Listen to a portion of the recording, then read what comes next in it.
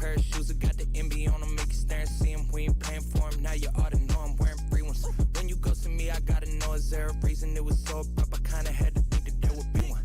Conversations out of state, they asking where are we from? I don't care about you, I got me a chick that's Caribbean. She want me to serenade her, but you know I'm bashful. I got all the whippersnappers and the little rascals. Turned off the way we drippin' with Tabasco. Old friends inquiring about the cash flow. Okay, this here in the gas state. I can't hit it, if I do I might pass away. These boys fake, please quit with the masquerade. Hey, not here with the past the same. I could probably use a fresh start out the window of the Target. I'm reflecting on life through Cherokee Park. Think about life through Cherokee Park. I know that we got it, I might even guarantee it. When she took me up and turned me right into a paraplegic pair of shoes. I got the MB on.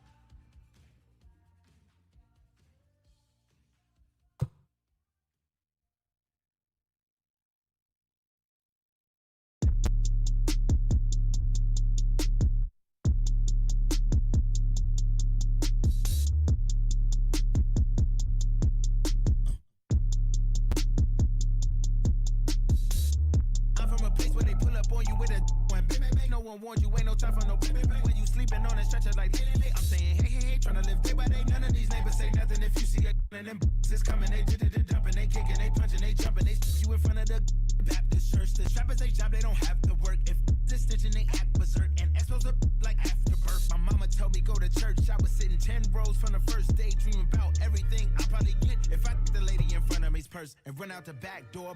And if he ask for my relationship with the Lord, you can tell at the service I'm bored. Oh no, I'd rather be on a resort. Oh no, I'd rather be service I'm bored. Oh no, I'd rather be serving this to a sort of thinking I know she is. I'm drowning, swimming in this got me drowning. I'm drowning. Ice, yeah, this water got me drowning. I'm drowning. No flotation, I'm drowning. I'm drowning. No flotation, I'm drowning. I'm drowning. Cool by the boat, I'm drowning. I'm drowning. Ice, yeah, this water got me drowning. I'm drowning. No flotation, I'm drowning. I'm drowning. No flotation, I'm from a place where they pull up on you with a going bang, bang, bang. No one warned you, ain't no time for no bang, bang, bang. You sleeping on a stretcher like lay. I'm saying hey, tryna live day by day. None of these neighbors say nothing. If you see a and them is coming, they dumping, they kicking, they punching, they jumping. The reason I'm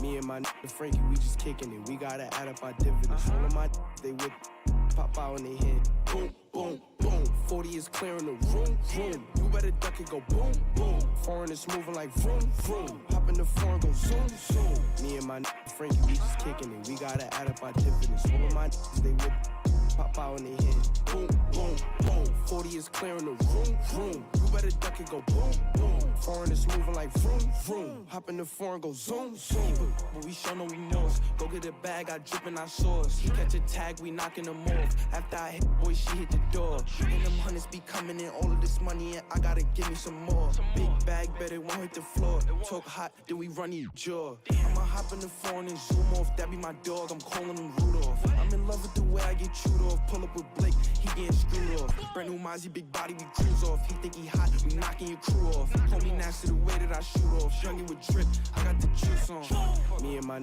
Frankie, we just kicking it. We gotta add up our dividends. All of my they whip, pop out in their head. Boom, boom, boom. 40 is clearing the room, room. You better duck it, go boom, boom. Foreign is moving like vroom, vroom. Hop in the foreign, go zoom, zoom. Me and my Frankie, we just kicking it. We gotta add up our dividends. All of my they whip, pop out in their head. Boom, boom, boom. 40 is clearing the room, room. You better duck it, go boom, boom. Foreign is moving like vroom, vroom. Hop in the foreign, go zoom, zoom. I'm in the track trying to whip it, flip it. She on my so I quit it. Walk in the club with my grillin'. You on my chain, come and get it. You trippin'. Listen here, cussy, you got two decisions. Do you want the or do you want the Smithy? Your life is a gamble, you better not risk it. See, I'm in the track trying to whip me a pitch and I move with it. Keep a on deck, he be moving with it. You can on your block, we don't know who did it on the block, and I'm about to go feelin'. Man, they took it in early, they know we spinning. Since you this can't put a hole up in it, we gon' empty it up.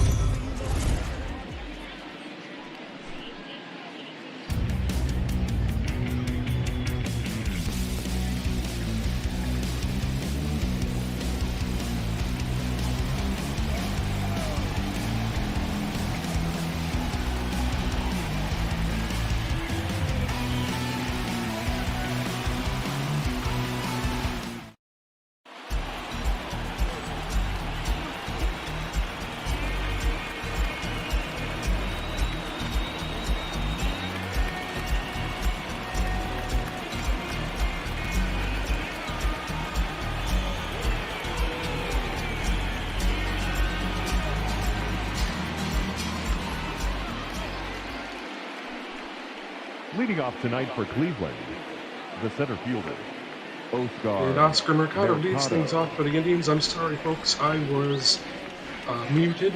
I did not realize that. The wind and the first pitch by McCullers. Strike called on the outside color of the plate. Lance McCullers, knuckle curve, two-seam fastball, change-up, four-seam fastball. First pitch, 6-10. The wind and the next pitch. Swing and a miss, strike two, and Mercado is down in the count 0-2. The last time McCullers saw the Indians was back on July 2nd, and he failed to get out of the fourth inning.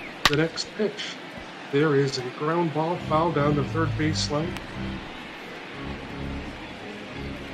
Well, good afternoon, everybody. My name is J.D. Gregory. I'll be along for the call with this one. The 0-2 pitch to Mercado. There's a swing and a fly ball to first base. Going over is Yuli Gurriel, and he will make the catch for out number one. So McCullers gets a good start to this one.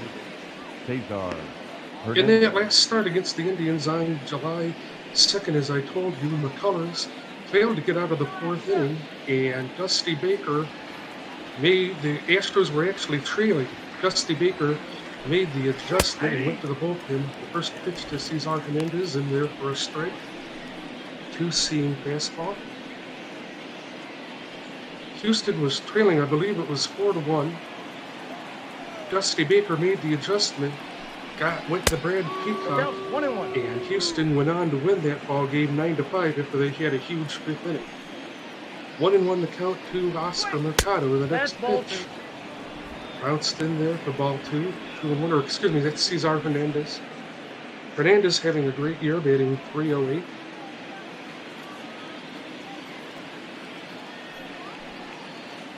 The wind and the pitch. McCullers misses up high, ball one. There's Francisco Lindor on deck. Lindor with 20 home runs this year. Another fantastic season on his part. 3-1 pitch to Hernandez. There's a swing and a ground ball. Diving stop by Altuve. He can't corral it. And Hernandez will get to first base. Credit him with the base hit. And so there'll be a runner on and a running and a man out for Francisco Lindor. Lindor, new this season, has been moved into the number 3 spot. The pitch. Gets him in for a strike 0-1. 243 batting average. 20 home runs, 58 RBIs. A little bit of a low batting average for Lindor, but otherwise those are definitely Lindor-like offensive numbers. The wind and the next pitch. Outside for ball one. In 5 seasons, Lindor has had a combined 150 home runs. Those are spectacular numbers. McCullers comes set. Here's the pitch. In there for strike 2 at the knees.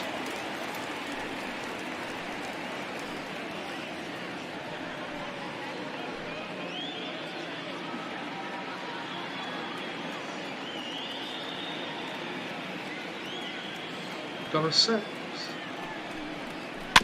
Here's the next pitch. There's a swing and a foul ball back behind the plate. We'll do it again at 1-2.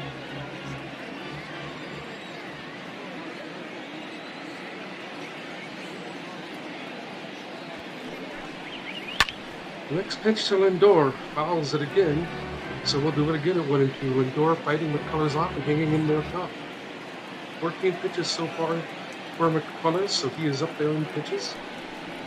The wind and the next pitch. Ground ball to Correa. Correa picks it up, throws to second. Altuve on to first for a double play. And that will do it for the Indians. We've played an inning and a half. The score, the Indians nothing and the Astros coming to that.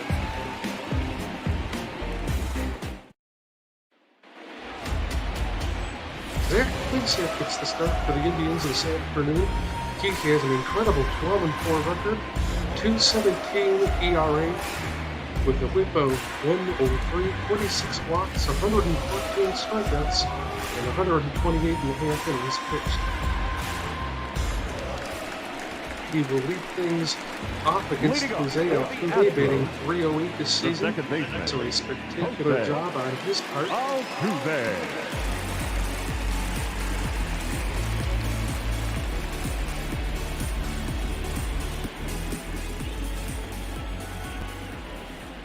Wind and the first pitch by Plesac. In there, strike one straight. Zach Plesac forcing fastball, changeup, slider, and curve.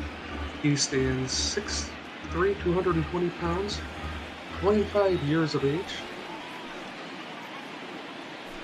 The next pitch. High and away for ball one, 1-1 the count. Tried to get him with a slider. If you are a fan of MLB Network, the name Plesac may sound familiar to you. I'm talking about Dan Plesac. Well, Zach Plesac is Dan Plesac's nephew. The next pitch. In there for strike 2, 1-2 the count. Plesac's next offering. Swing and a foul away, so we'll do it again at 1-2. Well, we're glad you could be along with us on a great afternoon of baseball. Red Sox, Yankees follow us at 2 o'clock. The wind and the next pitch. It looks like he misses inside for a ball 2, 2-2 the count.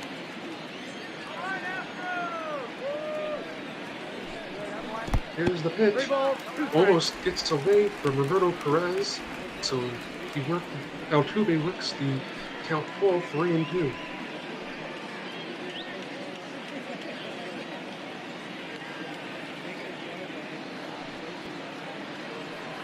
Plesac rocks and fires the pitch, and he loses Altuve, so Altuve will be the first base runner here for the Astros this afternoon. But the Astros come into this game today 56-47, 3 games back of the Oakland Athletics. They've had a slow start to the season, but ever since July 1st, They have really figured things out, and they are going to turn this into a very fun race for the AL West. Michael Brantley comes to the plate. Brantley, a former Indian. The pitch. Up high, ball one. Here's the throw to second to get Altuve, and they get him. So a great show of awareness there on the part of Roberto Perez. Perez Jose Altuve, one of the fastest players in the game, and they get them one away. The first pitch, the next pitch to Brantley. Down low, ball one. 1-1 the count. The wind and the next pitch. 2-1. Up high, ball two, 2-1. I am going to be joined soon by Carlos Zimmerman. The wind and the next pitch. Swing and a miss. Strike two, 2-2 the count. Brantley, nicknamed Dr. Smooth, spent a lot of years with the Indians. The next pitch. Out behind the plate.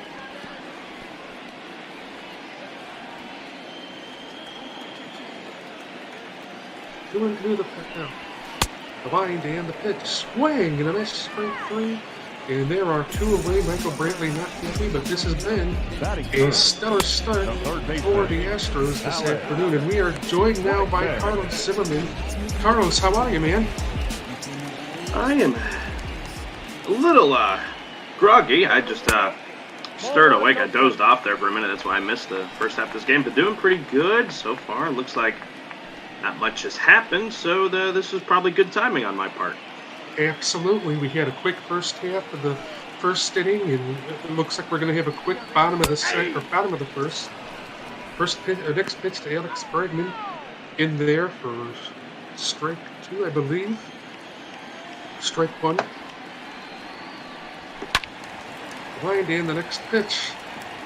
Fouled to the first base side, 1-2 the count. Carlos, we were talking on July 1st, the Astros found themselves 42-44, way far behind in the AL West, but since then, they've worked themselves to just being back 3 games. What have you seen that has impressed you the most out of this Astros ballpark? Bregman fouls another one off. You know, what I've been most impressed with is just the tenacity of the middle of the lineup. They have really come alive with the 3-punch of Brantley, Bregman, and we'll get and Alvarez. But we'll get back to that point in a minute as Bregman strikes out looking. So that's a great inning by Zach Plesac, getting 2 strikeouts to end the inning. We've played 1 no score here in Houston. Back here on MLB Ball, Carlos Santana leads things off for the Tribe here in the top half of the second. Carlos, you were giving a thought at the end of that inning. Go ahead and continue. Yeah, no, because the Astros, they just came alive altogether. I talk about the middle of the order. That has really been the thing there. But the pitching came alive, too. Verlander, Greinke, McCullers is healthy. Urquidy doing well. We just brought up Forrest Whitley out of AAA. So this team is, I think, starting to finally figure things out. Yeah, like you said, 42-44 on July 1st, and now they are, I believe, 10 games above 500. So this is definitely a big change at Santana. Strikes out. That's the first strikeout for the Colors. But it's definitely been an impressive run here, and it's been good ball as of late to start the second half. So we'll see what happens with this Astros team. The wind in, the first pitch to Jose Ramirez. Hits him at the knee, strike one. Well, this has been, so far, a consistent outing from Lance McCullers. Yeah, the only one hit given up back in the top half of the first. He gets Santana on a strikeout, and now he's up ahead 0-2 on Jose Ramirez. McCullers has got a lot of good stuff, and he's pitching very efficiently so far. Only 20 pitches compared to his counterpart Greinke from a couple days ago. He is off to a really good start. Excellent. He gets a pitch, gets away from the catcher right there, Martin Maldonado. The next pitch, there is a swing and a miss for strike 3. Maldonado throws to first, and they get Ramirez for out number 2. Well, this is kind of a problem for the Indians because they are not very consistent with their bats. We'll have to see how that plays in. This brings up Domingo Santana. The wind and the pitch of high ball 1.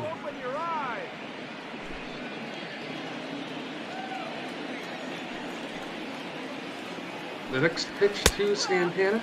There's a swing and a miss for strike 1. Well, you can say that it's July 25th, and there's a lot of time left for the Indians, even though they're, 2 games back in the AL Central. There's a ground ball to Altuve at shortstop. He will throw to first for out number 3, so I'll finish that thought when we come back.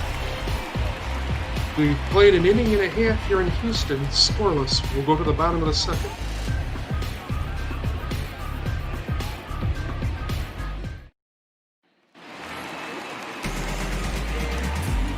Jordan Alvarez leads things off for the Astros here in the bottom of the second inning. Carlos, what a year Alvarez is having, especially against right-handed pitching. 399, 32 home runs, and 86 RBIs. That's phenomenal.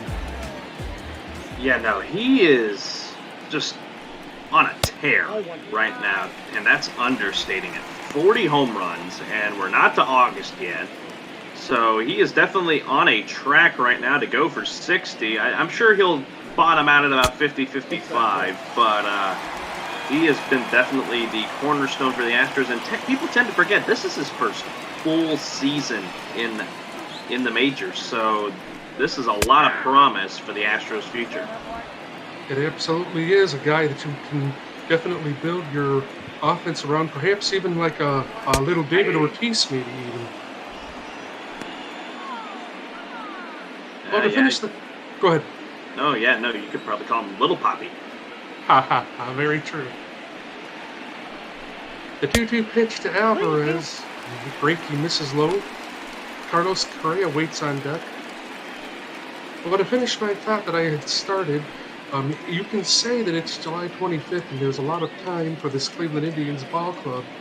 But the issue definitely is there you have a lot of work to do, especially with the powerful strike 3 to Alvarez, sorry, the powerful Minnesota Twins, and the White Sox just aren't going away in that division either. Nope, that's down, ball 4. And Alvarez walks. So Greinke starts the second inning with a runner on. The shortstop, Carlos. That's just a very good at-bat from Jordan Alvarez, working the count against that Plesac. So now you hand things over to Carlos Correa. He's batting pretty well for being a guy that's 5th in the order. So we'll see how this plays out in this at-bat. A little bit of a lefty on righty matchup. Yes, it is.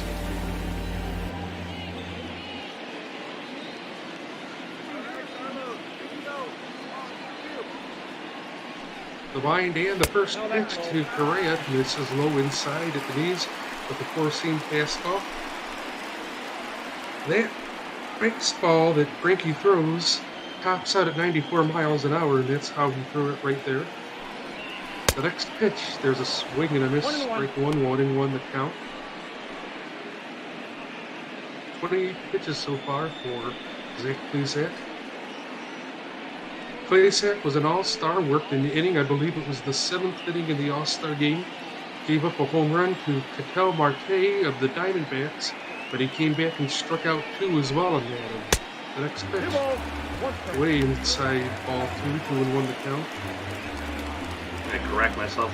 Plesac is a righty. Just like I said, I'm still trying to wake up a little bit. But he's just got to be able to pitch him in on Correa here, and he does. But It looked like a fireball to me, but apparently it wasn't. The 2-2 pitch. Full count. Outside ball 3, and the count is full to Carlos Correa. A wind and the next pitch. Ground ball down the first baseline. Foul. We'll do it again at 3-2. Carlos, where do you think Carlos Correa fits in with these great line of shortstops that we have in the majors? He's kind of had a down start as Plesac walks the first 2 batters. He's usually up there with guys like, his Indians counterpart in Lindor, and then, whenever he's up there with Gleyber Torres. So, he's a little bit behind the curve right now with how he's been playing, but if he starts to just pick up his bat again and, get on base, by virtues of walks and stuff like that, he's definitely going to be back in that conversation of being a top 5 shortstop in the American League. I believe so as well. He definitely had a lot of fanfare coming in to the league a few years back. 0-1 count to Yuli Gurriel. The pitch swing, this strike 2. Well, Zach Plesac has certainly been challenging these Astros hitters early, and he's been winning. The pitch. There's a foul ball sailing into the seats on the first base side.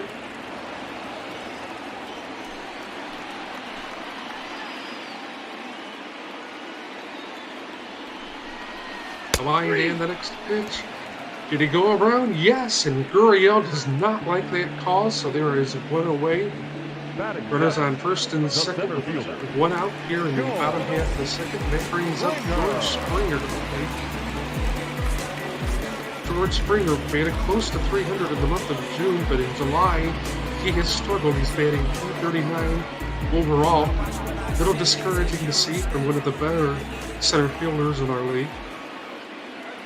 Yeah, no, he's just been in an absolute slump as of late. Something we're not really accustomed to seeing. In the real life, he was leading off for the Astros last night in an 8-2 victory over the Mariners, or 7-2 victory. And now in ML Ball, he's the top end of the bottom of the order. That is definitely something else. I know that there's some concern for his future here in Houston. Is this a contract year for him? I do believe, and I don't know what the Astros front office is planning to do with him. He might be an asset to be moved around and maybe go get another veteran guy, or maybe make a big splash for a big name. But we're gonna see. He's got to really show his stuff, and so far he's in bat ball concerns, he's struggling. Yes, he definitely is. The 2-2 pitch. This is outside, ball 3-3-2. Josh Reddick is on deck, having a good year himself. Plesac's got to locate this pitch. You do not want to walk the bases loaded and then hand things over to Reddick, who's been hot, but he's going to walk him here. Well, that's definitely lost to Plesac for sure. He's thrown 24 pitches so far, and this trip, this inning has definitely not been the inning that he had last inning. But this Astros lineup is full of power and veterans, and you've got to be careful with how you pitch to them. So that brings up. Go ahead. No. Brings up Josh Reddick.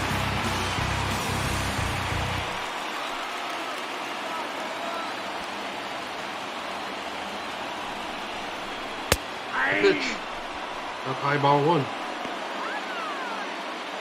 Josh Reddick has scored 10 runs in his last 10 games. The pitch.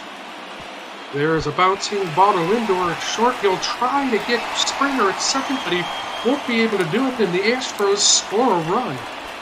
So not too sure what Lindor was thinking about, but he costs the Indians a run on that play. I don't know what the scorer in the ballpark's going to score that. Maybe an E6, because that easily could have been just the out at first on a fielder's choice. Don't think that's a hit, but the Astros get a run on the board, and the bases are still loaded with only 1 out for Maldonado. Well, I think Lindor was clearly thinking about a double play, but again, you had an easy out at first base. You didn't take it, and it costs his team. Bases loaded, 0-1-0 count, the next pitch. Outside, ball 2. Went away here in the bottom half of the second, so Plesac has found himself into quite a bit of trouble.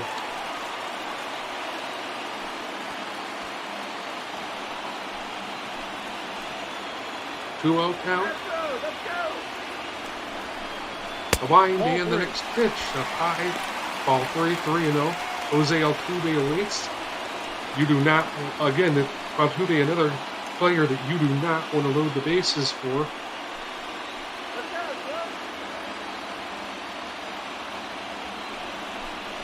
The wind and the pitch, and well, it looks like it's going to be at the letters. Strike 1, 3-1 to count.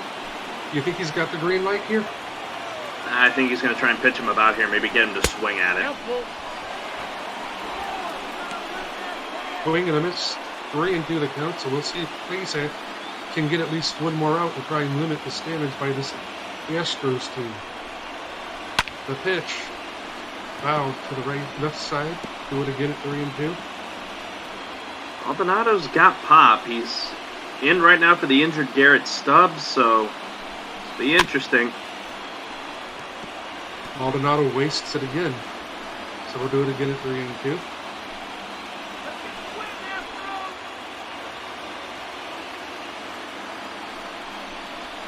The wind and the next pitch. There's a swing and a fly ball to left field. That should be deep enough to score another run. Delino DeShields makes the catch. Here's the throw to the plate, and the Astros will score another run. So the Indians somewhat try to run for it out. They fall further behind. As Carlos Correa scores. RBI fly out there from Martin Maldonado. Hands things back over to Jose Altuve. Now there's an open base over at third, so you can get forces at any base with the exception of home. So Plesac, he sees the writing on the wall to try and just limit this to 2 runs. Absolutely. The next pitch, first pitch, strike called. Jose Altuve, 2017 Hank Aaron Award winner. The next pitch, there's a bouncing ball to short. Lindor fields it and goes to second, and they will get out number 3. But the Indians give up 2 runs, could have been worse. We'll go to the top of the third. We played 2 in Houston with the score of the Astros 2, the Indians nothing.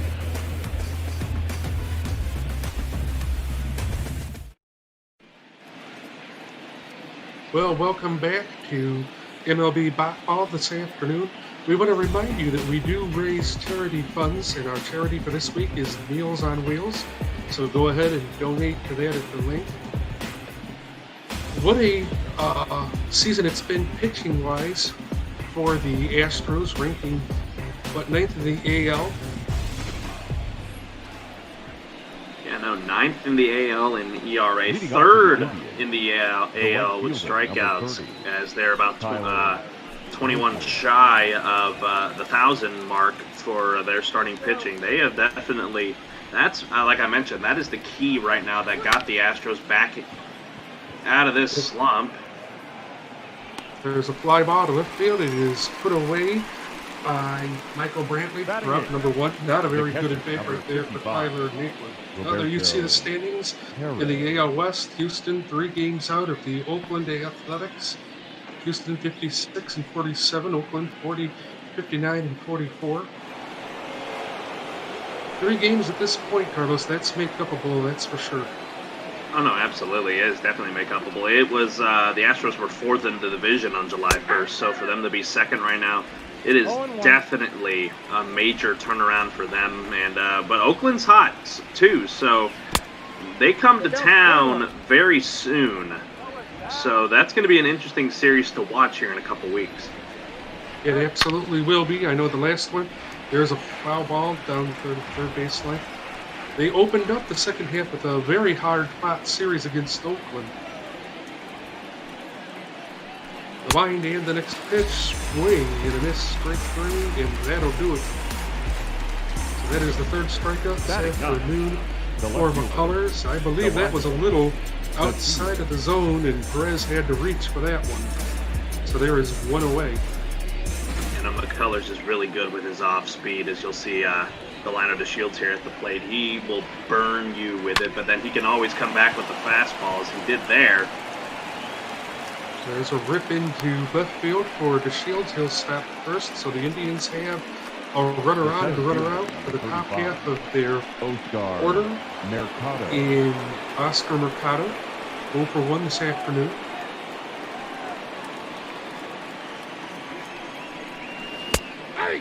The first pitch, strike at the knees with a knuckle curve, 84 miles per hour. Mercado popped out his last at bat, batting .300 for the year.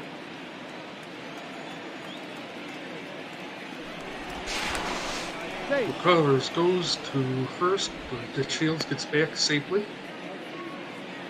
Got to be careful with a guy like DeShields. He's got good speed, so it wouldn't surprise me if the hit and run is on. That wouldn't surprise me either. The wind and the pitch, there's a swing and a miss, strike 2, 0-2. Oscar Mercado, a second-round pick in 2013 of the Cleveland Indians. The wind and the pitch. Get the knees, but inside Vance McCullers doesn't like that. I don't think I can blame him. Looked to me like that might have gotten the inside half of the plate.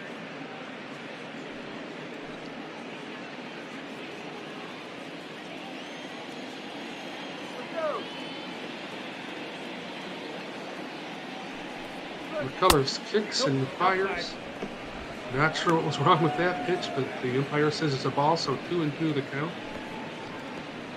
Well, McCullers is a... Go ahead. McCullers has gotten some good pitches across. It's just hasn't gotten those calls. No, he hasn't. The next pitch, there is a swing and a fly ball to left center field. Racing for it is George Springer, and he will make the catch for out number 3. So definitely dangerousness. Third inning will go to the bottom of the third. Houston up 2-0.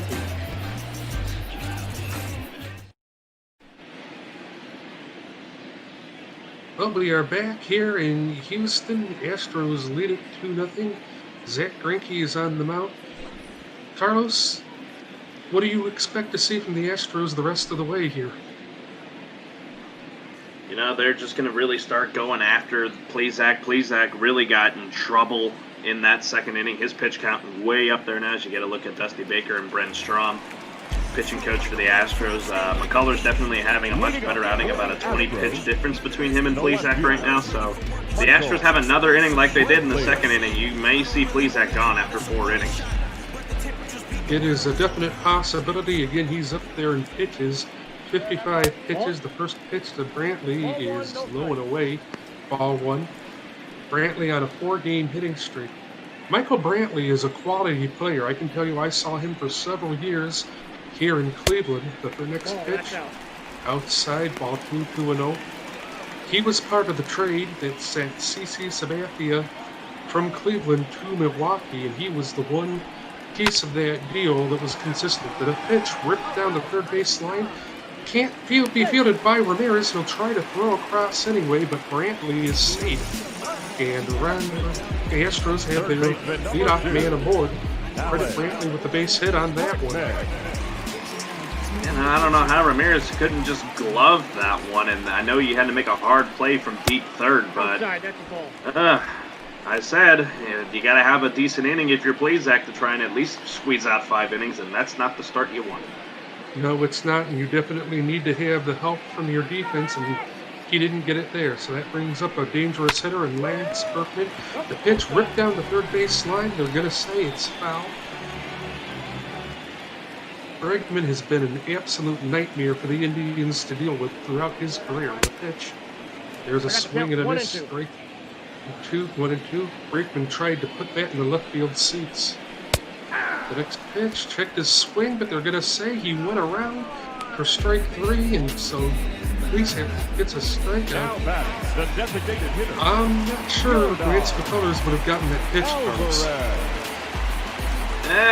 I don't think he would have either, the way the ump has been calling it behind the plate today, but maybe the consistency will come back. There's a strike to the AL Rookie of the Year from last season, Yordan Alvarez, hoping to put one over into the seats here for number 41. Certainly a chance to do that. The next pitch, inside for ball, but 1-1 to count.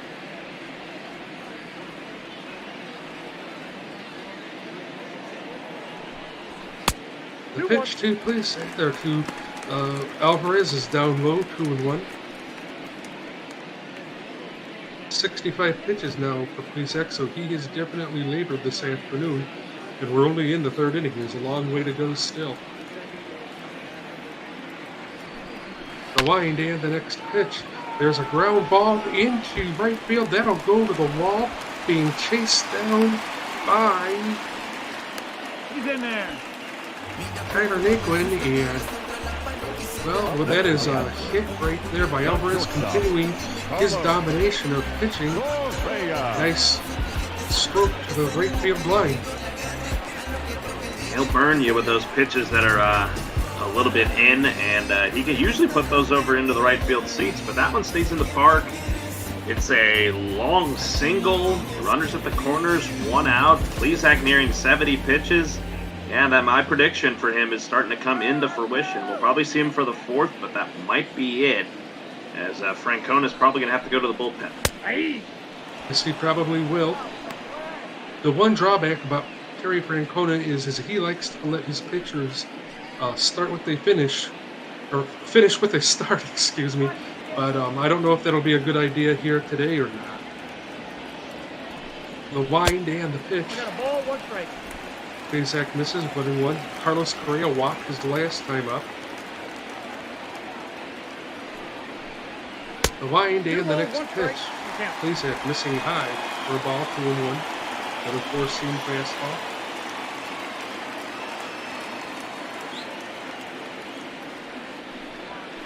The next pitch fouled into the Astros dugout. We'll do it again at 2-2. Carlos Correa is certainly not a bat that you want to fool around with.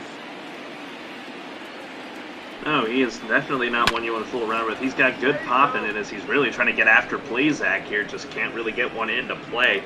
He when he's not cold, he can put him out into the seats. So, excuse me. We'll see what he does. Next pitch, up high, ball 3-2. Yoli Gurriel on deck. But I know Correa hit a home run to tie a game on last Sunday. The next pitch, and that is a pop-up around the plate. Roberto Perez will take charge and put it away for out number 2. The first baseman, number 10. Well, for his faults so far this afternoon, Plesac's been able to work out of the jams he's put himself in. Let's see if he can work himself out of another one. And it's going to be hard with Yuli Gurriel coming to play. You know, Yuli, he's been not as useful for the Astros in their 6-hole, but he can get hits when needed. Just the power that he typically has isn't there right now. You saw his last game went 1 for 3 with a single, so a single would bring the run home and make it 3-0. Trick one in there to Yuli Gurriel. Perez likes it. 1-1 the count.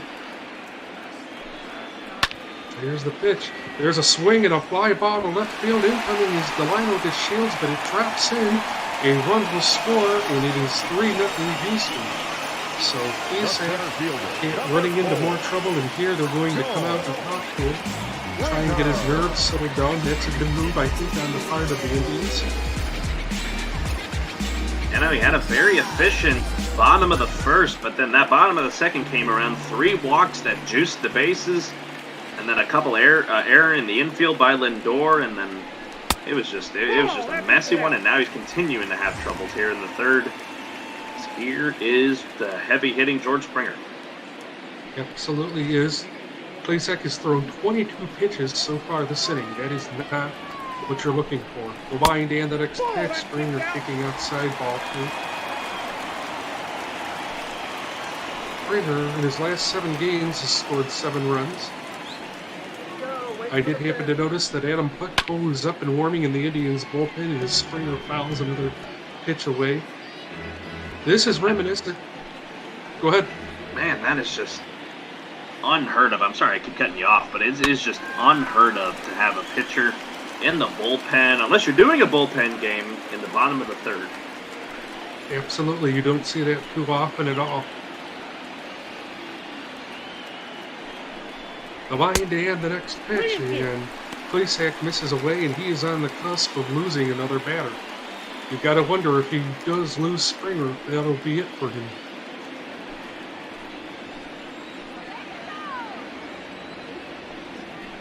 The wind and the next pitch, Springer swings at ball 4 and fouls it into the stands. Well, this is reminiscent of Lance McCullers' last start against the Indians. He had 80 pitches up into the third inning.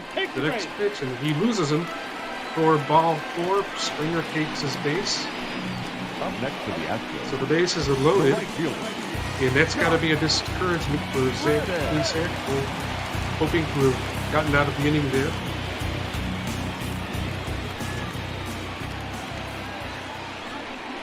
First pitch to Josh Reddick. Reddick takes strike 1. Acquired in free agency of 2016. Reddick began his career with the Oakland A's, I believe. Actually, he started his career in Boston as a young outfielder for the Red Sox. He made some starts for them. Then he went on to Oakland, where a lot of his success happened. Had a year with the Dodgers before he came over here to the Astros, and he's been a mainstay in that outfield as he grounds 1 year. So he puts it on the ground to Ramirez. Ramirez puts him out at first. So it could have been worse, but the Astros score another run, and after 3, it's 3-0 Houston.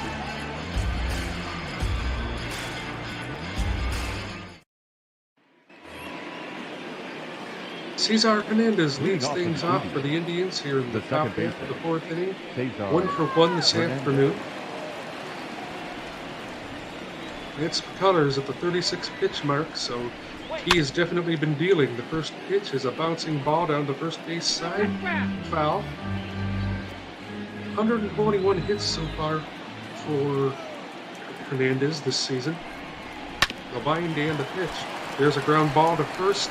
Picked up by Doriel. He stumbled with it a little bit, but he recovers and steps on first for out number 1. And McCullers is cruising through this game so far.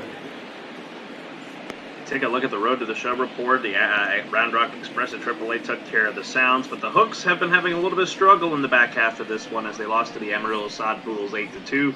More recently, you take a look at Nick Tenliu. You know, that's a guy you may start considering when these rosters expand for the Astros to come up and be on the bench, but we'll just see how the rest of his season plays out as the Express are making a run at a AAA playoff appearance. It looks like they're doing a great job out there. That brings up Francisco Lindor. Lindor 0 for 1 this afternoon. The next pitch to McCullers, or to Lindor from McCullers. Here's a ball 2-0.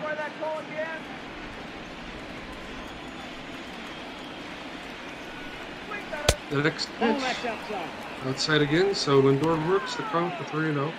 Carlos Santana is on deck.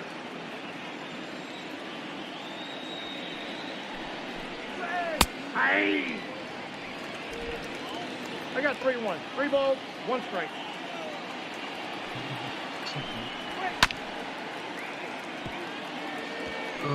Well, I'm having some difficulties here.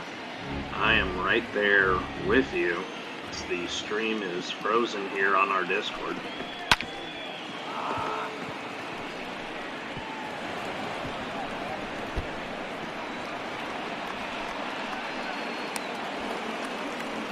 And it looks like it's also frozen on Twitch and probably all around. The first baseman. Interesting. Carlos Santana. And there it goes. It goes. I'm sorry I keep stepping over you a little bit. Oh, it's okay, man. It's hard, definitely, when you don't have any chemistry together when it's the first time to work together. Oh, yeah, no. Oh, looks like we got it back. He did. The runner on second. 1 out. Carlos Santana at the plate. 1-0 the count to him. So it looks like Lindor got a double when we were having those technical difficulties. It does. So there's a runner in scoring position. 1 out for Carlos Santana. The wind and the pitch. Swing and a foul ball, strike 2. Carlos Santana has a knack for fighting pitchers off, and he has a great bat, so let's see if he can put something together here. The wind and the pitch, a high ball 2-2 the count, so Santana works the count even. But Santana is definitely a patient hitter. The next pitch Throwing away ball 3. Jose Ramirez is on deck.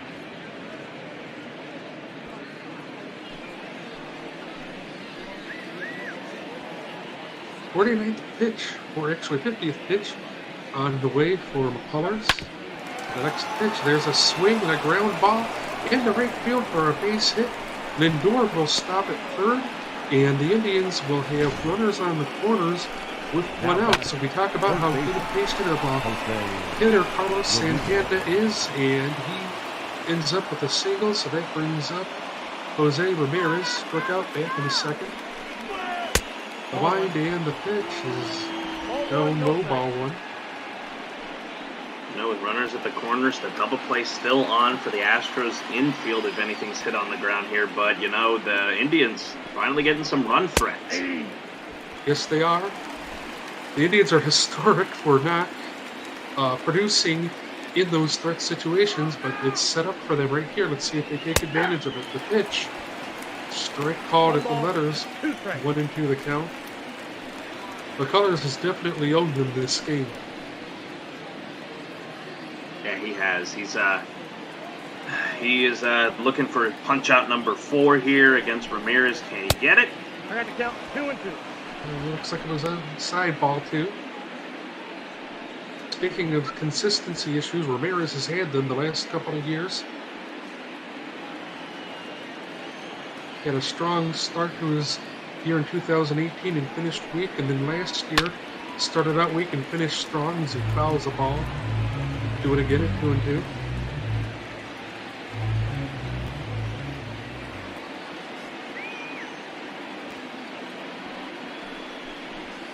The line and the next pitch again fouled away.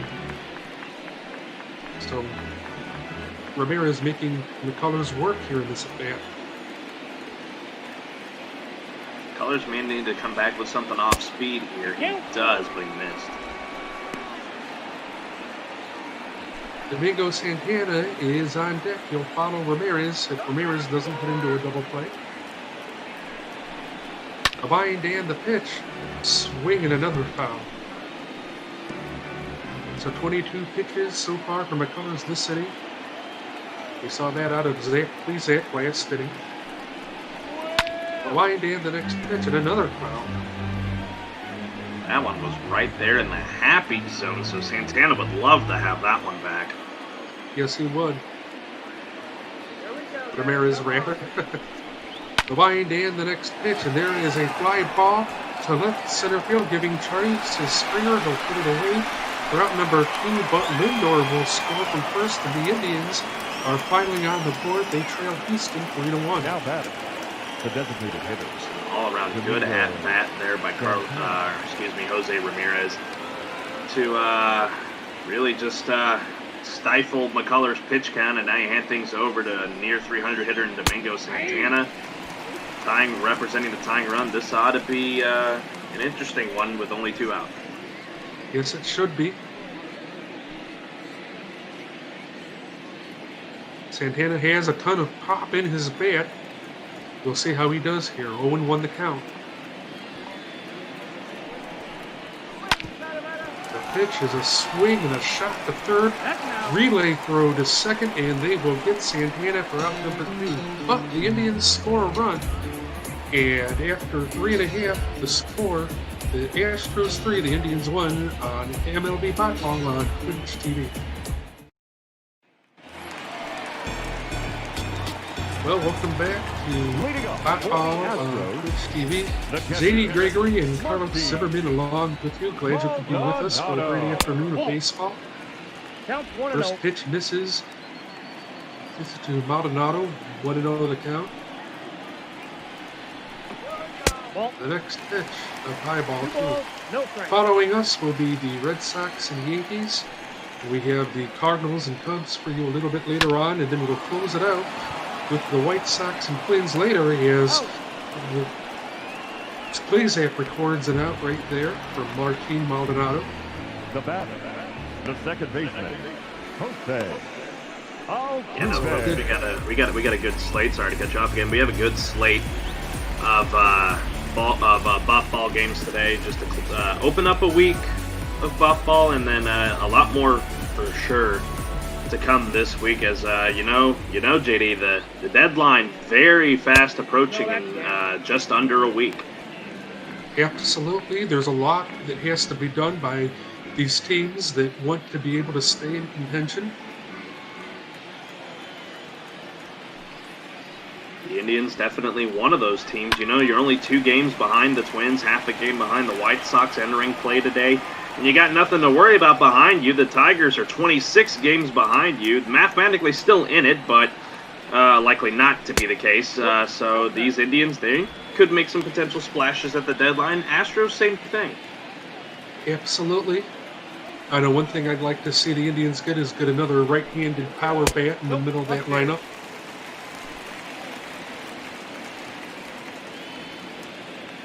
What would you like to see the Astros do, Carlos? You know, I would love to see them. Well, now there's a massive hole at catchers. Altuve fouls another one off to run the count full.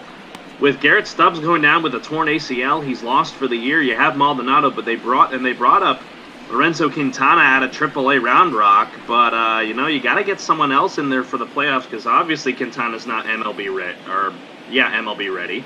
So I would love to see them go after a catcher. You know, there's a good amount of catchers out there on both the AL and NL side. So we'll see what they decide to do in a few days.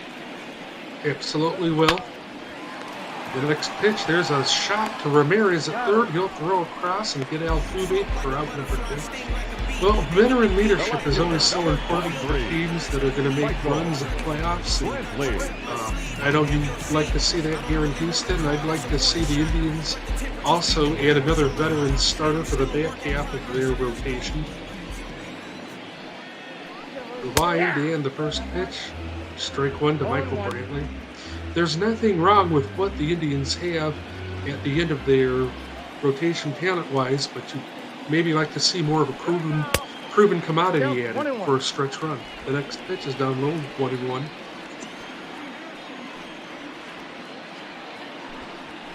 One pitch. I guess he missed with that one, so 2-1 to count. 2-2 pitch. Brantley wastes it. We'll do it again at 2-2. Zach Plesac is at the 100 pitch mark already. The next pitch loses him a pie ball 3. Alex Bregman on deck. I think if you walk Brantley here, that might be it for Zach Plesac, and they'll probably go to Plutko if he's still up in the bullpen. I was just thinking that same thing. I don't think you want a tired Zach Plesac who's been struggling. And there's a shot to right field, and this ball is gone. And the Astros take a 4-1 lead, and I can't imagine, Carlos, that you're going to see much more Plesac after this one. Yeah, no, the former Tribe member gets into right field. That's his 13th on the season, 421, 106.9 miles an hour off the bat. And now Francona's got to make a decision here, as the 3-run lead is back. Absolutely, he looked pretty disgusted, like he didn't know what to do. And that is a sweet swing by Dr. Smooth, as he is known as. 106.9 mile an hour exit velocity for 121 feet. That is a moonshot, and here comes Terry Francona. Yeah, looks like he's going to go to the right-handed. Yeah, I think you're about to say, yeah, not a good start for Plesac. No, it isn't. Not the start we were hoping for at all out of him. So we're going to get a change here with the Astros up 4-1. It looks like Adam Plutko is coming in to the game. 4-1 record in 56.5 innings with a 3.49 ERA. Does well against left-handed batters, 184 average. Not so well against right-handed batters. And we're going to get Alex Bregman here to the plate, 0-2 this afternoon. The third baseman. There's a swing and a shot up the middle in the center field, so the hit barrage continues for the Astros here in this inning. Well, you said he wasn't really good against right-handed batters, and Bregman proves you right there as he gets that one low and in the center part of the zone, and he's able to put that one in the center. The saving grace for Adam Plutko is he has to face a lefty now in Yordan Alvarez, who he's been really good against. So But Alvarez so far, he has been hot in this series. 4 for 5 home run RBI, and he's 1 for 1 today. So let's see how Pleco decides to attack him. But he's going to have to be careful because Alvarez certainly has the potential to really break this game open early. With the Indians struggling at the plate, another run scored could be a little bit of a lethal injection. 1-0 the count to Alvarez. Gets him high there with a forcing fastball.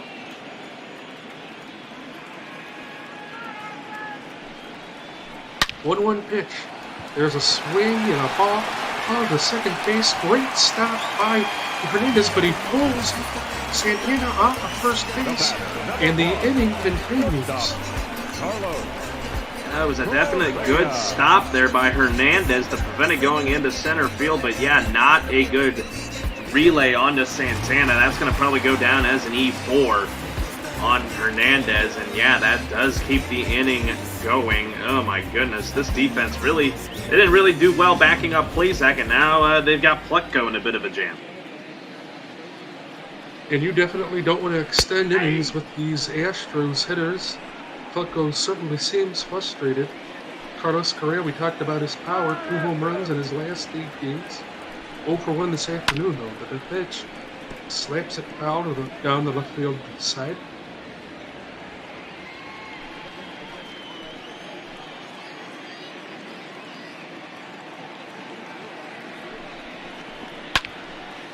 The next pitch there is a fly ball to right field. This should end it. Taylor Naquin is there for out number 3. But Michael Brantley homers and gives the Astros a 4-1 lead. We've played 5. It's the Astros 4, the Indians 1.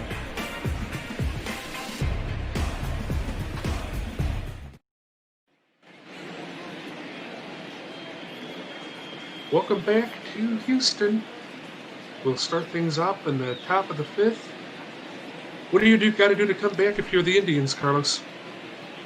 You just, you really got to try and run McCullers out of this game, and you'd start to get into that Astros bullpen. The bullpen for the Astros is good, but it does have its flaws. So you got to think that if this hitting can get on to McCullers, you're starting with Tyler Naquin. The bad thing is that they have to do the bottom of the order here, which is notoriously not as good on any team.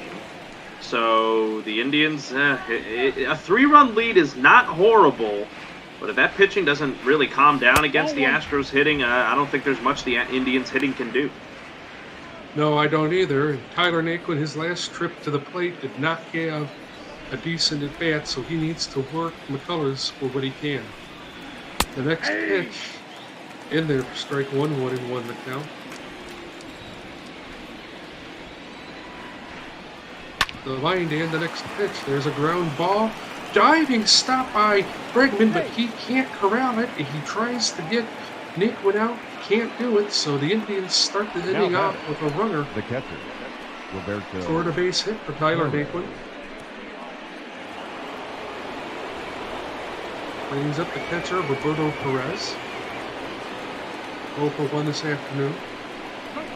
The line and the pitch. Strike 1 called. Well, Perez not having a great season at the plate, batting below 200. You wonder if maybe that's a position the Indians themselves could use some shoring up at. Here's the pitch. Fly ball to right field, but Josh Reddick is there, and Perez is out number 1. You know, that might be another spot the Indians may want to make a splash at the deadline for 2 teams that may be in search of catchers. Definitely 2 different situations. One team trying to fill a hole that's been left due to injury, and then another team just trying to replace a really underperforming catcher. Absolutely. Catchers can sometimes be considered a power-hitting position, and you look at a team like the Yankees with Gary Sanchez, or the Cubs with Jose Contreras. You might want to look to go that direction with a guy that can produce at the plate. The next pitch to Delino DeShields in there for strike 2.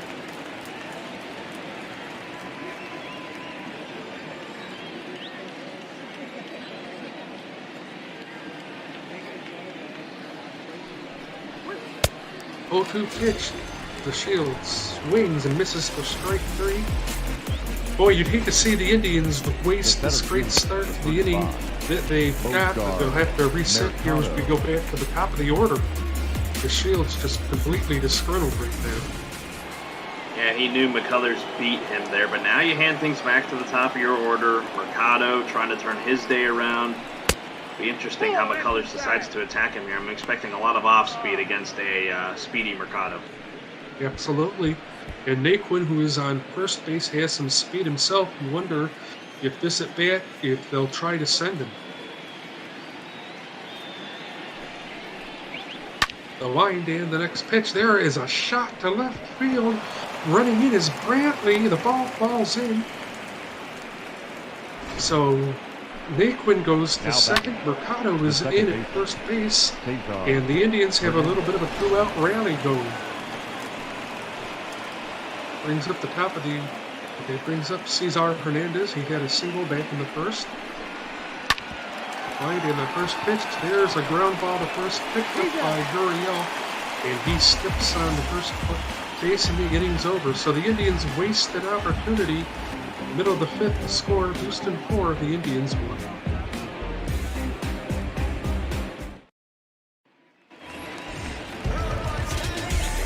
Yuli Gurriel will lead things off against Adam Pretko. Dominic Leone and Adam Simber are up in the bullpen, so we may not see too much more of Adam Pretko this afternoon. The wind and the pitch, Gurriel checks his swing, but he went around strike 1. There you see Leone and Simber in the bullpen.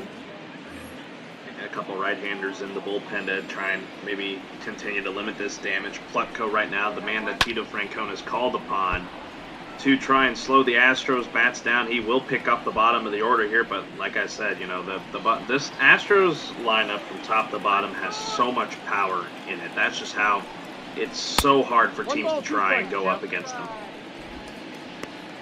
Well, that's what championship teams do. The Astros won one back in 2017. They were in the World Series last year. Unfortunately, it didn't work out for them.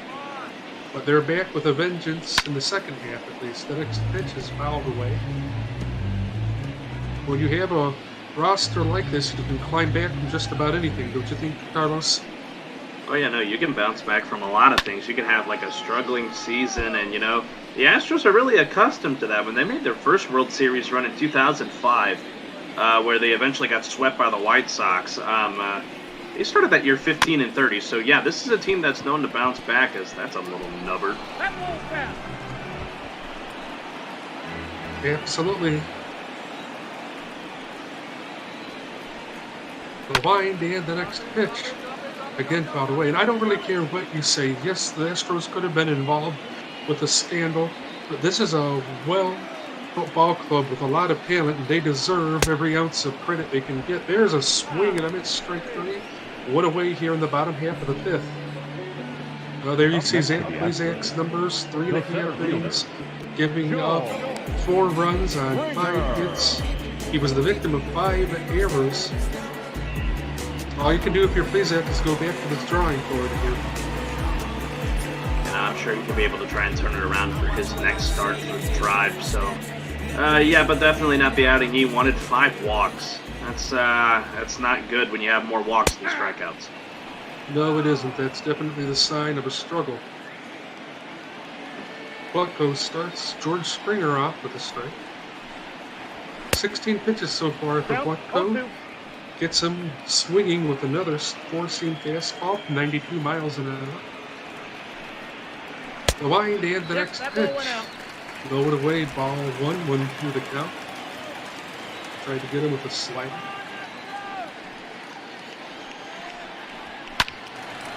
Springer wastes the 1-2 pitch.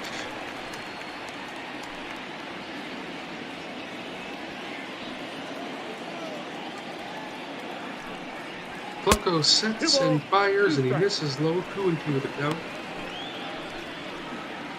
I think Plutko wishes he could have had that one.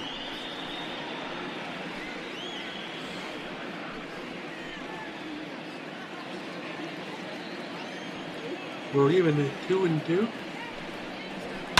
There's the next pitch. There wastes it again.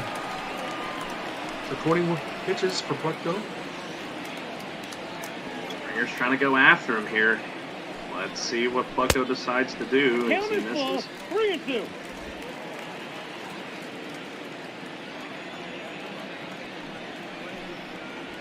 The wind and the next pitch. There's a bouncing ball to third base. Ramirez fields it, throws, and gets Springer for out number 2.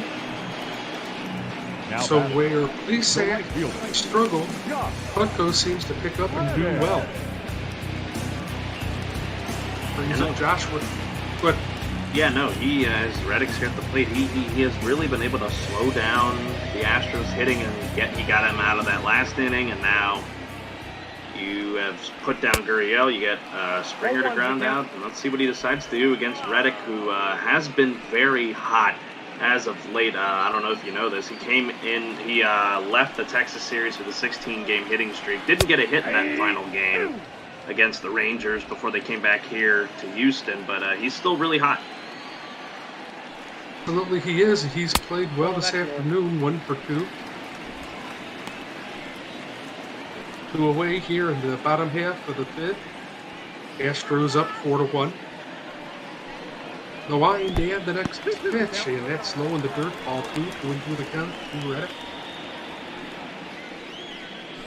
I think this will be the last inning we'll see out of Adam Pleco. Probably we'll see Adam Simber or Leone in the bottom of the 6th. The next pitch, Riddler looks at it for strike 3. That looked like a pretty good pitch right there. So Pleco getting the job done. We played 5, 4-1 Houston.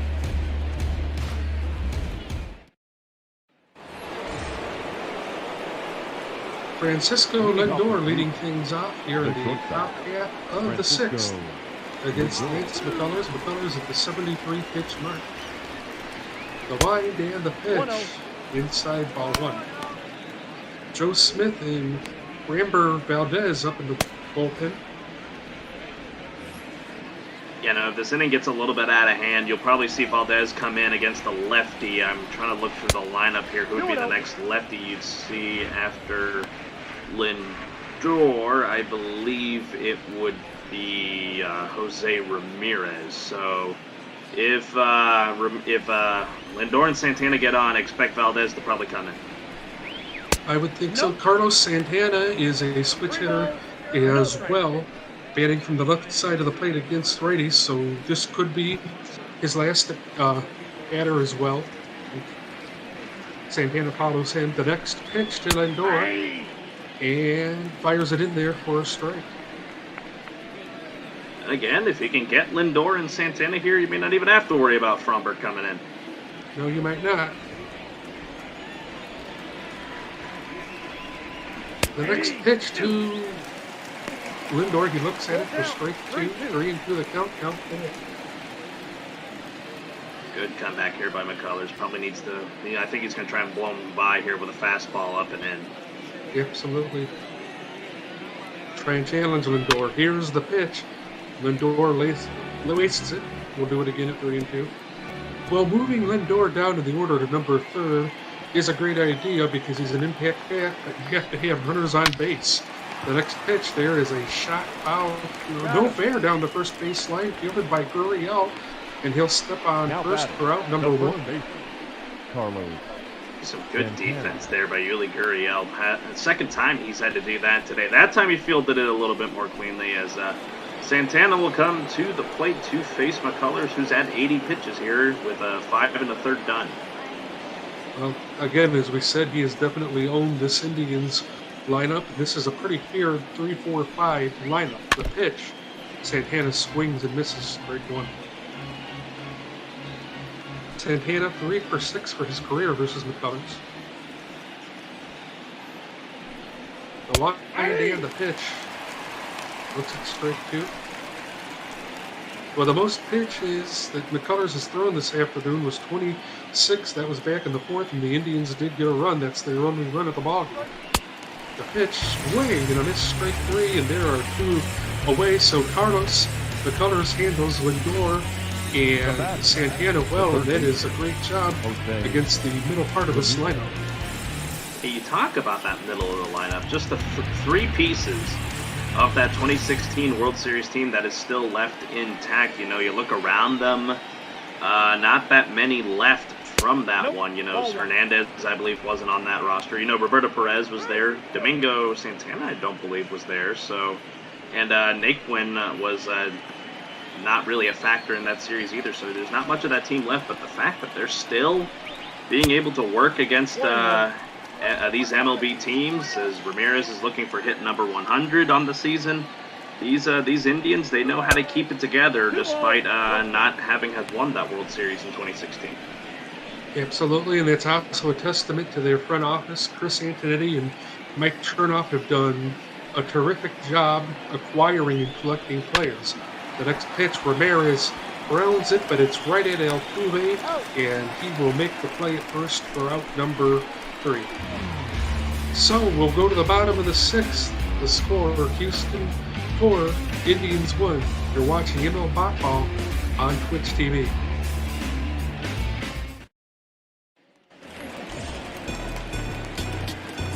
Martin Maldonado will lead things off for the Houston part of the 6th inning. Pleco's still there.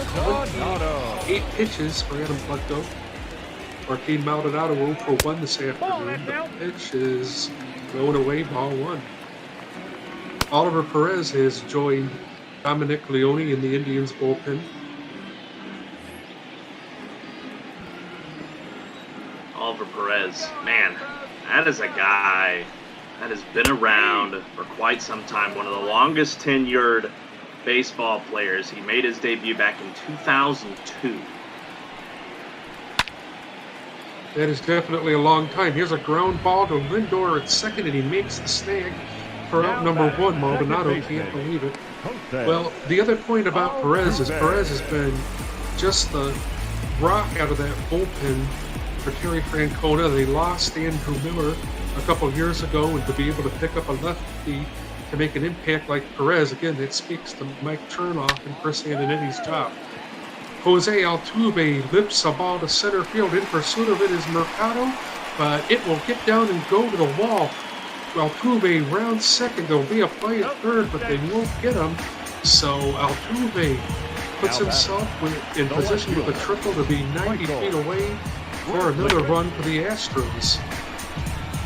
That looked like a ball that I thought was going to hang up a little bit more for the center fielder to get Mercado to get to it, but it goes all the way to the wall, and Altuve with his speed legs out his 4th triple of the year. And I thought they were going to go to Perez here, but it looks like Pleco's going to stay in here against Brantley, who had that home run. Well, that was Brantley's last at bat, where he absolutely smashed it to the right field seats. And at the time, it was just a 3-1 ball game. Now it's 4-1 Houston after that. Jose Altuve on third. The first pitch. There's a swing and a drive to left field. Back going is Delino DeShields. He'll make the play. This is going to score Altuve, and the Astros now lead it 5-1. Third baseman number 2, Base hitting there by Brantley, and that extends this lead to 4. Pleco just going to be called upon here to try and get Bregman out and slow anything else from happening. That'll be no small task trying to get Bregman out. 40 doubles on the year. That's good for first in the American League. And what a find the Astros have in Alex Bregman. Yeah, no, you're not kidding, as that one misses low. Alex Bregman played his college ball at Louisiana State University, otherwise known as LSU, former Tiger, so he has definitely been a mainstay on this team since he joined in late 2016, coming up through the farm system, and he has been stellar, to say the least. Absolutely, he has been. Again, I told you he's been a nightmare for the Indians to deal with. Rips it foul down the third baseline. But he was a nightmare for the Indians during that ALDS in 2018. The line and the next pitch, swing and a miss, strike 2. It's going after these pitches that likely would be called balls, so that's the downfall with Bregman. I got the count. 2-2. There he lays off a high fastball, 2-2 the count. was wrong last inning about them pulling Pleco. I think I'll be right in saying that this is it for him. I think so too. This is dangerous, and he's thrown a lot of pitches out of the bullpen. 3-2 the count. He could lose him. Jordan Alvarez is on deck. I don't even know if you'd want him facing Jordan Alvarez. Nope. Ball 4. And he walks Bregman to put him on first here with 2 away. The batter, So we'll wait and see what Terry Francona wants to do. Looks like he's going to let him face Jordan Alvarez. And Francona not willing to make that move to go to a lefty and Oliver Perez. I know you're still down by 4, and I know that seems insurmountable at this stage in the game. But man, if you give up a home run to Alvarez here, then you're really struggling. Absolutely, and it looks like the stat I saw is he 4 for 6 already this series. Wow. Yeah, he had a really good outing yesterday 1-1 in a game that wasn't broadcasted. So, yeah, he's been hot, but he has been feeling a little cold lately as well. I don't know if that makes any sense, but 1 ball, he's falling behind 2 here. strikes. 1-2 the count.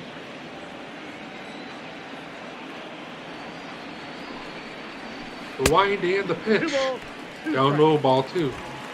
Well, again, this is probably Terry Francona just letting Adam Pleco finish what he started. And a pitch. We got 3 balls Down and low, 2 ball strikes. 3.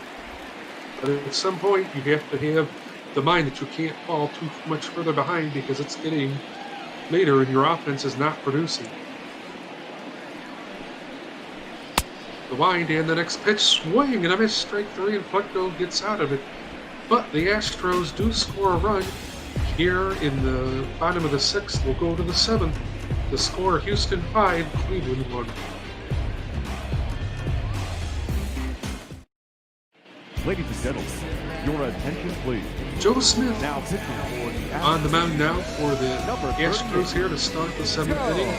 He has no record, 9 holds out of the bullpen. That's amazing. 26.1 innings, and he will start off against Domingo Santana.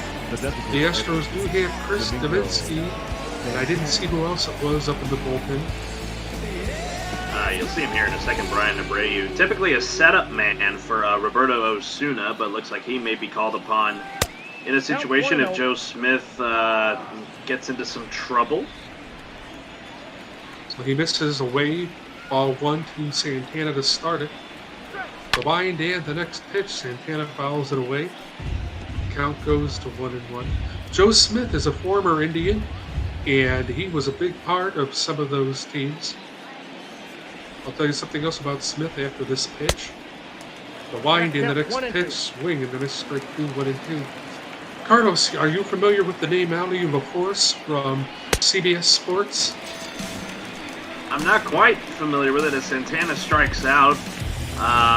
What can you fill me in with? Right fielder. Well, Joe Smith is married to Ali LaForce, who works for CBS Sports and also does, I think, some NBA sideline gigs for TNT.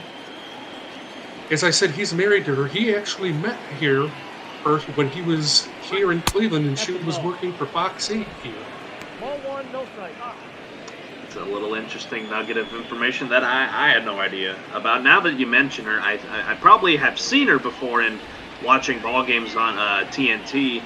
So yeah, that's a little interesting thing here. You always talk about the power couples in baseball, Justin Verlander and Kate Upton.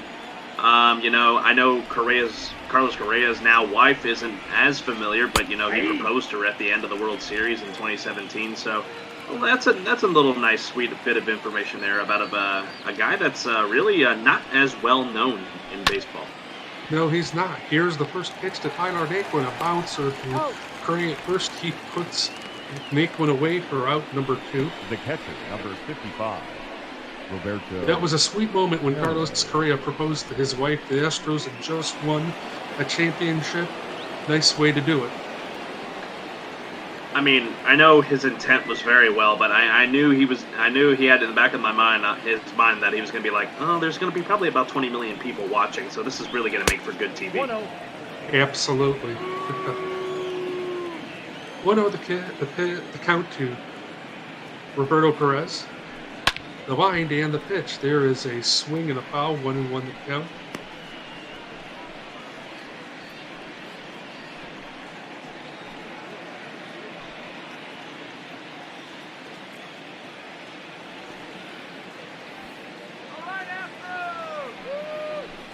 The next pitch, swing and a miss, strike 2, 1-2. So Joe Smith an out away from getting out of things.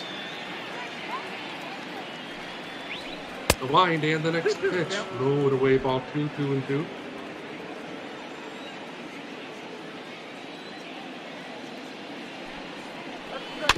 The next pitch, there is a swing and a foul ball.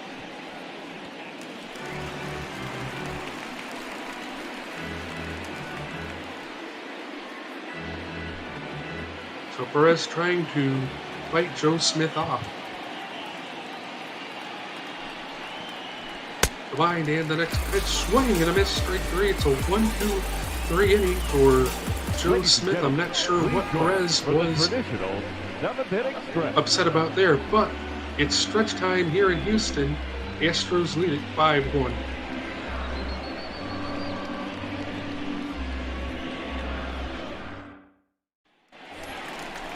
Bottom of the 7th inning, Carlos Correa to lead things off for the Astros. We want to remind you that you can donate to our Charity of the Week, Meals on Wheels, which is a terrific organization. I had the privilege of meeting a great-grandmother, and after a while she went on Meals on Wheels when she couldn't cook for herself anymore, and they provided really well for her. So folks, make sure you donate to them if you can throughout the course of the day today, because like I said, they're a great organization. The wind and the next pitch, swing and a miss, strike 2. Adam Plutko's still in the game. I had to scrub my eyes for a second, not just because I was seeing that Adam Plutko's back again, but I just had to get some stuff out of my eyes. Wow, Tito's sticking with him. That shows a lot of confidence, and he's rewarded it with a strikeout to start the bottom of the 7th. The first baseman. I mean, yeah, you get the strikeout there of Correa, who's just swinging out of his shoe tops to try and get a hold of that one. This move here, though, it does preserve your arms in the back end of the bullpen for later on in this series and then coming up in your next series. So definitely not a horrible move by Francona, but you're down by 4. You have slowed down the Astros batter, so I guess it's not really a horrible move to keep Plutko in. I guess not. And again, like you said, if it can save the bullpen, all the more better.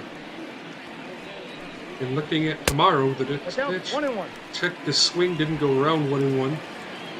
Your bullpen could get all kinds of rest because tomorrow you've got just Shane Bieber going on the mound against Justin Verlander. There's a grounder to second. Hernandez picks it up, throws to first for out number 2. So there's a chance both those starters could go deep into that game tomorrow.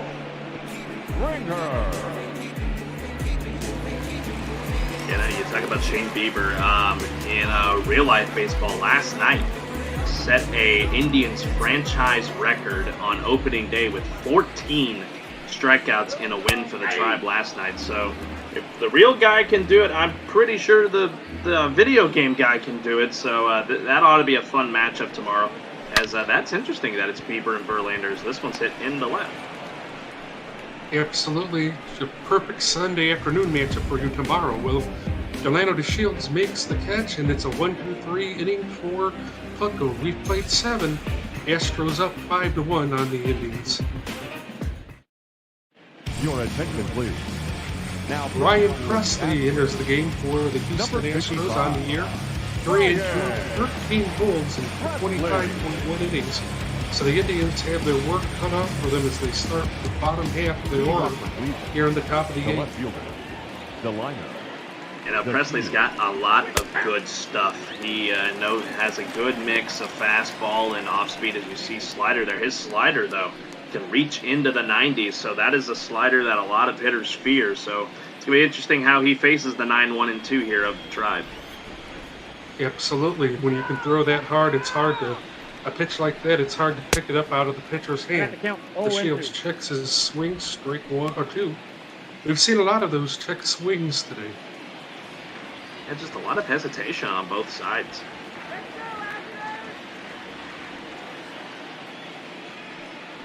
0-2 pitch to the Shields. There's a swing and then a strike 3.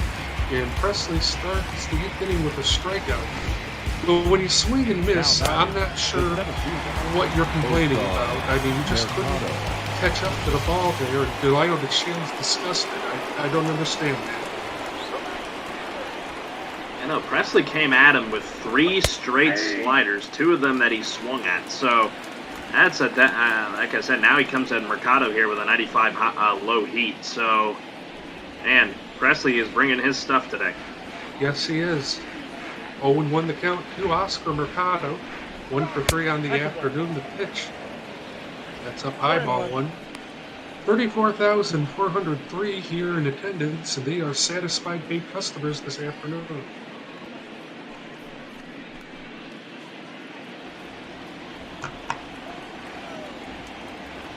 Presley sets.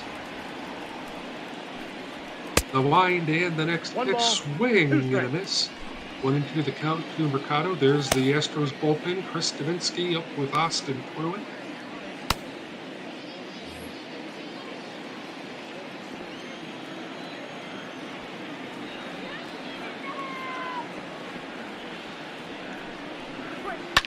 The next pitch slaps it foul by Mercado, so we'll do it again, 1-2. Nobody on, 1 out here in the top half of the 8th.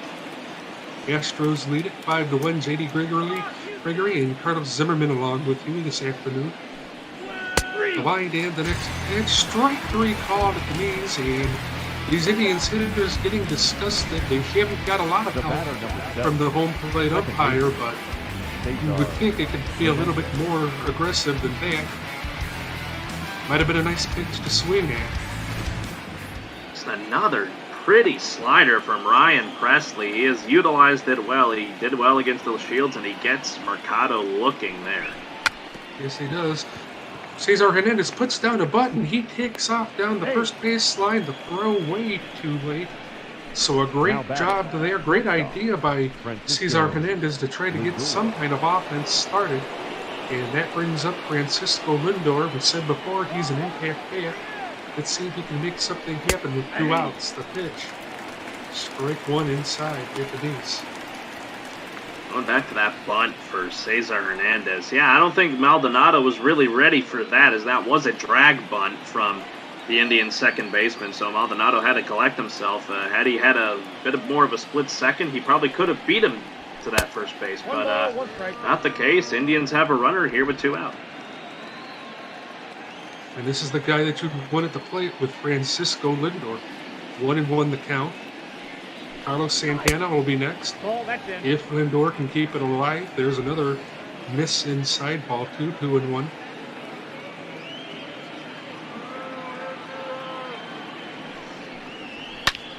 The next pitch, swing and a miss. 2-1 the count. Lindor wanted to put the ball in the right side, right field stands, just like his former teammate Michael Brantley did back in the 4th. The wind and the next pitch. Out behind the plate.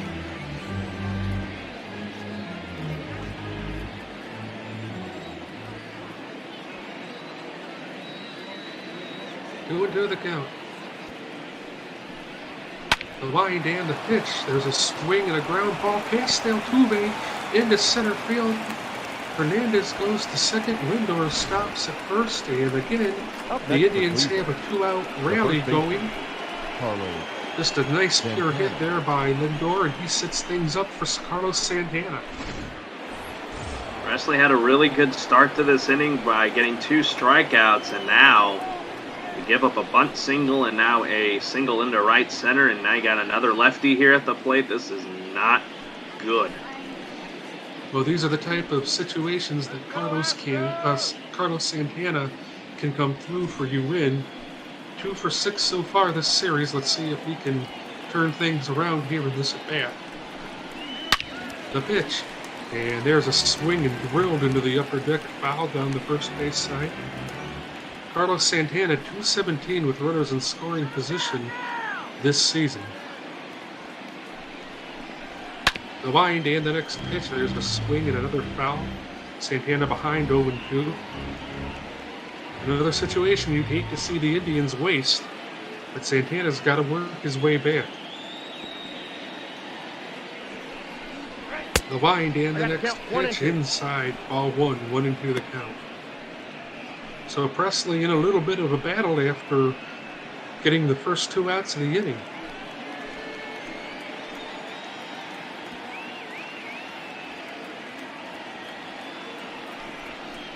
Here's the pitch. Santana checked his swing. Maldonado loses control of the ball. 2-2 the count.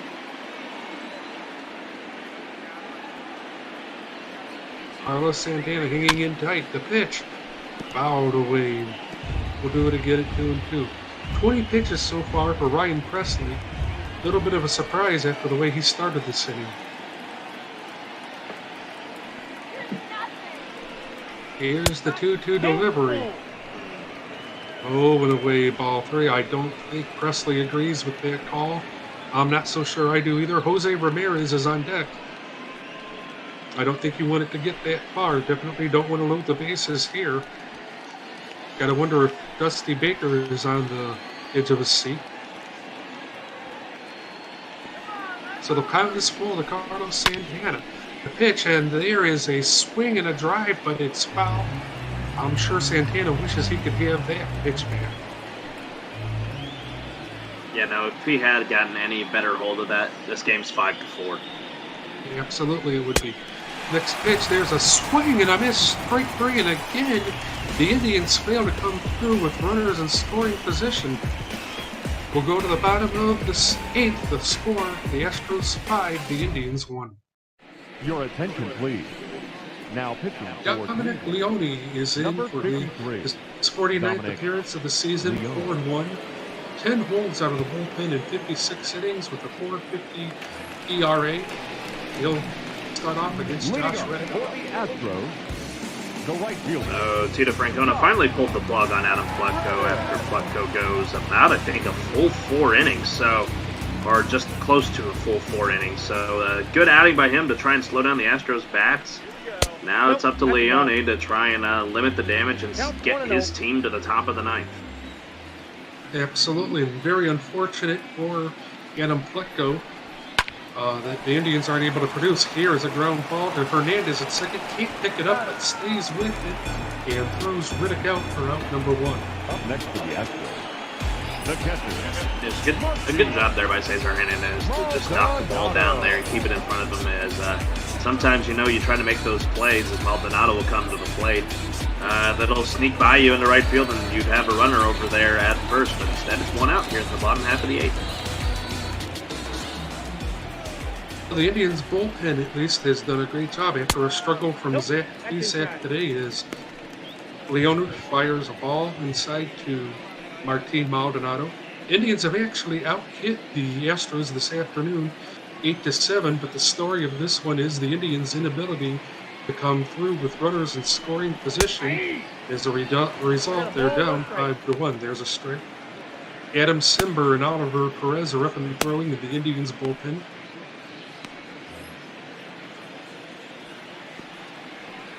One and 1 the count to Martin Maldonado. The wind and the pitch, a high ball 2 to win the count. Roberto Ozuna, is up and throwing in the Astros pen. We could see him here in the 9th. 2-1 the count to Martin Maldonado. There's a foul back. Do it again at 2-2.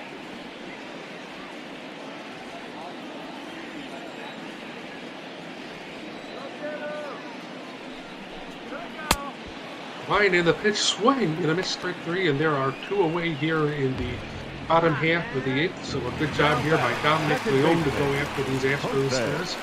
That brings up Jose Altuve.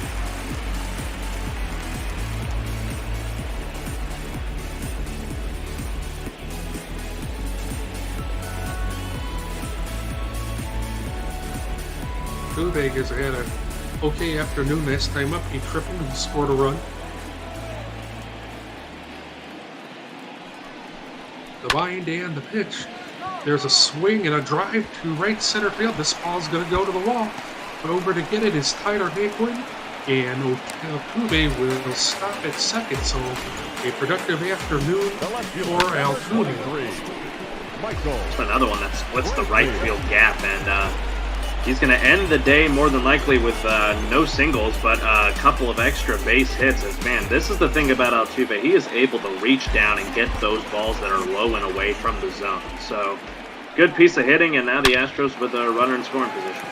And here's a smash to left center field. This is going to score a run for sure. Back to get it is Oscar Mercado. He'll play it off the wall. Brantley stops at second, and the Astros now have a 6-1 lead. So all of a sudden, things falling apart here for Dominic Leone. And there's one that splits the left field gap. So Brantley quickly replaces Altuve over there at second. Now Leone's just got to try and rein it back in here against Bregman. Been a frustrating afternoon so far for the Indians pitchers. There's a strike one to Alex Bregman.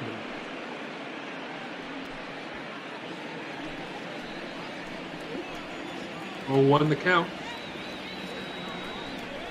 Here's the pitch. This is low and away, 1-1.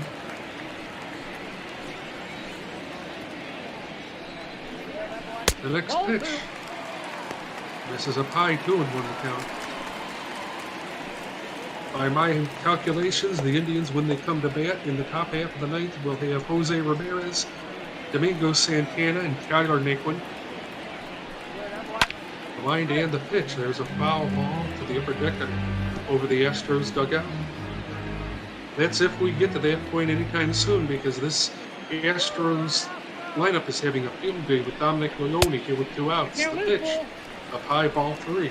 Jordan Alvarez on deck.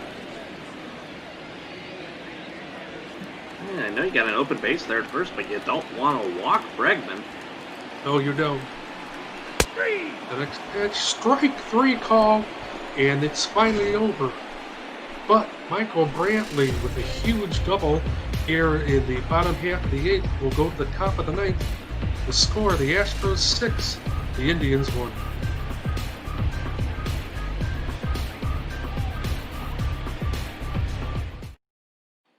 Ladies and gentlemen, your attention please. The 9th here in Houston, Chris Davinsky on the pitch for the Astros. He has a 1-1 record, 6 holes in 54 innings for a 3.00 ERA.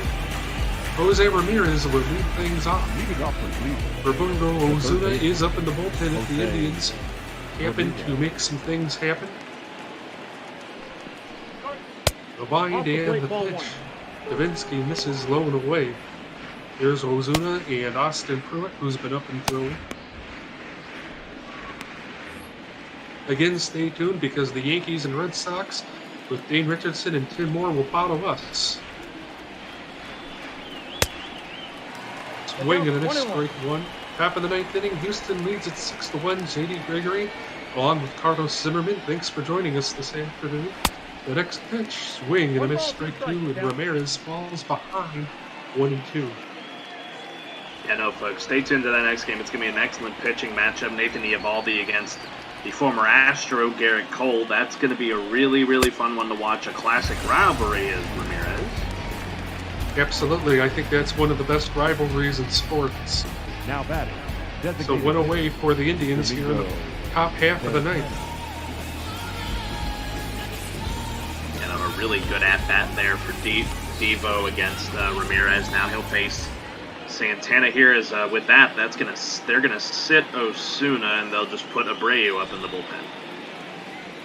No, really no reason for that because with the lack of fight from the Indians hitters this afternoon, I don't see much happening. Here's the first pitch to Santana up high for a ball. Ball 1, no strike. 97-mile-per-hour fastball from Davinsky. That's some heat.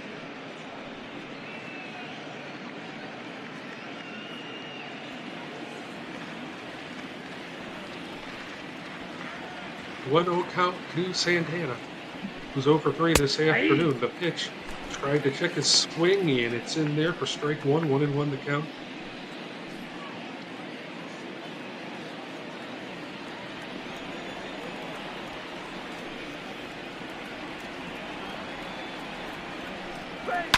The wind and the next pitch. There's a swing and a drive to left field. Back going is Michael Brantley. This ball is gone, a home run.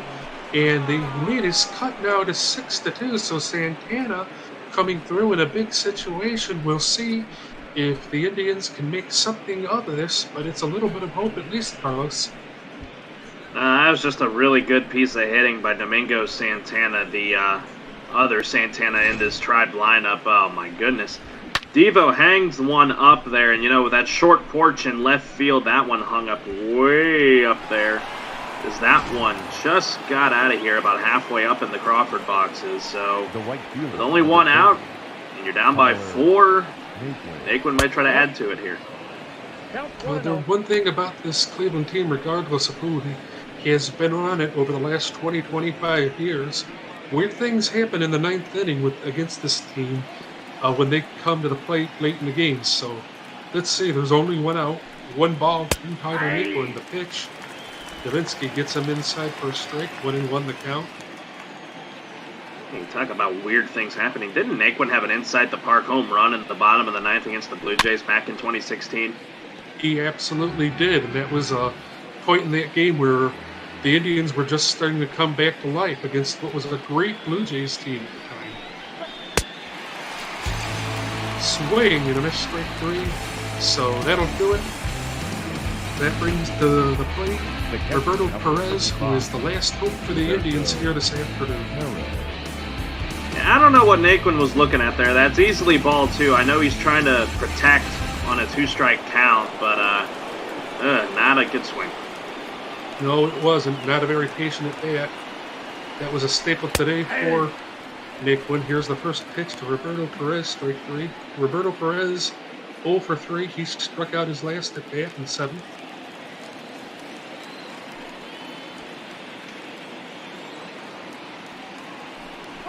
Oh, 1 pitch.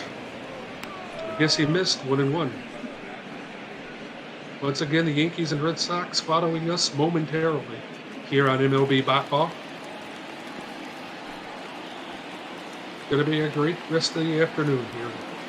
The wind and the next pitch. There is a swing and a ground ball past Jose Altuve at shortstop, and Springer can't handle it. So Perez keeps it alive with a single. The batter, the left fielder.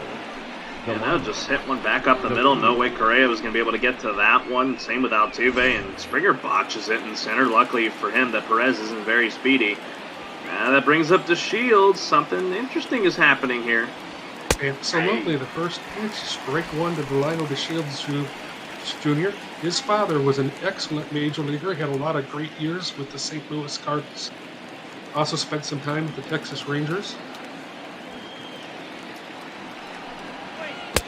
The wind and the next pitch, swing and miss, 0-2. Awful pitch to swing at. So the 0-2 pitch, fans on their feet in Houston. Swing and a miss, strike 3, and that's the ball game. Big win this afternoon for the Houston Astros. A terrific start there by Lance McCullers. An excellent outing from him. Zach Plesac really had the struggles early on, and the Astros, pending when I checked the stats video, I believe they won yesterday. If they did win yesterday, that's 5 in a row for them. They are continuing to ride hot, and now they find themselves 10 games above 500 and 2.5 back of the division-leading AL West leaders, the Oakland Athletics. A 6-2 win today for the Astros. Just an excellent outing all around. Absolutely, and a continuing great comeback.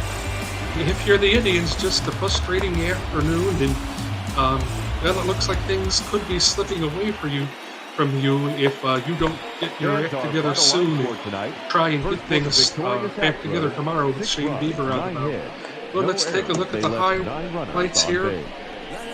That's how the Astros got their first run back in the 2nd inning. Lindor misplaying a ball. They had a sure out at first base, couldn't get it. Time of the ball game, 3 hours and 2 minutes. Thank you for joining us here this evening. We remind you, and that's really when the frustration for the Indians started, because that opened up a lot for the Astros this afternoon. Here is a sacrifice fly by Martin Maldonado in the bottom half of the 2nd. he was able to add to it here. You know, he's trying to produce with the position that he's in right now. At front home, I believe Correa, so that made it 2-0 at the time, which seemed like an eternity ago. There is an RBI single in the bottom of the third for Yuli Gurriel. That brought things 3-0 Houston. Then the Indians got on the board in the top half of the fourth when Ramirez had a sacrifice fly in center field. That made things 3-1.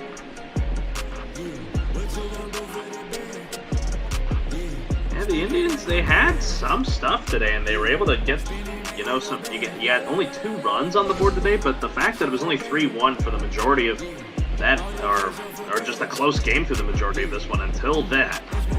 So that's what broke this open here. A smash by Michael Brantley. That made it 4-1. And really, Zach Plesac had a rough afternoon. That was at the beginning of a bunch of frustration. There is a sacrifice fly again by Michael Brantley. That scored Jose Altuve after he tripled. Made it 5-1.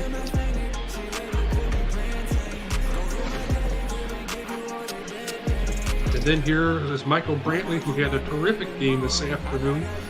That's the bottom of the 8th. That made it 6-1 with a double to center field. I believe that scored Altuve again.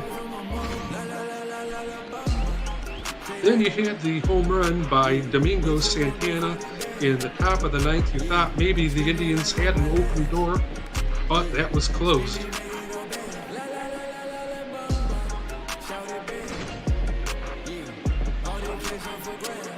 There you have Chris Davinsky striking out Lino DeShields to end it. And the Astros grab a 6-2 win this afternoon. 6 runs on 9 hits for the Astros, 2 runs on 10 hits for the Indians, and an error. Lance McCullers gets the win. The loss goes to Zach Plesac. Time of the game, 2 hours. A crowd of 34,403 turned out and saw the Astros come away with a win this afternoon. Your player of the game is Michael Brantley. Well, it looks like we're getting ready to send things out to New York for the Yankees and Red Sox. Dan Richardson, how are you, man? Good, how are you, JD? And it looks like the Astros with a confident win today. I know they got out hit by the Indians, but everyone's been banging on them, no pun intended there, for the cheating scandal, but they're a hot team right now, and they certainly look dangerous after another win today, wouldn't you say? Absolutely, I would, and I had told you, or I had said during the broadcast, I don't care if there was a scandal or not. This is a very well-built, very well-constructed Houston Astros team. I think they're going to make some noise going into the second half of this season, obviously. Yeah, it'll be interesting to see. I got a good matchup coming up, a little classic rivalry, Red Sox-Yankees, a good pitching matchup as well. I got to ask you, I know you're not broadcasting this game, but any predictions for this one? Well, I think the Yankees are on a hot streak, and I don't expect, with Garrett Cole on the mound today, I don't expect anything other than a win for the Yankees. Be interesting to see. The Yankees snuck out one yesterday, 5-3. Masahiro Tanaka pitched a very good game until the 7th inning where he gave up 3 runs. But the Yankees, they've been playing down the competition a little bit. We talked about that in the pregame a couple days ago. And they really have to win these type of games. Boston's, listen, they're 11 games under 500. And when you have the pitching matchup in your favor, Eovaldi, look at his numbers, 2-10 with almost a 5 ERA. And you have arguably the best pitcher in baseball, or one of the best pitchers in baseball, in Garrett Cole. If you're New York, you got to take advantage, because if they have home field advantage in the playoffs, that's so huge for the Yankees. It absolutely is. And that Yankee Stadium is one of the best environments in baseball, I believe. Certainly, and we'll have to see. Same lineups as yesterday. You got 2 righties going on the bump, and looks like we're going to head out toward the Bronx sooner rather than later. I think Boston's going to go with the road grays, and of course the Yankees with the home pinstripes. It was great listening to both Carlos and you, JD, for the Astros and the Indians. So thanks, guys, and we'll take it out to Yankee Stadium in the Bronx. All right, well, thank you for JD Gregory. This is Carlos Zimmerman. The final score of our game this afternoon, the Houston Astros 6, the Cleveland Indians 2. So long, everybody.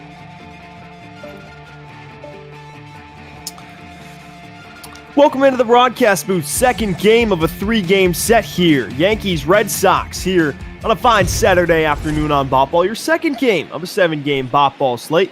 I was on the call with Matt Price yesterday for the Yankees and Red Sox. It was a little drizzly out, but today it's a beautiful day, an afternoon here in the Bronx. Yankees, Red Sox sitting at 46 and 57. Well, the Yankees, 25 games above 500, 64 and 39. Talked about how the Yankees won a close one 5-3 yesterday. They jumped out to a big lead. Aaron Judge with a few hits, had a couple RBIs. And look at the pitching matchup today. Certainly in the Yankees' favor, and they got their ace going for them. It's Gerrit Cole, 8 and 3, with a 2.85 ERA. A lot of innings. Strikeout to walk ratio is ridiculous. 166 strikeouts. He's leading the league in that category with only 39 walks. He's going to face a potent Red Sox lineup, and I talked about it yesterday with Matt. The problem for the Red Sox has been the pitching. Hasn't been the hitting, as Jose Peraza, the second baseman for the Red Sox, first-year Red Sox, leads it off as we're ready to go here in Yankee Stadium, and the first pitch is a slider outside, and we're underway. Tim Moore, I believe, is supposed to be joining me, so when he joins me, more than welcome. Coming into the broadcast booth. All of you watching the Twitch chat, make sure to comment, give me some stories, give me some questions, of course. 1-0 coming to Peraza. Swing and a miss inside. Of course, Cole throwing 99 and 100. Of course, in real-life baseball, you saw him make his first Yankee start. Was so giddy about that, getting the win in a star-studded pitching matchup against Max Scherzer. And it's going to be really intriguing to see. Gerrit Cole, he's done fantastic so far in Bop Ball, at least in his first year in pinstripes. Is this huge contract going to come back to bite the Yankees in the future? Because how long can Gerrit Cole throw this hard? Can he be that kind of Justin Verlander pitcher late into his 30s, or does that velocity die down, and is he going to have to reinvent himself? We'll see, and he's behind here early to Peraza, 3-1, with Benintendi waiting on deck.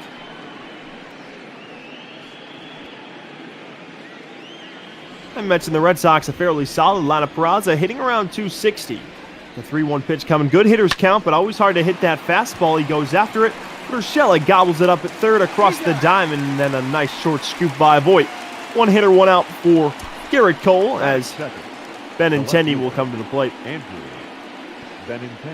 One of the things for Gerrit Cole, obviously, he was such a two-seam pitcher in Pittsburgh, and he was always a talent, of course, drafted by the Yankees out of high school, elected to go to UCLA. A lot of people know that story, and then was a first-round pick by Pittsburgh as he deals the first pitch strike to Benintendi. But he was really a two-seam pitcher, kind of sinker ball guy, and the Pirates did that a lot. Then all of a sudden he goes to Houston, and I get they had that whole scandal, but their pitching was still superb. With it, like last year, they very well could have won the World Series. One game away. Verlander, Greinke, and Gerrit Cole. And I think, Verlander won the Cy Young instead of Gerrit Cole. If I'm correct, someone correct me if I'm wrong, but this guy turned into a four-seam guy, and look how much more velocity he has on that, and it makes all his off-speed pitches so much more effective as Benintendi stays alive, still 0-2. Benintendi, of course, his best year was in 2018 when the Red Sox won their last World Series as slider down, and Cole doesn't look too sharp with that slider early, really hasn't snapped a good one, but it's going to be one of the key things for the Red Sox is the 1-2 delivery from Cole, and Benintendi just gets a piece.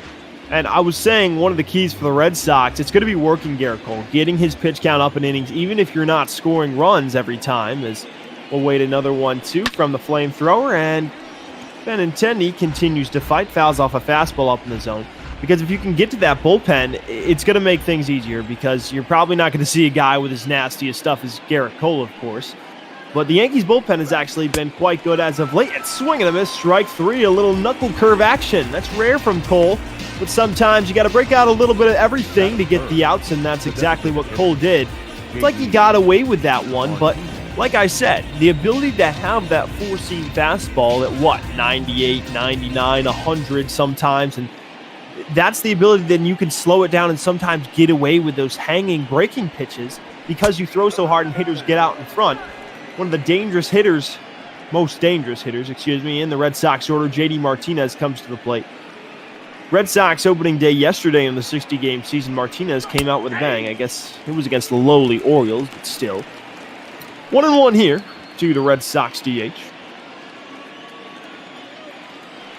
I said the Red Sox lineup has actually done quite well this year, but the thing is the Yankees lineup has done even better, and that's one of the reasons why the Yankees are a better team, but again, it's the pitching. The Red Sox really only have 2 starting pitchers that have done pretty well all year, and one of them was Colin McHugh, who pitched yesterday, but actually got roughed up by the Yankees. Of course, McHugh was a former Astro, and we'll talk about Nathan Eovaldi when he gets to the bump. Eovaldi, of course, a former Yankee. Cole 1 strike away from a 17-pitch. 2 strikeouts, scoreless 1-2-3 first. Very specific, as I just said there. 2-2 pitch. Cole, strike 3, fastball at the top of the strike zone. Martinez not happy, but Cole is pleased. 2 Ks and a 1-2-3 first for the Yankees ace. New York coming to bat here on Bop Ball.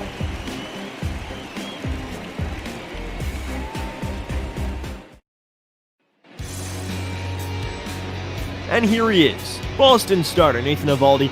Record is abysmal, as is the ERA, 2-10 with a 4.93 ERA, and he was magnificent in the 2018 run when the Red Sox won the World Series. And it wasn't everybody for that team. Of course, Chris Sale was the ace, and the Red Sox literally had everything clicking. Alex Corin, his first season as manager, now he's gone. Ron Renicke's there. And Eovaldi, he was with the Marlins. He led the league, National League, I believe, in hits given up. Then he went to the Yankees and really showed flashes of brilliance, and he had a couple Tommy Johns, went to Tampa Bay, did okay there, but another hard thrower that has electric stuff. It just sometimes he needs to control it and has had his ups and downs. But again, the potential to just break out and have a good start. He's one of those guys in the beginning of the season that you could think could be one of those fantasy sleepers because he could get you a lot of strikeouts and he could do really well. And he does have the ability to go pretty far in his pitch count, although he's had his arm issues, as LeMahieu goes after the 1-1, and high pop-up on the infield. Bogart's too easy. 1 batter, 1 out for Eovaldi. I've mentioned plenty of times how the Red Sox pitching has been the big part of their problem. It's going to be Gleyber Torres coming to the plate in the 2-hole. Second on the Yankees with 25 home runs. Not that good of a day yesterday until the end of his day. Had a 2-run double, but getting back to Eovaldi, his numbers are really bad right now, but if he can have a fantastic start against the Yankees, this is the kind of confidence booster that could get this guy going because everyone knows he's got the stuff to do so. And again, Torres goes after the first pitch and fouls it off. That cutter as well. I believe he developed that cutter in New York, if I'm correct. The Yankees weren't the best when they had Eovaldi. They weren't necessarily a playoff team. That was, I believe, toward the latter end of Derek Jeter's career when they had Mr. Eovaldi. 1-1 here on Torres. On deck is Judge. And then Stanton. Both came up big with a few RBIs yesterday. As Stanton a big swing and a miss, 1-2. Both hitters at the top of the order came up with a couple doubles, but had their fair share of miscues yesterday at the plate.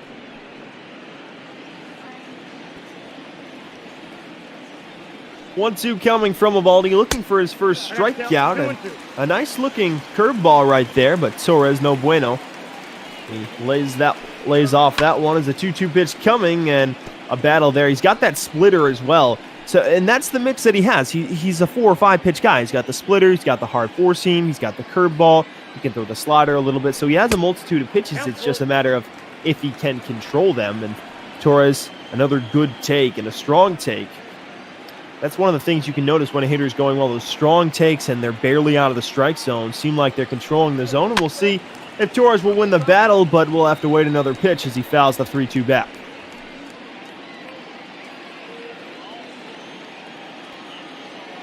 Another payoff pitch, 7th pitch of the at-bat to Torres, and in the dirt low, so Torres works a 1-out walk as Aaron Judge will come to the plate.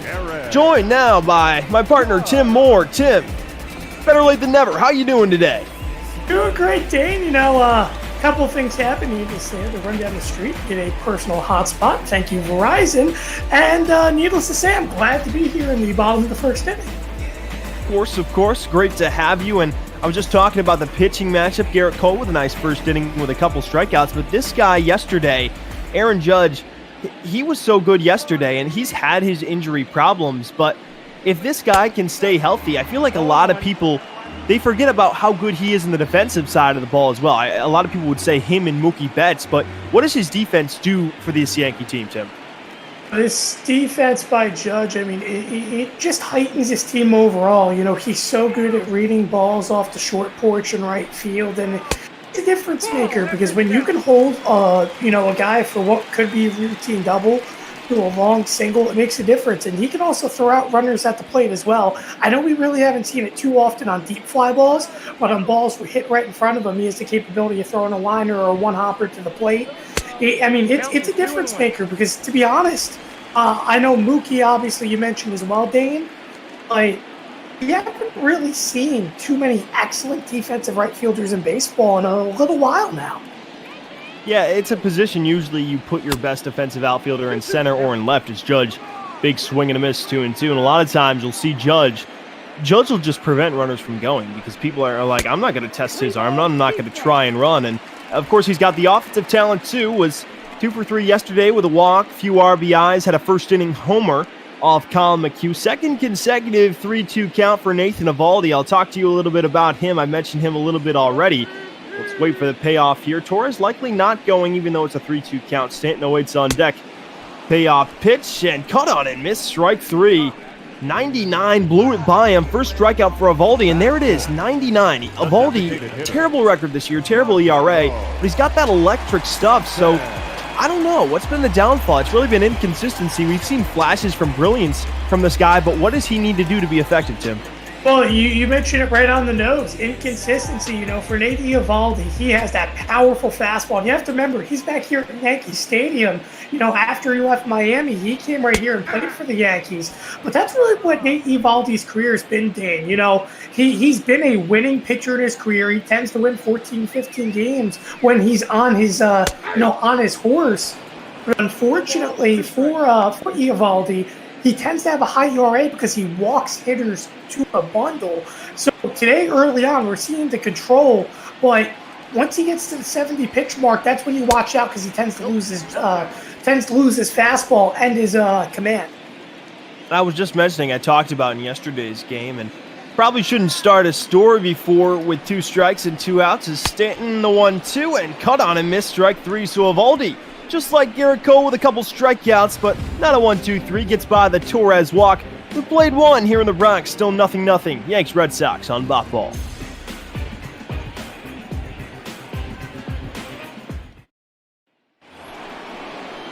Getting back to the top half of the second, and Tim, I was going to mention, you talked about when Eovaldi gets around that 70 pitch count.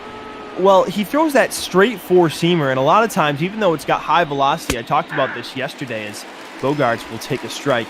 Sometimes when they're major league hitters, so when they see a straight four-seamer, like their second or third time around, Eovaldi does have the stuff to mix it up.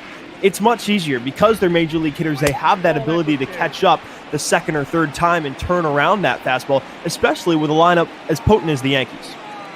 Indeed, and that's the thing as well. As you mentioned, with it being flat, it becomes a huge issue because, listen, Major League Baseball players, we proved this as well with Luis Severino a few years back. You could be throwing 101, 102.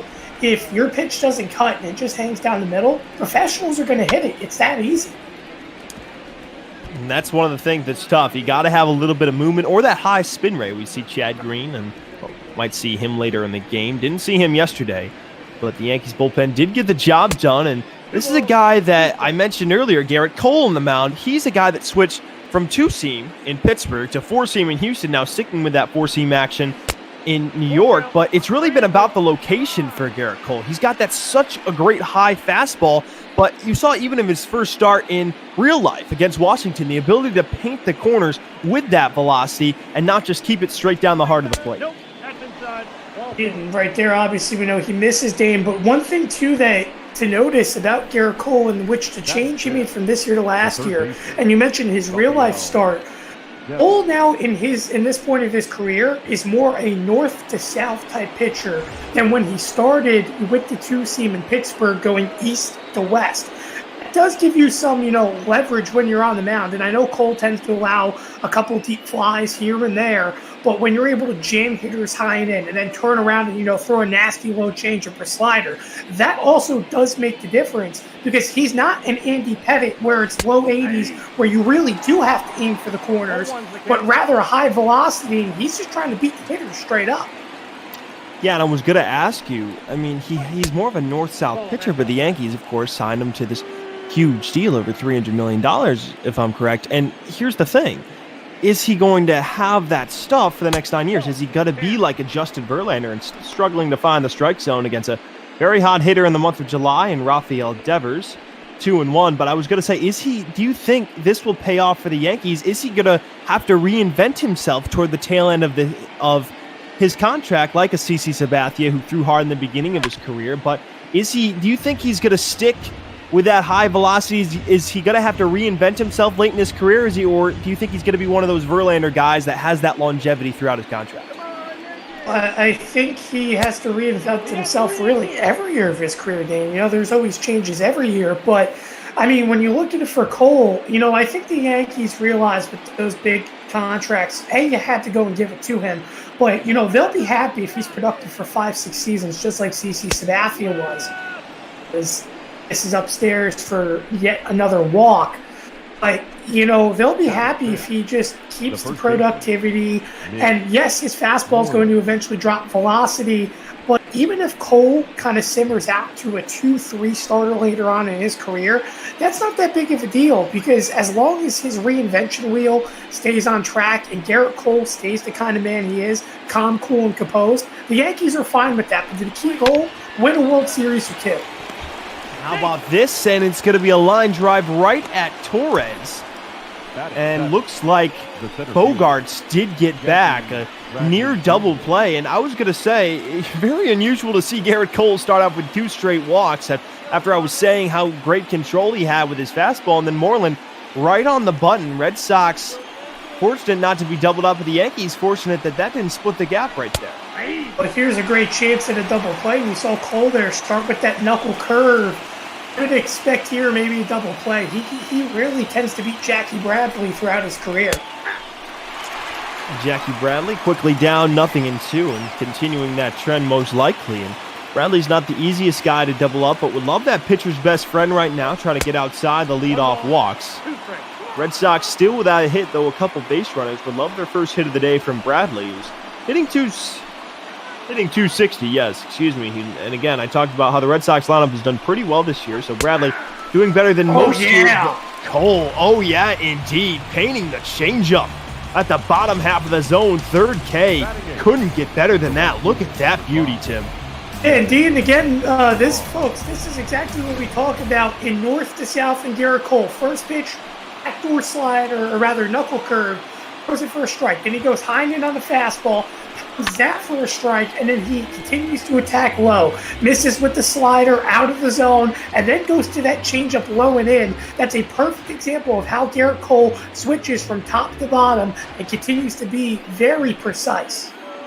Fantastic pitching analysis right there from you, Tim. As Kevin Pillar, the former Blue Jay, steps in, did get a nice 2-run double to make the Yankees fans hold their breath a little bit yesterday, made it 5-3, and of course known for his defense, but we talked about Garrett Cole's quick 2 leadoff walks, all of a sudden 1 strike away from no damage done, and we'll have to wait a little bit longer to see if he can do just that as a slider misses away. Pillar, interesting signing by the Red Sox, but needed as well, and swing and a miss, strike 3. What a bounce back from Garrett Cole, and another pretty slider, 1.5 through. Garrett Cole already with 4 Ks, still no score here in the Bronx. Dave, it's funny you mentioned about Garrett Cole having a quote-unquote bounce back. If I'm not mistaken, last time out, the Yankees did win. Cole actually had his worst start of the season, allowing 6 runs. Now, I could be wrong, but that's, if I remember calling the Yankees game the other day, that happened to be the case.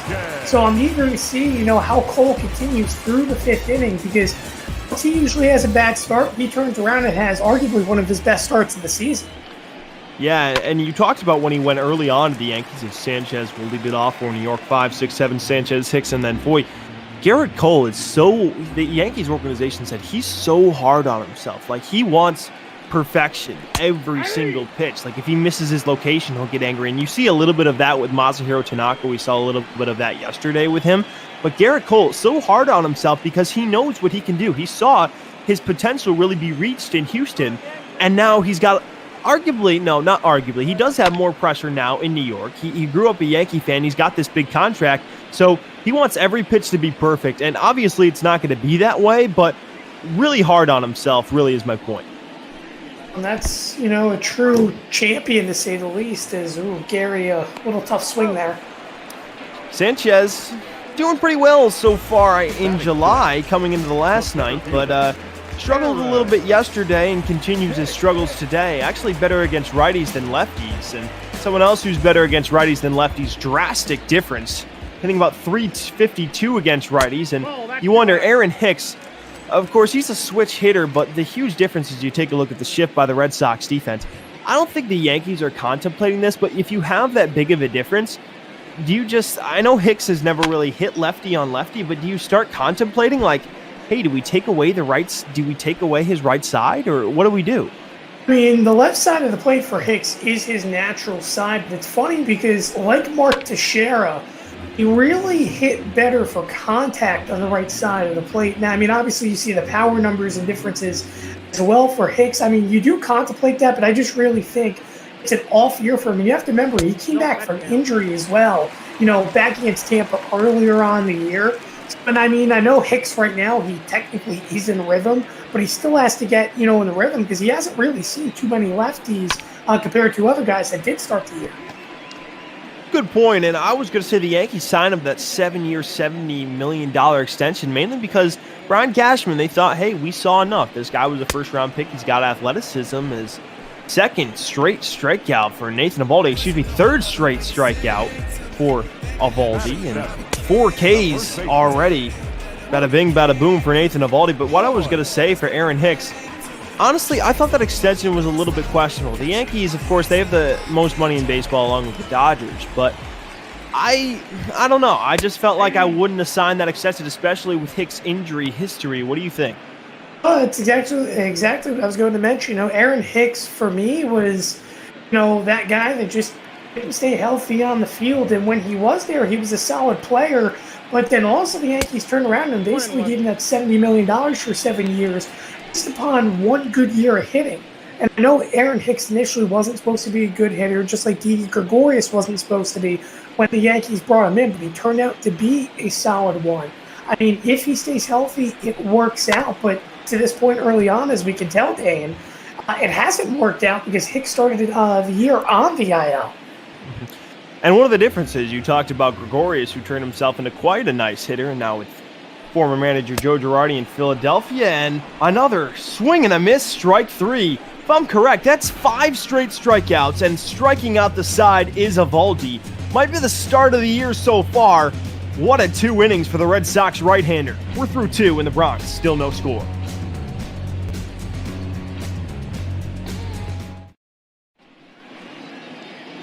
Top half of the third, Heidi Watney reminding you to donate to Meals on Wheels.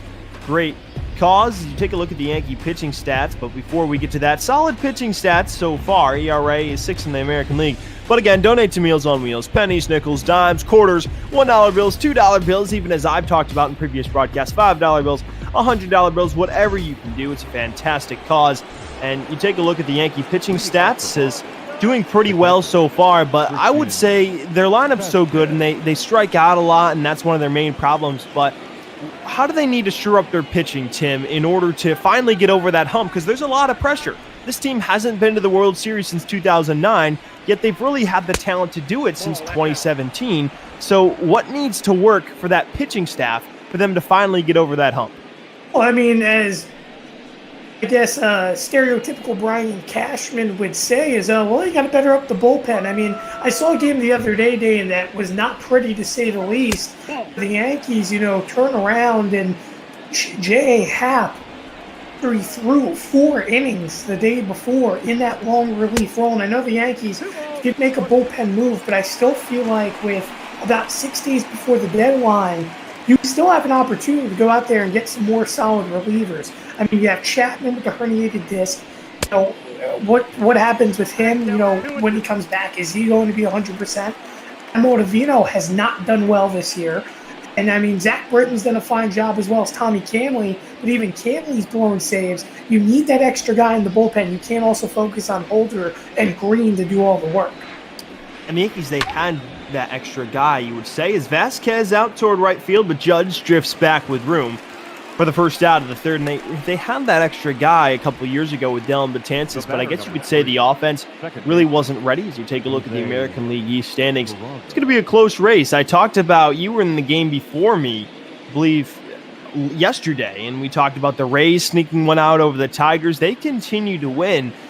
I think this is going to go maybe down to the wire. The Yankees, obviously on paper, and I think they are the better team, but Tampa Bay is a sneaky team that you just got to watch out for. Kevin Cash knows what he's doing with that club. Of course, Kevin Cash, former Yankee himself, but the other thing when you look at it is that they're a very solid pitching club. They continue to, throw effectively to 1-2 run ball games and slowly sneak away their wins. But the Yankees, here's the realism too. If you don't get hot and you don't win the division, you're not making the playoffs. The way the AL Central is going, the Yankees haven't been able to keep up with both the White Sox and the Indians. And obviously, we know the Twins, they've faded a little bit as well. But right now, they're behind those AL Central teams. So they're going to have to really figure it out because it's either going to be division or bust, ideally, for the Yankees. And we saw the Astros knock off the Indians 5-2 in the game before. That's going to be a tough race as that's looped out into right center field, and it's going to drop for a base hit. Jose Peraza, 1 for 2 now on the day. Nice piece of hitting there.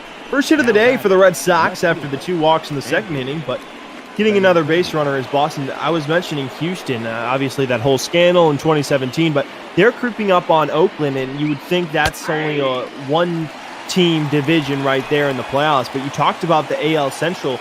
I mean, I guess you could say maybe one of them could sneak through a wild card if one of those AL Central teams drops off. But, I mean, I don't know about that one. No one really expected Cleveland and Chicago to be at 65 wins at this point in the season, so it puts that added pressure right now on New York.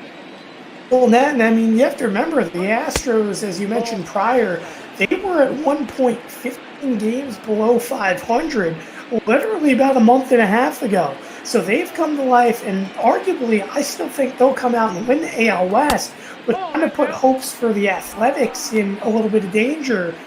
I still see it being a 3-team race for that final wild card spot. Obviously, I mean, you look at the Rays, they're still right there, 60 wins, doing a solid job. The Yankees, if they don't get the division, they'll be right there. You mentioned, I just don't know if anyone can beat the White Sox or the Indians because the Yankees, sure, they have the Orioles, but the Blue Jays aren't easy to beat either. I mean, the Royals and the Tigers are arguably 2 of the worst teams in baseball, and they're easy victories for these guys. That's going to be off the leg of Cole, and Benintendi is going to reach. We'll see if Garrett Cole's okay.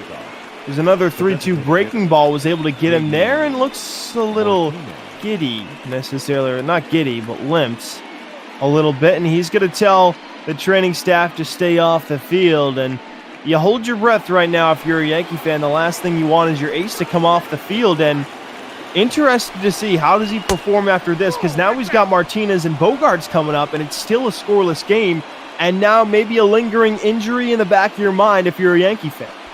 And you don't want to see another pitcher injury for the Yankees. I mean, it already started off the year with Luis Severino and James Paxton, who now is obviously back.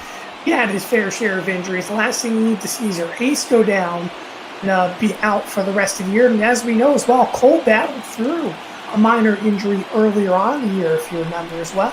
And there's that one's Justin for a strike at the top of the strike zone, 2-1. Was able to get Martinez last time in the first inning. That was his second victim of the game at the time. Peraza, good speed off second, and base hit should likely score him. Benintendi off first.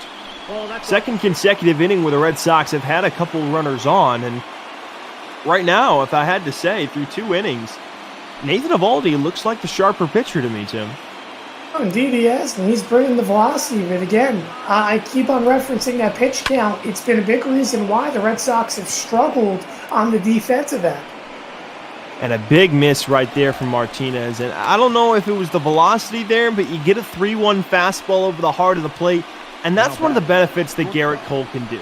A lot of pitchers, they don't throw in those upper 90s. That was 99 over the heart of the plate, where other pitchers, you're throwing a 3-1 fastball, 92, 93. It might be a little bit slower. That's the benefit of the doubt that Gerrit Cole can get because he has such electric stuff that sometimes he can get bailed out of those tough situations. I think, yeah, indeed, Cole got very much bailed out there. That's a very good hitter, J.D. Martinez, who, to be openly honest, rarely misses pitches right there in that part of the zone. So J.D. definitely missed one. But if Cole can get out here, get out Xander Bogaerts, this turns out to be another solid inning, even though he let runners in scoring position now in back-to-back innings. I'm referencing the point as well, Dane, for the Yankees. So the reason why the Yankees are so close in this division lead right now is because they've struggled against bad baseball teams. They're going to need to be, and the Red Sox by no means offensively, not a bad team. It's their pitching staff that's struggled, but you need to beat Boston.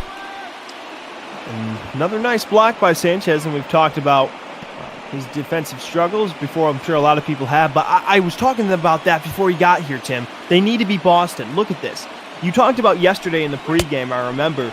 They played down to competition, which is a great point, as it's now 2-2 on Bogaerts. Cole's 1 strike away, but you look at the pitching matchup today, Boston's 11 games under 500, you're 25 games above 500, and you look at the pitching matchup, this is just a game you can't lose, especially because you mentioned the AL Central with how competitive it is, so I really can't preach that idea more.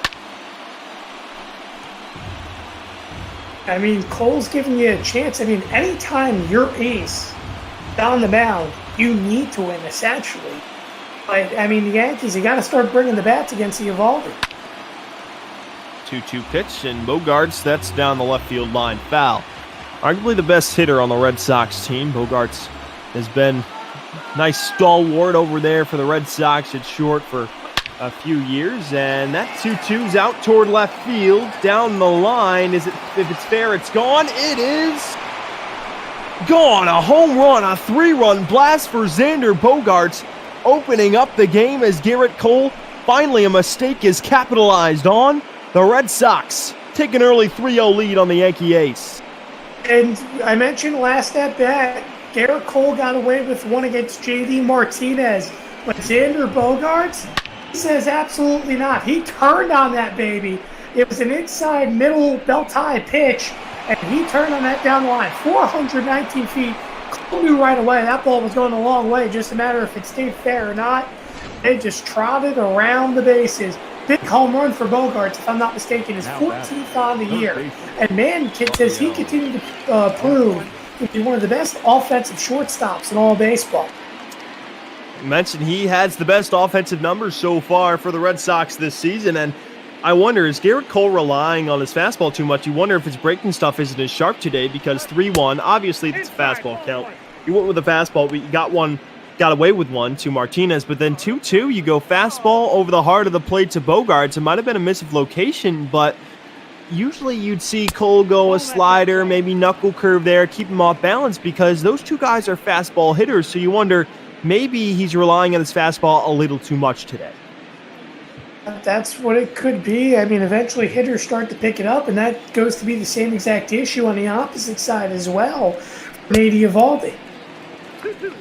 Nice swing and a miss there. Good changeup. Let's see if he'll break that out again. Rafael Devers been super hot in July and an awful start after a fantastic 2019.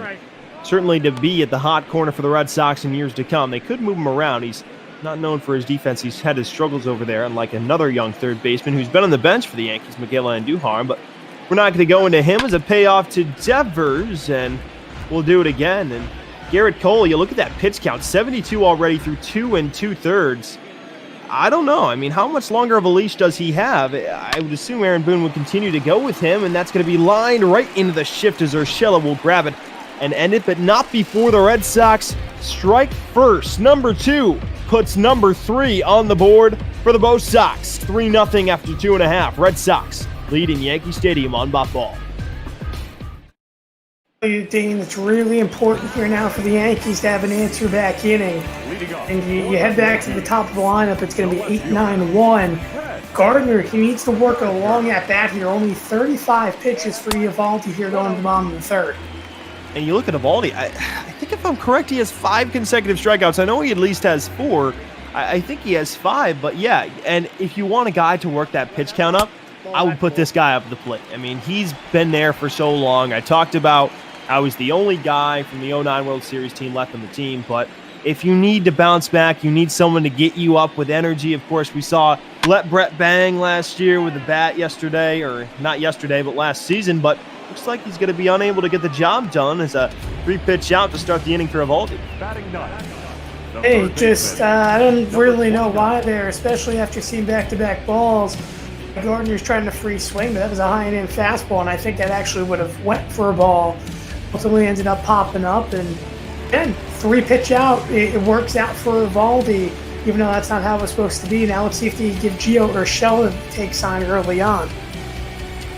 Urshela has been really a revelation for the Yankees. Obviously, last year, best year, especially offensively, and really a Gold Glove third base, Gold Glove caliber third base, and he makes things look so easy. Was 1 for 3 with a single yesterday. I believe he also had a base on balls. Just missed a home run down that left field line, unlike Bogaerts, who snuck it inside the pole, and he's going to be 1-1 here. And it's really a matter of Eovaldi getting ahead in counts. And again, you mentioned Brett Gardner free swinging on that 2-0 pitch. I think the Yankees need to see some more pitches, get that pitch count up, so they can just get some runners on base. I get they're a free swinging team. They like to hit home runs, but is that going to get them back in this game, especially with a guy with Eovaldi's stuff clicking? We'll have to see. And you want to set up runners in scoring position, most importantly for DJ LeMahieu, who is almost automatic when those opportunities come. But I think, still early on, I know you want to get your pitch. Like Eovaldi's history, you got to get him to 70-plus pitches to give yourselves the best chance. And a nice at-bat right there is Gio Urshela. Works a 6-pitch walk and a full count. Back to the top of the order, second time through, and I would say that's going to give the Yankees a much better advantage. Obviously, it's known that second and third time through, hitters do better against the starting pitcher, but I wouldn't be surprised if the Yankees start rolling the bats a little bit better the second time through. Another thing I wouldn't be surprised if they try to do here is maybe a hit and run with DJ, who hits well for contact. Yeah, I would more likely think they would do that with Brett Gardner, but you never know. You're trying to create runs here. Eovaldi's pitching well. Garrett Cole's a little shaky. You might have to go to a long reliever early, and LeMahieu, that's going to be on the ground, but foul toward third was going to be a tough play for Devers nevertheless. 1-1. 1-1 coming to the Yankees second baseman. Tim, you said he's automatic with runners in scoring position. Doesn't have that opportunity here. That's why you mentioned the hit and run. LeMahieu, of course, kind of a contrast to some of the Yankee hitters. He's much more of a contact guy compared to guys such as Judge and Stanton. 2-2 here. Eovaldi going that splitter, a miss right there. But if the Yankees can continue to work counts like this, 5, 6, 7 pitches, that'll be big, but they got to capitalize. LeMahieu slices one down the right field line. Going over to get it is Benintendi, and that's going to be a ground rule double. Excuse me, that was Kevin Pillar out there. Sorry, Tim. But a big hit for the Yankees. Great effort from the star defensive right fielder as the Yankees now in business. I'll tell you what, Pillar got bailed out there, Dane, because if that ball was a foot lower, that bounces off the wall, and the Yankees not only bring home a run, but also perhaps have LeMahieu looking for a triple. I really think Boston got a huge bail out there on that dive. Looks like LeMahieu may have got a little bit on the end of the bat there. It was kind of a loop down the right field line, and surprised to see Pillar not make that catch. We've seen him scale walls, home run robberies, plenty of those when he was north of the border in Toronto. But now Eovaldi's behind 2-0, and you talked about this would be an inning the Yankees had to respond, and they look to be on the right track to do so as Torres now ahead 3-0 with Aaron Judge awaiting on deck. You don't want to load the bases for him. This is the one guy, too, I think that you can give the free swinging opportunity. 313, and like DJ, hits well with runners in scoring position is Gleyber Torres. And I wouldn't be surprised here now with the count 3-1 game. I think he could get a fastball yet again right down the pipe. I would be cheating for one, but if I'm Eovaldi, maybe I try and go a little bit smart, go splitter, try and get something on the ground. I think the Red Sox infield is playing back. They would let it in a run, and that one's going to sneak through the left side in the left field for a base hit. Urshela scores. LeMahieu not moving at all because it was hit toward the left side. It's an RBI single for Torres. Yankees respond. They get a run on the board, cut it to 2. It's a 3-1 game. They weren't really back in initial depth. They were kind of playing a semi-shift with the shortstop on the left side, and it still got between them. LeMahieu doing a smart job staying at second, and just have to avoid a double play here if you're the Yankees. Aaron Judge stepping to the plate. I mentioned how good he was yesterday. A couple RBIs, was the player of the game in the Yankees' 5-3 victory. Of course, Aaron Judge, sometimes he knows how to go the other way so well. If he gets a fastball in that outer half of the plate, you don't want to see him get pull happy, as looks a little pull happy on that breaking ball, 1-1, but you would love to see him go the other way. We've seen Giancarlo Stanton do that, and that's when I notice when he's locked in and he can knock balls the other way on a line, not necessarily in the air because he usually does all the time, but hit line drives to right center field. Him and Gary Sanchez, when they do that, along with Stanton, they're just locked in. And that's all you have to do is kind of sit back, get your pitch. This is a great opportunity here in a 2-1 count. Judge to get something right in his hot zone as well. Decent speed on the base pass, 2-1 pitch, a big swing and a miss, 2-2. Judge and dialing it up to 100 right there from Nathan Eovaldi. Tough right here. Judge seems to be a little late on that fastball all afternoon, as has Stanton, but he struck out on a slider. Big strikeout potentially coming up for Eovaldi. Really needs this one, but you look at that pitch count. It started at 35 all the way up to 58 as Judge skies one out toward right field. Pilar back, but he's going to have room. Makes the catch, comes in with momentum as LeMahieu stays put as Pilar lasers that in. A big second out for Eovaldi. Yeah, you know, I was kind of surprised that LeMahieu didn't try to attempt to get the third there, but you know what? Better staying put than ending the inning at third. You have an opportunity here for Stanton, who, yet again, I keep on mentioning time and time again, Dane, has come up big this season in clutch situations for the Yankees. This is one here early in the game. Can he get it done? Certainly a bounce-back year after an injury-riddled 2019, and actually in his first season in pinstripes in 2018, he actually had quite a good year, but of course not to the caliber of his 2017 MVP season with the Marlins. But still a fantastic year, and he's been great for the Yankees. And ahead 2-0 here, I'm telling you, like Torres' count, I'd be looking for a fastball. Cheating, looking to give the Yankees the lead, as we'll see what he does, and that's going to be inside 3-0. Do you give him the green light here, Tim?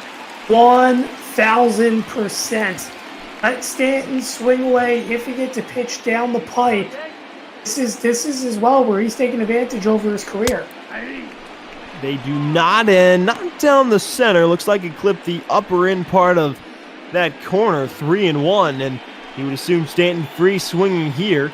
Yankees would love to get another run. Base hit would likely score LeMahieu, though he's been awfully careful in the base pass from Torres' hit and Judge's fly ball. Big 3-1 pitch coming of Eovaldi, looking to get out with only one run allowed here through 3. The 3-1 up and in. May have been ball 4, but a nice cutter in on the hands. Runners are going to go. Arguably biggest pitch of the game. High leverage right here. 3-2. 2 outs. Boston leads 3-1. 2 runners on for the Yankees. 3-2 to Stanton. Hand set. He fires, and Stanton out toward right field. Pilar back near the wall, but he'll drift back and make another catch. Second straight catch for Pilar, and that will do it. For the Yankees, inch a little closer thanks to Gleyber Torres' RBI single. Tim, gonna give play-by-play to you for 4, 5, 6. Boston up by 2 here in the Bronx. Well, thank you, Dane, as we head to the top half of the 4th inning. Boston leads 3-1 over the Yankees, and right now, I'll tell you what, Dane, when I look at it, well, the Red Sox, they're doing a good job maintaining this lead. Obviously, Xander Bogaerts hitting a 3-run moonshot just this past inning. But what do you have to do here to dig back and score some more runs against Garrett Cole after the Yankees had an answer-back inning the last time up? The first baseman. Well, honestly, I think like you said, for the Yankees against Nathan Eovaldi, you got to work counts. You got to work counts, number one. His pitch count's already up to 73. Make sure you get to that bullpen early, but hunt that fastball. Listen, it's a four-seamer. It's hard, but his other stuff, listen, it's not really clicking right now. He's relying on that fastball, so take a lot of pitches, get up in that count, and because he's relying on that fastball, do what Bogaerts and Martinez did. Get up in the count, and I understand Martinez missed his, but to get up in the count and hunt that fastball, because these are major league hitters. It's a good Red Sox lineup. Get up in counts, hunt the fastball. Those are the two keys. And obviously, you mentioned the count. 75 pitches for Cole after these first two. The 0-2 fouled off. We'll try it yet again. On the opposite side, by the way, Dane, if you remember, I kept on referencing 70 pitches for Nate Eovaldi. Well, he's going to be at 65 going into the next inning. As the 0-2's taken outside now, 1-2 for Moreland. About Mitch Moreland, I know he's 0 for 1 on the day, but he's turned around and made himself pretty serviceable for this Boston team, especially against right-handed pitching. He tends to get the home run totals quite up there for being an average first baseman, as that one is launched, and that's going to carry foul. Yeah, Mitch Moreland's a guy, started his career in Texas, was really not that much of a threat, but he's come over here and done a solid job. I remember he platooned with Steve Pearce in that 2018 World Series years. He battles here off a breaking ball, but I guess you could say a fan favorite in Boston. He's reliable. He plays okay defense over at first. And again, that power, and he's dangerous in Yankee Stadium too with that short right field. You want to talk about a contract as Cole strikes out Moreland for the first out. You want to talk about a contract that didn't work. If you remember, Steve Pearce, his contract extended after that World Series run for Boston, and well, Dane, now he's not even on a baseball team anymore. That's an interesting thing to think about as well. Yeah, that's tough. Of course, the 2018 World Series MVP, he was so great, and sometimes that's the beauty of baseball. I mean, not the beauty for Steve Pearce, but yeah, players, sometimes I guess you could say they're one-hit wonders sometimes, and you see that. You see that in baseball more than any other sport. They have a few big at-bats, and baseball players can get hot. Hitters can get hot. Pitchers can get hot, and they go during a streak, and you really can't stop them when whatever you throw at them, and that was the case for Steve Pearce during that 2018 postseason run for Boston. And you mentioned the postseason as well. It tends to be role players that really step up for a team and not necessarily your stars. The better pitchers tend to pitch to those stars to shut them down as the count now 2-2. Bradley is well 0 for 1 on the day. Cole to throw his 85 pitch as he deals, and rather 85th as that one's fouled off. And try it yet again. I'd like to see Cole try and break out a breaking ball here. He's had success against Bradley, but keep it down. Well, that time he didn't keep it down. That's going to fall down for a base hit, so a one-out base knock for Jackie Bradley.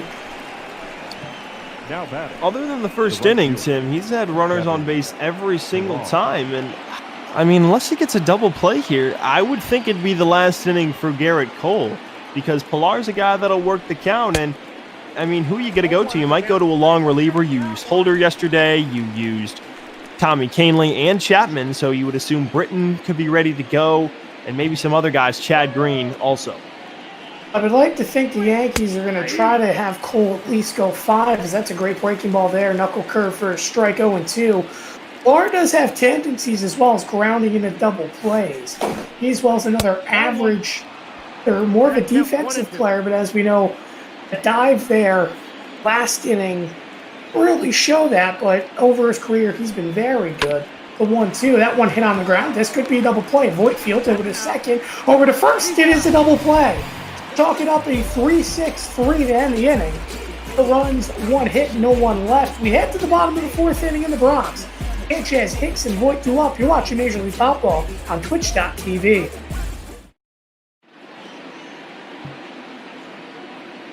More Dane Richardson as we welcome you back to Yankee Stadium. And of course, Heidi Watney, remind you again to donate to Meals on Wheels. Of the link attached in the Twitch chat down below. And I'll tell you, Meals on Wheels, I'm glad to have them back, Dan. And I know you mentioned it earlier on in the broadcast as well, but when I first came here for Bop Ball, that was the first charity that we were joined with here. Needless to say, glad to have them back. I mean, Meals on Wheels doing so many for elderly people around the world and making sure that everyone has meals and healthy. Any amount is generous. Again, if you find the link in the Twitch chat down below, you can give whatever you have. Every cent matters when it comes to having an impact on someone's life. As Nate Eovaldi will deal the first pitch to Gary Sanchez outside 1-0. So Eovaldi, Dane, as I mentioned in that past inning, closing in towards that 70 mark, and you see 2 guys up in the bullpen. Could this be the last inning for Nasty Nate? I think it will be. Is a little squibber here. It's going to be in time to get Sanchez. But, I mean, if he gets a quick inning, it's 67. If he gets a quick inning, I think no. Like, if he continues this, if he keeps it under 15 pitches, I think the Red Sox stick with him. If he doesn't, obviously I don't think so. I think they go to Perez or Hembry. And they pitched Perez yesterday, and he didn't do well, so I would go with Hembry.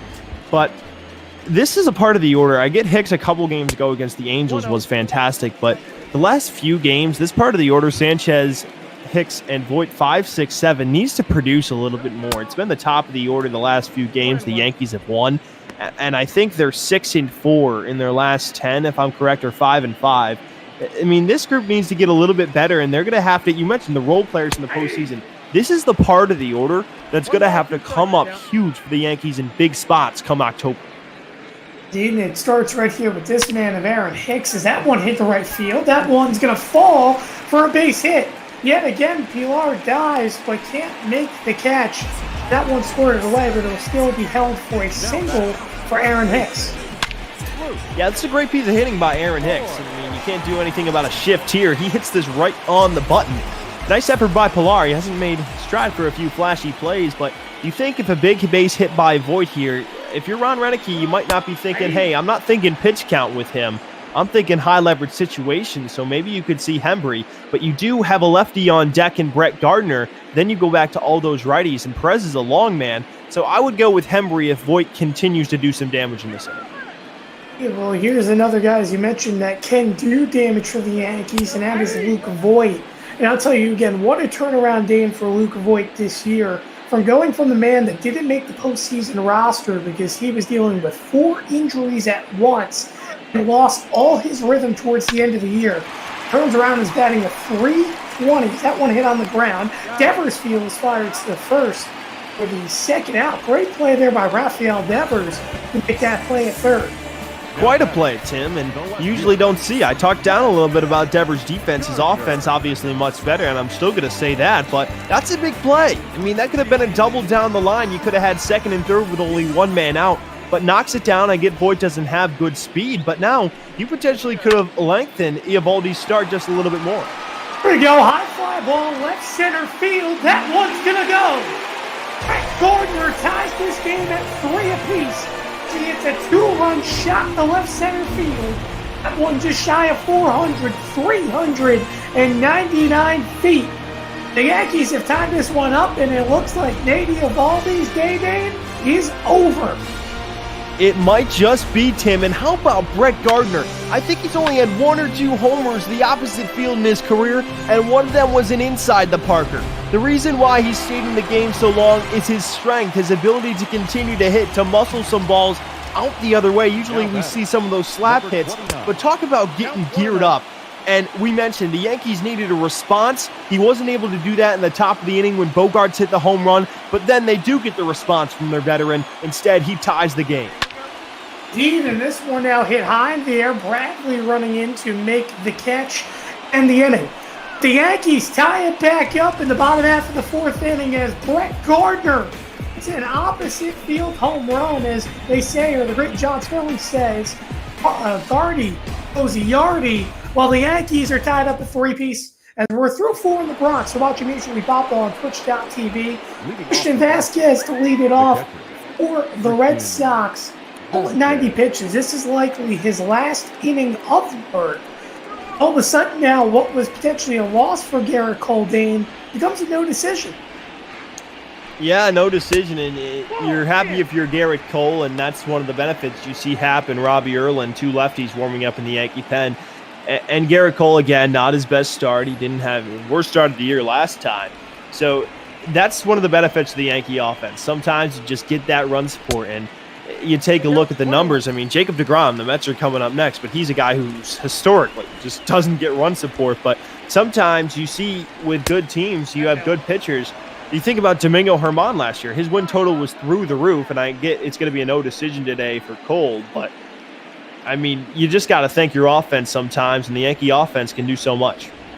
Indeed, well, it's not necessarily guaranteed a no decision because, of That's a good course, point. if Cole goes through 5, the Yankees score in the bottom of the 5th. I mean, I think it is safe to say after this inning, Cole will be out. I don't think the Yankees try to stretch it to 120 plus, assuming he goes 1-2-3, but that's not going to be the case, as it will be a leadoff walk for the catcher of Vasquez. You know, one thing as well for Vasquez that I didn't mention, obviously I know the offense, pretty average hitter. I'll tell you, he may arguably be the best defensive catcher right now in all of baseball. He only had 1 error last season and a 99.9 fielding percentage. He's sure-handed behind the plate. I wouldn't say the best arm. I think Gary Sanchez is a better arm. But in terms of blocking balls, doing everything correctly, fundamentally sound, that's Christian Vasquez behind the plate. For a long time, everyone knew it was Yadier Molina, but I think he's taken the reins as that best defensive catcher in baseball and having a better offensive season than he usually does.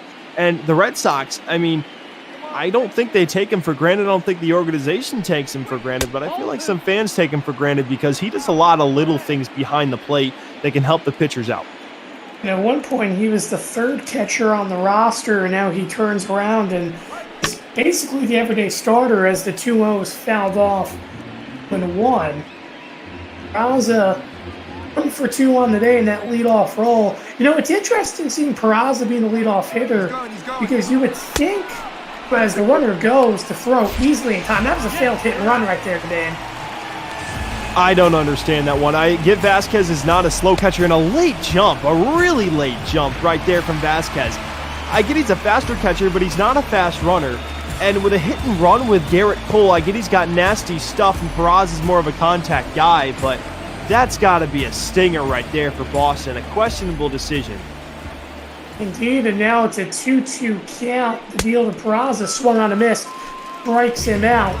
Garrett Cole, that 197, his 6th strikeout on the ball game. One again, blown right on by.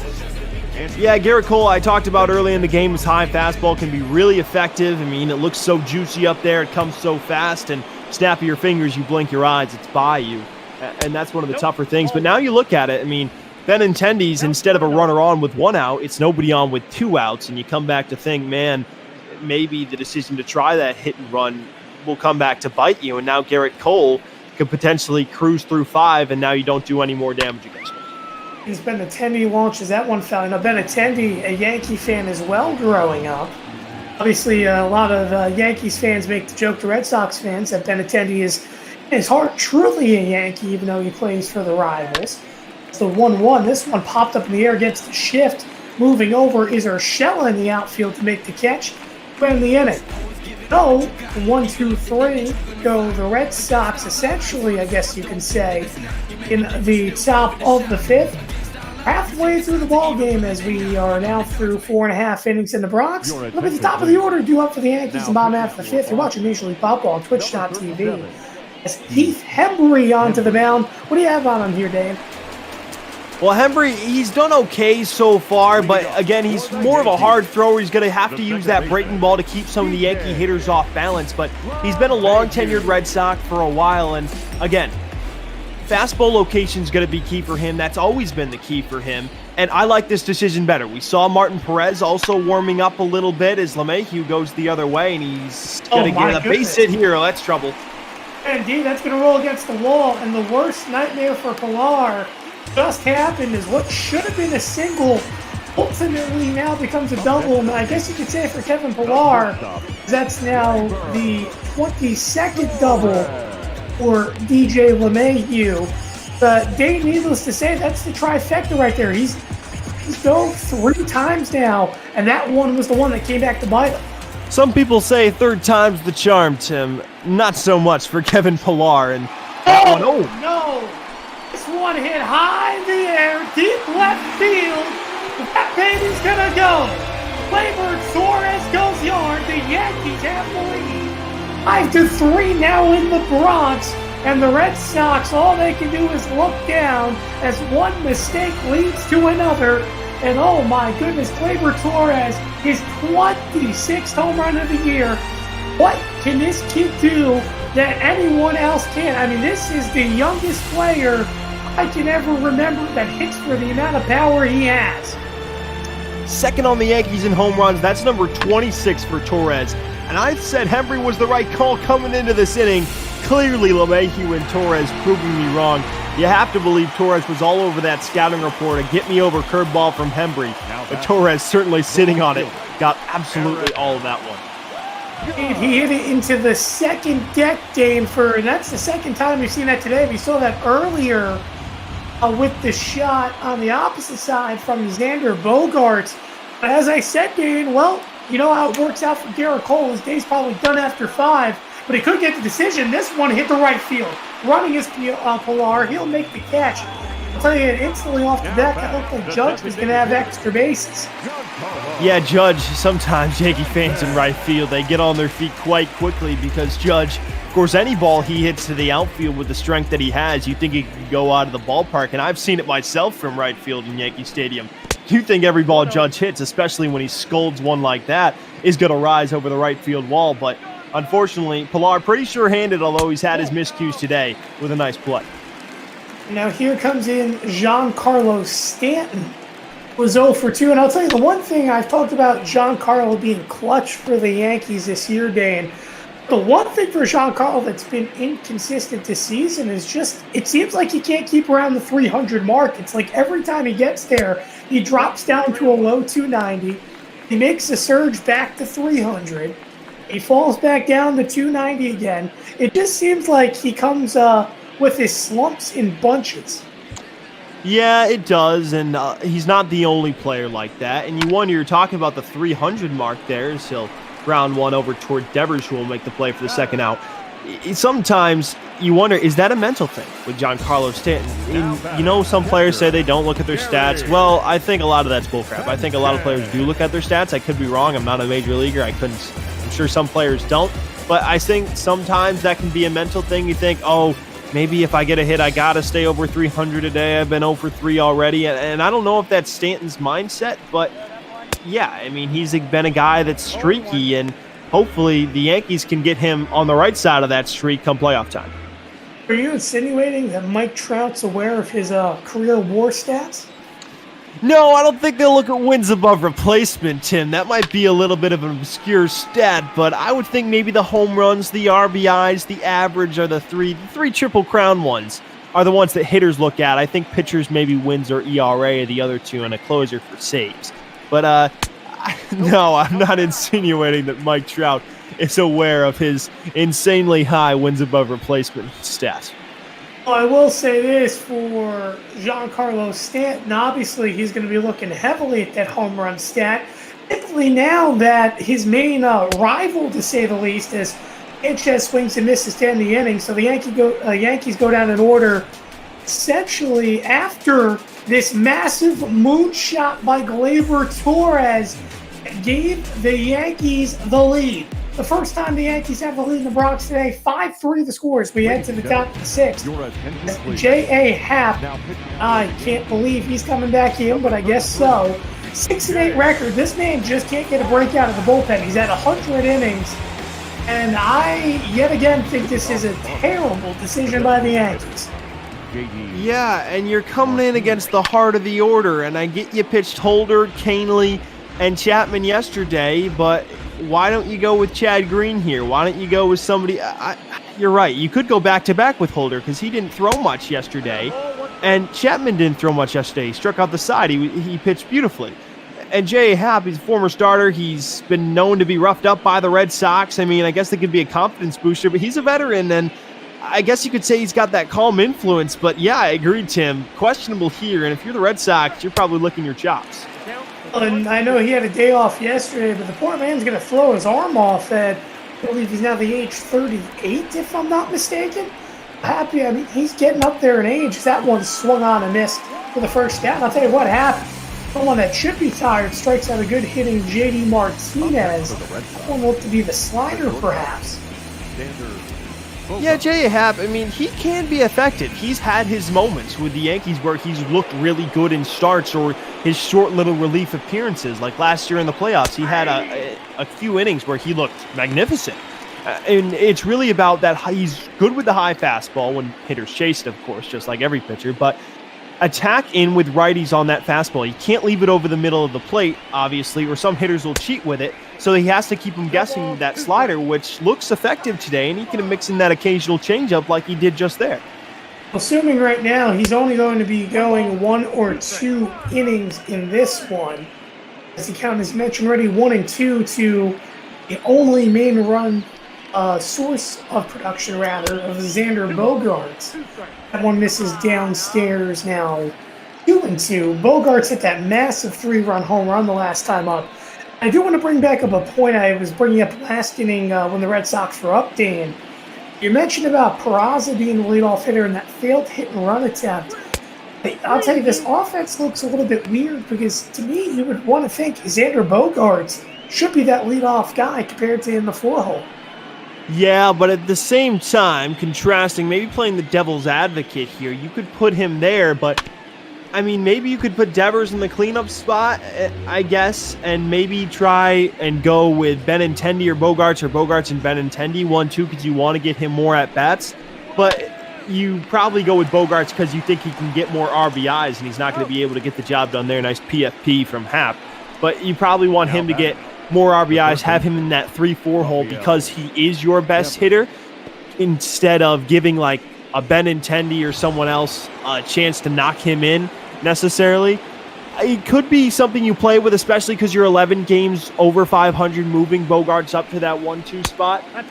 But I'm not sure about that. I mean, it's tough, especially when you have a guy like Mookie Betts out of the lineup. It makes it so much harder to make those decisions for Ron Renicky.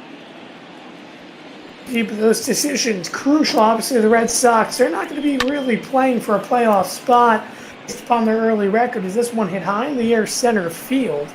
Hicks will make the catch and end the inning.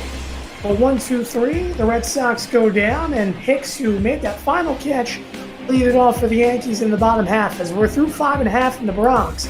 But Hicks, Voit, and Gardner do up for the Yankees. Watch immediately pop off on Touchdown TV. For the Yankees, the center fielder, Aaron Hicks to lead it off for New York. 5-3, the Yankees lead Garrett Cole in a winning situation for the moment as the first pitch is outside 1-0. Interesting enough, after allowing that 2-run home run, even though he retired the side after that home run to Torres, Henry's still out there for his second inning of work here.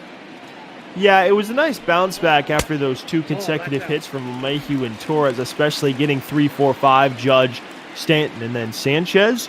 And if you're the Red Sox, I mean, you did use Matt Barnes yesterday. You don't want to overuse that bullpen. And you say, hey, you probably talked to him in the dugout, say, hey, I get you had the rough start, but you have your rhythm now. We saw you get out the heart of the Yankees order. So can you continue to get 6, 7, 8 out? I get Hicks had a hit last time, but not the hottest part of the Yankee order. And yet I say that with Brett Gardner hitting a home run in his last at-bat.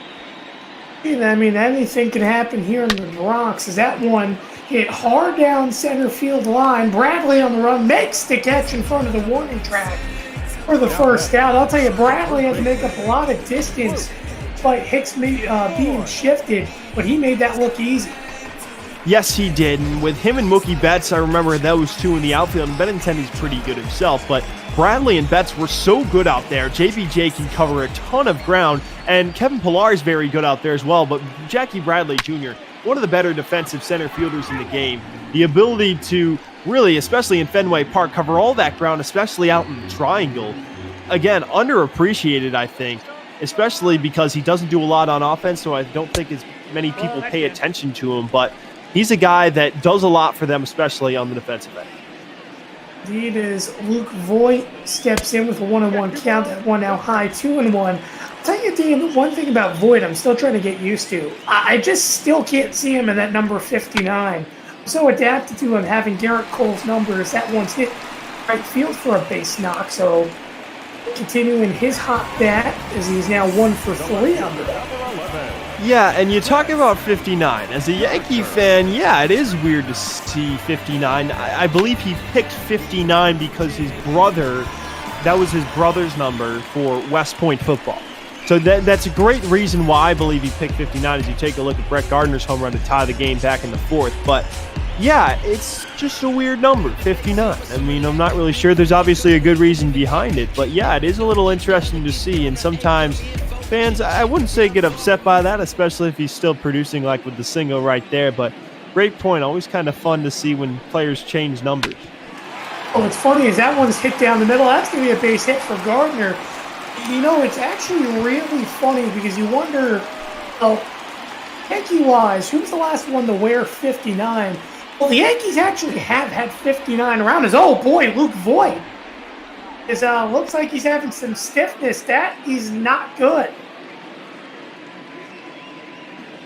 Yeah, that's going to be tough for the Yankees. Unfortunately for them, it doesn't look like going to be too bad. Looks like a few days will bring him back as good as new, as that's what the trainer believes. And he's going to be removed from the game, so not the end of the world from the Yankees. And they stayed healthy through most of the year. But it's going to be, so you see the pinch runner, it's going to be Andujar. And I don't know what the Yankees are going to do here. They might move. They'll probably put Andujar over at first. I don't think they'll make any changes, although LeMahieu can play a multitude of positions. But that could turn into something worse, and you hold your breath if you're a Yankee fan, because you think about last year. I mean, he had injury after injury after injury, and it's going to be tough, but they should have him back healthy and ready to go. Obviously, I know Voigt just got injured, but to go back to the point about the number 59, it's actually funny. Josh Bard is technically the last Yankee to wear number 59, but it was in a coaching role. So it's not like the number 59 hasn't been around for the Yankees, but he's the one of the most recent wear the number, as that one's down low 2-2. It's funny because typically we talk about players' numbers, not too much as coaches being the recent number. One swung on a miss for the second out. Henry, great pitch there on the high inside corner. And you talked about numbers, Tim. Aaron Judge actually was just given 99, I believe. I didn't think he picked that. And so it's just sometimes, and he played well with it, so he sticks with it, and now that's become like iconic with Yankee fans. And I think Clint Frazier wasn't 77 first, he was 30, then he was 77, and in fact, when Frazier became 77 and Judge became 99, the Yankees had another prospect in AAA by the name of Dustin Fowler, and who in his first major league game, I think, tore his ACL against the White Sox. God bless that guy. I mean, you wish the best for him. He got traded to the A's, I think, in the Sonny Gray trade. And I think he's still trying to work his way up in the majors and make a career for himself. But he was a good prospect, and he was supposed to be maybe the center fielder of the future. The Yankees weren't sure with how Ellsbury was struggling. And so Judge, Frazier, and Fowler wanted to do 77. Fowler was supposed to be 88, and Judge was supposed to be 99. Obviously didn't work it out that way. Judge is really the only starting outfielder right now, but nice little cool story. I thought that would have been cool if that happened. Is LeMahieu goes down on strikes to end the inning. And of course, Dan, I'll hand it back to you here for the seventh. The Yankees had a chance but couldn't get it done. But I do just want to finish one point quickly before I do hand it off, is that you see Andujar at first. You mentioned Aaron Judge's number. Do you actually know who the last Yankee was to wear number 99 before Aaron Judge? Tim, honestly, I have no idea. I'm not sure if I was even alive. Well, okay. Well, the first one I will say that did wear it, you were not alive for, I can guarantee, was the 1952. That was Charlie Keller, but that's actually not the answer. If you remember when the Yankees had their last World Series win, there's a pitcher by the name of Brian Bruni. Okay, I think I was like 9 at that time. I had a shirt, and they had all the names of the players on the roster on the back. And I remember it was like at the top, it was Brian Bruni, Jonathan Alabadejo, Alfredo Aceves, as J.A. Happ continues his strikeout ways with a strikeout right there. But Brian Bruni, name's familiar, but not a household name, to say the least. It was more of a middle reliever, as Happ yet again painting the knees. It's actually not very typical for Happ, because as we know, he loves that high fastball. Needless to say, gets the first down, and he'll face another lefty here, Jackie Bradley Jr. Bradley down the right field line foul. And you know what, Tim? I don't know. I mean, you bring him in last inning. Happ did get the job done, but this seems... I'm interested to see why they brought him in the 6th, because I would have brought someone else in the 6th, and maybe you bring in Happ in the 7th because you have 2 lefties there, and that's a better matchup. But Aaron Boone, questionable decision, especially with the 2-run lead, but so far so good for the Yankee manager. Seuss fouled back, and we'll do it again. JBJ, of course, with a nice catch out in center field that Tim called nicely, and we'll see 1 for 2 on the day. Bradley with a hit his last time up, looking to get a runner on, decent speed, and again, this is only a 2-run game. 5-3 was the score of yesterday's game. Another 1-2 pitch, and that's in on the hands, fouled back, and Happ's better going in on the hands with right-handers than he is with left-handers, and we'll see if he'll break out a slider here. Bradley hasn't been a Yankee killer, to say the least. He's looking to go up and away, and they do that. But it's now 2-2 here on Bradley. Expected him to stay here with the 4-seam, I think, high and end. And they go high and away, and they shift, and that's out toward left field. Tailing down the line, and it's going to be a fair ball. Just on the line, it's going to be a ground rule double. Gardner was shifted so far out toward left center field that he had to cover probably a whole football field to get to that one, and that's going to do it for J.A. Happ, and it's going to be Adam Ottavino. Tim, you said he hasn't been good so far this year. What do you think of this decision right here from Aaron Boone?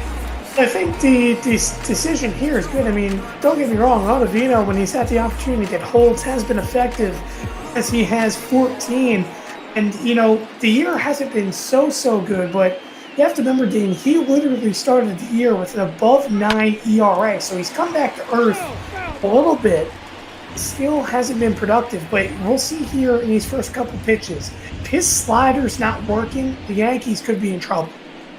Yeah, and that was one of the things. He wasn't good in the postseason last year because his slider, he tended to hang it. He didn't have that frisbee action that he usually does, and when he does have that, one of the best pitches from a reliever in baseball, no doubt, as Kevin Pillar steps in 0 for 2. He was 0 for 2 last time. As that one gets away from Sanchez, and Bradley heads up base running, takes third right there. That's a big base right there for the Red Sox, because now you're 90 feet away from making it a 1-run game. You gotta just get out here. I mean, you'll take 1 run. That's no big deal. The Yankees bats are confident they can put up more runs, but it's important. Get every out you can. Don't give Boston a chance to tie this game up or take the lead. I mentioned Pillar was over 2 yesterday, and then he came up with a big 2-run double that made it 5-3. A nice piece of hitting out toward right center field. The Red Sox could certainly use one of those nice pieces of hitting again. We'll see if Ottavino will go to that signature slider, 2-2 delivery. He does go to that slider, but it's going to be low, full count as Vasquez on deck. And you could walk Pillar and maybe try and set up a double play with Vasquez, but Pillar, if it's in the strike zone, likely swinging here. Sac fly again, like you said, Tim would do the job. They just want to cut it to 1, probably inch away at the lead, but the Yankees bats do feel pretty comfortable. 3-2 pitch, chopped slowly toward the right side. Going to be a tough play for Andujar. What a play! The backhand flip to Ottavino covering first. It'll be an RBI ground out as Bradley scores, but what a play by Miguel Andujar, who usually doesn't play first. That was not a typical ground ball to first. You had the pitcher trying to get over, but then you can also make the argument that Ottavino could have went over and even tried to make that play. Overall, a good job by Andujar, not only picking that ball, but then making the backhanded flip. I mean, that's not routine. He definitely, well, I guess the term isn't really flash the leather, because he didn't flash the leather there, but rather showing his flexibility. Sometimes that's what can get it done, the flexibility, the athleticism, and that can pay off. You don't really see necessarily a lot of uber-athletic guys at first base. You usually see more of those at shortstop, third base, the outfield, or maybe even second bases. But nevertheless, the Red Sox, they got a run out of it, so Pillar, job done if you're a Red Sox fan and you see it that way. And 2-1, Ottavino just looking to get out unharmed for the rest of this inning. It's the 9-hitter Christian Vasquez, and you're going to have to face the heart of this order again if you're Yankee pitching, but you do have Britton, you do have Chapman, who was so good yesterday, striking out 2 hitters with a slider and 1 with a nasty sinker to end it.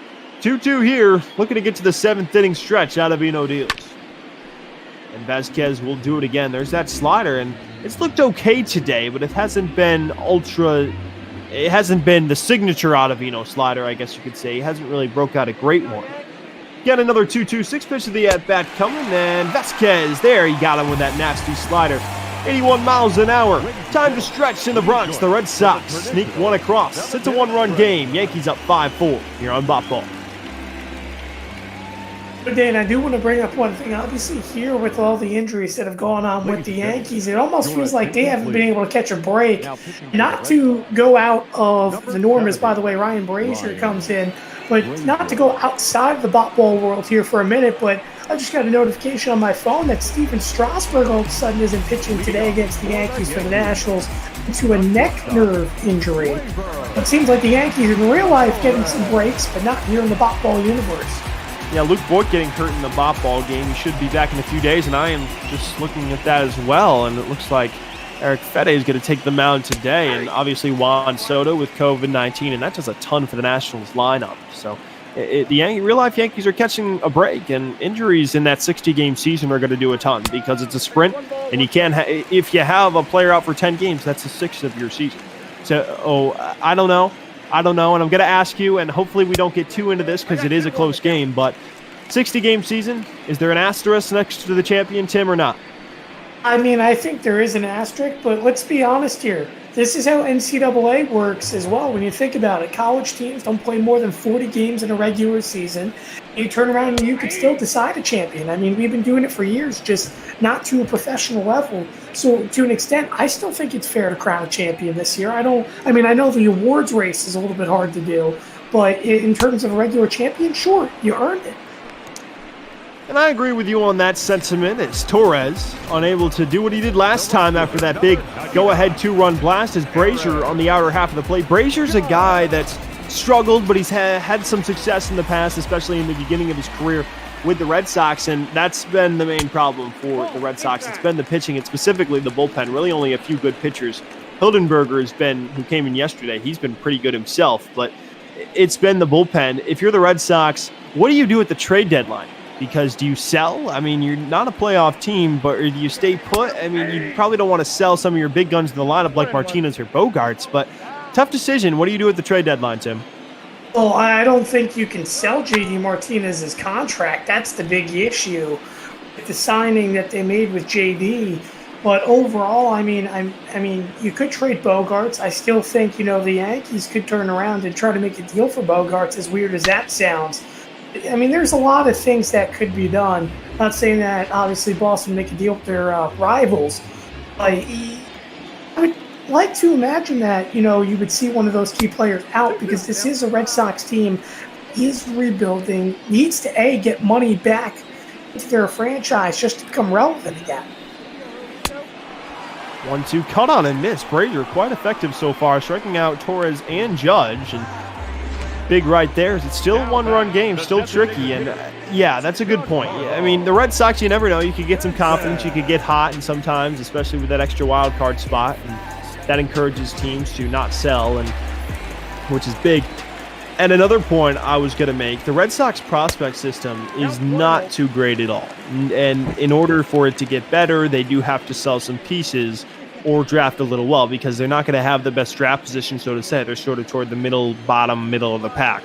So that's going to be a big thing. And speaking of the trade deadline, in the 60-game season, how many sellers are you going to have during the 60-game season? You're probably not going to have many at all, because every team's going to think they're in the playoff race with the expanded playoffs. Indeed, every team's going to think about it. But, I mean, here in the Bop Ball world, you mentioned, obviously, the Red Sox could get hot. I think the thing you remember, too, is that you're dealing with so many injuries. For example, the Chris Sale injury, you traded away David Price. This is almost a very typical Boston Red Sox, especially past the year 2000, where it's like you buy and sell, but they never focus on the farm system. It's about getting all these stars to come in, but then you can't afford these players, so you trade them all away and you rebuild again. Good point there, but how about Ryan Brazier? A 1-2-3-7, striking out the side. Torres, Judge, and Stanton, about as impressive as it gets. We head to the 8th. It's still 5-4 New York on Twitch TV. Now pitching for the Yankees. Now it's Zach Britton, the notable sinker baller for the Yankees. He did not pitch yesterday. Pretty solid year so far, 14 Ks, 13 walks. Better against righties than he is against lefties, actually. I like the decision here. You would think it'd be Chapman in the 8th then, or excuse me, Britton in the 8th and Chapman in the 9th, but you do have Canley warming as well. I'm interested to see how the Red Sox, again, trying to answer and mention Aroldis Chapman up in the bullpen. It's good to see Chapman back, Dane, through after what is a scary, scary injury with that herniated disc. It's good to have him back and in rhythm, and Zach Britton as well coming out and throwing the eighth. It feels like the Yankees are starting to get back to their norm because, not to, again, discredit Tommy Kahnle, but man, did he struggle as a closer for the Yankees? And that just tends to be the kind of deal everyone, with the exception of Chapman, since the Mariano Rivera era, that's coming to be a closer, hasn't been consistent. The one other guy who would say was pretty consistent was actually Rafael Soriano for a couple of years. But yeah, you're right. No, really, other than Chapman, no one else has really been pretty consistent as Britton finally throws his first strike. Top of the order he's facing. And yeah, I would say Kahnle's better in a 7th, 8th inning role. He does have that nasty changeup and showcased it yesterday in a nice bullpen performance. And, 3-1, way out of the zone. Hopefully for the Red Sox, it doesn't come back to bite Peraza. There's a nice sinker there. Big full count because Peraza with decent speed don't want to let the leadoff man get on. Britton moves the hands together in the pitch and inside, but looks like it clipped Peraza. So the leadoff man does get on. You take a look, but the question is, I don't know, did his hands go around? Did he swing? It certainly looks like he was hit by it, and that's a tough one. To me, it looked like he went around. I don't think that should have went as a hit by pitch. To me, it definitely looked like he brought that bat around. And sure, you can make the defense that he's trying to quote-unquote get out of the way. You don't bring the back hits around like that. Now it looks like you're going to try to bunt, and that's going to bite him in the butt. Wow. Bunting's kind of a lost art in baseball. And, I like the decision there, but how many guys, how much have the Red Sox really bunted before? Are they a bunting team? Have they done this before? How much practice do you really do bunting? And I could be wrong. They could do this a lot, and it might just have been a blown mistake by Benintendi. And you try to get a runner in scoring position with JD Martinez. I like the idea. But I just don't. Again, bunting's sort of a lost art, and I question that decision because you don't see it that much. As the runner goes, throw to second, not in time. So it's almost like the bunt is taken away there. As Peraza says, hey, I'll get you back, Benintendi, as he takes second right there. That's a big stolen base. It is a big stolen base, and I guess you could say bunting is a lost art, but in real life now, it's more important than anything, especially with the new rules with extra innings. I think that's another thing to remember. Obviously, here in Boppball, much different because we're in the basic baseball standards. I think it is starting to come back in baseball for that exact reason in real life. And, we're going to start seeing more and more teams do it. I mean, the Kansas City Royals, I know they struggle, but it seems like they drop down a bunt every single game. Even the Washington Nationals. Yep. Watched Adam Eaton drop down bunts 4 times in a game. She went 3 for 4 with singles. So it's definitely possible. It is possible, and I was thinking, as a walk to Martinez, that'll set up the double play in order for Bogaerts, but now a couple runners on, and the game-winning run for the Red Sox, or the go-ahead run, is on first. A dangerous hitter, Bogaerts has already gone yard for a 3-run blast, and a great point there, because you think with the universe of DH now, in the regular game, you think there'd be less bunting because pitchers are gone. Well, yeah, now you have runner on second base, nobody out. That bunt, runner on third, 1 out, I mean, every single time you would figure teams would do that unless you have a power hitter at the plate, which makes things a little bit more difficult as Bogaerts goes after the first pitch, a sinker. Hits it foul. Not good career numbers, 1 for 10 with 3 strikeouts. And Britton's a sinker ball guy, and sinkers create ground balls.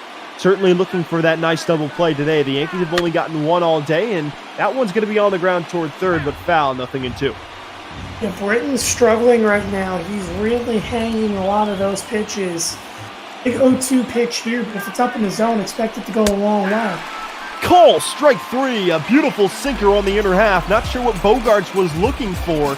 A huge strikeout for Britton, and the Yankees 1 out away from getting out of trouble. Well, I guarantee you he wasn't looking for the sinker Dane. He was looking more for the breaking ball or the splitter that's thrown by Britton. And a good pitch there by Britton to answer back. Now you got to get out Devers here, a lefty-on-lefty matchup. This is huge for the Yankees, and it looks like there's a chance they could escape out of this inning. just maybe a base hit would likely tie it, and then this game could get really interesting. We're talking maybe a potential extra inning game. You never know. We're already late into this one.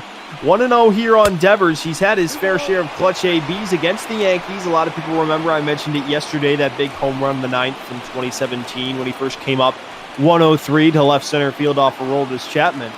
Wouldn't expect him to turn around one of those sinkers here, but you never know. And Britton again, third hitter he's been behind 3-0. Peraza, Martinez, and now a lefty in Devers.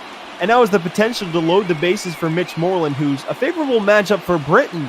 But again, shaky, as you mentioned him, unable to find the strike zone, and he did not go. So a 4-pitch walk to Devers, and now the bases are loaded here for Mitch Moreland. You've got to go to Tommy Canley here. If I'm not mistaken, you have a righty coming up.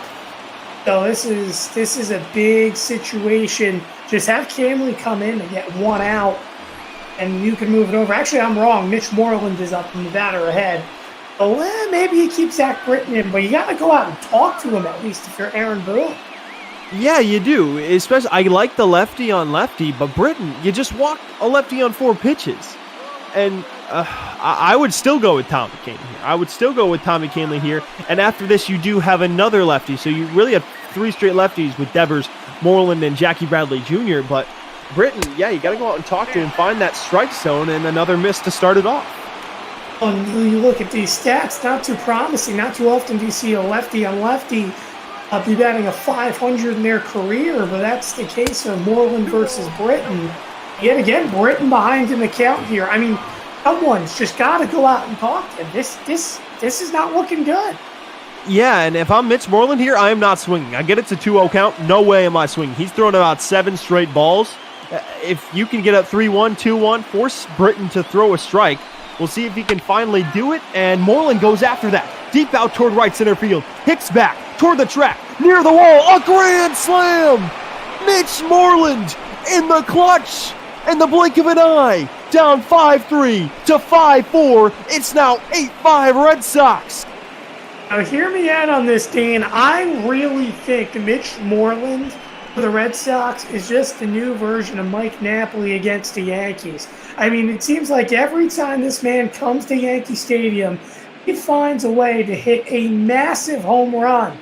That one is a grand salami into the right center field pen. And again, Britton, that one hung right belt high over the outside corner. And indeed, watch that baby land into the bullpen right in front of Tommy Canley so he can go pick it out and then come into the ballgame. Actually, rather Dan Otero come into the ballgame. But still, either way, the Yankees, they're going to regret that decision. Yeah, they would. And again, we both said it. Bring in Tommy Canley. I don't care about the lefty-on-lefty matchup. The one strike he throws over the plate, Moreland goes after it and gets all of it. And now the Yankees, the Red Sox look in position to force a rubber match tomorrow on Sunday. And you talked about playing down to competition. The trend continues for the Yankees. Certainly have the offense to come back in this one, but it's going to be tough now. You're down 3. I love Sunday Night Baseball. That's what it could come down to. But both of these teams, again, doing a back-and-forth game. And, the Yankees hit those home runs to come back. They did it in back-to-back innings, in the third and the fourth. I don't really know what happens now, Dane, when you look at it. The Boston Red Sox, pretty solid setup in relief. It's going to be very hard. It is going to be difficult indeed as Bradley swings through that 2-2. Otero just looking to prevent any further damage. The Yankees, this has got to be stunned. They got to be stunned. Their fans got to be stunned. And you're really going to see a lot about this team. I get they only have 6 outs left to go as Bradley, and that's going to be pulled over by Torres. A nice play, and that'll end the inning, but not before the Red Sox take the lead. One swing of the bat, 4 runs on the board, and a 3-run lead for Boston. To the bottom of the 8th, the Red Sox back in front by 3 here on Bop Ball. You mentioned a solid setup. This guy hasn't been solid at all. It's Brandon Workman, 11 for 16. He's out of the closer spot now. He's been shaky all year. If you're the Yankees, I don't know about this one, Tim. This is a chance to get back into this one here with an opportunity.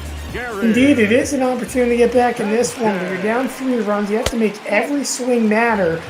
And again, you have to work Workman a bunch. Obviously, see Josh Taylor and Matt Barnes, who in my opinion should have been the guy out here in the 8th inning to come in and pitch. But overall, I mean, right now for Boston, you have to maintain the lead. And for the Yankees, Dane, this is starting to become yet another story that we keep on mentioning time and time again. You face a struggling ball club, and yet you find a way to lose a ball game. It's starting to fall that way for the Yankees another time. It is starting to fall that way, but can't say that just yet. And if I had to predict, I would think the Red Sox would hold on. But like we said, Brandon Workman has been very, very difficult for Red Sox fans to watch on the mound this year. Is a big 2-1 pitch. Don't want to get behind a Sanchez, and he'll foul that one off 2-2. It's really important they get the leadoff guy.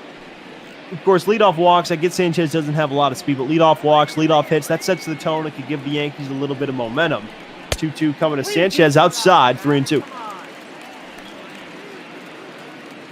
Now, if you're Gary, you've got to sit back, look for a fastball here from Workman. Honestly, every base runner matters. It does, and a beautiful take. Usually we've seen Sanchez chase at that in the past, but the Yankees trying to create a rally of their own. They have the leadoff man on with Aaron Hicks already with a hit today coming to the plate. That's a great job there by Gary. That's I guess as they would say, a major league take game. Breaking ball down low, it's definitely an easy one to chase, but he didn't. Now here's another guy, especially against right-handed pitching, that doesn't really chase at pitches over the outside corner, and that's Aaron Hicks. If he can find a way on, I'll tell you what, this could be setting up for Brett Gardner yet again.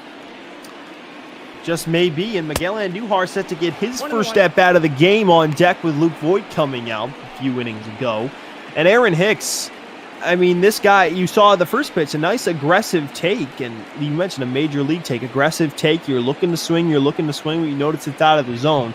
Why bite on it as the 1-1 here to Hicks. Breaking ball, and that's pulled well down the right field line. Foul, 1-2. Workman is going to have to get that breaking ball going. He hung that one as Hicks probably looking for a fastball here just as Sanchez was. 1-2 delivery, and that's popped up. It'll be a tough play for Moreland near the Yankee dugout, but he'll have room. The benefit of the draw for Boston, a big first out. Indeed, Moreland hyper open there near that Yankees dugout, but making the catch right in front. Now, Andujar, who again sat on the bench, has had a struggling season average-wise. He can still hit for extra bases if he gets a pitch in his hot zone.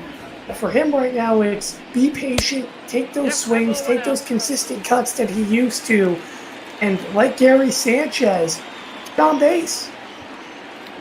Get on base, and the Yankees, of course, Workman's looking for a double play, but get on base, continue the inning, and get the tying run to the plate. And Brett Gardner, you never know, the Yankees still with a great offense, and this could be one of the wins if the Yankees find a way to come back and win this one that they look back on, saying, hey, we dealt with adversity, we can come through this.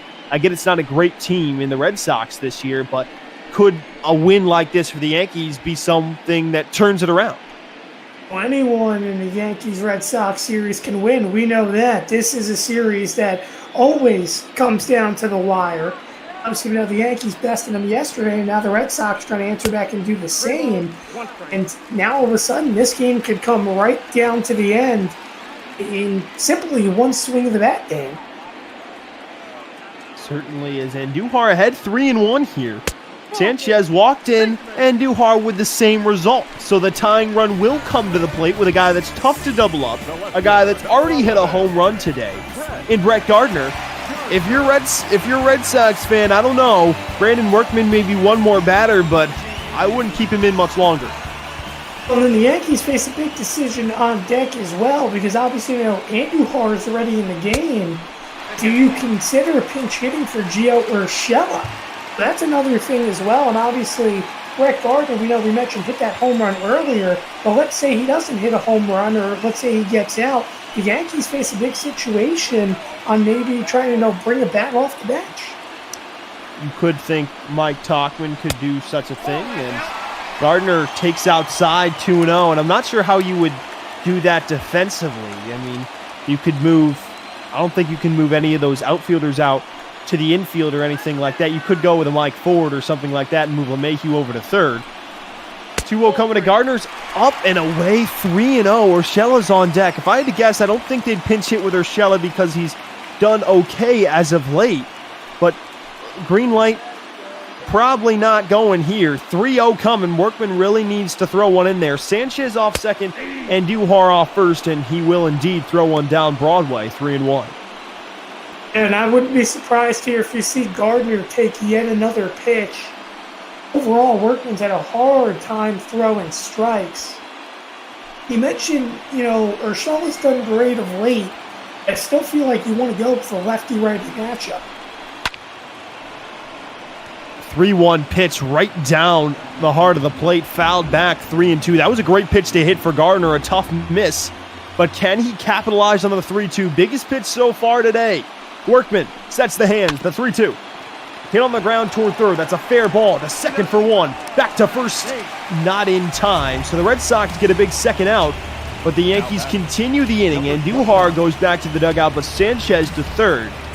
You wonder, maybe could Devers have stepped on third here and then gone to first? Would they have gotten the double play quicker there? It seems like they could have. Yeah, indeed they could have. And they were playing essentially no doubles defense as well down the line with Devers. I mean, really holding the line tightly. So definitely a huge missed opportunity there by Boston, as you could be looking for them to get out of the innings. Now Austin Bryce comes. This is another interesting situation. Yeah, Bryce has been good.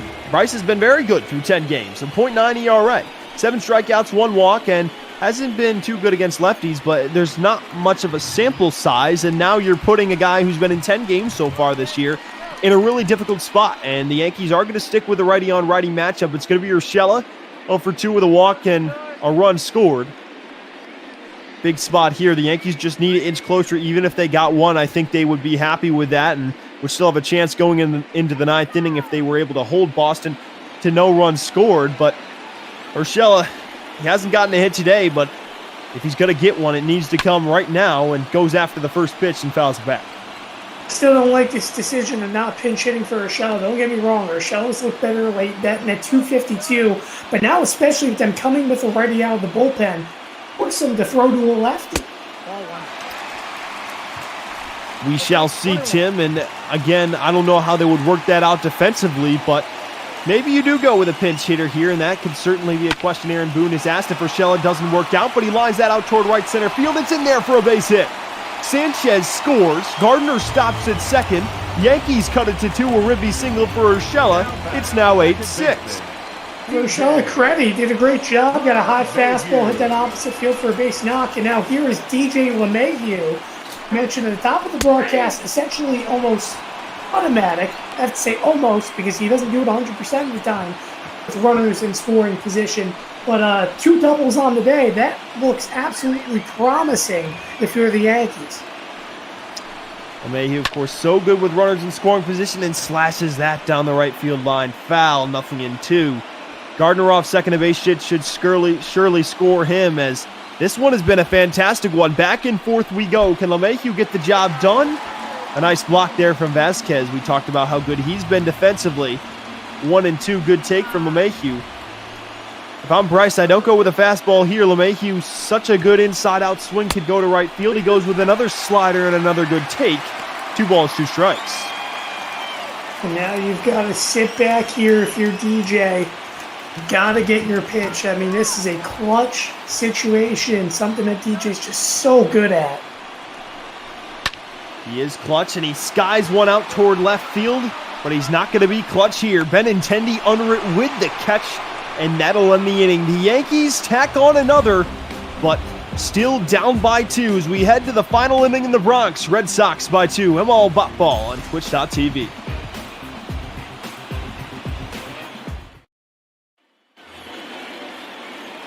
To the top of the 9th we go. It'll be 8-9, 1 Pilar, Vasquez, and then Peraza.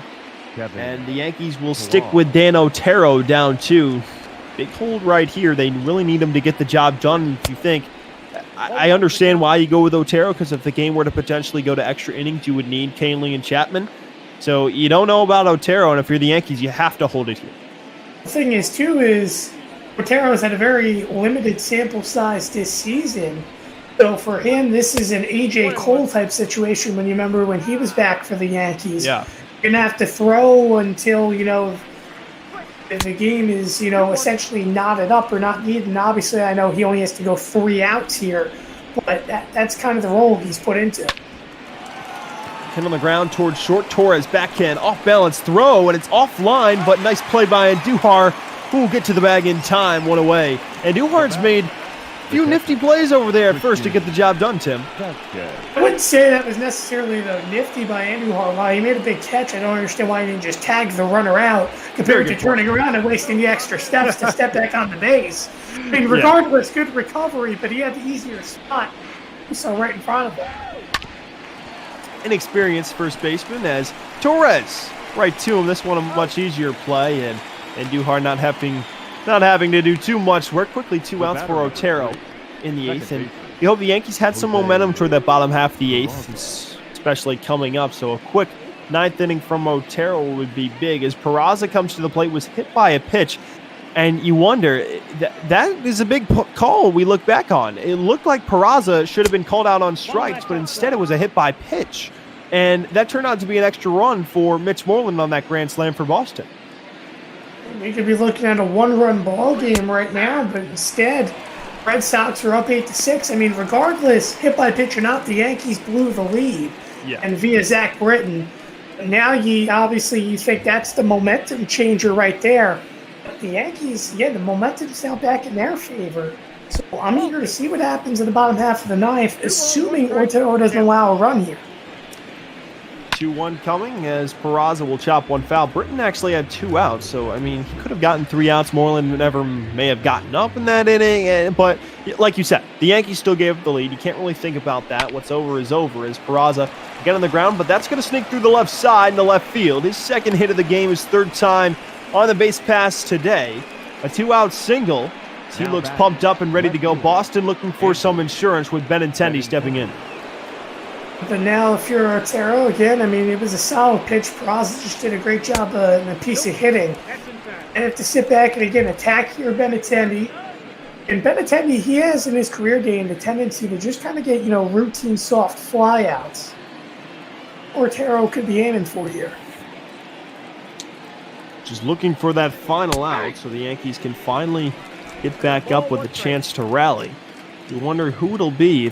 Don't think the Red Sox would stick with Austin Bryce as throw over to check on Peraza at first. And maybe Matt Barnes, maybe a Josh Taylor. If you're Boston, Tim, who do you go with in the 9th? I would like to think you're going with the man you just warmed up, Brazier's. Looks like the inning's going to end. And it will end. Andujar grounds to first, and that'll do it. We head to the bottom of the 9th. Red Sox holding a 2-run lead over the Yankees. Last licks for the Bronx Bombers coming up. ML Bot Ball on Twitch.tv. Dave, let me ask you, do you believe in miracles? Because I do. Now pitching for Boston. You never know, and it is Josh Taylor who's been arguably the best bullpen pitcher. Workman was the closer early on in the year. He did terrible, and Taylor's been 14 of 17, not too bad, but you look at that ERA, 1.08, so they do go with the lefty, but it's going to be 3 lefty on righty matchups to start off the inning. Torres, Judge, and Stanton. Not an easy task, to say the least. Especially with Stanton batting a .450 to open up the year against left-handed pitching. This is the hardest 3 outs Boston may have to get all season long against a bunch of guys who love to mash southpaws. Yes, they do, and I believe Brian Brazier was able to strike out the side against these 3 last time. We'll see if Taylor can do the same. Likely not, as it's 1-1 here on Torres. They known for smashing lefties, and like I said, the Yankees, this would be such, I think, a confidence booster for this team. And I get they're playing down to competition, but the ability to know that they can come back in these type of games where their pitching isn't too great. You looked at the starting pitching matchup, you assume, man, this is going to be a game the Yankees are going to dominate. They got Garrett Cole versus Nathan Eovaldi. And instead, you look at the scoreboard in the 9th inning, it's 8-6 Red Sox. Not something you would expect. Indeed, and the other thing too is it's funny, you look at Josh Taylor being the closer. Another person that we also forgot to mention is Matt Barnes. We haven't seen him come in. Indeed, as Torres stays alive. 1-2 breaking ball fouls it off toward the right side. Yeah, Matt Barnes is another guy. If Taylor gets in trouble, you would assume you'd go with Barnes. And if Taylor struggles, you wonder maybe Renicky should have gone righty-on-righty matchup, as that's inside 2-2. The more you work him, the harder it gets for Josh Taylor.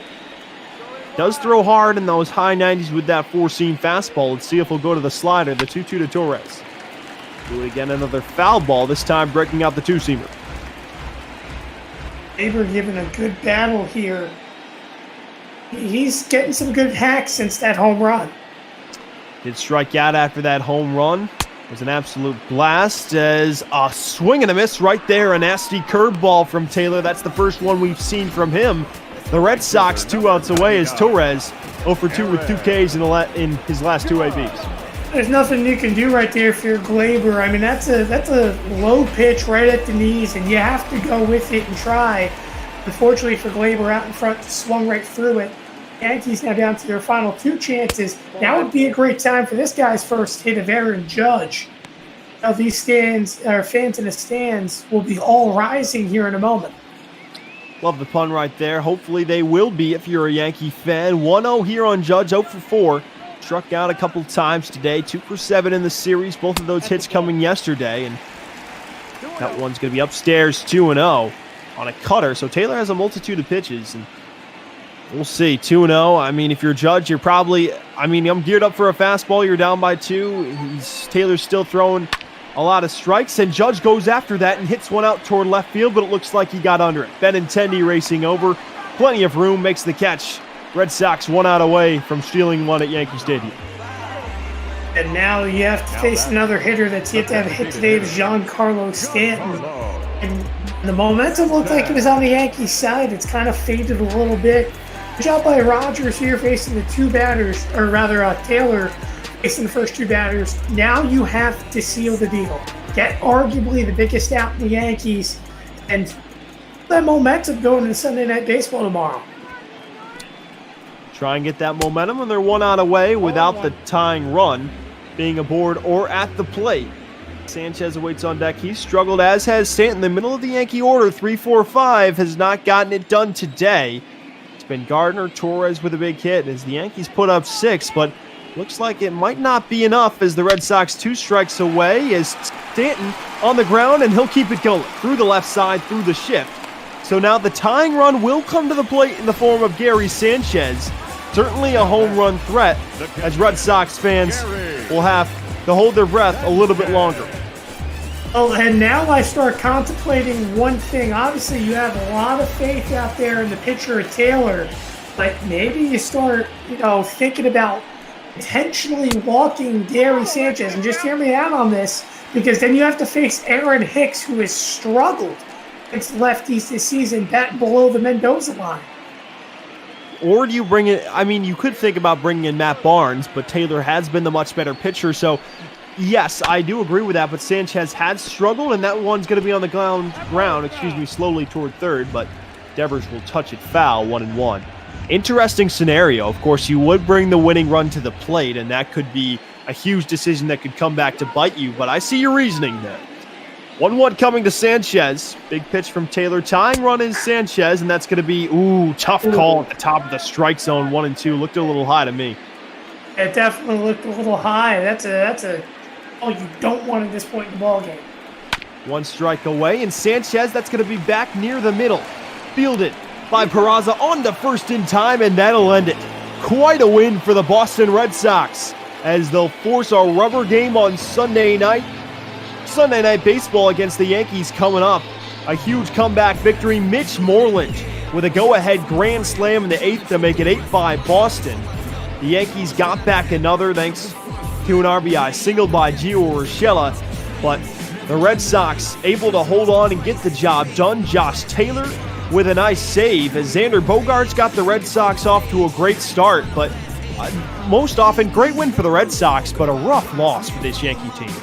It's a rough loss, but it goes back on the fault of Aaron Boone for keeping Zach Britton out there after he was struggling. The whole stadium, including you and I, called it, Dane.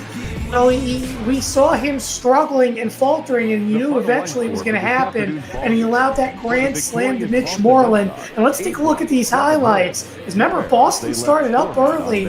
that 3-run home run from Bogaerts, and the Yankees, of course, they would answer back, and at that point, we thought the Yankees had it for Garrett Cole. Yes, we did, and you saw Xander Bogaerts just turn around a fastball. He's been the best hitter all year for Boston, and then Torres, the Yankees, hit one on the board in the bottom of the third. It was 3-1 at that point, and we thought the Yankees would have it for Garrett Cole. And how about this? We usually don't see Brett Gardner go toward the opposite field. Again, only a couple opposite field homers in his career, but going yard. Big home run, making it 3-3. Then later, we saw the Yankees would take the lead. Gleyber Torres tough at the end of the game, but big home run here. We thought that would do it for Garrett Cole. As you mentioned, 415 feet. That was a bomb, Tim. And that absolutely was. He sat back and got all that 1-second deck shot. Unfortunately for the Yankees, it just wouldn't hold. As you see, Pilar here getting a ground out that resulted in RBI. Put them down 1, but as we know, that wouldn't be the end of it for Boston. It would not be the end of it. That was the top half of the 7th, but it was the top half of the 8th that would get the job done. Ottavino snuck his way out of the 7th. Then with 2 outs, Mitch Moreland, 2 outs, but 1 gone, out into the right center field bullpen. That would score for a grand slam, 409 feet, a juicy 2-0 count, and the Red Sox first baseman capitalized, making it 8-5. Then it was Gio Urshela lining a single into center. You thought the Yankees might have some momentum back, making it 8-6. But again, Tim, the Yankees unable to get it done here in the 8th, and then the 9th, they couldn't get it done either. Indeed, for Moreland, that was huge. And I do want to say one thing as well. That was his 53rd career go-ahead home run and his 4th career grand slam. That's ultimately big for Mitch. And then you see here at the end, Gleyber Torres, he struck out on a curveball late.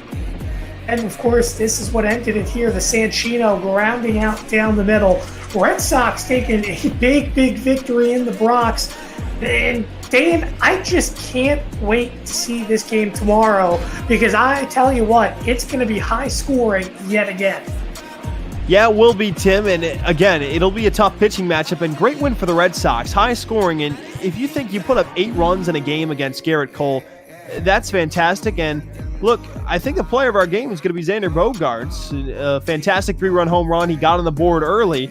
And again, it's going to be interesting to see tomorrow. You saw Luke Voigt. You hope he's okay. But again, a tough loss for the Yankees and a big rubber game tomorrow. If you're the Yankees, you really need to bounce back. On deck, we just had some AL East action. Next, we're going to have some NL East action with Justin Rock with the Mets and the Phillies. That's coming up right after us. But if you're the Yankees, how do you bounce back here, Tim? I mean, it's about burning the bats tomorrow. You're going to have to sit back and just take it one game at a time. Another loss, that really helps the Rays, trying to dig back in this division. But you have to come out with the bats tomorrow. You have to slap Boston around, because there's no more jokes now about playing against struggling baseball teams and not being able to pick out wins. I'm eager to see as well, the Yankees, they're going to have to make more trades, I feel, to better out this bullpen in the long run, because it just has not worked out to this point in the season. Yeah, it hasn't. And coming up, again, we mentioned Justin Rock, Mets and Phillies. How are we doing today, Justin? Doing fantastic. Great job on the call in the Bronx, and looking to follow suit here in Philadelphia.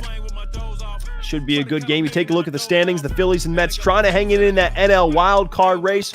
Should be a good one as we send you out to the city of brotherly love with the Mets and the Phillies. Justin, it's all yours, my man.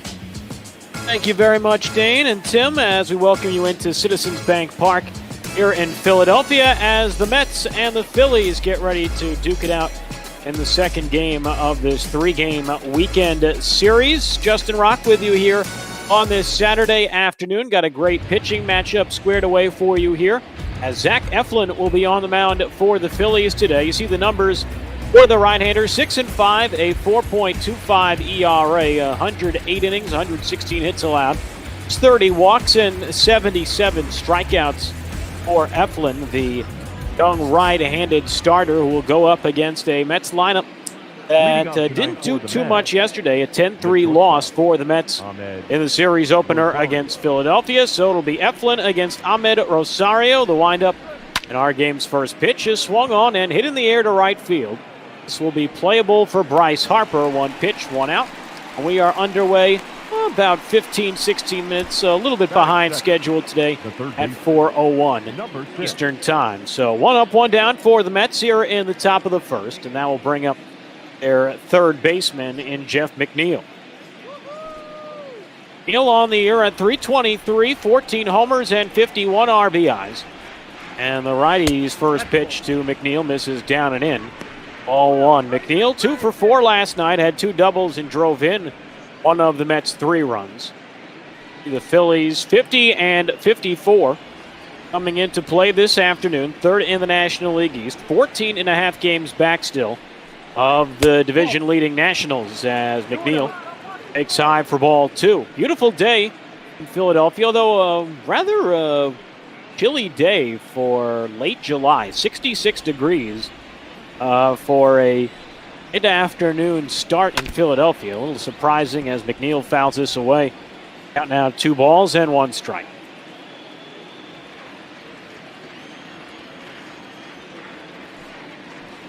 Now the righty Eflin winds and comes home, and McNeil fouls this one away again.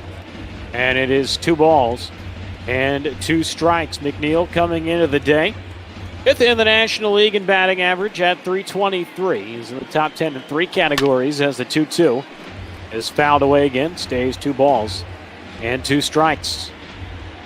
Eflin last pitched for Philadelphia back on Monday.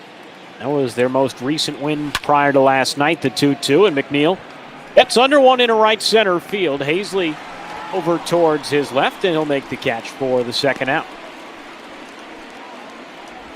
So 2 away here in the top of the first, and that'll bring up the Mets' number 3 hitter, Pete Alonso. As we round out the rest of the Mets' order, it'll be Michael Conforto in right, Yoenis Cespedes in left, Robinson Cano at second, Wilson Ramos behind the plate, Brandon Nimmo in center, and the ace Jake deGrom on the mound for New York. See the splits for Alonso this year, heavily skewered towards left-handed pitching as Alonso laid on the fastball. It is 0-1. Alonso got off to not quite as roaring a start as you would imagine, but the production has picked up as of late. 71 RBIs now. 0-1, and Alonso takes high, 1 ball, 1 strike.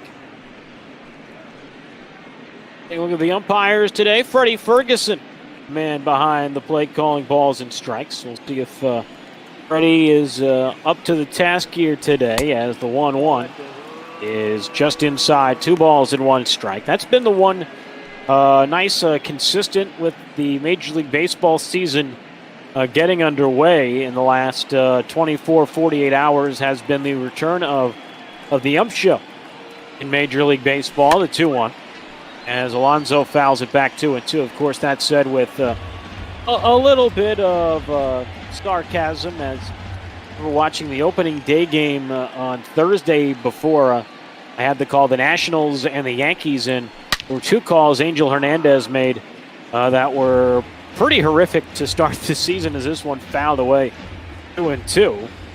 Hernandez getting a chance to be a crew chief in Major League Baseball this year because of the amount of umpires opting out of this season due to COVID-19. As Alonso strikes out, chased a pitch off the plate to end the inning. Eflin has his first K. Mets go in order after a half. Mets nothing. And the Phillies coming to bat.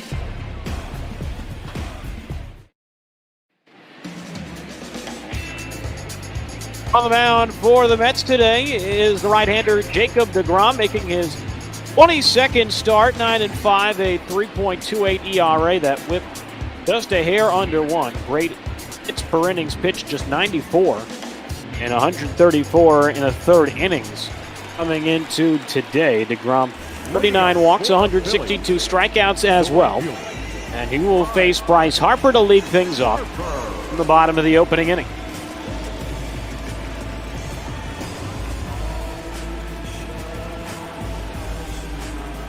The numbers for Harper, 258, 15 homers, 46 RBIs for the right fielders. Had a nice bounce-back second season in Philadelphia after a rather tumultuous first campaign in the city of brotherly love. As deGrom's first pitch of the day is in for a strike. 0-1. Mets 47 and 56 in the NL East, 4th in the NL East. Placed behind the Philadelphia Phillies, who enter the day in third. Mets 17 games back of the Nationals as Harper chases one off the inside corner, 0-2. Right-hander working quickly, the 0-2. And deGrom hits him. The slider slipped out of his hands and circled too far inside, and Harper ends up wearing it just to the right of the number 3 on the back of his uniform. And Harper is on. Lead off in the bottom of the opening inning. Not exactly how deGrom had hoped to start his day, but the leadoff man 0-2 before drilling him with an off-speed pitch. That'll bring up the Gold Glove catcher JT Realmuto, and he fouls this one away, 0-1. Mets and Phillies still somewhat in the NL wildcard race, albeit they have a lot of ground to make up. The 0-1 deGrom with a quick pitch here, and this one lined into right center field, a base hit all the way into the gap. Nimmo able to cut it off. That will hold Harper to just third base. It's a double for JT Realmuto, and the Phillies have runners at second and third and nobody out. But growing up in the New York area, I just got breaking NFL news courtesy of Adam Schefter.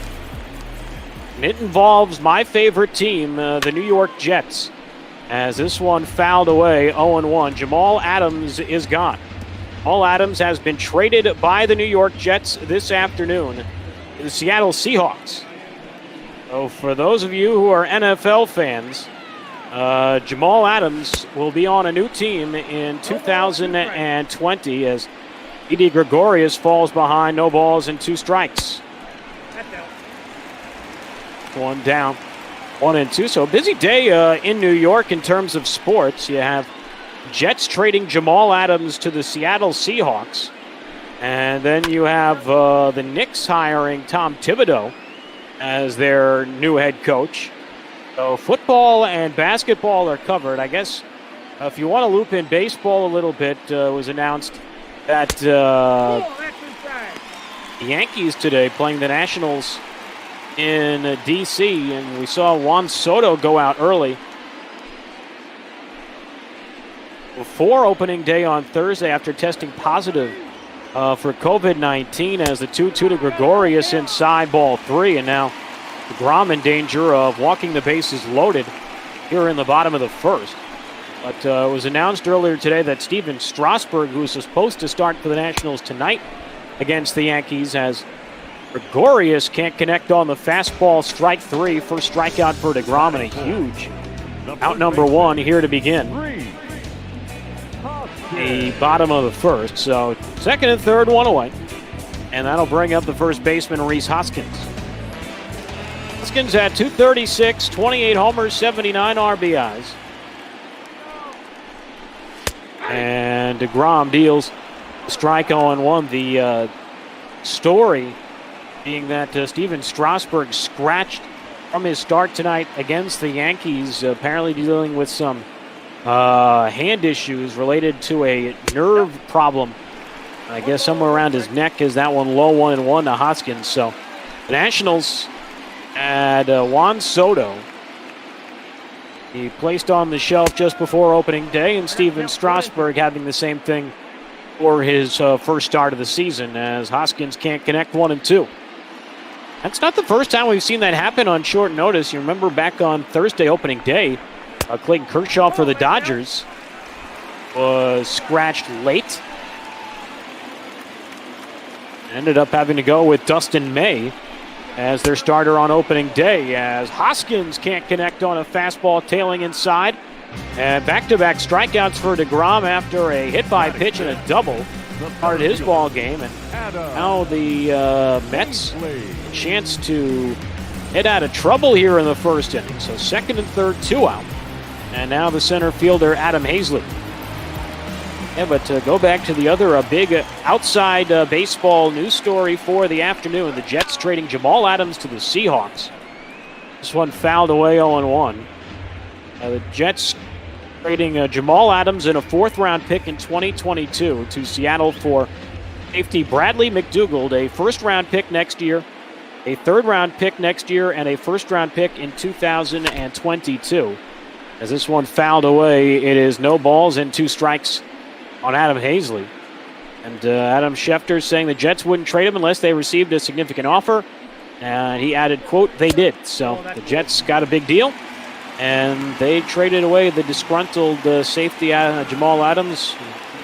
Between him and Odell Beckham Jr., a couple guys from LSU who do a lot of talking. Very talented, but do a lot of talking for guys who have won diddly squat in their collegiate and professional careers. As this one hammered into right by Hazley, and Conforto able to track back and make the catch and end the inning. And the Phillies trained a pair of men in scoring position here in the first. We're through one in Philadelphia, no score.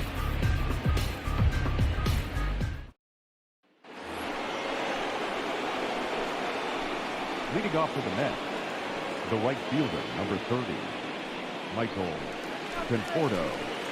Michael Conforto made that nice play to end the bottom half of the first. He'll lead off for the Mets in the top of the second against Zach Eflin. Our New York in order in the first, but will not do so in the second, as the first pitch he throws is rolled into right field for a base knock.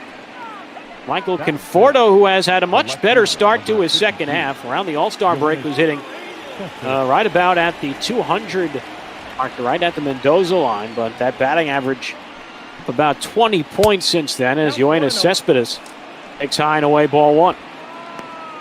Cespedes, 221, 9 homers, 27 RBIs. Those who watched the Mets on opening day yesterday in the real world saw Cespedes hit his first home run since 2018.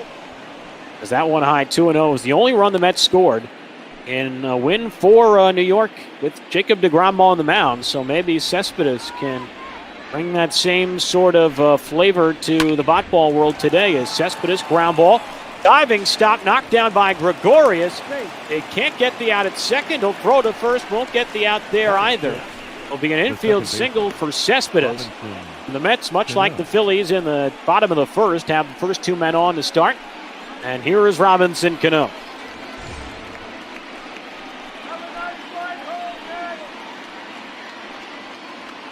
See the struggles for Cano as of late. Just 2 for his last 28 coming into tonight. See the 245 average, 17 homers, and 36 RBIs for Robbie. And Eflin's first pitch to him is a strike on the inner half. It is 0-1. Cano did have one of those 2 hits in last night's game, was 1 for 4, but did ground into a double play and was caught stealing the 0-1. And that pitch, a high fastball, fouled off. 1-2. Phillies a 10-3 win. In yesterday's series opener, they had 4 home runs in that ball game as Cano takes high for a ball. 1-2 now on the Mets second baseman. Phillies had a 1-run lead going to the bottom of the 7th before they erupted for 6 runs to really put that game out of reach. This is a double play, ground ball to second. Harrison to Gregorius to Hoskins, double play. 4-6-3, and just like that, the Mets potentially squandering their chance in the second. Now it's a man at third and 2 away. It's just a pitch down and in on the hands of Cano, and easy turn for a veteran middle infield. Harrison, Gregorius, and then I guess he's trekking towards veteran status, Rhys Hoskins, as Wilson Ramos, who's had a abysmal month of July, hitting just 200 with 2 RBIs, about 100 points less than what he did in the previous month. But he has a chance to give the Mets the lead here in the second inning. Runner at third and 2 out. Eflin's first pitch is in for a strike, 0-1. Ramos 0 for 4 last night, hitting at .252 on the year. It is 1,000th career game last night as the 0-1 is a jam shot into right field. Harper coming on, and he'll put it away to retire the side. But the Mets get no runs on 2 hits, no errors, and because of the double play, 1 man left after 1.5 in Philadelphia, no score.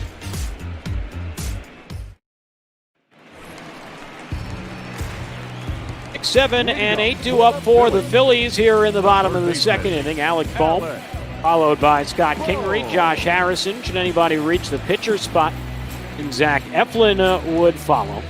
deGrom got out of trouble at second and third, nobody out in the first, and had a pair of strikeouts and then a fly out to right to escape as Alec Boehm takes high and away, ball one. Bob Boehm last year in high A with Clearwater. Played in 3 different levels in the Philly system a year ago as he drives one out into right center field. And this one out into the gap over Nimmo's head. Quickly getting it back in, but not in enough time to stop Boehm from legging out a leadoff double. The 18th two-base hit of the year for the rookie out of Wichita State, the number 3 pick back in 2018.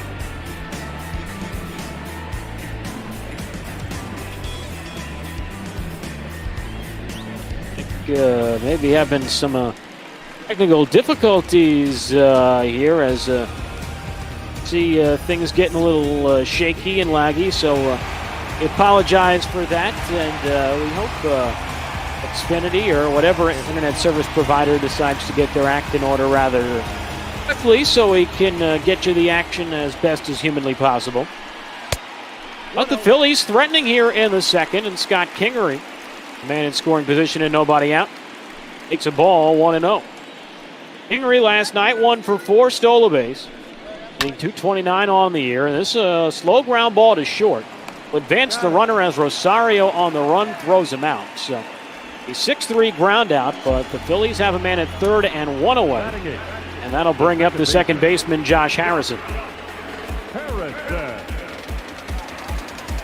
Harrison, 271, 4 homers, 14 RBIs for the Phillies this year. Harrison, in the real world, was actually released by Philadelphia just before the start of the season this week as deGrom takes low 1-0. And there was some talk about it in the Discord chat.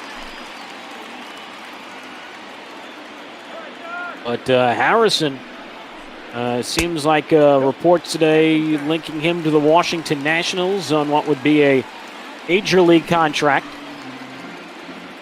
So Harrison with a chance to latch on with another team of the National League East who are dealing with injury issues, as we mentioned just a little while ago. Juan Soto, now Steven Strasburg on the mend for the Nats, as he will be unavailable to pitch today.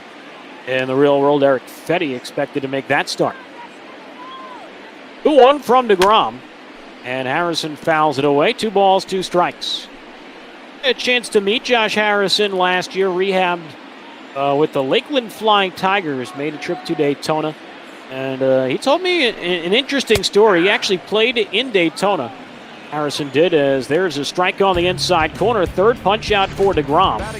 And there is now 2 away in the second, and deGrom with a chance to potentially work himself out of another serious jam.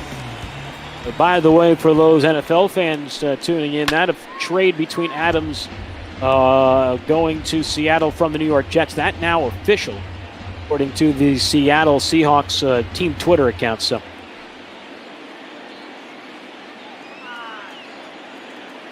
it appears that deal is done and completed. 1-1 on Zach Eflin, and he takes another strike. 0-2. Eflin hitting at a $176 on the year, has a double, 2 RBIs, but got a man at third and 2 out. And the 0-2 pitch, unable to with the breaking ball, is deGrom. 1 ball, 2 strikes. Talking a little bit about Josh Harrison, and get a little bit back to that when he comes back around the next order. But an interesting story about his connection to Daytona, where I worked last year. Used to be a Cubs affiliate before joining the Reds organization in 2015. 1-2. Long on and miss. Got him. Up the ladder on a fastball at 97. And deGrom with a pair of strikeouts to get out of Dodge again here in the second. Phillies have stranded 3 through 2. No score here in Philadelphia.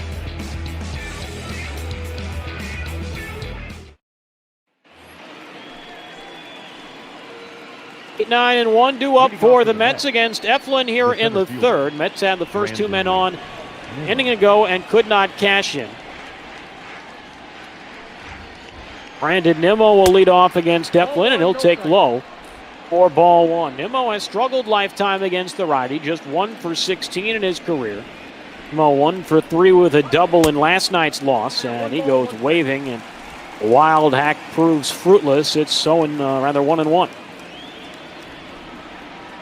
Well, one of those interesting stories, drafted in, I think it was 2012, 2011, out of Wyoming, his home state. But they don't have any high school baseball there, so he was playing AAU ball and travel ball, and that's how he got discovered. Not playing interscholastic high school baseball like you are accustomed to seeing across the United States, as Nimmo can't connect 2 and 2. And the reason why I know high school baseball in Wyoming, just huge state in terms of square mileage and just not a lot in terms of population density. And because of that, a lot of towns spread out and a lot harder to coordinate interscholastic games for baseball. Payoff pitch, and Eflin misses high and inside, ball 4. Brandon Nimmo on with a leadoff walk here to begin the 3rd inning. Not how Eflin dreamed of drawing up the 3rd. As for the 2nd straight inning, the Mets have the leadoff man aboard, and here is a good, multifaceted player in Jacob deGrom. deGrom, a guy who can swing the bat some. He's one of the few pitchers who would actually be respectable with a bat in his hand. As a throw over to first and Nimmo dives back. I don't know if I've necessarily talked about this in my broadcasts in the bot ball world, as that's outside 1-0 to deGrom. Didn't show bunt there. With the top of the order due up next. Thought that might be a possibility for New York. But I'm definitely pro full-time DH. Long-term in baseball, I know a lot of people are not on board with that. That one high, 2-0. And my reasonings are just the pitchers who can actually hit are just so few far and between these days. The deGroms, the Madison Bumgarners of the world just aren't really there, as there's a strike 2-1. And yeah, you get those occasional moments, particularly with the Mets and Bartolo Colon. I think it was 2016 when he hit that home run against the Padres, and that's one of those nights you never forget. I was number 2 broadcaster for a Cubs AA team, and I still remember being on air that night and breaking the news to my boss, my coworker, and being stunned that it actually happened as Jacob deGrom goes opposite field, slashes one all the way to the wall, and scoring all the way from first base is Brandon Nimmo on a double by Jacob deGrom. Oh, and you have issues getting run support throughout your entire career. Sometimes you have to deliver yourself, and deGrom takes business into his own hands. Just his 2nd double of the season, his 2nd extra base hit of the season, and the Mets have a 1-0 lead here in the top of the 3rd. As Ahmed Rosario takes a strike on the outside corner, 0-1.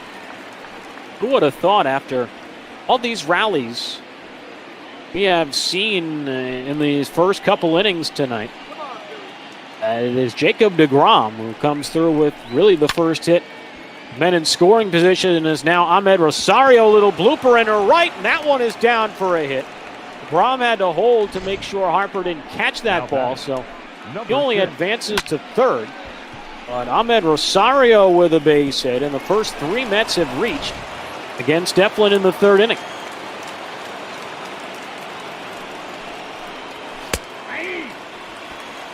As the first pitch to McNeil in for a strike, 0-1. McNeil flew out to center his first time up.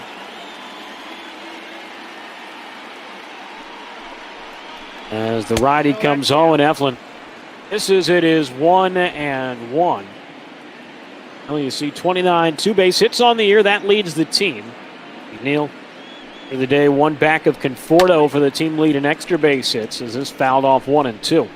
To go back to the DH thing, before Jacob deGrom decided to try and put a nail in my coffin, that idea of having the DH full time.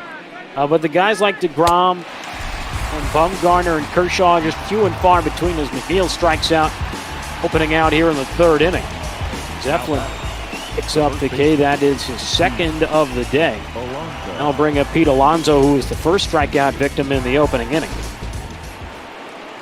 Then the moments like what we've seen with Bartolo Colon, and I think last year Hyunjin Ryu, who was made fun of a lot on the Dodgers broadcasts for his rather futile attempts at hitting, much like Cologne, and came through with a home run. And just those moments are so few and far between.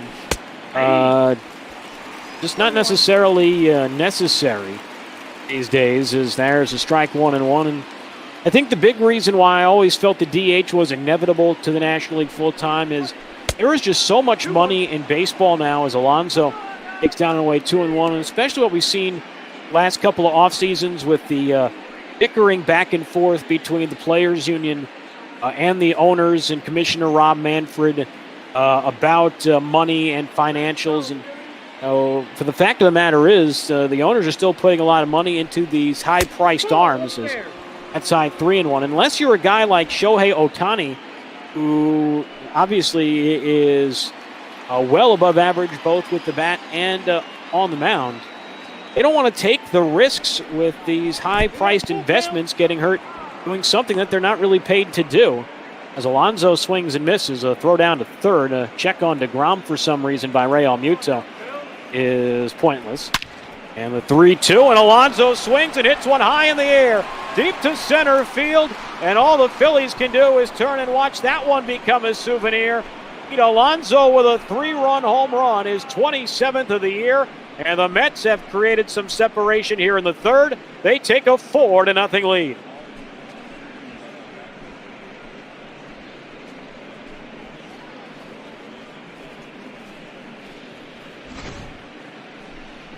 .397 feet, 101.4 off the bat for El Oso Blanco. And that one way out to right center field. A very hitter-friendly ballpark in Philadelphia, and Alonso making himself feel right at home. As the Mets with 4 runs in here in the third, and Conforto takes a strike. It is 0-1. The home run for Alonso is 27th. RBIs 72, 73, and 74 for the former Florida Gator. And the 0-1 from Zach is a letter-high strike 0-2. Porto singled for the Mets' first hit an inning ago. Now the 0-2 pitch, and Conforto takes inside, 1 ball and 2 strikes. But with these pitchers making so much money now, in 200, and I'm sure eventually some pitchers are going to be making $300 million contracts, if not already, especially if you look at the Yankees and Garrett Cole this offseason as Conforto strikes out. Second punch out of the inning for Eflin. So 2 away in the third. I'll bring up Yoenis Cespedes, who reached on an infield single his first time up. But, I just think back, my initial thought of it came back to 2008, and I remember growing up a Yankee fan in New Jersey, and this was after Chen-Ming Wang really burst onto the scene for the Yankees in 06 and 07, was second in AL Cy Young voting both years. And in 2008, the Yankees were playing an interleague game in Houston when the Astros were still NL Ball Club, and Chen-Ming Wang blew out his hamstring, I believe it was, rounding the bases at Minute Maid Park, and was never the same pitcher again. He missed the rest of the year. He had some time with the 09 Yankees that won a World Series, but pitched rather poorly if you go look in the numbers. Never regained his former self, and to think if Garrett Cole or Madison Bumgarner, Clayton Kershaw, Walker Buehler, and you can name your favorite starting pitcher from whichever your favorite team is. Cespedes swings and misses 2-2, and if they blow out their legs, blow out an ACL, something of that nature, running the bases, doing something that they weren't planning, really isn't part of what they are signed to do, which is throw pitches, is going to create a lot of issues. And luckily we haven't seen too many of those incidents like Chen-Ming Wang over the years, but I think that's a huge reason for why the DH is here to stay in the National League, and that's good news for Cespedes, who lines out to first to end the inning. Also maybe good news long-term for Pete Alonso. People knock his defense, but you can't knock his power. His 3-run shot caps off a 4-run third. Mets up 4-0 after 2.5. Leading up for the Phillies, Pete Alonso getting the damage done for the Mets in the top of the third. It'll be Bryce Harper lead off for the Phillies in the bottom of the third inning. He was hit by a pitch on an 0-2 count leading off in the bottom of the first inning. And the Phillies would have second and third, nobody out in that frame.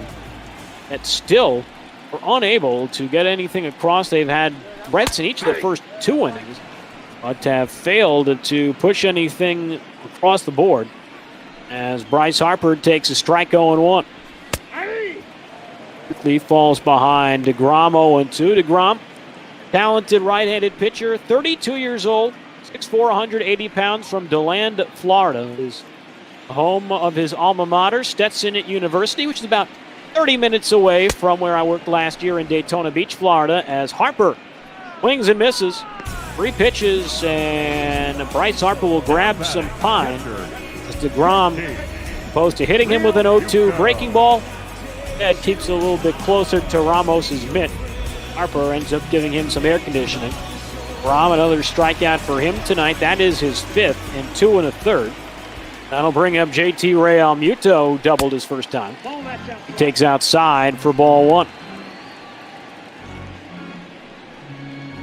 Realmuto, talented catcher, one of the 2 diamonds in the Phillies Diamond Dynasty in MLB The Show. Him and Bryce Harper, the 2 85 and up players in the game, as that low 2 balls and no strikes. And that was the big conversation with me and a few friends of mine last night. Now that all 30 major league teams have officially played a game in the real world in 2020.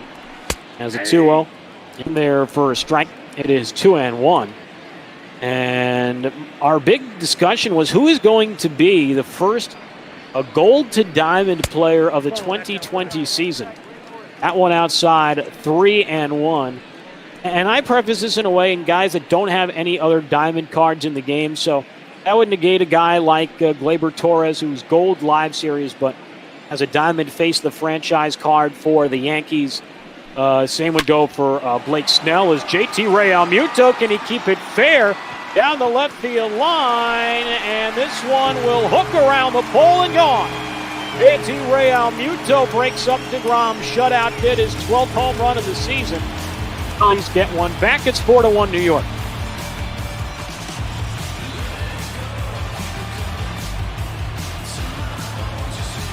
.392, 101.2 miles per hour off the bat of Realmuto. I wasn't sure initially that ball was going to get on out of here off the bat. I thought that one was going to hook foul. And that's sometimes part of the issues as we broadcast here on Bot Ball, is trying to judge those camera angles down the line and whether or not a ball will stay fair or foul. I sometimes have that issue when we don't have to go through third party, just playing the game myself. Gregorius takes a strike, 0-1. But yeah, that was our conversation last night. Who's going to be the first gold to diamond player in MLB The Show 2020 this year in the live series? Is fouled in the dirt, 0-2. And my thought in our conversation last night was a guy from the Cleveland Indians who was utterly ridiculous in yesterday's ball game. He struck out 14 batters in 6 innings, and that is young Shane Bieber of the Cleveland Indians. For some reason, I was going to say Jake Bieber, not even Justin Bieber, which makes no sense. If you're going to go with a J name to call Shane, you figured it would be my name for celebrity purposes. But for whatever reason, the synapses in my brain weren't colliding there. As Gregorius has a 1-2 count. 1 run in for the Phillies here in the third as takes inside 2 balls and 2 strikes. Mets a 4-1 lead. It's with 4 runs in the top of the inning. Phillies have answered back with a home run in this frame as Gregorius skies one to right. Conforto drifting back, but a few steps in front of the warning track makes the catch for the second out of the inning.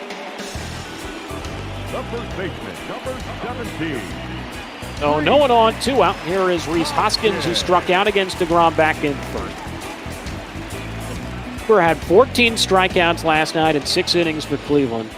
He's currently a gold player on the Indians live series roster in Diamond Dynasty in the show, as that's inside 1-0. But when you strike out 14 of the 18 outs you get to start a ball game, I think that's diamond material, and he's a guy who was very firmly in the Cy Young conversation last year in the American League. So that was our first guess. I don't know if anyone else has any other thoughts. Diamond Dynasty players in the Twitch chat here have any other thoughts of who they think might end up being that first gold to diamond guy in 2020? It's a 2-0 outside, 3 balls, no strikes on Rhys Hoskins. And that's been sort of the fun thing, trying to find the silver lining in what has been a weird baseball season for us all. As Hoskins takes a strike at the knees, 3-1.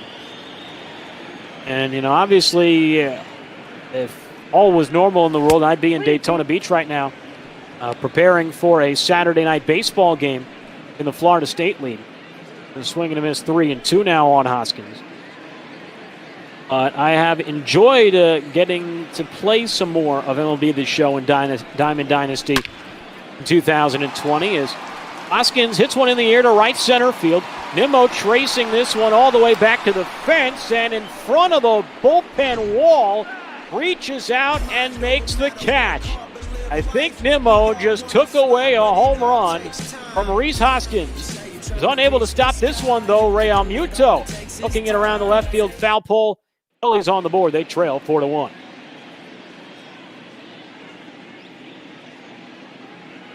Heidi Watney, our sideline reporter, was really nice seeing Heidi back on the MLB Network airwaves last night. Watched some quick pitch this morning, and good to have those baseball highlights back in your life. Just something to break up the monotony in the morning, especially when there isn't a whole lot on television to watch except for really meaningless talking head shows. It doesn't matter what your preference is, whether you go the sports route, politics route, just random news route.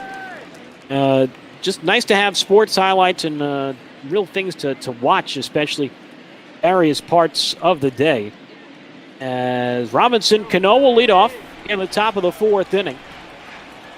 As the righty Eflin's first pitch to Robbie in for a strike 0-1. Cano rounded into a double play. His first time up is back in the 2nd inning. And it looks like we have a trade that just came through the wire. We talked about one trade in the real world, an NFL play in the Jets and the Seahawks. For those who missed it, Jamal Adams being dealt by the Jets to Seattle in the last hour or so, announced by Adam Schefter in Rappaport and eventually confirmed and officialized by the Seahawks. But there appears to be a trade that has gone official in the Botball universe as well. That's outside 2-2. This is coming through the wire literally 9 minutes ago, courtesy of Bot Manfred. I don't know if he conducts any better electricity than real Rob Manfred in Washington the other night, as No flies out to center to begin the 4th. The catcher, number 40. But looks like there has been a deal struck between the Cubs and the Giants. It will send a familiar face back to the north side of Chicago. The Chicago Cubs acquiring veteran right-hander Jeff Samardzija, sharp, from the San Francisco Giants. Exchange for Tyler Chatwood and minor league outfielder Donnie DeWeese. And this one somehow ends up landing in the Bermuda Triangle, the right center field. Josh Harrison, Didi Gregorius, and Bryce Harper, I believe, were all there. May have been Adam Hazley instead of Didi Gregorius. I can't be 100% certain at the moment. But that ball somehow finding an open spot of grass between those 3 white uniforms and leather mitts. And the Mets have 1 on and 1 out in the 4th for Brandon Nimmo, who yanks it foul. It is 0-1.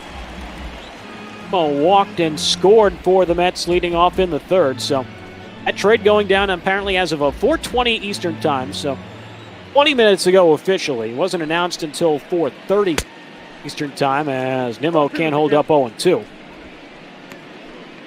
But the Giants getting Tyler Chatwood, minor league outfielder Donnie DeWeese, minor league infielder Christopher Morrill. I forgot him on the initial announcement, as Nimmo strikes out on 3 pitches for the 2nd out here in the 4th.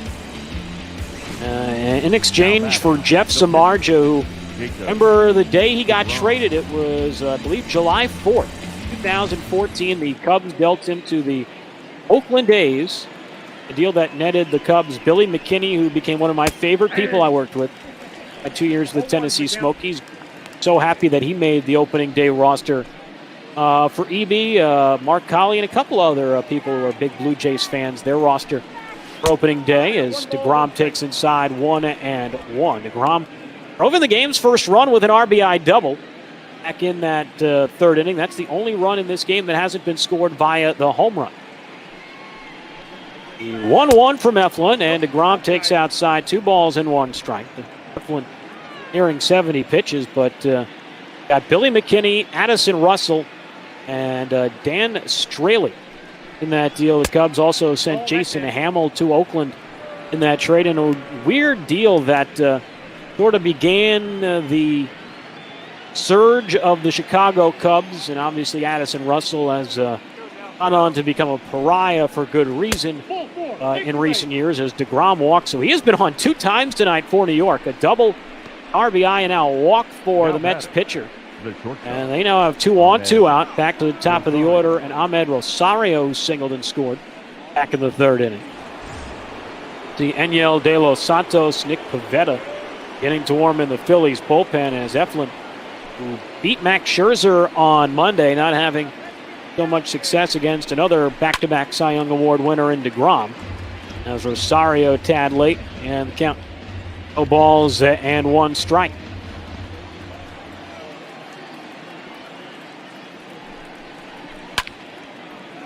Fouled away 0-2, but of course the Cubs, as we mentioned, Russell was a huge part of Cubs' run to that World Series. Had that huge Game 6 in the 2016 World Series that helped lead the Cubs to that amazing comeback against the Indians as Rosario takes outside. It's a ball and a strike. And McKinney was one of the pieces the Cubs traded to the Yankees, along with Gleyber Torres, that netted them Aroldis Chapman en route to that 2016 World Series title as Rosario spoils another 2-strike pitch. According to Mo in the Twitch chat, there is one more piece to that Giants-Cubs deal that has yet been announced. So we will keep you updated on that when that news breaks, whether it be during our broadcast or maybe a little bit later on tonight. As Rosario, a lazy fly to right, ends the top of the 4th. Mets get 2 base runners and a single and a walk. Can't do anything with it. 3.5 gone by. 4-1 Mets. Adam Hazley, Alec Boehm, Scott Kingery, 3 youngsters due up for the Phillies here in the inning. And another piece of the trade actually just coming through 2 minutes ago. Strike 0-1. And it's another interesting piece of this trade. The Cubs getting another talented player from the San Francisco Giants in the form of outfielder and speedster extraordinaire Billy Hamilton. As the 1-1 in for a strike 1-2 on Hazley. He flew out to right back in the opening inning against deGrom. So the official trade, Chatwood, Deweese, Morrill to the Giants, and Samardzija and Hamilton to the Cubs. And just based on the bot ball world, have to imagine that's a great trade. I haven't done a Giant bot ball game, so I don't really know how Samardzija has done this year. That one high 2-2, but I have done a whole bunch of Cubs games, and I can tell you Tyler Chatwood has been, may as well just change his name to Firewood, because when he's come into games, somewhat similar to real life, he fans the flames, and did that the other night when I was doing a Cubs-White Sox game earlier this week as Cespedes dives, and did he get it? No. Buenas Cespedes going off some wheels. The hamstring not bothering him in bot ball Philadelphia as this grounded foul 2-2. I don't know if any of you have watched some of those Mets games to start this year, the exhibition summer games and then the opener yesterday, but Cespedes has been told by Mets trainers to only run about 80% out of the box. So Cespedes showing a lot more aggressiveness with his wheels here in Philly today as Hazley pops out to short. Again, the bottom of the 4th inning. Who knows? Chatwood will pitch in a more pitcher-friendly ballpark in San Francisco after that deal. And the Cubs adding to their rotation. Jeff Samardzija solidifying the back half. Had the best record in the National League pretty much all year. And adding some speed, adding some veteran arms. Big part of that is Bohm behind in the count 0-1. Bohm doubled, stranded at third in the second, and fouls off another 0-2. Great couple of pickups for the Chicago Cubs, but going back to Samardzija and how that trade sort of set in stone two different paths. Well, that Oakland team was the best team in baseball, I think it was, at the time that they made that Samardzija deal. If you remember, they also traded for John Lester from the Red Sox that summer. And everyone thought they were going to be the real big frontrunners to win the World Series, maybe win the AL pennant, as Bohm watches ball 3, so from 0-2 to 3-2 for the top prospect third baseman.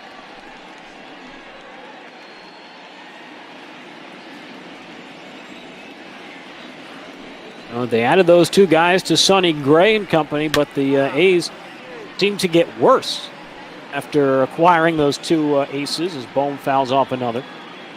And sure enough, that season ended for Oakland in that dramatic wild card game against Kansas City that spurred the Royals' run to their first World Series since 1985. As Bohm grounds out to his counterpart at third for the second out here in the fourth. Justin Rock with you, bottom of the fourth inning. Mets 4, Phillies 1 here in the Bot Ball world.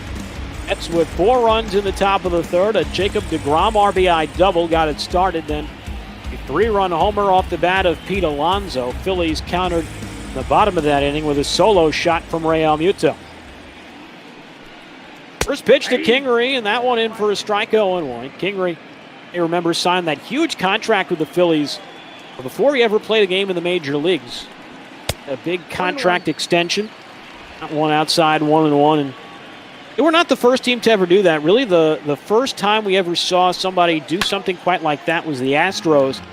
And it's kind of funny in retrospect because the Astros have had so many great players, trash cans or not, come up through their system. You can't deny that they have talent. You can argue whether if their numbers have been aided some by some cheating, which I think is a fair comment to make, but doesn't change the fact that Altuve, Correa, Bregman, those guys, talented players before they ever had benefits from that stuff.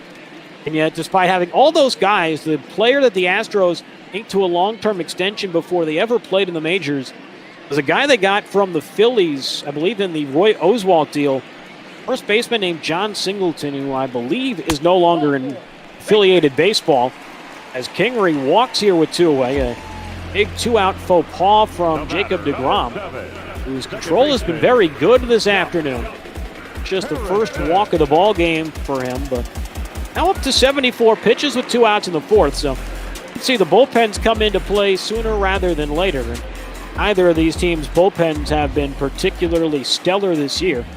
The two bullpens right now, neither team has a pitcher with an ERA under 2, and only, I believe, 3 pitchers in the bullpens for either teams have an ERA under 3. As you see, Kingery napping at first base, picked off to end the frame. Grom keeping the Phillies on their toes. They have a 4-1 lead as we move on to the top of the 5th. A turnaround in between innings as Jeff McNeil lead off for New York. McNeil, Alonso, Conforto, 2, 3, and 4 scheduled to bat for the Mets. Ball, that's inside. As the first pitch to Jeff. This is inside, ball 1. McNeil has flied out to center and struck out in this ball game. Eflin had some guys up in the bullpen behind him an inning ago. De Los Santos and Pivetta, 2 long men, as McNeil liner in the left, and stretching that glove out is Kingery, so didn't let that pickoff carry out with him out in the outfield. So 1 down. And now here is Alonso, who had that big 3-run homer his last time in the third.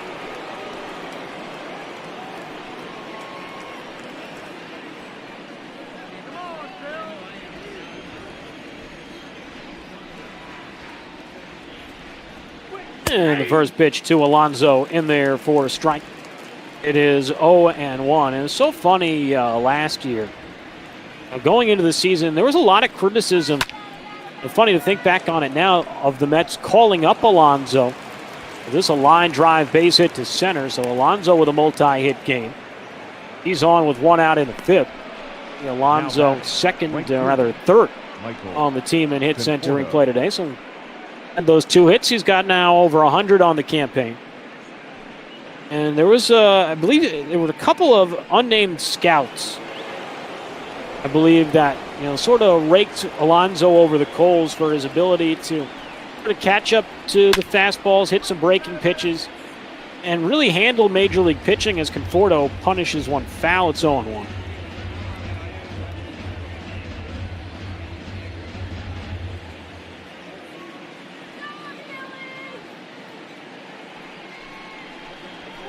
And that one fouled away again, 0-2. But Alonso really proved himself, especially early in the season. I listened to the Mets broadcast yesterday with Gary Cohen, Ron Darling, and Keith Hernandez, who I'm growing up more of a Yankee fan, as a Met fan, as strike there at the letters, and Conforto down looking. Nice pitch there from Eflin. Take a look at the pitch tracker here. 54-mile-an-hour fastball in that upper outside quadrant. And Conforto left as a Roman statue. And that'll bring up Cespedes, who has singled and lined out to first in this ball game. Yeah. 0-1's the count. Listening to them sort of talk about back where my train of thought was. Cespedes fouls this one away, no balls and 1 strike. It's been an interesting Saturday to this point already, as the Mets have a 4-1 lead here against the Phillies. Top of the fifth, 1 on, 2 out, and Cespedes has a 1-2 count on him. It's trying to get back in this series, force a rubber match tomorrow night. Be the final game of this 3-game set, and the 1-2 outside, and it is now 2 balls and 2 strikes.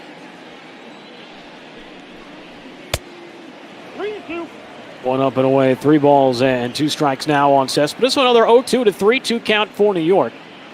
Robinson Cano waiting on deck.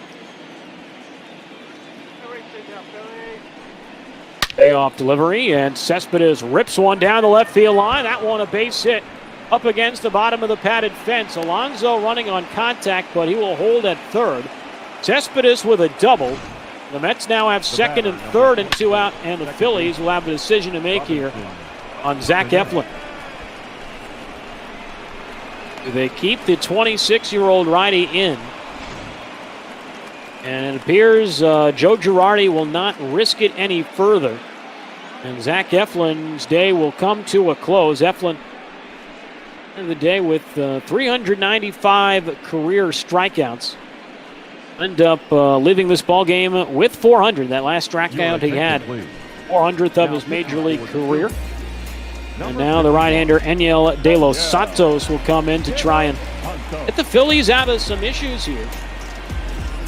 Started off rather innocuous, a 1-out single. But then after getting ahead of Cespedes 0-2, double, 3-2 count. That's up 2 men in scoring position for Robinson Cano. So Zach Eflin's day is done. De Los Santos been good out of the bullpen for Philadelphia. He's one of those 3 guys has a sub-3 ERA. 15 games, 4-1, 2.67 earned run average, and De Los Santos deals. This one lined over the head of Gregorius and in the left to base hit. Alonso scores. Cespedes scores. 1 pitch from De Los Santos, and both inherited runners come across. A 2-run knock for Cano. 6-1 New York here in the 5th. Just a pitch down and away, and Cano hitting it right back where it came from. Just over the head of the shortstop. And the Mets now have a 5-run lead. That's their largest advantage of the night, and Ramos takes ball 1. RBIs for Cano, number 37 and 38 on the year, as the 1-0 is low. 2 balls and no strikes. The final line on Zach Eflin this afternoon. And 2-0 low, ball 3. Eflin 4 2/3 innings charged for all 6 runs on 8 hits, 2 walks, 5 strikeouts, and did give up that home run to Alonso back in the 3rd. And Ramos takes outside ball 4. So De Los Santos has, instead of quelled the fire, has instead poured gasoline, lit the match, and brought out a T-shirt to raise the oxygen levels. As first 2 men have reached a 2-run single by Cano, and then the 4-pitch walk to Ramos. And that one in the dirt to Brandon Nimmo, 1-0. And to answer the question in the Twitch chat from Real Spruzzy, sort of what goes on here in the spot ball universe is this is a computer simulation using the show of the 2020 Major League season. Obviously, with COVID-19, Major League Baseball was delayed from opening day until Thursday. So we started back in March, at the beginning of the season when it was supposed to begin. And I've simulated since then. The count now 2-1 on Brandon Nimmo. And we've started sort of, it started way before I got involved, of bringing in people to broadcast games. Most are not really full-time broadcasters or don't even necessarily have broadcast aspirations, just baseball fans and fans of the show and simulations of games, things of that nature, and seeing how things sort of break out in the computer universe. And slowly trekked out to garnering more and more broadcast talent, some up-and-coming young broadcasters who are looking to just get some more reps, get some more experience, some more exposure to people outside of their life. It's something that if I was still in high school or in college, this is something I would definitely want to be a part of. And Brandon Nimmo wants to be a part of the upper deck in Philadelphia. Just over his headshot in right center field, way back into the Philadelphia afternoon sky, a 395-foot bomb, 100 miles per hour off the bat of Nimmo. And the Mets have broken it open here in the 5th. They lead it 9-1.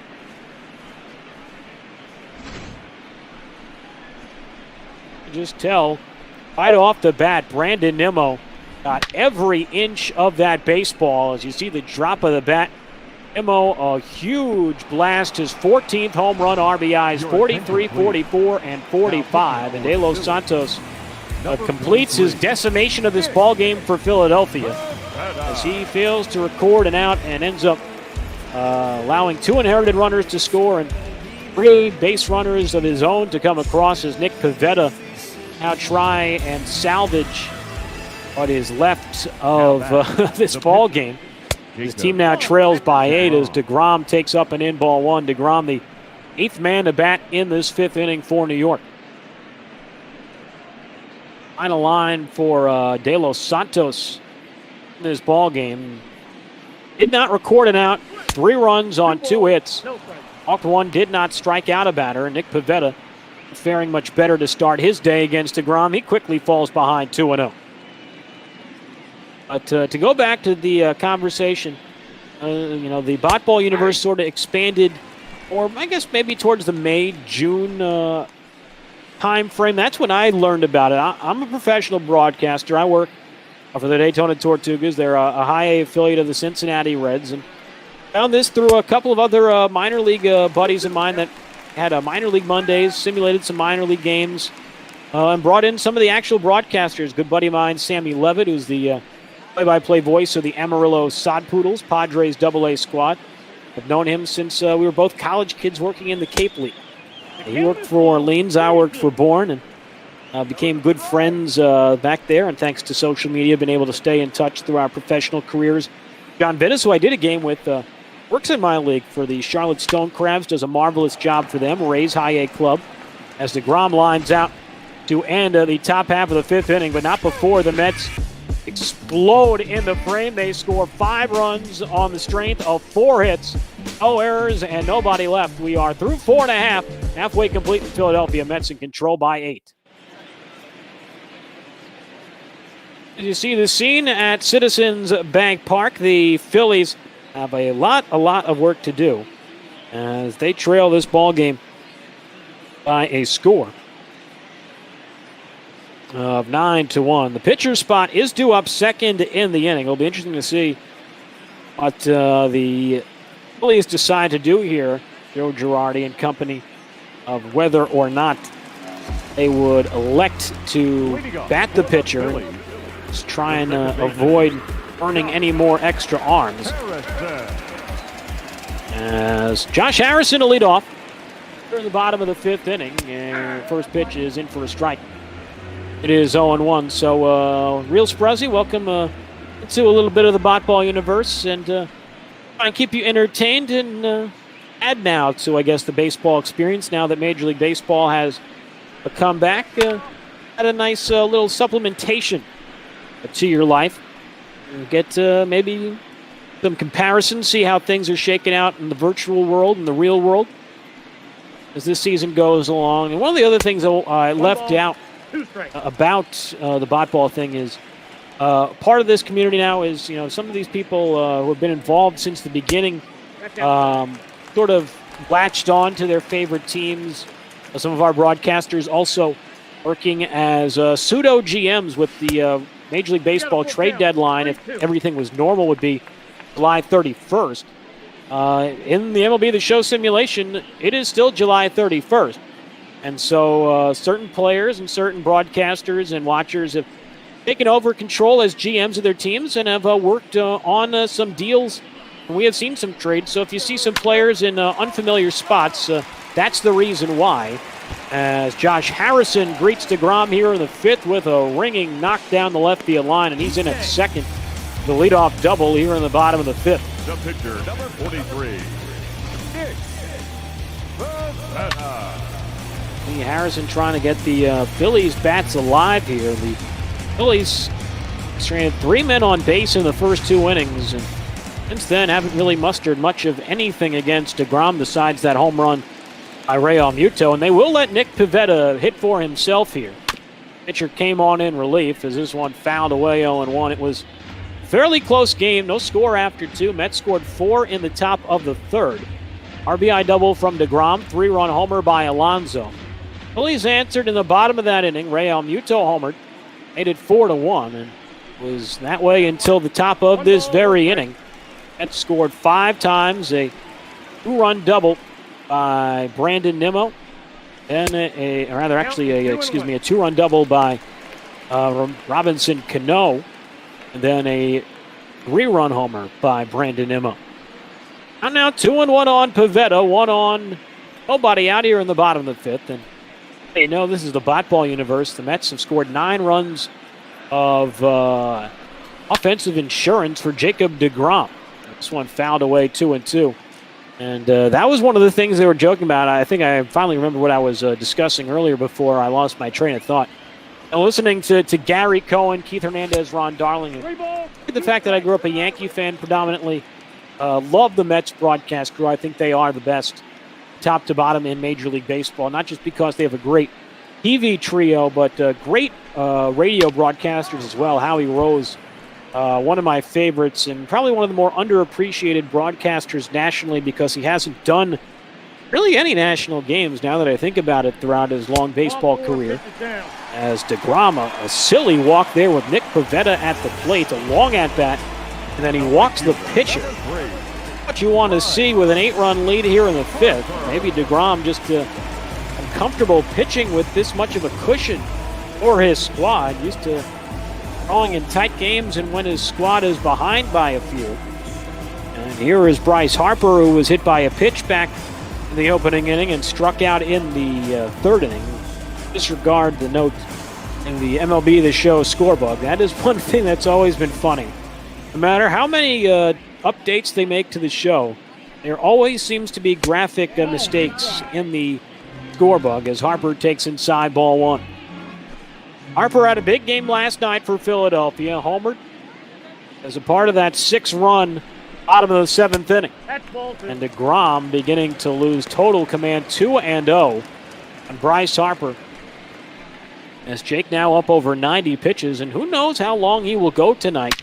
Could very possibly just a 5-inning start for the ace as Harper out in front fouls it away 2-1.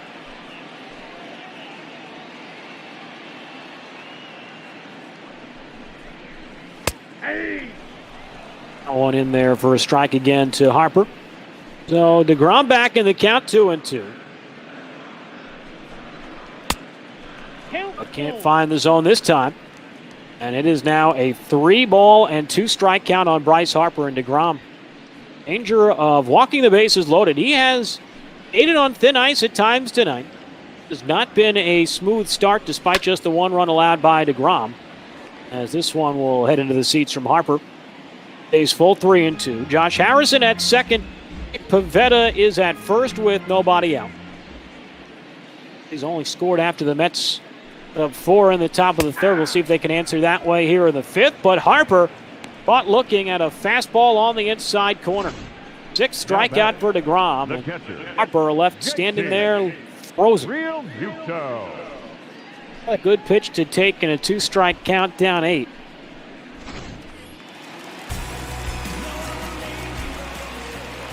Let's have their bullpen up and going. Rookie lefty Kevin Smith is up as Real Muto making a bid for another home run deep to left field. Cespedes back at the track, and this one high off the left field fence. Both runs will score. Real Muto is in at third with a 2-run triple. He has brought in all 3 Philadelphia runs today, and they're within 6 again, 9-3 here in the 5th as he came up just a few feet shy of what would have been his second home run of the day.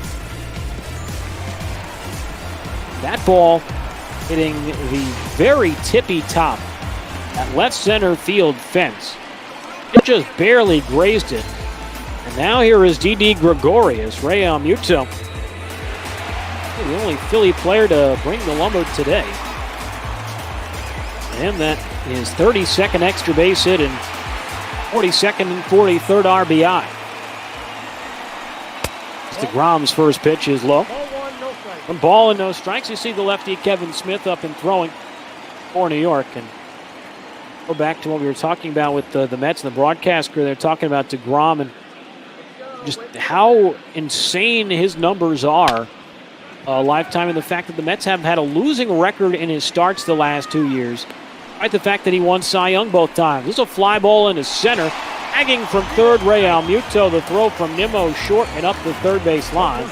It's a sacrifice fly for Didi Gregorius, and the Phillies have gotten 3 of those 5 runs back here in the bottom of the inning. It's now 9-4.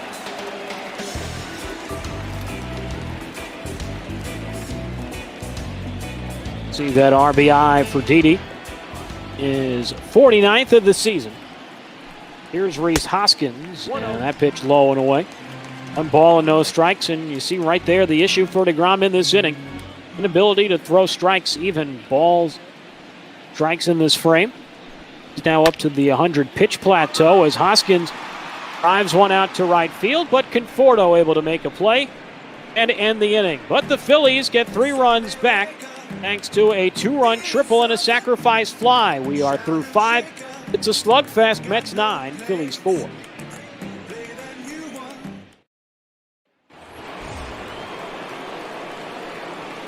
Leading off to the net.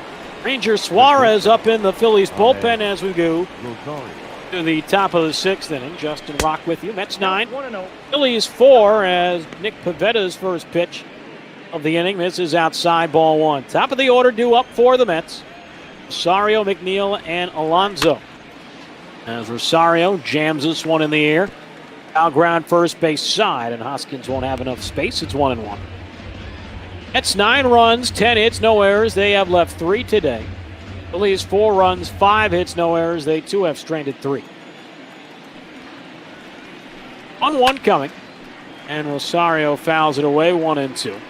It's a reminder, as a part of our Botball universe, there is no money involved in this. I'm not getting paid. The production people aren't getting paid.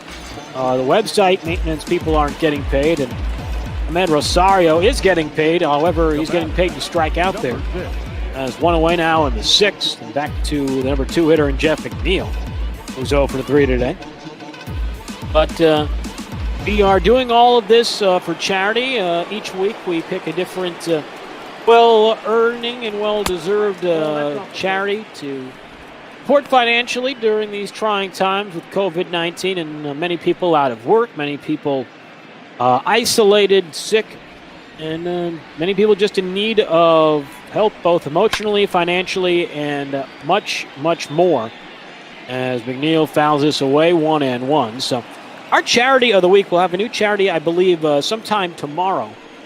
But this week, this is the last day, I believe, for Meals on Wheels. Not the first time we've had Meals on Wheels as our flagship charity that we choose to donate to this week. But Meals on Wheels supports more than 5,000 community-based programs across the country as McNeil tries to hit this one to a different part of the country.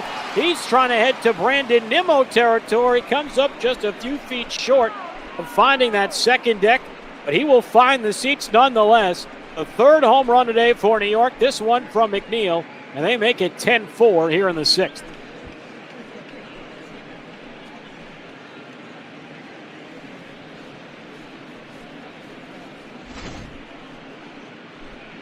.388 feet, 98 miles an hour off the bat from McNeil. As that is the third different Philly pitcher to give up a home run today. It's have worn out that right center field area. All three home runs to basically that same exact spot, including one from a right-handed batter like this man at the dish, Pete Alonso. He got the Mets offense rolling in that third inning. 3-run homer made it 4-zip at the time. He's also singled in this ball game and scored an inning ago. A 1-0 from Pavetta, and that one hot. 2 balls and no strikes. But to continue, Meals on Wheels supports more than 5,000 community-based programs across the country dedicated to addressing senior isolation and hunger. There's a strike, 2-1. Network serves virtually every community in America and enables our nation's seniors to live nourished lives with independence and dignity. 2-1 down and away. 3 balls and 1 strike. So if you can lend a couple extra bucks during this time, I know everyone's financial situations are different. I've posted the link to donate in our Twitch chat. So if you can spare whatever it is, it could be $5, $20, whatever you're comfortable with. We'd greatly appreciate it as Pete Alonso draws high and inside ball 4, and he is on with another walk. So the Mets getting their fair share of free passes tonight. Alonso came into the day second in the National League in walks. That was his 60th of the year. As here is Conforto, guys in that top 10 as well, 8th in the National League in walks, and he hits one in the air to center field. Hazley heading back towards the wall, but he steps in front of that warning track, makes the play. So 2 down now in the top half of the 6th, and we'll send up the left fielder, Yoenis Cespedes. Cespedes has had a good game. He's had a good start to his second half. He was really below the Mendoza line for most of the beginning of the year. Now seeing that batting average trickle towards 230 as Pavetta comes home and deals his strike. It is 0-1. You see right away, Cespedes in his last 9 games, 14 for his last 36. That just under a 400 batting average. 1 hit in yesterday's ball game as well. 0-1 coming. 1-1. One outside, 1 ball and 1 strike. Will be interesting to see if the Mets go to deGrom for the bottom of the 6th or utilize their bullpen. I'm at 100 pitches as Cespedes has his bat splintered. Slow roller towards the mound, and Pavetta towards the first base side fields and throws him out to end the inning. But the Mets and another run as Jeff McNeil becomes the third amazing. The homer today, 5.5 complete. The Mets in front of the Phillies by 6.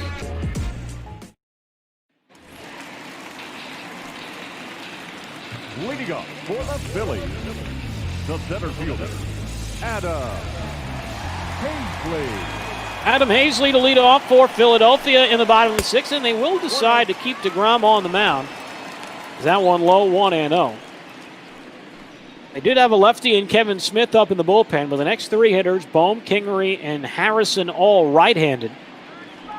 So looks like Luis Rojas has elected to stay with his ace as the count now 1-1. Hazley 0 for 2.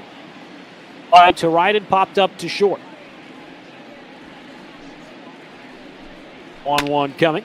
And Hazley with a fly ball out into right. Conforto, though, on the run, able to make the play.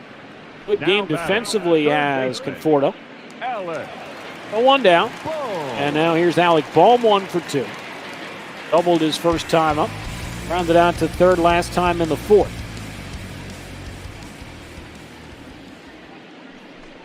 And the first pitch to him. Fastball blows him away 0-1. Bohm has been on a little bit of a hot streak. You see 9 for his last 23, just under 400 in that span. Bohm, however, was 0 for 4 in the series opener with 3 strikeouts, as that one is down. 1 ball and 1 strike. It's just the third game on our schedule this afternoon. Into the evening hours, the 1-1, and Bohm pops it up. In the infield, Rosario on the infield, Clay calling for it. And he backpedals, makes the play above that blue cap. For the second out of the The sixth left inning. fielder, number 4. And now here is the left fielder, Scott Kingery. Kingery walked in the fourth.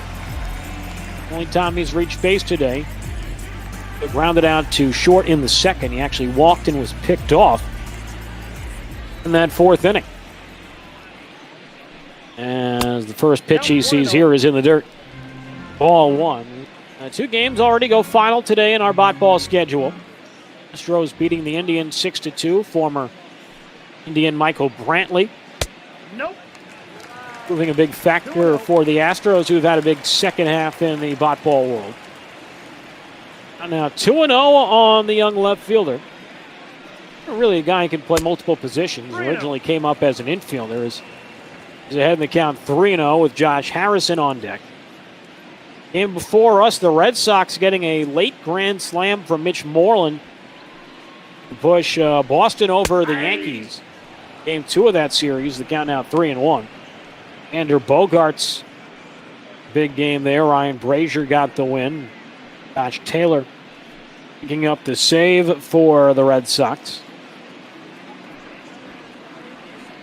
3-1 coming from deGrom, and a cut on and miss fastball. Now full 3-2. Of course, we got this one going on right now.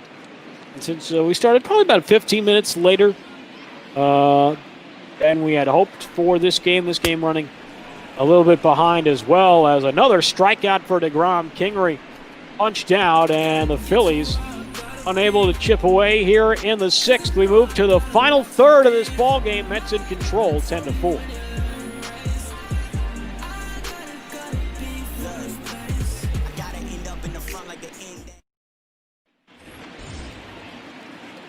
Robinson, Cano, Wilson Ramos, Brandon Nimmo. The second baseman. 6, 7, 8, 2 up for the Mets here in the seventh. Have to imagine if the pitcher's spot, the number 9 hole, comes up in the inning, that Luis Rojas will lift Jacob deGrom then. deGrom thrown 111 pitches through 6 innings here tonight. And while he has the lead, this has been far from an easy and dominant performance, as Mets fans like to call it, as Cano and connect 0-2. Taking a look at our schedule coming up for the rest of the day here in the bot ball world. No grounds, 1 to third. 2 is left Bohm, and he'll throw him out. No retired for the third time today. He's 1 for 4. The catcher, number 4. That'll bring up Wilson Ramos. A bloop single and a walk in this ball game. He'll scored a run. That was last time in the 5th. deGrom 111 pitches to this point in the night. 7 strikeouts, 2 walks, 4 runs, 5 hits allowed, but we'll see if the Mets let him go any further than what he has done so far. Also driven in a run in this ball game, lest we forget, as Ramos fouls that one out of play, 0-2. Later on, coming up after this one, it's supposed to start in about 10 minutes. I don't think we're going to get through the final, is what it would be, 15, 17 outs, I think. My math isn't great. Is this a ground ball to short? Almost thrown out by Gregorius for the second out of the inning. The center fielder, number 9. I guess 16 outs left to get now in this ball game. Or we can send it out to St. Louis. It'll be Heinz AS and Charlotte on the call as the Cubs and Cardinals will play game 3 of that series. I had the game back on Thursday night, the opener. And I believe the Cubs won the ball game. It was 3 days ago now, and it's easy to forget things in 3 days. 1 now coming. Side 1-1. I think that's part of a sort of like quarantine brain. You lose track of time and lose track of days and get those little minute details. As that one up and in, 2 balls and 1 strike. Good game, the Cubs won. Adbert Alzolay. Fantastic game on Thursday for the Cubs as this one flashed down the left field line. Brandon Nimmo bidding for another extra base hit, and he's got one. Had a 3-run homer his last time. Now he's got an opposite field double to his credit today. Mets offense has been clicking 10 runs on 12 hits, and they still have at least another 7 outs to play with. Ladies and gentlemen, your attention please. And as we surmised, Jacob deGrom's night is done after 6 innings. And they will bring up a pinch hitter in the form of J.D. Davis. Hit for deGrom. Davis, they got 249 on the year, has been the Mets' best bench player. 22 extra base hits, 12 homers, 42 driven in. J.D. takes a slider, strike 0-1. Davis pinch hit yesterday in the 7th, went 1 for 1 with a run scored. This one, a wave and a miss, and Davis quickly behind. No balls, 2 strikes. This acquired by the Mets from Houston last offseason. 0-2. Well, I thought he missed it, but able to foul it away to stay alive. No balls and 2 strikes. He's in the bottom of the 7th inning. We'll have Harrison, the pitcher's spot, and Bryce Harper. 0-2. Way high. That one slipped out of his palm. 1-2. So, as we said, the Cubs and Cardinals coming up as soon as this game ends. Will probably not be at 5:30 as scheduled, but still closer to the 5:45 hour as Davis ends up late on some high fastballs. Ends up having to grab his seat back on the Mets dugout bench. Mets strand a couple of runners. Time to get up and stretch from Philadelphia. Mets lead at 10-4. Your attention, please. Now and it will be the rookie left-hander Kevin Smith come on for New York here in the bottom of the 7th inning. Got to see Kevin pitch a little bit last year before his call up to Double-A Binghamton. A crafty lefty, got an overpowering arm for New York. He was drafted out of the University of Georgia. My memory could be a little foggy there. We'll source that and find out, make sure we get that right. As the Mets, not a lot of faith in Kevin Smith here. They went Diaz, Mark Melancon up and throwing. Melancon, one of the newest members of the Mets. And the 1-0 from Smith is fouled away. 1 ball and 1 strike. Harrison has struck out and doubled in this one. Yeah, Smith, a 7th-round pick of the Mets out of Georgia, as I said, in 2018. The ERA in the low 3s last year, making 23 starts between high A and double A as Harrison fouls off another. It's still 1-2. And Kevin Smith has pitched pretty well for New York since getting the call from AAA. Comes in, gets his first strikeout of the night. The first batter he faces, 1 down in the 7th. Smith making his 9th career appearance here tonight. ERA under 4, 15 hits, 3 walks, and 14 in the 3rd innings. And strikeouts is Gene Segura. He'll pinch hit for Nick Pivetta here. Segura takes ball. 1 from Kevin Smith. Segura's had a rough year, no longer in the starting lineup for the Phillies. 219, 18 extra base hits, no home runs for Segura, and 17 RBIs is that high, 2-0. That final line tonight for Jacob deGrom officially. 6 innings, 4 runs, 5 hits, 2 walks, 7 strikeouts, gave up a home run. Does leave in line, though, or what would be his 10th win of the season. As this one in his center coming on Nimmo, but he won't be able to make the play. Have to hit it off a hop. Segura with a pinch hit single. Philadelphia. Phillies have 1 on, 1 out in the 7th.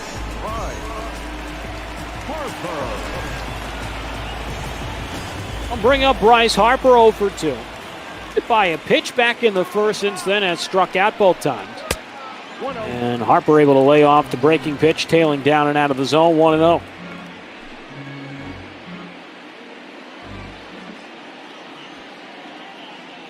Working from the first base side of the slab as Harper looks at a strike, 1-1.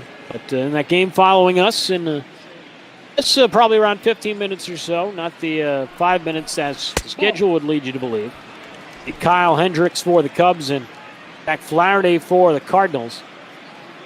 Hendricks made his season debut last night for the Cubs in real universe through a complete game shutout. I don't know if actually, no, he didn't pitch a complete game shutout, but he did pitch a complete game against the Brewers yesterday at Wrigley Field.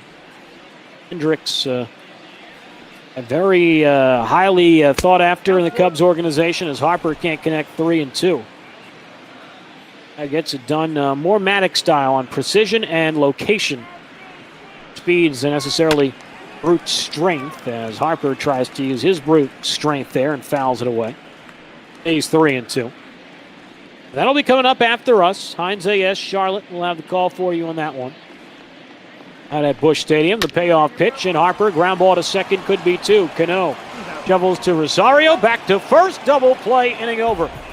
4-6-3, and Bryce Harper, who, after being drilled in the first, has helped the Phillies offense since then. We go to the 8th. Mets by 6, 10-4. Ladies and gentlemen, your attention please. Now pitching for the Phillies. Out of the bullpen for Philadelphia, it is the left-hander Ranger Suarez. Has come on in this ball game to take over. For Nick Pivetta, did a pretty good job in relief. Numbers for Suarez, making his 50th appearance. 3 and 4, a 3.67 ERA, 47 strikeouts in 54 innings. Ahmed Rosario, the first batter he'll face, and a look at a strike 0-1. Dario singled and scored in the 3rd. 1 for 4 tonight, also struck out in his last at-bat in the 6th. 0-1 is hit in the air to shallow center and past the outstretched mitt of Josh Harrison. So Ahmed Rosario with his 2nd single of the game. Another multi-hit game for New York tonight. We've got the leadoff man aboard against Suarez in the 8th.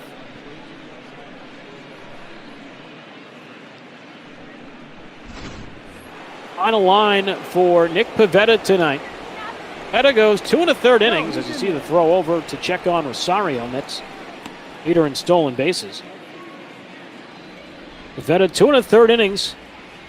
1 run on 2 hits, walked 1, struck out 2. The 1 run on the Jeff McNeil homer back in the 6th inning. That was McNeil's last at bat as he fouls it away 0-1. 3 for 8 in this series. Had a good game last night with 2 doubles.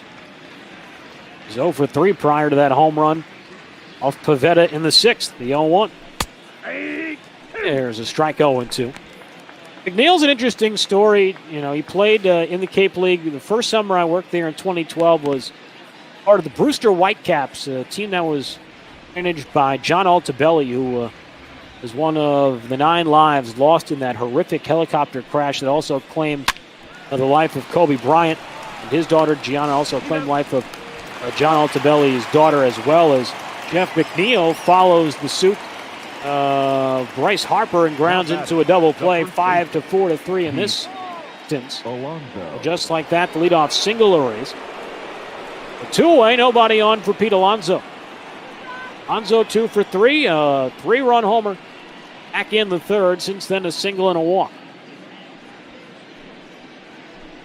Here's the first pitch he sees from Suarez, and that one is down. Is now 1-0.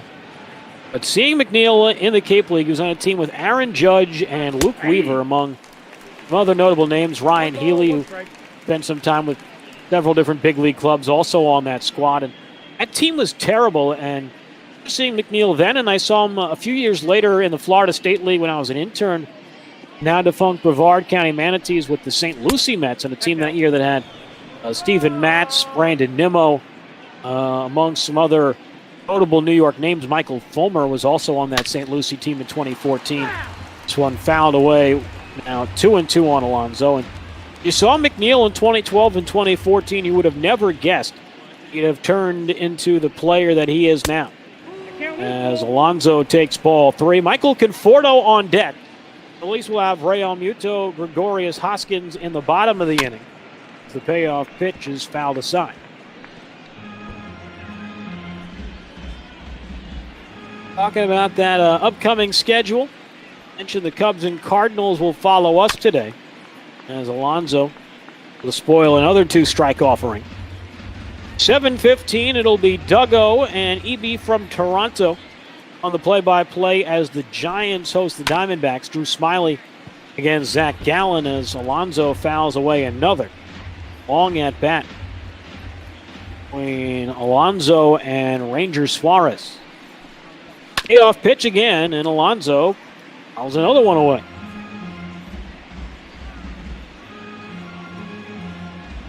Next pitch for Alonso will be the 10th of the at-bat. The payoff pitch again, and Alonso will see another one. Alonso has fouled away now 5 consecutive pitches with 2 strikes. 3-2, and make that 6. 6 straight foul balls from Pete Alonso, and this at-bat will go 12. Suarez threw just 4 pitches to get the first 2 outs, and it finally got on the 12th pitch of the at-bat. He strikes out Alonso to end the inning. What a battle between Ranger Suarez and Pete Alonso. We go to the bottom of the 8th, though. Mets still in control. JT Realmuto is a single shy of the cycle tonight. He is 3 for 3 as he leads off in the bottom of the 8th inning. His team has a lot of work to do, though. As Realmuto down the right field line, and is that one a fair ball? It is. However, Realmuto will not stop at first with a cycle. Down 6, he will chug in a second with a double. What a game for the Phillies catcher. They may be down 6, but 2 doubles, a triple, and a home run. Who knows, maybe he'll get another chance later on tonight to achieve the cycle. I don't know if we've had any cycles in the bat ball world here in 2020, but Realmuto hit that ball too well for him to accomplish that feat as Gregorius first pitch swinging against Kevin Smith, grounds 1 to Alonso. 3-1 ground out is the first out of the 8th inning. The runner advances to third. A 1 away for Rhys Hoskins, 0 for 3. Hoskins flat out to right his last time. But Diamondbacks-Giants game scheduled for 7:15. Zach Gallen against Drew Smyly, as we mentioned. Duggo, EB from Toronto on the play-by-play there as Hoskins takes a strike 0-1. After that, at 9 o'clock, as we start getting later and later into the evening, Brother Beard will have the call as his Mariners play host to the Toronto Blue Jays. Is that one high, 1-1. At Shoemaker for Toronto, Iwan Walker will get the ball for Seattle. That ball game. Blue Jays won their first game of the year yesterday, I do believe, against Tampa Bay. Seattle wasn't as lucky in Houston as this fouled away. 1-2. And wrapping up tonight, our bot ball after dark this evening at 10:45 special effects. And P. Mr. 3, who I did that Cubs-Cardinals game with on Thursday, will have the call as the White Sox Twins battle it out. This one a deep fly into center field. Nimmo will make the catch in front of the Phillies bullpen. Tagging and scoring is Realmuto. It's a sacrifice fly for Rhys Hoskins. And the Phillies are back to within 5. It's now 10-5. RBI for Hoskins. His 80th of the season. As Adam Hazley swings and hits a ground ball past the pitcher. Charging is Cano. Sidearm throw to first. And they get the fleet of foot center fielder for tie the side. But the Phillies manufacture a run thanks to a Realmuto double. Over there, still down 5 as we head to the 9th.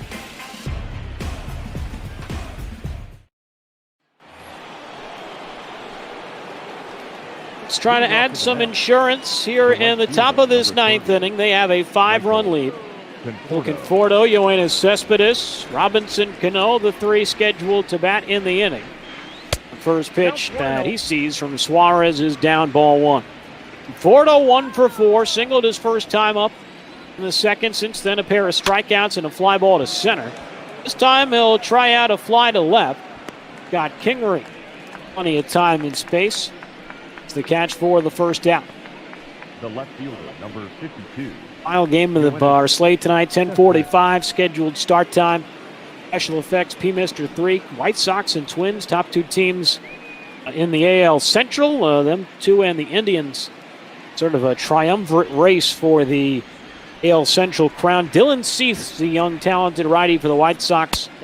Odorizzi on the mound for the Twins as Cespedes takes ball one. Cespedes 2 for 4 has singled and doubled. Also scored a run back in the fifth. Grounded out to the pitcher last time in the sixth. The 1-0. High for ball two. Final game of this series will be on our airwaves tomorrow as well as Cespedes pops this one up. First base side looks like it'll stay fair for Hoskins, who will make the play on the infield grass for the second out. Second base, Robinson Cano. Doing down in the inning, and now here is Robinson Cano. 1 for 4 in this ball game, as you see Cespedes just unable to get his hands far enough in on that fastball up. 1 for 4 with a 2-run single. Ball to third last time in the seventh, that 2-run knock coming back as a part of the Mets' 5-run fifth inning. Pitch he sees, and Cano drives one into right center field. This one will split the gap and roll all the way to the scoreboard. Doesn't have the wheels he used to, but will still have no problem diving in safely with a 2-out double. Wilson. Second hit of the game for Cano. First extra base hit of the contest. The Mets will have a chance to add to their lead here. Two down for Wilson Ramos. That's the 14th hit of the night for New York.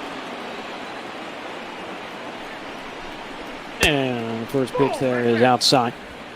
It is 1-0 on the Met catcher, Ramos, who has a single to his name today. The final game of this series tomorrow night, 10:45. Our Sunday night baseball after dark here on Twitch.tv as Ramos takes up an in 2-0. Mike Anthony, and TARDIS 16 will have the play-by-play for that one. TARDIS a big Phillies guy. I'm not sure if Mike is a Mets or Phillies guy, but it'll be Steven Matz against Cole Irvin, 10:45, the late game tomorrow night. The final game of the series, and if unless something changes in the next couple of outs, will be the rubber match of this 3-game set as Ramos fouls it away 2-1. Phillies in the bottom of the ninth will have Bohm, Kingery, and Harrison 6, 7, and 8 due up. I don't know whether or not Kevin Smith will stay on for the Mets. As Ramos looks at a strike 2-2, Smith has thrown just 21 pitches to get through 2 innings tonight. 2. Anthony, strike 3 called. Got him on the changeup. Ramos down looking to end the top half of the ninth. Final chance for the Phillies when we come back. They've got 5 runs to tie. Need 6 to win.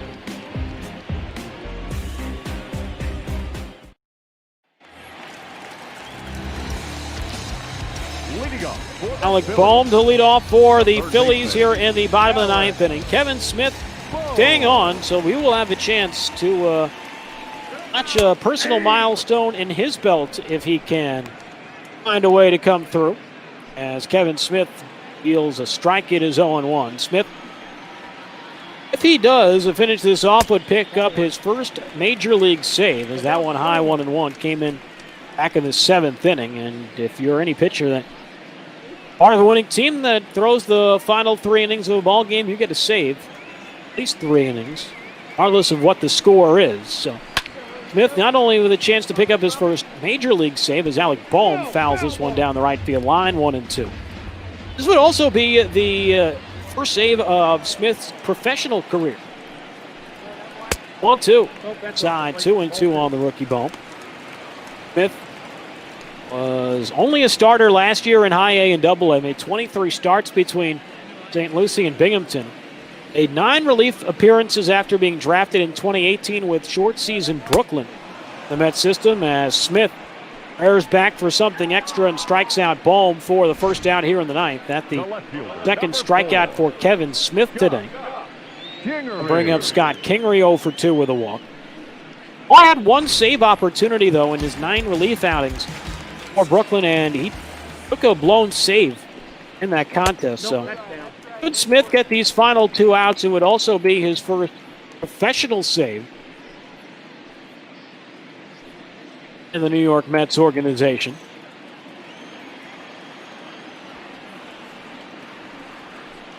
Ono coming to the left fielder. And that one down, 2 balls and no strikes.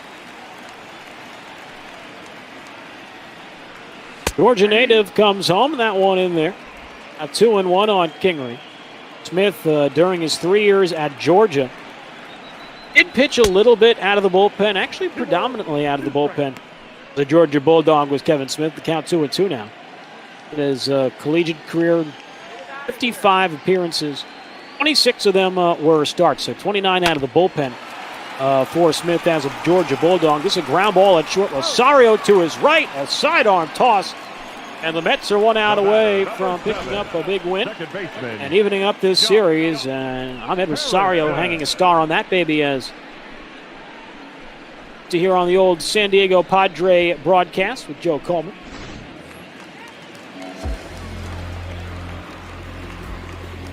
No last chance for the Phillies tonight. Either Jerry Coleman, I should stand correct. Can't believe I screwed that up. That's a big faux pas for a pro broadcaster. Very fond of Jerry Coleman. Is that one low 1-0 to Josh Harrison? But Kevin Smith did have 2 saves in his college career as a sophomore at Georgia. Picked up 2 saves and 8 relief appearances. So, be his first save since his sophomore year at Georgia for Kevin Smith if he is able to finish this off tonight. He's back in 2017. On 1. Ground ball to third. This should do it. He'll crow hop a throw across the diamond, and you can put this one in the books.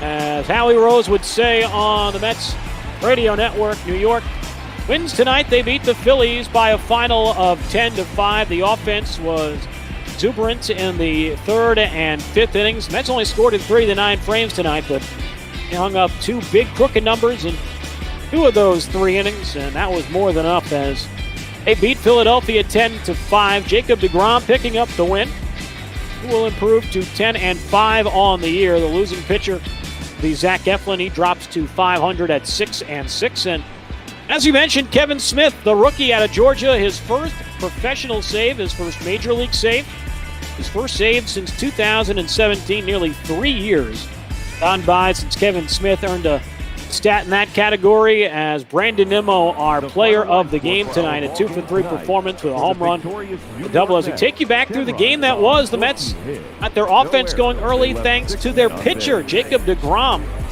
2 on, able to slash a base hit down the left field line. That scored a runner from first, and the Mets had a 1-0 lead. And then a couple batters later, Pete Alonso said hello to the right field seats. That would not be the first or last time that the Mets would reach that area of the ballpark today, as Alonso and home run, his 27th, made it 4-0 New York in the 3rd. Phillies, though, would answer right back in the bottom of the inning.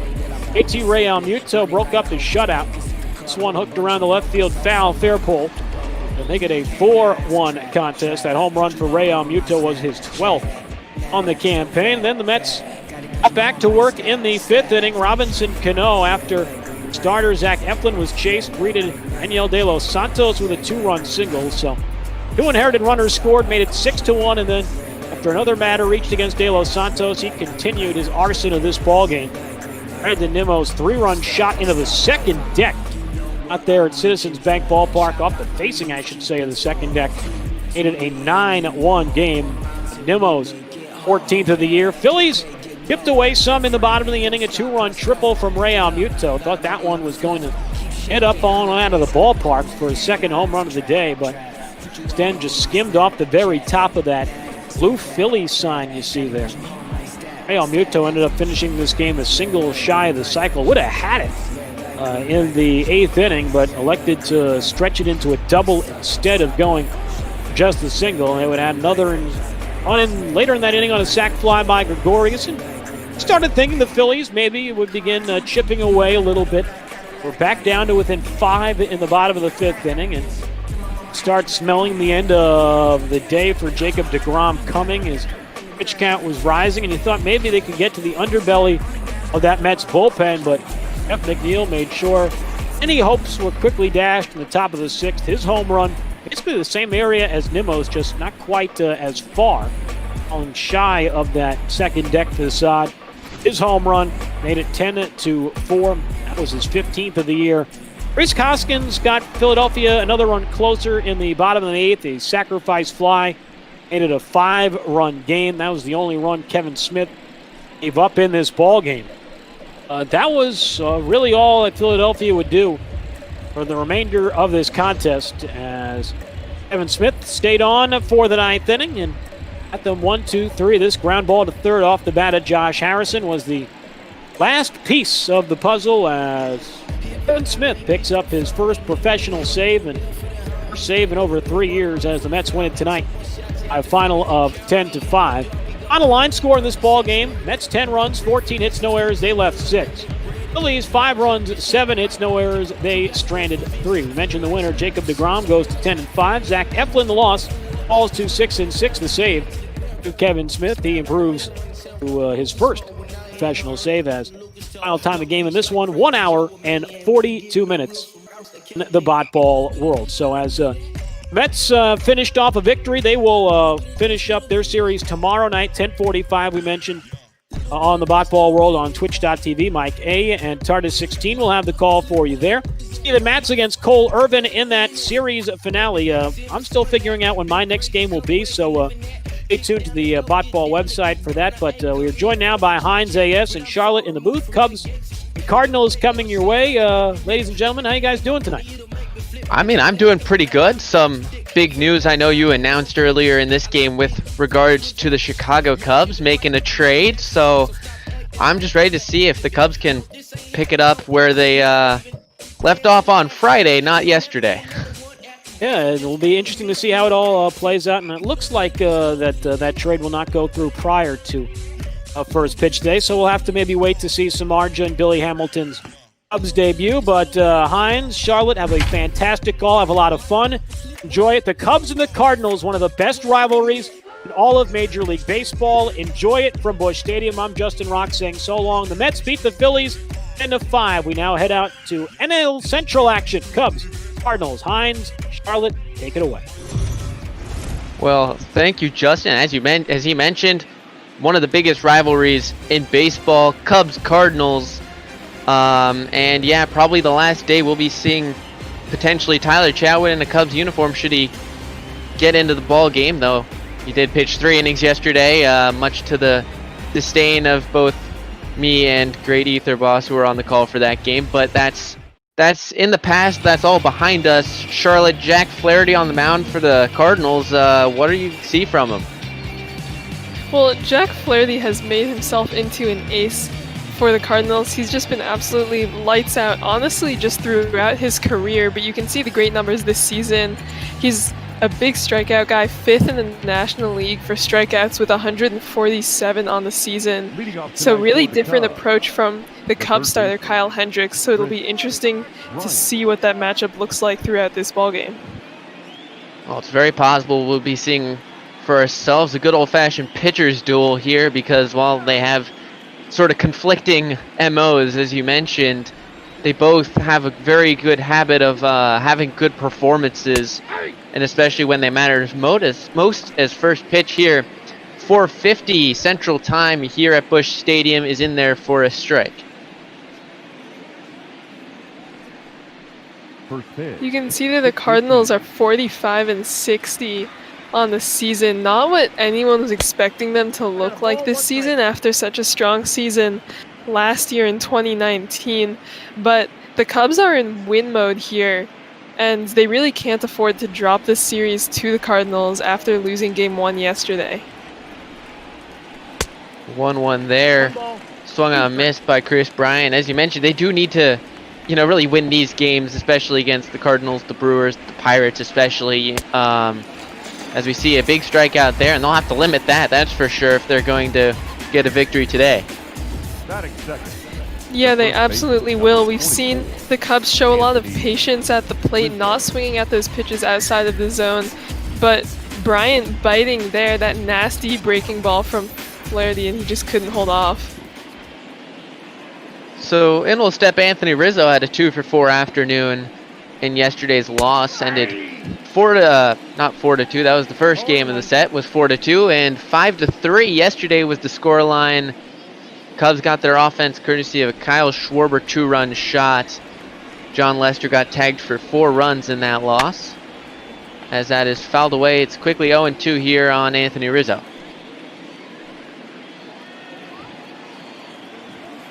Rizzo has had some success against the Cardinals in the past, had a couple of milestones against them. So he's looking to work on building that up here. That one looked decent off the bat, though, with wind going from right to left field. You know, lefty power guy is probably not going to be able to get too much in the way of distance on a ball unless they manage to go the other way with it, or like Schwarber did, dead center. So here's Javier Baez getting his first plate appearance of the afternoon. First pitch into him, strike one. 1 for 14 in his career against Jack Flaherty with 7 strikeouts. Not his best line. That's being a little bit wild. generous. Definitely nowhere near his best line. We've seen him struggle at the plate throughout the past few weeks, trying to build back. Was 1 for 3 with an RBI yesterday. Eric Summersgill is the home plate umpire today. That's a mouthful. We'll see if he provides a handful for us with his calls. 1-2 pitch from Jack Flaherty. Breaking ball not chased by Javier Baez, so it's 2-2.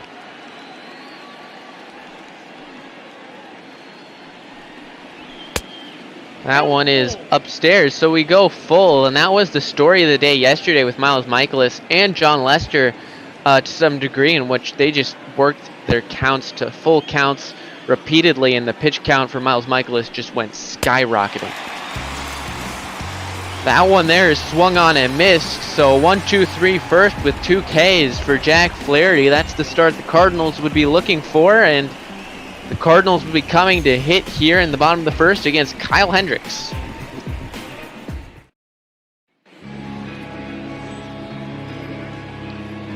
And here he is, Kyle Hendricks, the professor.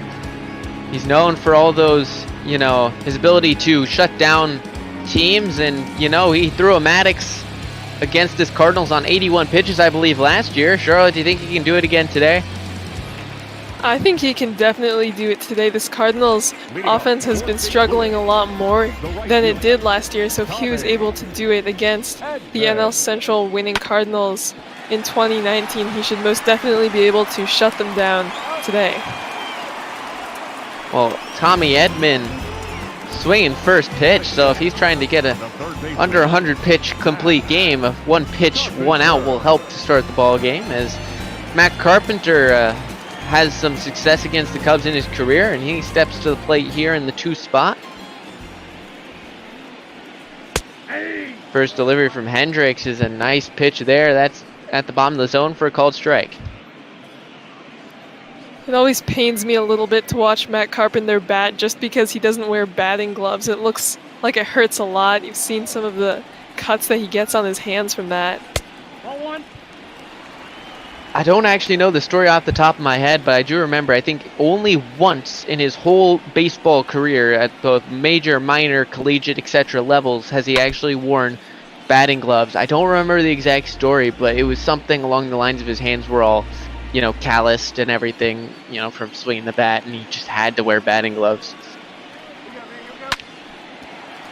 He's gonna ground that one past Javier Baez. That's the first hit of the ball game today, going the other way, and that'll bring up the hero from yesterday, Paul Goldschmidt. You gotta give Hendricks some credit for that one. He did get a nice slow rolling ground ball out of Carpenter, but there was just nobody there to pick it up for him. Yeah, that's going to be what Kyle Hendricks does a lot of. as that is perfectly placed into the defense. Happ to Baez to Rizzo. 6-pitch inning from Kyle Hendricks. That's efficiency right there, and talk about pitching to defense.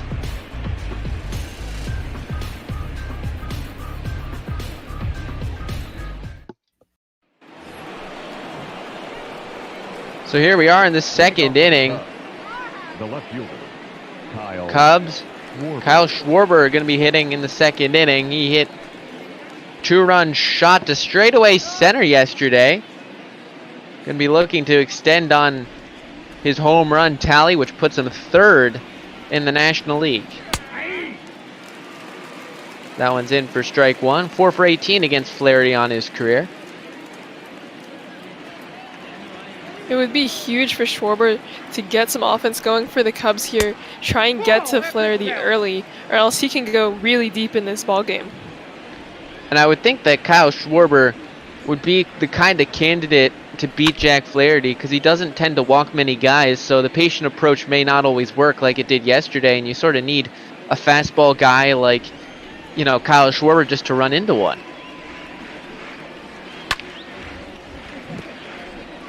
That one is not a fastball, it's a slider fouled away. It's 1-2 here on Schwarber.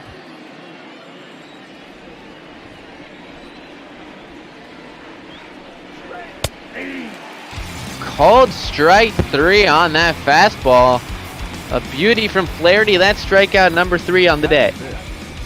And that is perfect placement from Jack Flaherty. He's known for his command with that fastball, and he just caught the top of the zone there. Schwarber thought that one was going to be high, but really couldn't argue. So that'll bring up the catcher Wilson Contreras. He has been probably one of the most prolific bats in the lineup over the past 2 weeks, sort of straddling the All-Star break. He's just been on fire. Yeah, he's really been a bright light in this Cubs lineup, as a lot of these guys going through hot streaks and cold streaks, but he's pretty much been a rock anchoring these guys throughout the season. That will just be a lazy fly ball out there to Tyler O'Neill playing left field. The Cubs lineup today: Bryant, Rizzo, Baez, Schwarber, and Contreras, as we've seen. Then it's going to be Hayward, Happ, Kyle Hendricks in the 8th spot, and Almora. And quickly, the defensive alignment for St. Louis Cardinals: O'Neill, Bader, and Edman in the outfield. Carpenter, DeYoung, Wong, and Goldschmidt along the infield, with Yadier Molina behind the dish.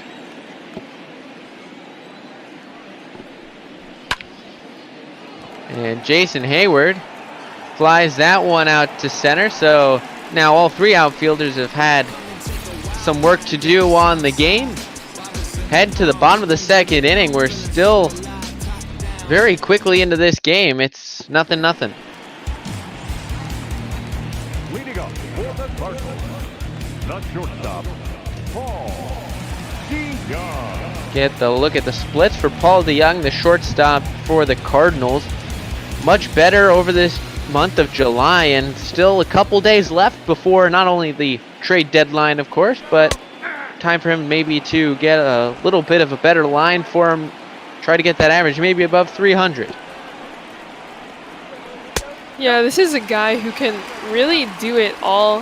He has a really high fielding percentage, but also can send it out of the park, and that's sort of been his problem, is swinging just too much.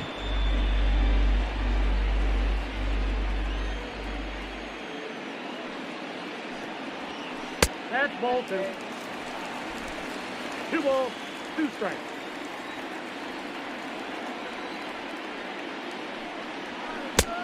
Full count, 3-2.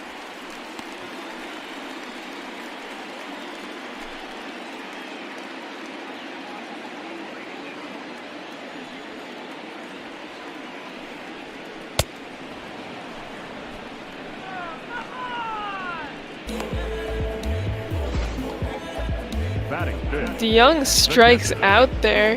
Hendricks with the first strikeout of the game for him.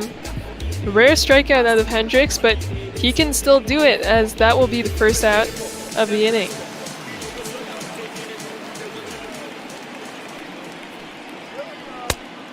Yep, that ball went out.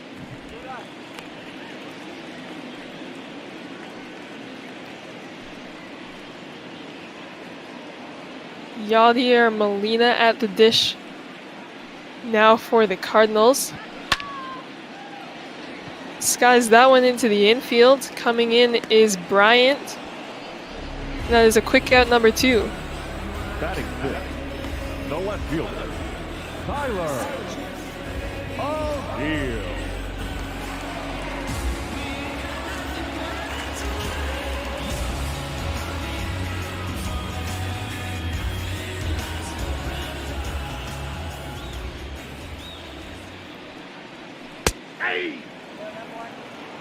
Now the left fielder, Tyler O'Neill, will come to the plate.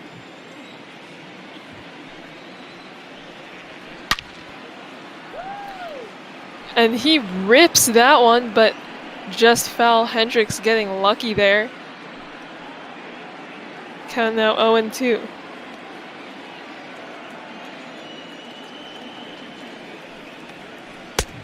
Inside ball.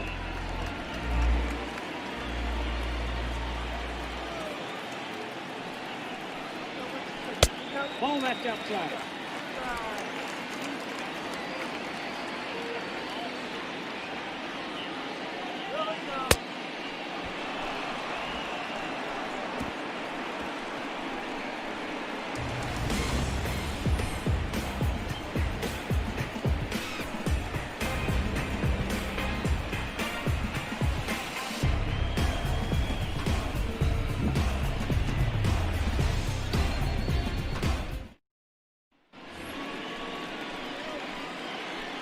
I apologize, we appear to be experiencing some technical difficulties, but I'm going to be taking over the play-by-play until Hines can figure out what's going on his end as the Cubs now come to the plate. Ian Happ will lead things off from the 7 hole.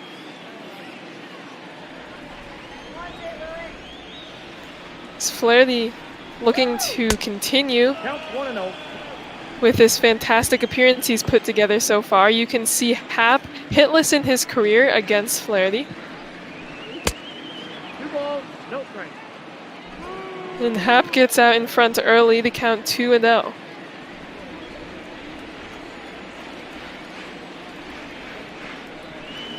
That's ball 3. That one taken high now, 3-0.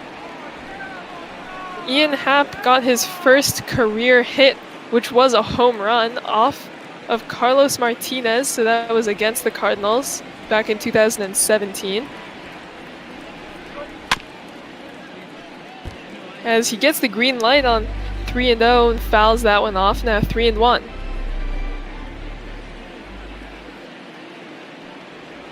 Pitch number 28 from Flaherty is taken inside, and that is ball 4. So that is the first walk of the game. Neither of these guys usually lose control like that, but the Cubs will take advantage of every walk they can get, as we have seen them do time and time again. So that will put a runner on first for the pitcher, Kyle Hendricks, with nobody out here in the top of the 3rd. And he lays down the beautiful bunt, flipped to Flaherty. So a well-executed sac bunt from Hendricks. Happ able to advance. And I believe we have Hines back in the booth with us. Yeah, just a little bit of technical difficulty here. All fixed now, hopefully, for the time being. Anyway, here's Albert Almora Jr. I believe Charlotte is at a base runner in Happ and Hendricks with a sac bunt. Yes, Happ was able to draw a walk to lead off the inning. 1-1. So 1-1 here on Almora.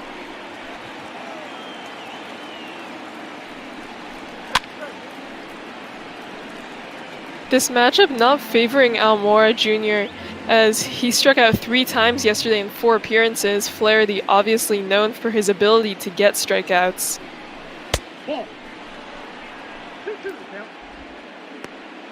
And he finds himself in a strikeout count here.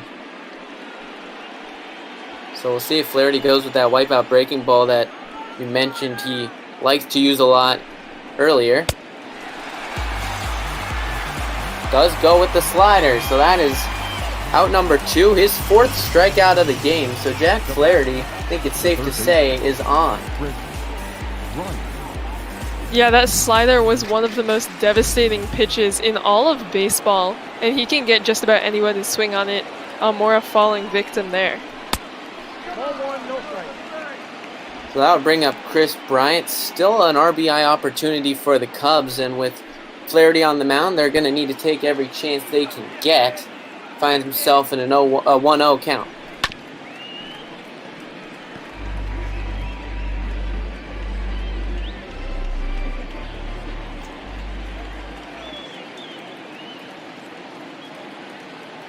The 1-1 pitch from Jack Flaherty is popped up shallow center field. Is that one going to drop? No. Wong makes the catch, and a great piece of acrobatics from Bader to get out of the way of his teammate charging into the outfield.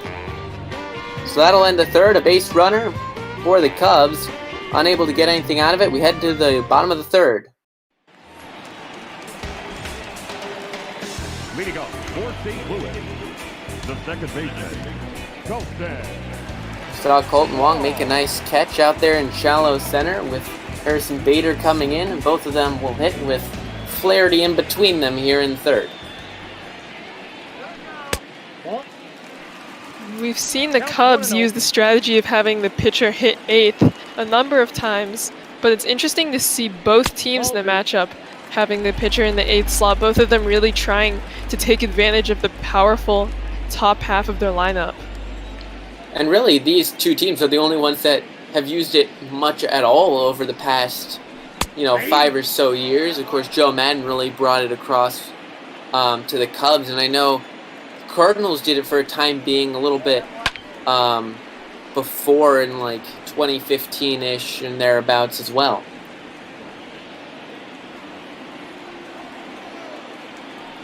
So far hasn't paid off for the Cubs. Cardinals hoping it'll pay off for them.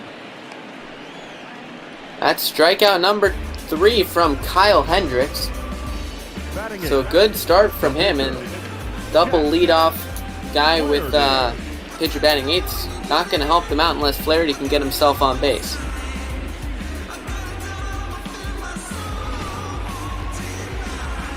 It's great to see Hendricks getting those strikeouts. Definitely not his game, but when he can get them, he'll take them. So here is Jack Flaherty, hitting 108 on the year. Does have 6 RBIs, 4 hits, including 2 doubles. So may not be the best at swinging it, but he's done it a little bit in his time this year. Yeah, you can never count the pitcher out as much as you want to. We've seen quite a few pitchers really hit the ball hard this season. That one's not hit too badly, but it's right over to Bryant, and bang bang play after an offline throw. So good reactions from Rizzo, and that'll be out number 1. Uncharacteristic error there by Chris Bryant over at third, but Rizzo able to hustle back to the bag. You can see Flaherty not with a ton of speed there, and the Cubs really using that to their advantage. 1-0. So in will stand Harrison Bader. He does have a fair amount of speed and 23 doubles to his name as well, which is only behind Paul Goldschmidt, who's really had an MVP caliber season despite the record of his team. Hey.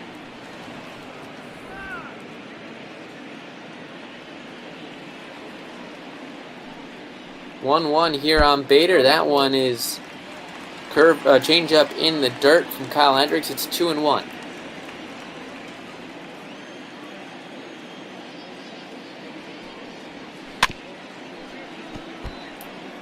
Chopped foul by Bader. So 31 pitches for Kyle Hendricks. An amazing pitch count so far through 2 2/3. Yeah, he's really on his stuff today. I mean, definitely that 6-pitch first inning helping him out a lot. But he's been really efficient through the second and as much of the third as we've seen so far, and that's really great for the Cubs to see. That'll be chopped down to Hap. So 1 hit so far from the Cardinals through 3 innings, but have gone down 9 up, 9 down with that double play. So we head to the third, both teams looking to get something going.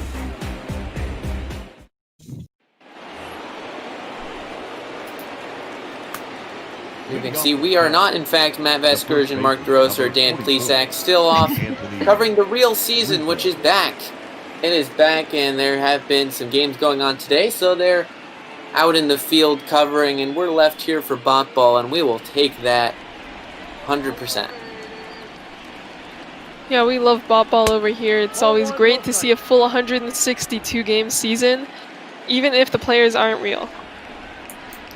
Who says they aren't real? They're real if we say they are. Fair enough. 1-1 here on Anthony Rizzo.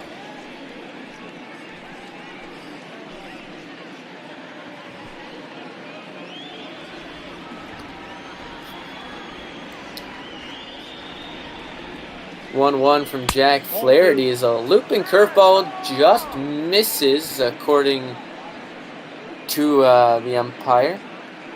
I don't know where that one missed. That looked like a beautiful execution from Flaherty. Had some issue with strike zone yesterday in the first game. Calls going to both sides, but equally incorrect by the little box that we have on your screen.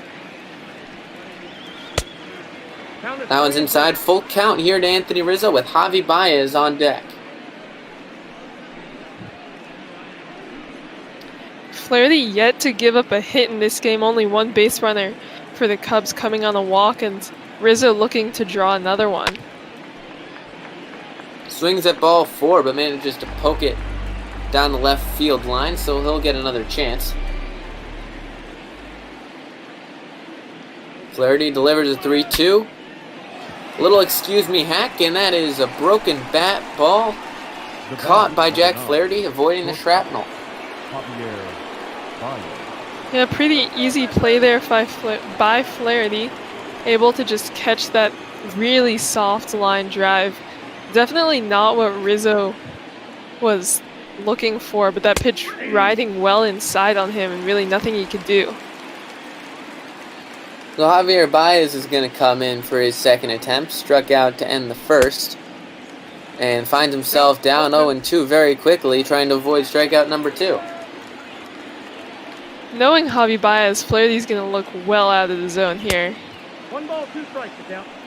And he did, in fact, go well out of the zone with a fastball. Wouldn't be surprised if he went well out of the zone with a breaking ball now. Yeah, he's really testing Baez here because Baez known for really swinging at everything, and Flaherty would love to throw him just a horrible pitch that he couldn't hit. I got the count, 2-2. That one's watched inside 2-2. However, Javi Baez has been known to hit some very bad pitches. I remember he hit a ball in the dirt for like a bloop double or something. So can't count him out if he makes contact. It's getting that far that could sometimes be the question. Is that one is a bad pitch, but fools him either way. It's his 5th strikeout. Now back, left field. Baez maybe being a little bit too patient now. Definitely proud of him for holding off on some of those offerings, but don't know what he was thinking there. It's one of those where I think it's not the pitch you expect because, you know, it was just not a good pitch. It's not where Flaherty wanted it, a hanging pitch. I remember a conversation yesterday I heard between the Cubs broadcast crew and former Cub pitcher Ryan Dempster about how you can make those pitches occasionally if you're a good pitcher because you'll just completely fool them because they're not expecting you to throw such a bad pitch that it completely locks them up. I got 2-1 the count. Yeah, and especially with the way that Flaherty's been pitching today and this whole season, you expect only the best from him. That one misses somewhere. It's 3-1 here. Wilson Contreras stands on deck. You don't want him to be batting with a runner on. Flaherty's delivery is fouled off, so another 3-2 count. So this will hurt Flaherty's pitch count a bit, up at 54.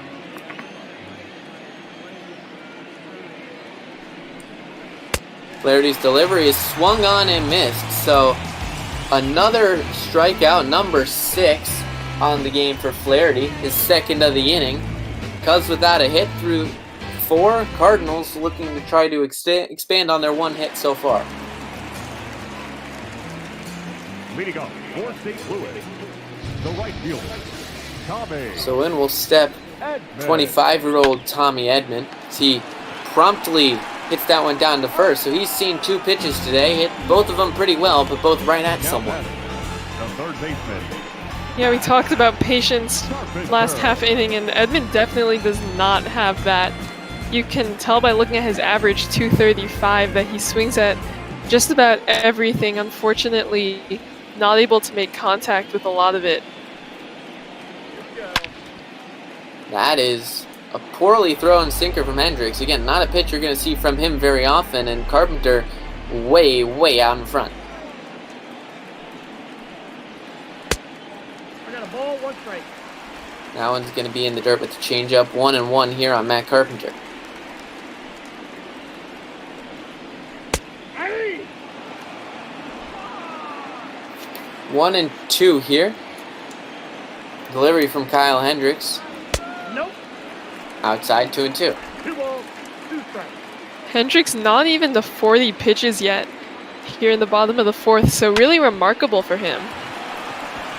Another one hit over down to Rizzo, so he's kept busy on the routine end at least. We'll see if he has to make another spectacular play, as it always seems he does in big games, and maybe Paul Goldschmidt's the one to hit that one to him. Well, Paul Goldschmidt has been able to hit just about everything that he's seen recently, batting .326 on the season. Went 3 for 4 yesterday, driving in 4 of the 5 Cardinals runs. Had an RBI double in the first off John Lester, which with some subpar acrobatics from Jason Hayward, brought 1 home, and then a big 3-run shot, which really sort of broke the resistance for the Cubs. They had the lead at that point, and they were playing very well, and that was the home run that ended up giving them the lead, which they never looked back from. Swung on a miss there, 2-2.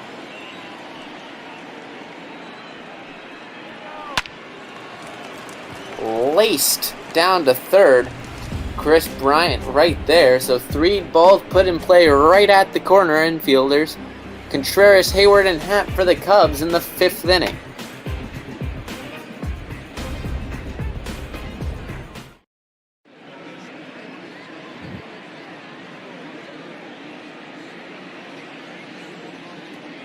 Heidi Watney here. Still trying to figure out the issue with her microphone. I figured out mine at least, but maybe it's something with the batteries. Maybe try turning it off and on again. Works every time, believe me.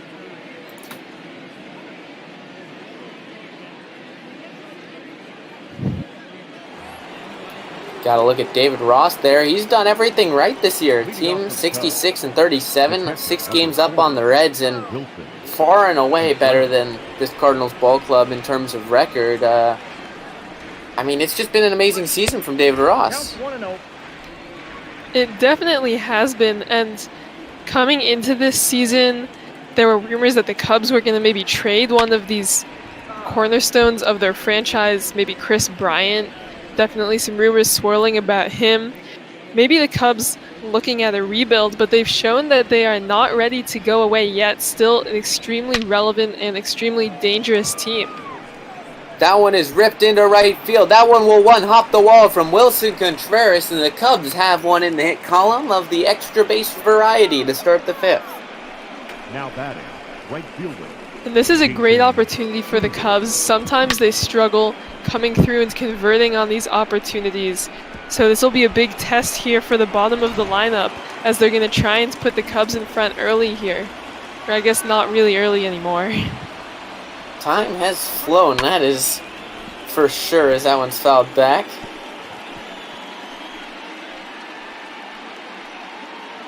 You mentioned that the Cubs are not rebuilding, they're just getting stronger with that Samardzija deal. I just think that's going to be a good move for them going forward, to have a guy you can trust in the back end of the bullpen and have a speed guy off the bench. I think two things you need in the postseason: you need pitching and you need somebody who can come through when you need them to get that necessary run home. And I think they've, fixed both of those issues. Yeah, pitching especially is something that can really make or break a team in the postseason. We've seen it happen most notably with the Washington Nationals, able to really ride on that incredible pitching staff to win the title last season. And the Cubs really showing that they're in it to win it by making that trade.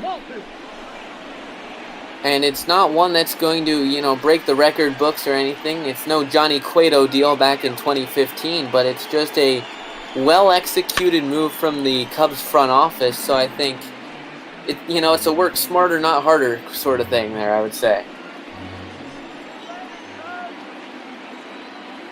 Yeah, the Cubs definitely not looking to add a super big name.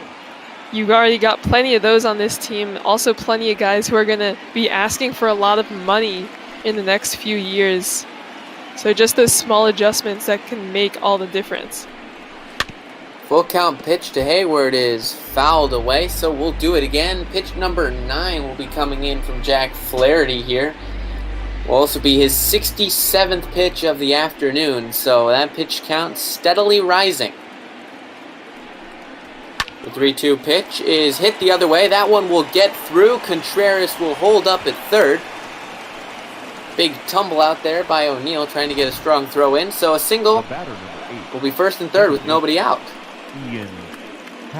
Great opposite field hitting right there by Hayward. You can see O'Neill using all of that 5'11" frame trying to get that ball in. Luckily for him, Contreras, a catcher, not very fast. But still no outs here in the top of the 5th. Cubs threatening to break this one open. And while I think David Ross will take a sac fly here to get the runner in, or some productive out, I think he wants more from this scenario. I mean, who wouldn't want more from this scenario, honestly? You've got Ian Happ, definitely will swing the bat. He could put the Cubs up by 3, and look at that. What do you know? Thank you, Charlotte, for predicting this Ian Happ home run dead center. We did mention the wind was blowing in from right field, so you weren't going to get many out that way, but dead center, that you can do. And that he did do. 439 feet, sent that one out at 108 miles per hour, and the Cubs will go up by 3 thanks to Ian Happ. The bottom of the Cubs order really coming through, being aggressive here in the 5th. Still nobody out. 438 feet. Now batting, the pitcher. Home run number 13 on the year for Happ, so may be down in the 7th spot, but man, he can still swing it. This Cubs lineup, I say it time and time again, is dangerous top to bottom. And Kyle Hendricks, I don't know, he's got 4 hits on the year, had an RBI double last time we were in the call, and oh my! Is that going to stay fair? Is that going to stay fair? No! No, it will not. Oh my, oh my. Oh, that would have been the first career home run for Hendricks. And he got under one, but way under one, and man, I thought we were about to see something amazing. I have to call Duggo in here to tell us that we need to have pitchers hitting, because I think even without this, we need to have pitchers hitting, but man, that would have just reinforced the opinion. Ball one, no strike. Yeah, I mean, Hendricks really getting all of that one. That would have been pretty embarrassing for Flaherty, giving up back-to-back shots. One of them to the pitcher. If I remember correctly, the Cubs only had one home run from a pitcher last season. It came from John Lester. One of, I believe, 3 home runs he has in his career. But as you mentioned, Hendricks without one, so is Yu Darvish, Quintana. Tyler Chatwood doesn't have one as a Cub, nor will he get one, barring an at-bat out of relief here, which I would say the odds are slim to none.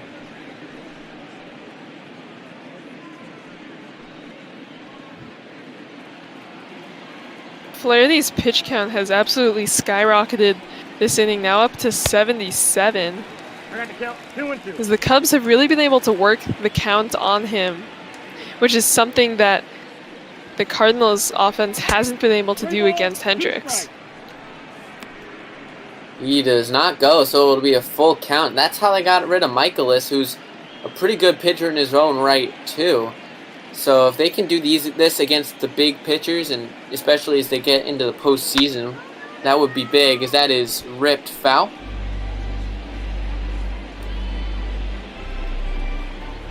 You can see Flaherty finding the zone here.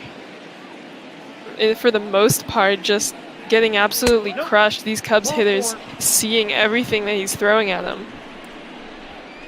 Morris saw that one, watched that one, and will find himself standing on first base for Chris Bryant with 1 out. 2 relievers up in the bullpen for the Cardinals, Helsley and Cabrera. So looks like the making of another short outing for a Cardinals starter. Tomorrow we'll see if that trend stays the same in the final game of this series. But man, Cubs working their walks, and Cardinals just have not been able to get the pitchers going that long. And that can really do a number on your bullpen if you have to dip into them early, multiple games in a row. The Cardinals hoping that they can minimize the damage, keep Flaherty in here for at least another inning, if he can.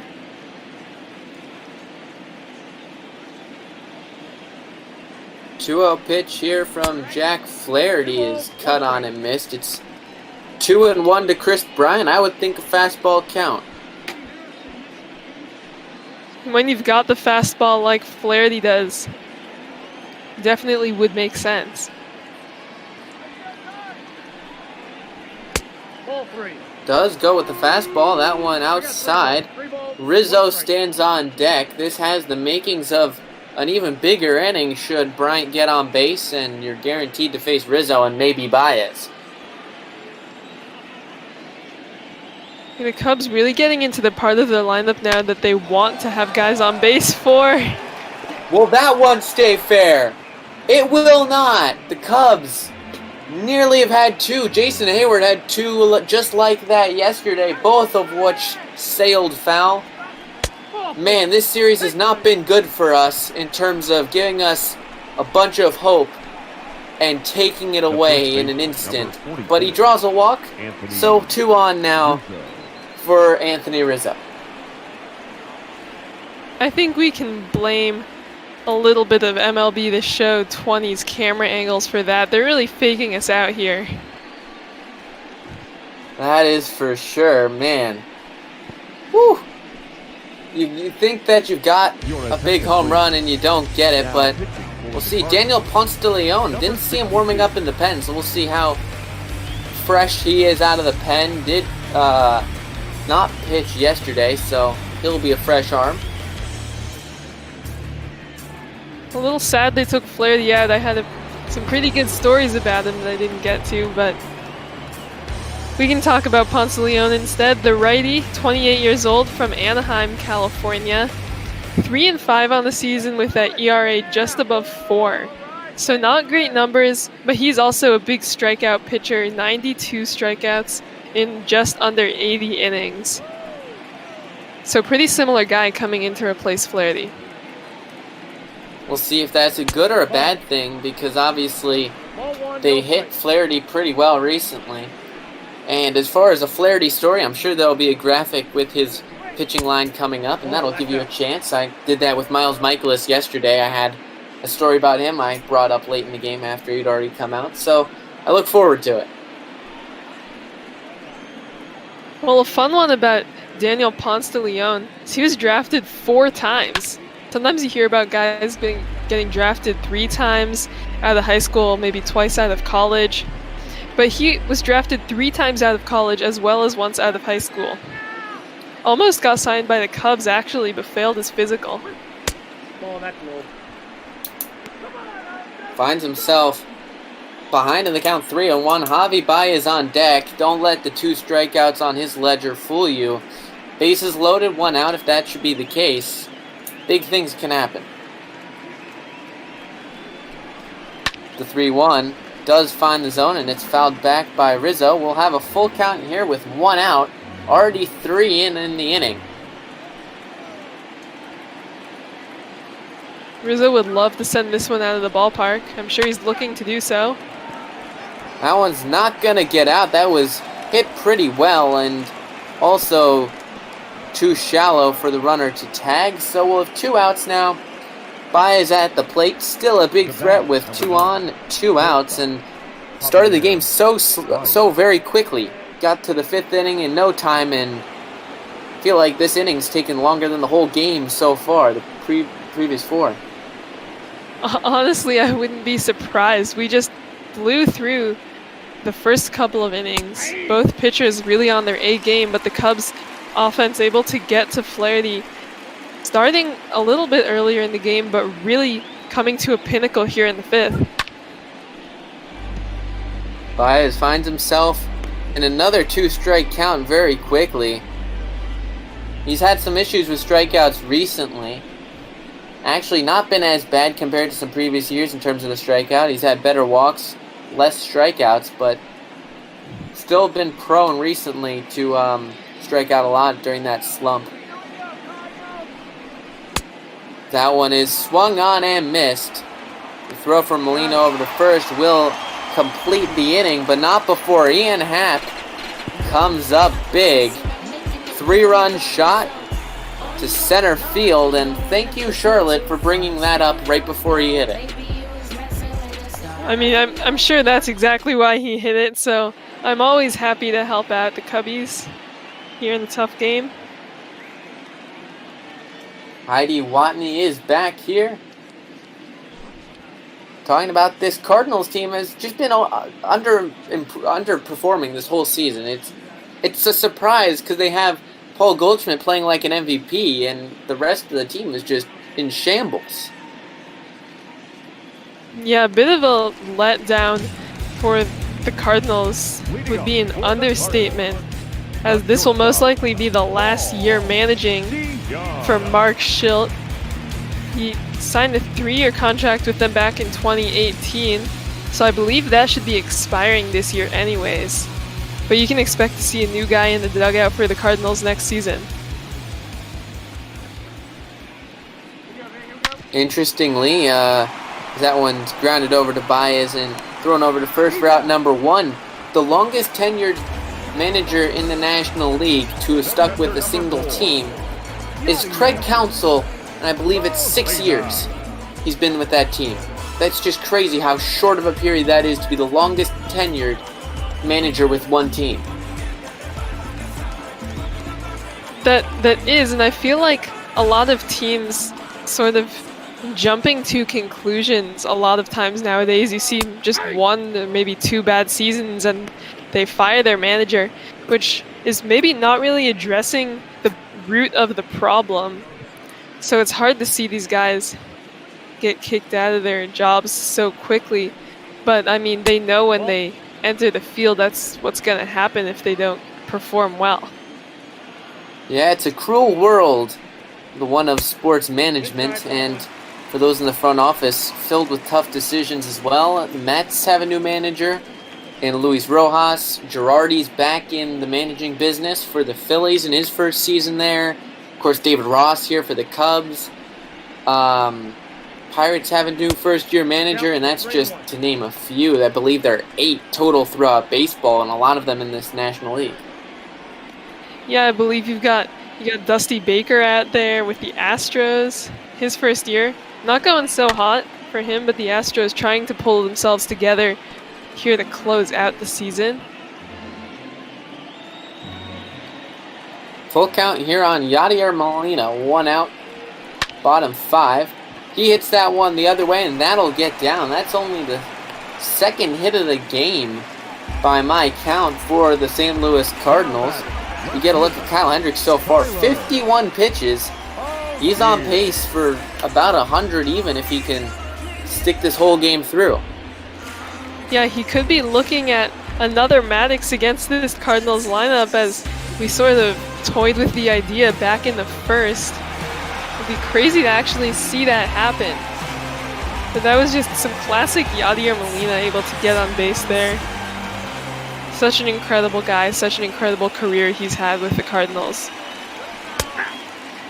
First pitch to O'Neill is in there for a strike with that sinker. Kyle Hendricks, such great command with that sinker. It's Maddox-esque, and you know, obviously he's now thrown to Maddox, so he can take the comparisons even more at face value, because he's pitching maybe not to the notoriety of Maddox, but certainly of that caliber with his 4th strikeout here today. Now batting, second baseman. And Tyler O'Neill now going down twice on strikeouts, accounting for half of those strikeouts that Hendricks has racked up. And it's only on 3 pitches. So even when he goes for strikeouts, which is definitely usually a way of getting outs that racks up your pitch count more than Kyle Hendricks' normal approach to the game, he's doing that efficiently. So here's Colton Wong, 1 on, 2 out, and he chops the first pitch foul. 11 home runs for Wong, 3rd on the Cardinals, and I think that is the root of the problem right there, with home runs flying left, right, and center in the league right now. I think it was 15 teams last year who had a new home run record for their franchise, and for the Cardinals to only have a couple guys in the double digits, that's a big issue as the inning is over. Maybe we can toy with that idea as we head into the 6th inning. It's 3-0 Cubs.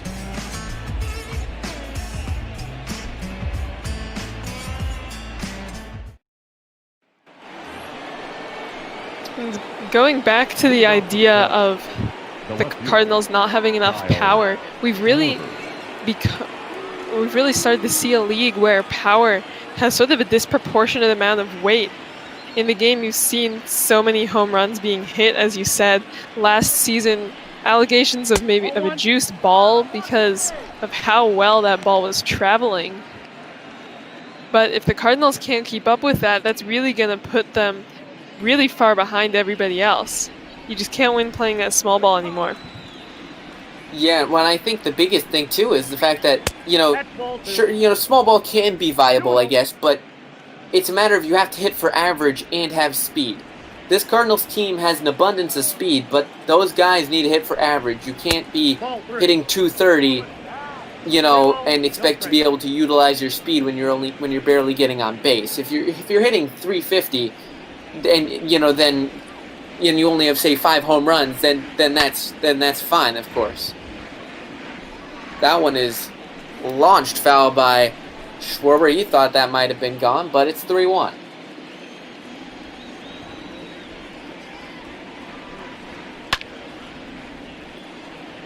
Fouled away, full count. Ponce de Leon in his 2nd inning of work, trying to get his 3rd out on the afternoon. Nope, that's ball 4. That one's wide. That's a walk. So sort of picking up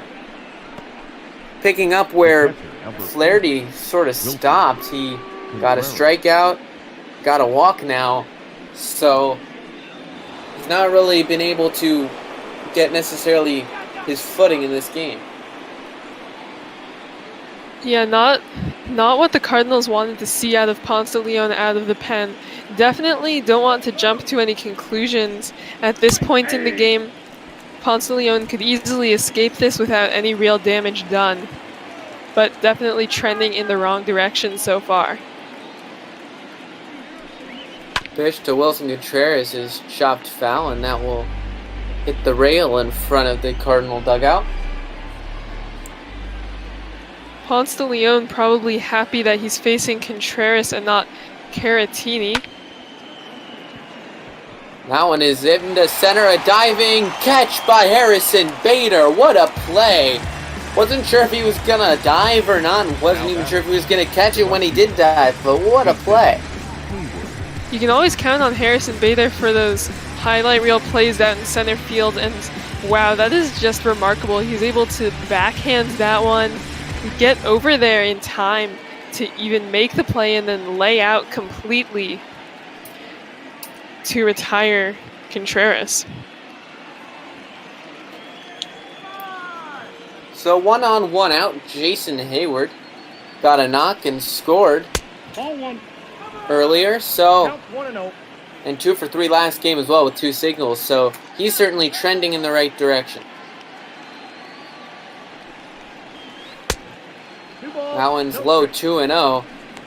Ponce de Leon really needing to find the zone here. It's been a struggle so far. It hasn't. Going back to what I was about to say before that remarkable play by Harrison Bader, Ponce de Leon with a bit of a traumatic history against Victor Caratini, the Cubs' backup catcher. He was hit in the head with a line drive off of the bat of Caratini when they were both in AAA 3 years ago, and required emergency surgery. Ended up being hospitalized for 3 weeks, and even after being cleared to resume baseball activities a few months later, he ended up taking the rest of the season off to just sort of mentally get himself back to a place where he felt comfortable going back on the mound.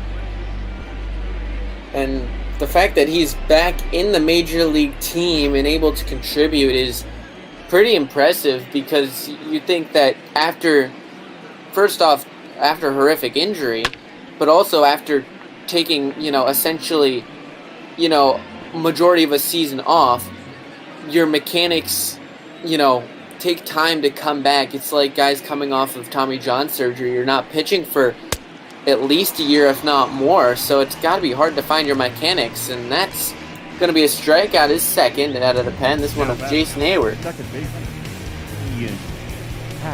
Yeah, Ponce de Leon really lucky there. It's always scary to see a pitcher get hit anywhere, but those ones that plunk them in the head are the worst. We've seen, unfortunately, more of those than we would like to see. 0-1's the count. So here is Ian Happ. Had that 3-run shot back in the 5th inning. Looking to maybe get another 2 across on the board. That would certainly give the Cubs a more comfortable lead, as that one is hit through. So he will have 2 hits now on the day, along with a walk. So great day for Ian Happ. Now batting, the pitcher. It is a great day for Ian Happ, as he's really proven how dangerous this Cubs lineup is up and down the order. When the guys at the top not able to really get their footing, you can count on the guys at the bottom to make something happen. Ian Happ batting in the 7th spot really shows how powerful this Cubs lineup is, to have someone like him in the bottom 3rd. And he didn't actually make it to the majors last year. Spent a lot of time retooling his swing because of a bunch of strikeouts he was having. He didn't get called up until exactly 1 year ago today, making 58 starts eventually last year. But to think that he came from having such a high strikeout rate that he didn't even break the squad to now providing help. And speaking of help, Kyle Hendricks is going to help himself out in 2 straight starts, as that's a single, and scoring is Kyle Schwarber. Where's Duggo? Let's get him in here right now. I mean, that is just textbook hitting from Kyle Hendricks.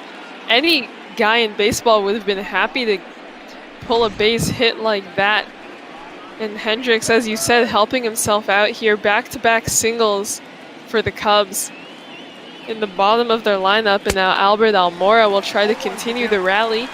Runners on first and second with 2 outs. Mentioned that Kyle Hendricks had an RBI double, helping himself out in the last game that we called together against the Reds about a week ago. And to be able to get an RBI here again, it's amazing for him. That's RBI number 5 on the year, hit number 5 on the year as well. And here is Almora in a 1-1 count, maybe a chance to get some more insurance.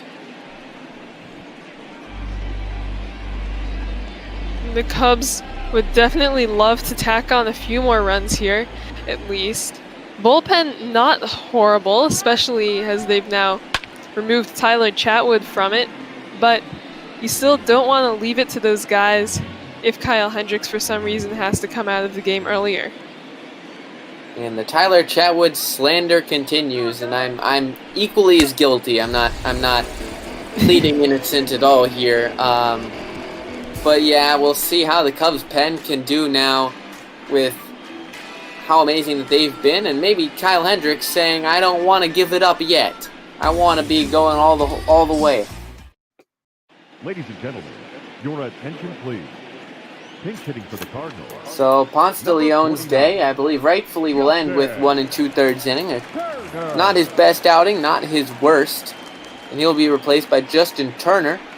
Not to be confused with Justin Turner, the red-bearded third baseman of the Los Angeles Dodgers. But Turner had an RBI single yesterday off of Tyler Chatwood. What do you know? That Tyler Chatwood magic is touching everyone. That one's outside, 1 and 2.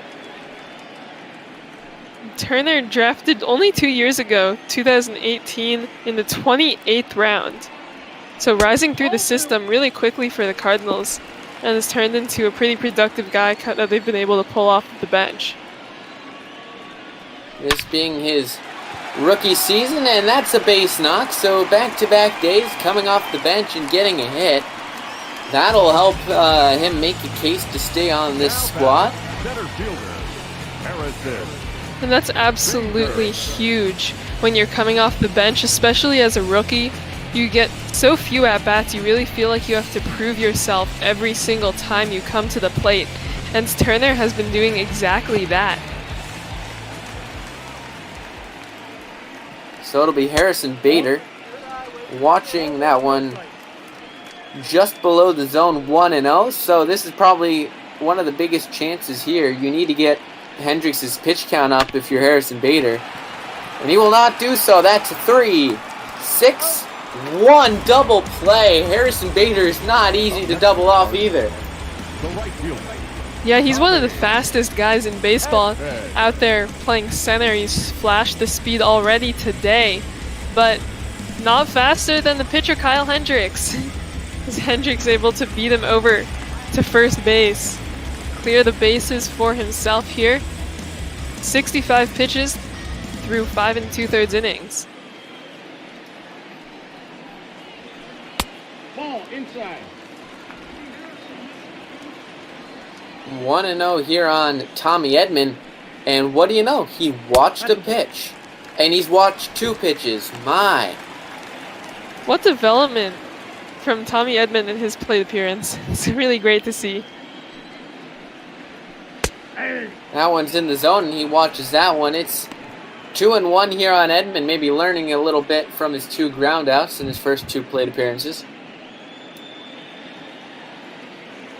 Edman, another guy with a lot of speed. That sprint speed coming in at 29.4 feet per second puts him pretty far up in the rankings.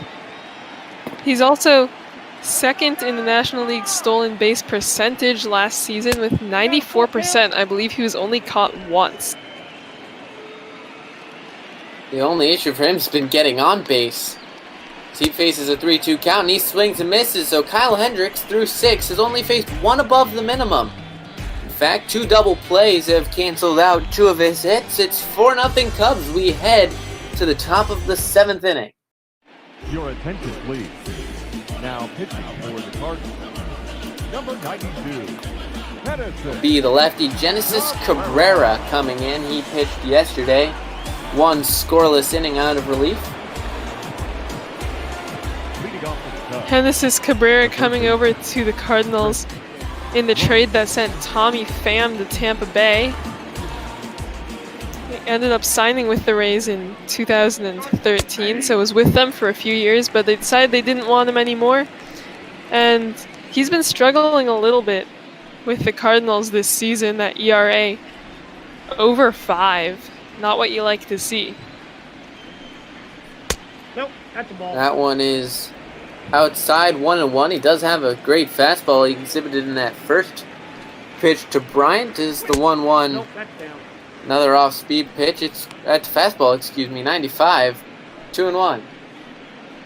The fastball can be confused for an off-speed pitch. It has a ton of movement when he throws it, but it counts for a lot of his walks. He does have an issue with walks, which is something that the Cubs are definitely able to exploit here, so we'll see what happens. And if you look between the Cubs lineup and the Cardinals bullpen, it's a match made in heaven for the Cubs. Don't strike out a lot, though, you know, this does happen here to Chris Bryant. But a lot of walks issued by the Cardinals staff in general, and a lot of walks drawn by the Cubs as well.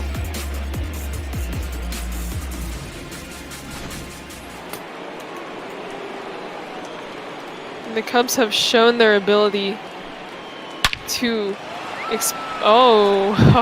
Anthony Rizzo, deep to right field. And this one is gone. And he one-ups Hap by 2 feet on that one, 440. And that one-upping happened to exit velocity too by 3 miles per hour exactly, I believe. And Cabrera obviously struggling with the control, struggling a lot with the control there, putting that one right where Rizzo wanted it, not where Yadier Molina wanted it. And that one ends up quite a few rows back in the stands. Deep to right field, as apparently it's 439. Someone in the graphics department was wrong. We will find out who very shortly and give him a stern talking to or something. I don't know. I don't know anybody in that department. But all hey, due respects to the graphics department. Yes. 2-0. Javier Baez looking to get his first non-strikeout of the afternoon, but does find himself in a 2-0 count here. Cabrera looking to hand him a golden sombrero. Gonna have to come back here in order to get it, though. It's 3-0.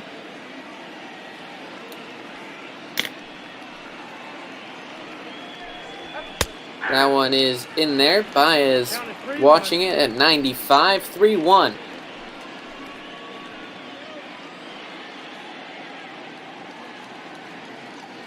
Cabrera, a bit of a raw prospect for the Cardinals still. Only debuted last year.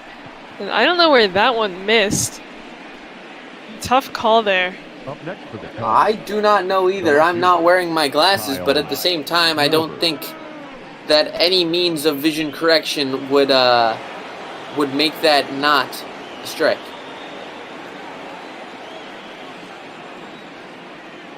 Maybe it's the home plate umpire that we need to go give a stern talking to. 1-0. Or take him to Lens Crafters. I don't know. I mean, there's the possibility of the real life home plate umpire being replaced by a robot.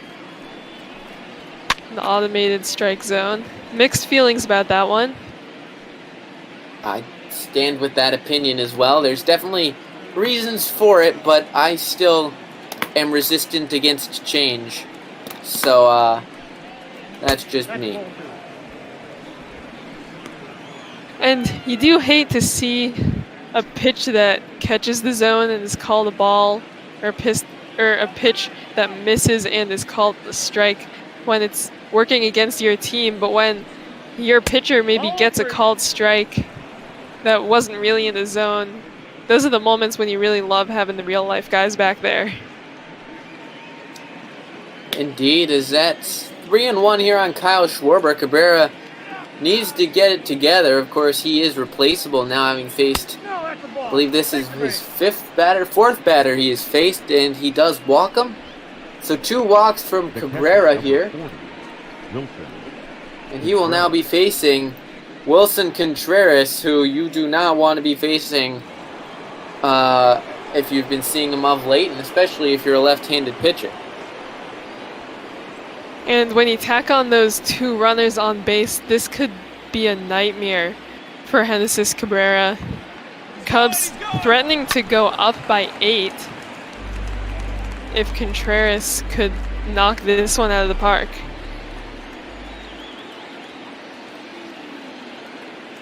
Certainly has the capability, and given how this game is going, I think both of our brains jump to home run once we see anybody come to the plate for the Cubs, because any one of these guys can hit it out of the park. And even Kyle Hendricks showing us that, you know, he has the power, you just need to straighten it out.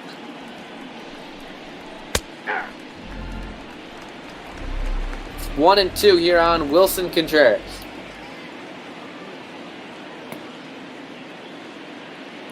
He's got 14 home runs on the season. Chop to Wong, over to second, over to first. He is safe at first. So that'll be a fielder's choice. Not a quick enough turn on the flip side to get Contreras. And tough play there by Wong, having to do a bit of a spin move to square himself up for the throw over the second. And definitely the more valuable out. Now only 1 runner in scoring position, but a pity that they weren't unable to get over to first base in time to get out of the inning. So he'll be facing Jason Hayward. He has a knock on the afternoon as well, and he scored on the first home run of the day from Ian Happ. Looking to at least get the runner home from third.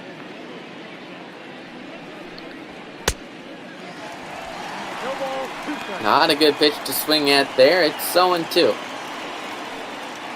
Hayward, the former Cardinal, was with them for a stint in 2015 and was really productive, critical to their success that season, but then came over to the Cubs.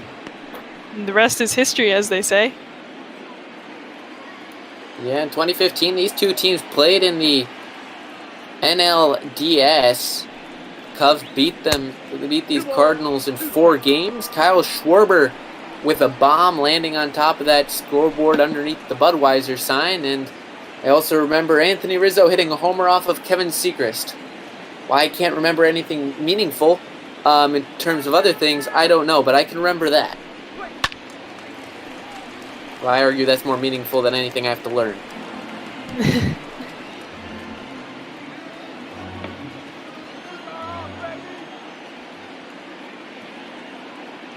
Cabrera comes set, and the 2-2.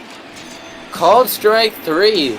It's about the 3rd strikeout rung up there in the top of the zone, but Anthony Rizzo tattoos one 439 or 40 feet away from home plate. It's 5-0 Cubs.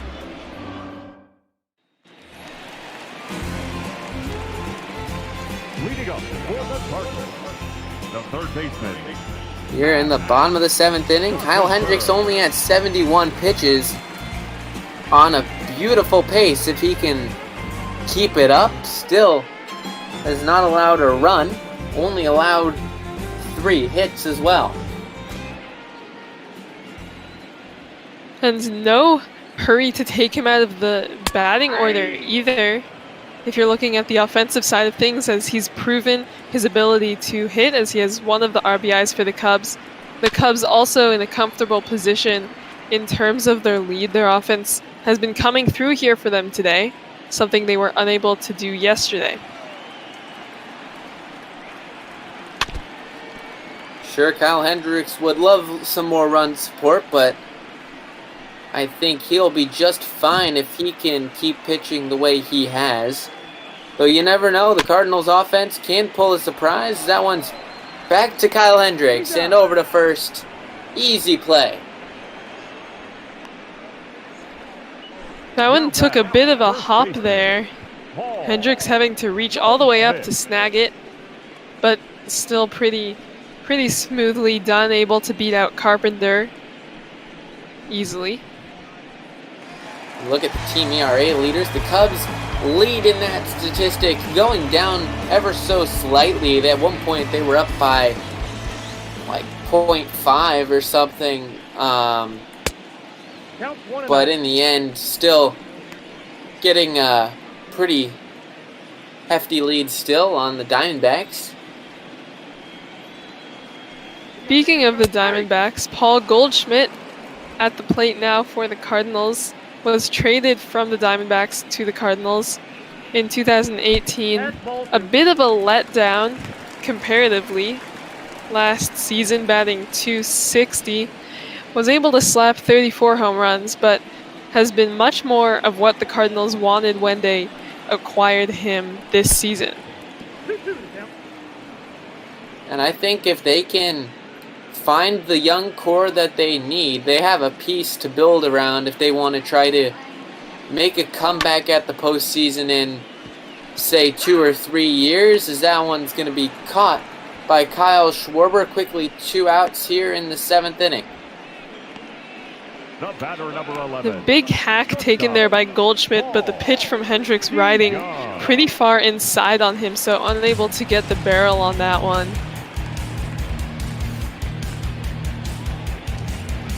Cole DeYoung 0 for 2 today, a strikeout and a ground out. This is his 3rd time through the order, and that speaks to the efficiency of Kyle Hendricks as that is grounded to Bryant. Over to first, and another 1-2-3 inning for Kyle Hendricks.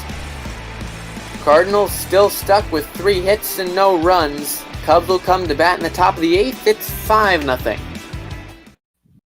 Your attention, please. Now pitching for the Cardinals. The 3rd man out of the pen for the St. Louis Cardinals is Ryan Helsley, a hard-throwing right-hander. Helsley, only 26 years old, another one of these young guys coming out of the pen for the Cardinals. Debuted last season, grew up in Oklahoma, but was a Cardinals fan. Not sure how that worked out. But went undrafted out of high school, then was picked up by the Cardinals in the 5th round in 2015. Ian Happ, 2 for 2 on the day. Home run, 3 RBIs. As he hits that one well to right field, going back is Edman, and he will make the catch. Happ may be looking to try to get that one to drop for an extra base hit or get over the wall as we get a look at our starting pitcher comparison. Pretty tough day for Jack Flaherty, as you can see. Lots of 3s there. Solid 6 strikeouts, but only able to make it through 4 innings. Kyle Hendricks, on the other hand, still going strong, as we'll see him at the plate now, hoping to help himself a little bit more, batting a healthy 1 for 2 here. He watches strike 1 in at 99. That one's going to be hard for him to hit, though. He did get his base hit off of Jack Flaherty, who throws pretty hard as well. So we'll see what he can do here, as we see Cody Whitley and Alex Reyes, who are warming up in the Cardinals' pen.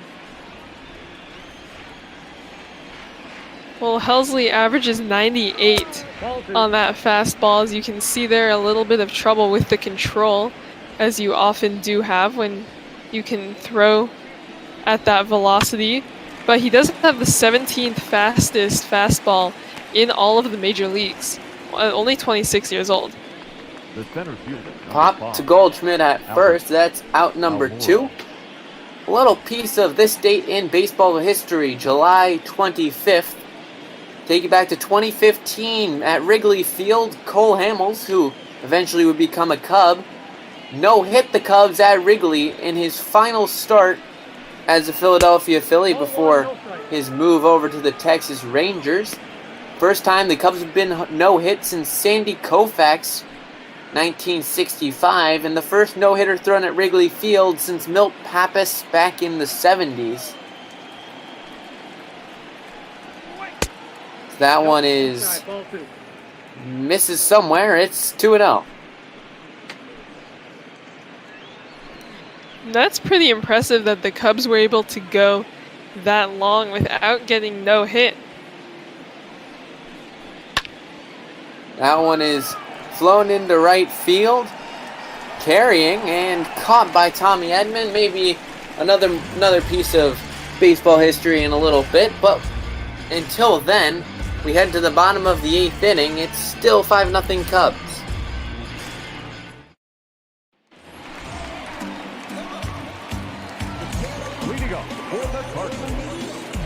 Yadi Molina stepping in, looking to get something going. Kyle Hendricks at the 81 pitch mark. That's how many he had in the whole game against the Cardinals in that Maddox.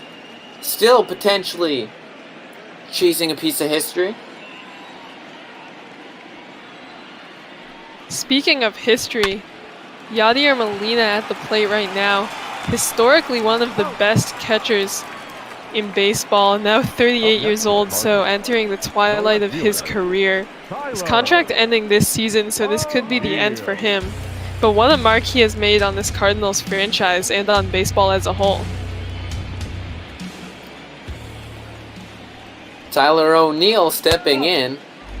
Watches that one 1-0 as Brandon Morrow and Rowan Wick warming in the pen.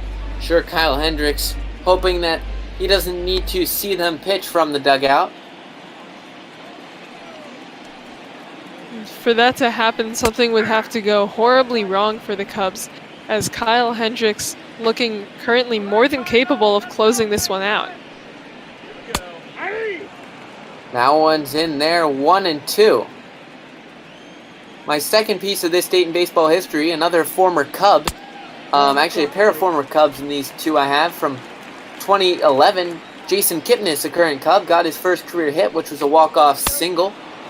And Chris Coughlin in 2010 got injured, tearing his meniscus during a incident while trying to hit Wes Helms with a shaving cream pie after a walk-off victory.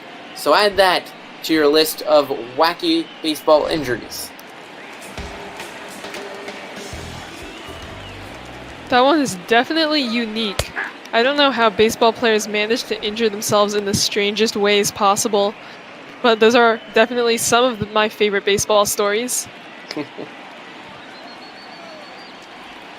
Kyle Hendricks getting strikeout number 6, and that is grounded, and that one will get through on pitch number 90 by Colton Wong. So the chance at a Maddox is a very slim one, but a complete game shutout is a complete game shutout should he be able to get that.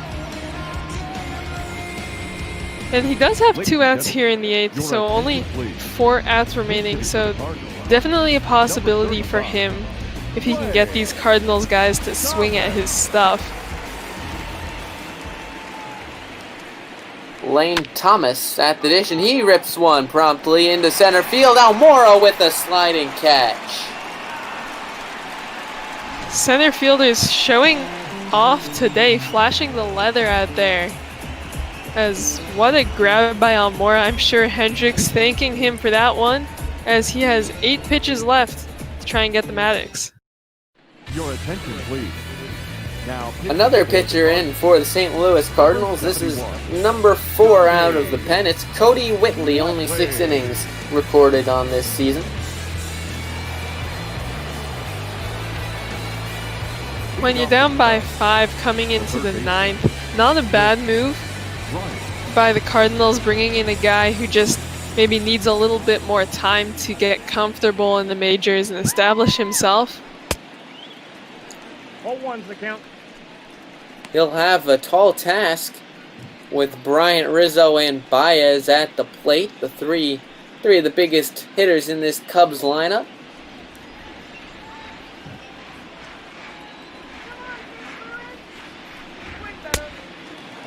Ugly swing from Chris Bryant. Hasn't really looked himself in this at bat. It's 0-2.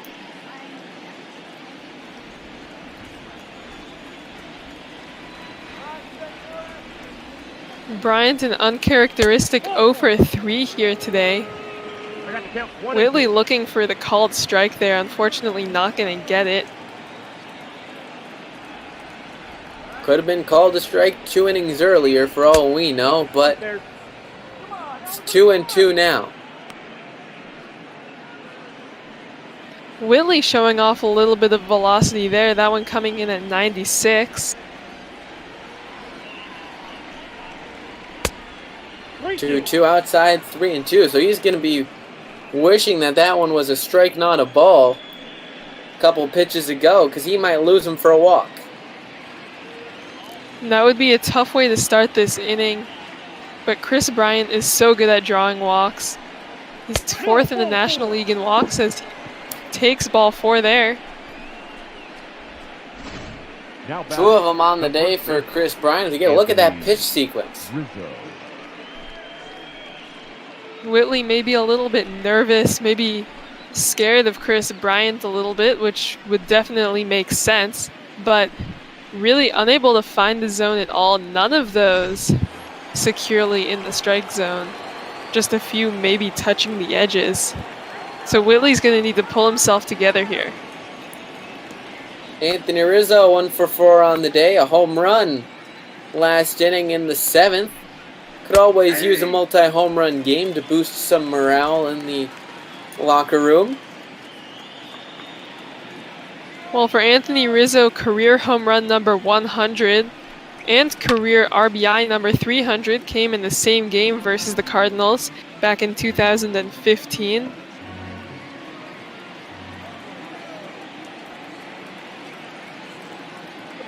Oh, 2 here to Rizzo.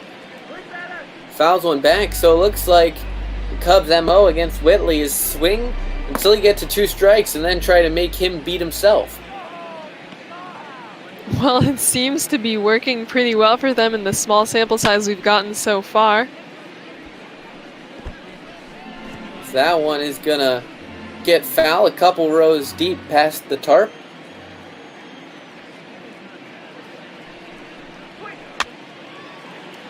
And he just tried to fight one off inside. Molina reaching out. I guess he did not make the catch. I thought he got it.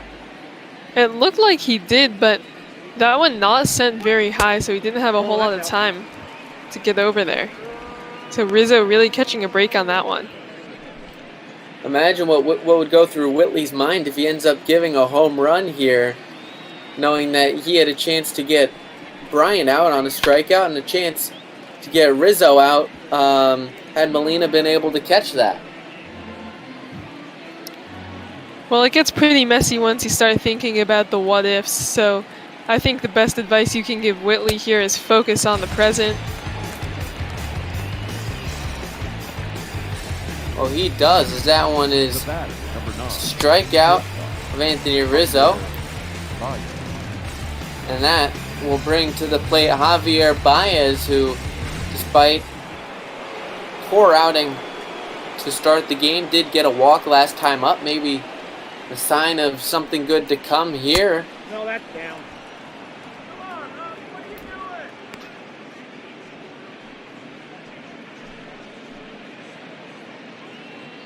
Baez still on Golden Sombrero watch with those 3 strikeouts. Whitley only 5 career Major League strikeouts though.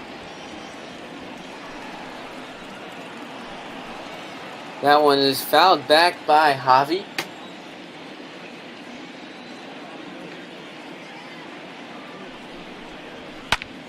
That one is hit into center field. That one's going to drop. The runner's going to head to third. Bader's throw.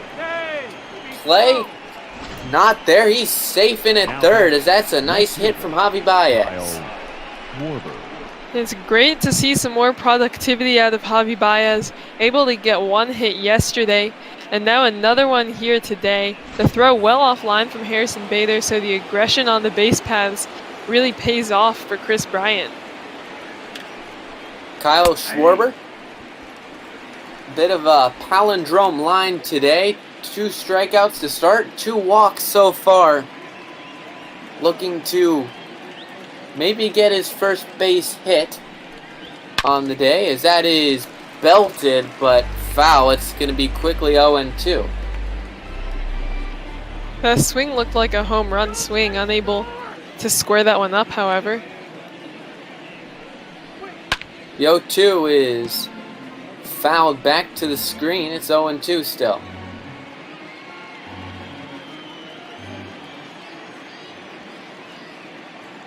Schwarber looking for home run number 30 on the season. Hard to imagine that there are 2 guys right now in the 40s. That's pretty much Sosa McGuire pace. I did the research on that. Sosa and McGuire, through the same amount of games, had about 3 more home runs only than Jorge Soler. So they're on some record-breaking pace potentially. That's 2-2. And this Cubs team probably kicking themselves for losing faith in Soler a little bit earlier than they maybe should have, but it's worked out decently well for them. Soler doing well without them doing well without him. Dodgers currently on the outside looking in the NL West, but, you know, potential Cubs-Dodgers postseason matchup could see Jorge Soler. And I believe there's still a regular season series back at Wrigley for him to get a homecoming.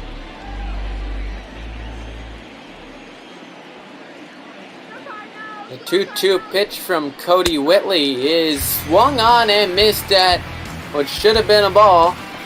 But that's strikeout number 3 on the day for Schwarber and number 2 on the day from Whitley. That Schwarber at bat felt like it went on for a really long time. Schwarber putting up a good fight against Whitley, but Whitley not backing down. So you got to commend the performance from the youngster there. So here's Wilson Contreras, has a double and then was robbed of a hit by that diving play by Harrison Bader.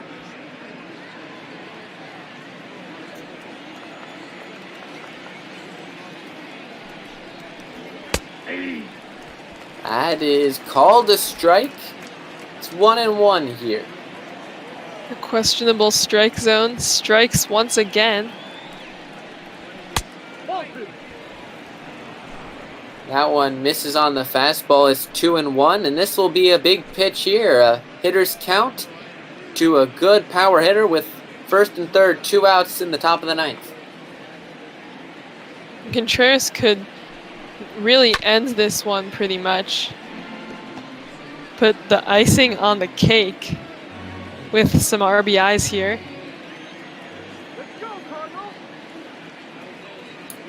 2-2 here from Whitley is grounded. That is through, and Chris Bryant can trot home. It'll be first and second now, 2 outs, 6-0 now in favor of the Cubbies. The Cubs not letting up here late. 2 outs in the 9th, up by 5, and they're still fighting. So Bryant able to score there. Good throw in from O'Neill to hold the runner at second, but still a big opportunity here for Jason Hayward. Feels like he's had a lot of those today.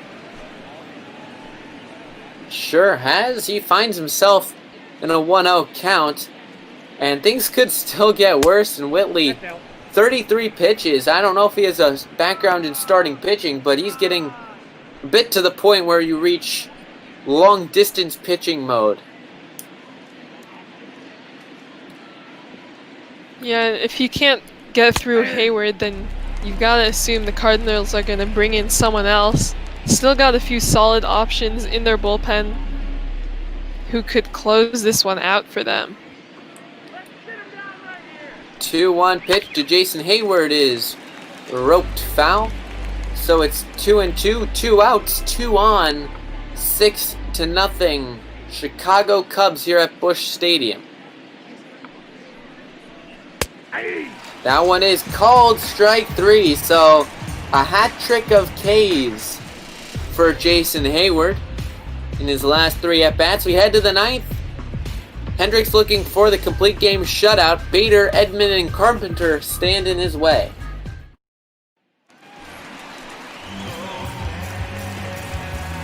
Leading off for St. Louis, the center fielder, ARI SF. And if you're Hendricks coming into this inning, Bader, Edman, and Carpenter aren't a horrible 3 guys to have to get through. Bader with a 208 average on the season, 0 for 2 today. Edman swinging at just about everything. Carpenter 1 for 3, so the end very much in sight for Kyle Hendricks. And maybe then we will see him crack a smile. He's all business when he's on the mound, works fast, works hard, and one of the most underrated pitchers in baseball, I would say, coming into this season, and now not so underrated anymore. He's out in the public light right now. He's definitely put himself back on the board. Really a fantastic season out of Kyle Hendricks. He just comes out every single day and is willing to work. That's only the 4th hit of the game from the St. Louis Cardinals. Will mean that a potential Maddox is going to be very tough and pretty much require a double play. Speaking of double plays, 3, 6, 1. Double play, Tommy Edman. And you can't count on Tommy Edman for much at the plate, but if you're the Cubs, you can count on a ground ball from him. We've seen 2 ground balls and a strikeout out of Tommy Edman today. So ground ball number 3 from him was right to Rizzo. And Kyle Hendricks has 3 pitches now to get out Matt Carpenter. He has not walked a guy today. He has given up, I believe, 4 hits and 3 double plays to nullify it. He's only 1, I believe he's 1 or 2, I believe, actually, above the minimum faced as he faces Matt Carpenter. That's in, ball 2. 2-0, so for a Maddox, he's going to need a ball in play.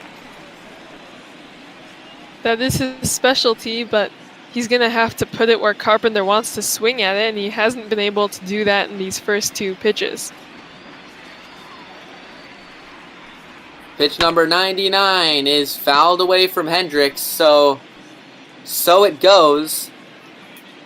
33 balls, 66 strikes, 99 pitches. Can you get much more perfect of a graphic? There you go. That is a pretty satisfying one. So that was the century mark.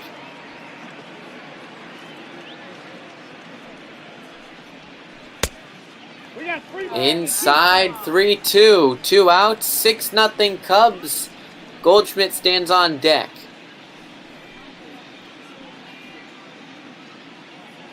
So if Hendricks loses Carpenter here, do you think they're going to leave him in to face Goldschmidt? I would leave him in personally. That was a dilemma that David Ross went through in real life yesterday, in fact, with the complete game shutout from Hendricks. We'll see. The 3-2. Swung on and missed, and it won't matter.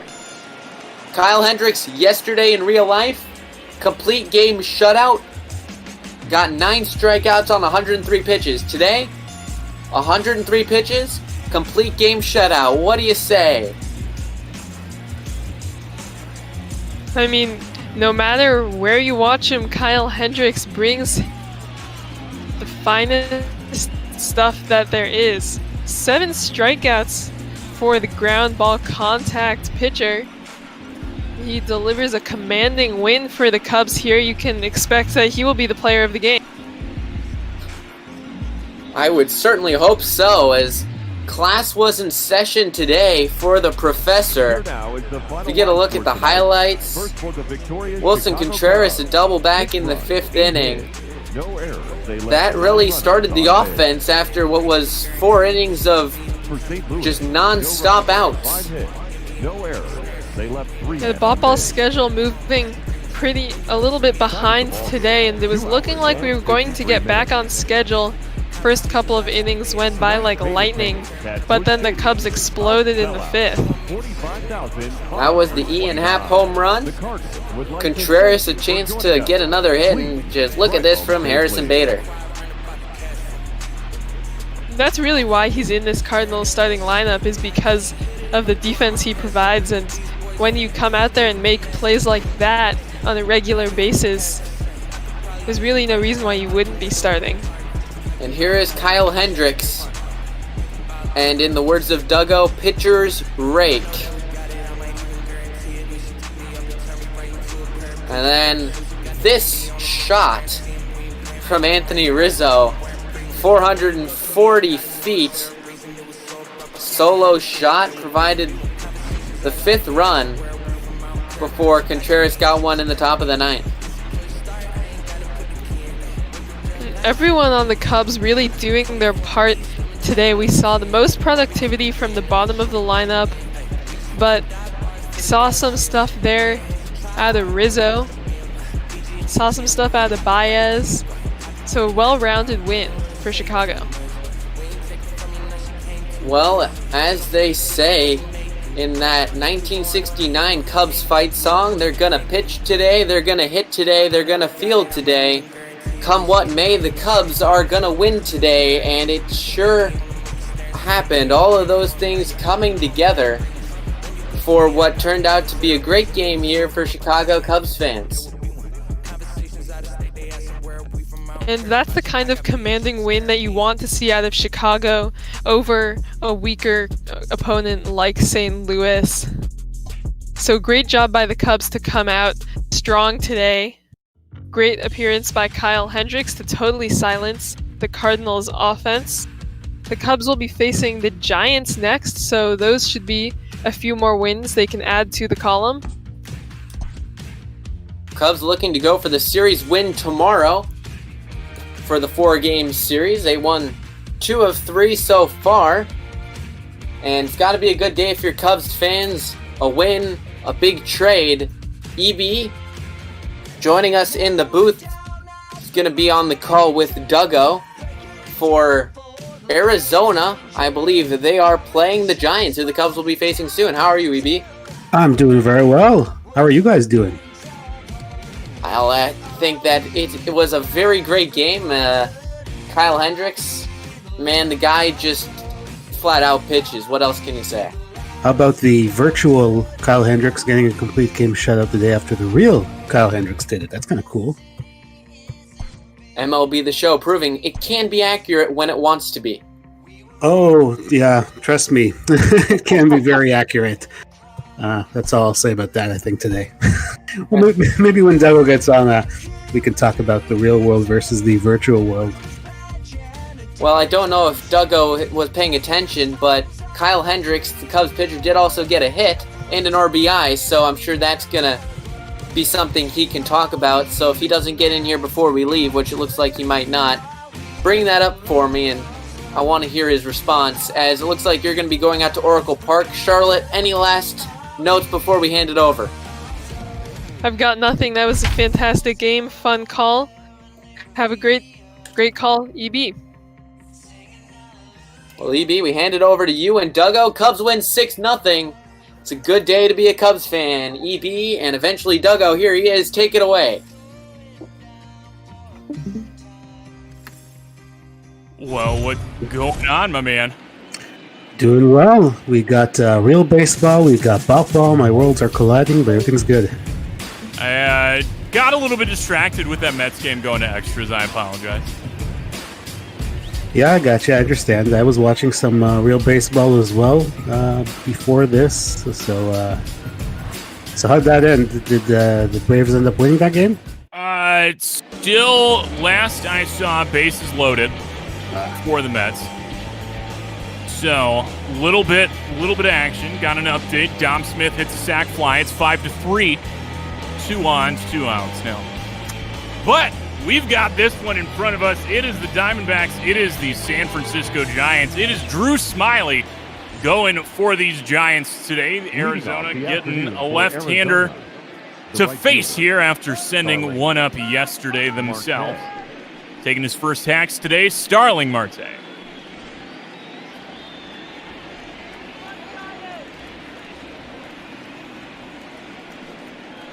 And the first pitch of the ball game is ruled a strike. 0-1. Still have a bit of the real Giants in my head, so I'm going to have to make the separation between the real and the virtual ones.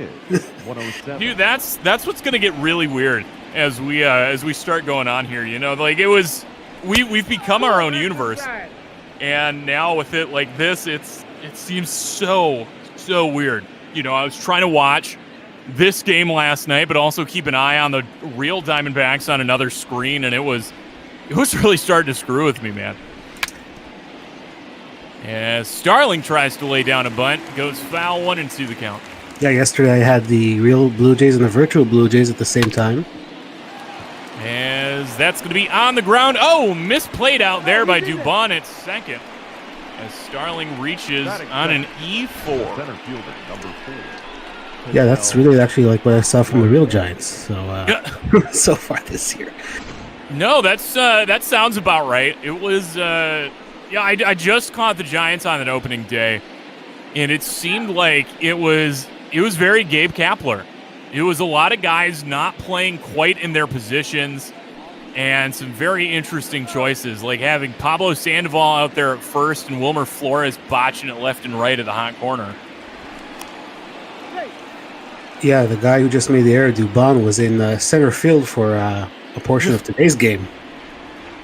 That's what I'd heard, that they were looking at maybe moving him around and using him a little bit more as a utility guy, a natural shortstop, playing, I guess, a little bit out of position at second base here in the Botball universe and in reality. So the Marte on. We got a Marte at the plate. Ketel Marte was able to get some beautiful things going for us yesterday. Ketel Marte did have that 2-run home run late in last night's game. Was able to make it 8-1, where the final would be in that. Can't imagine you caught any of that, being over there on your East Coast. Yeah, I caught a little bit of it. I saw bits and pieces. Again, I was watching real baseball and Botball. I did see Arizona picking up the win yesterday. It's always good. After getting swept by the Twins, Diamondbacks needed something positive going for them, especially when all year they've found themselves playing down to the level of their opponent. So it's always the matchups that scare me the most are the ones that look juiciest on paper. Yeah, like the team that's 20 games behind you in the standings. Right. No, it's San Francisco that scares me. We've seen the Padres, have the Diamondbacks number all year, whether that number is, in regulation or 17 innings later. As Ketel's making a nice at-bat out of this one. That one gets away from Sandoval. Stays in play, though. Starling not able to advance.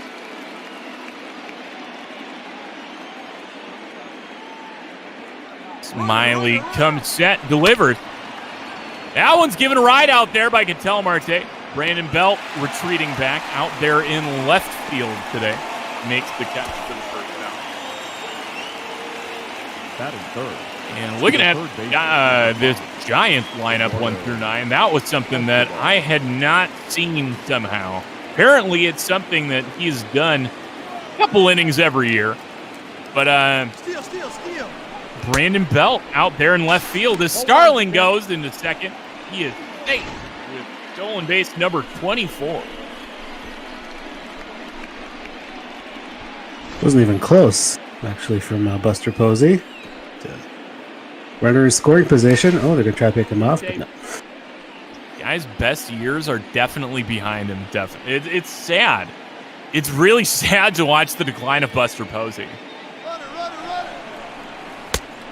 As Marte's going for the. Oh, he's got third now. Wow. Oh my God, Starling Marte wasting no time putting himself into scoring position, followed by 90 feet from home plate. As here with one out, it'll just take something to the outfield to get Arizona on the board here early.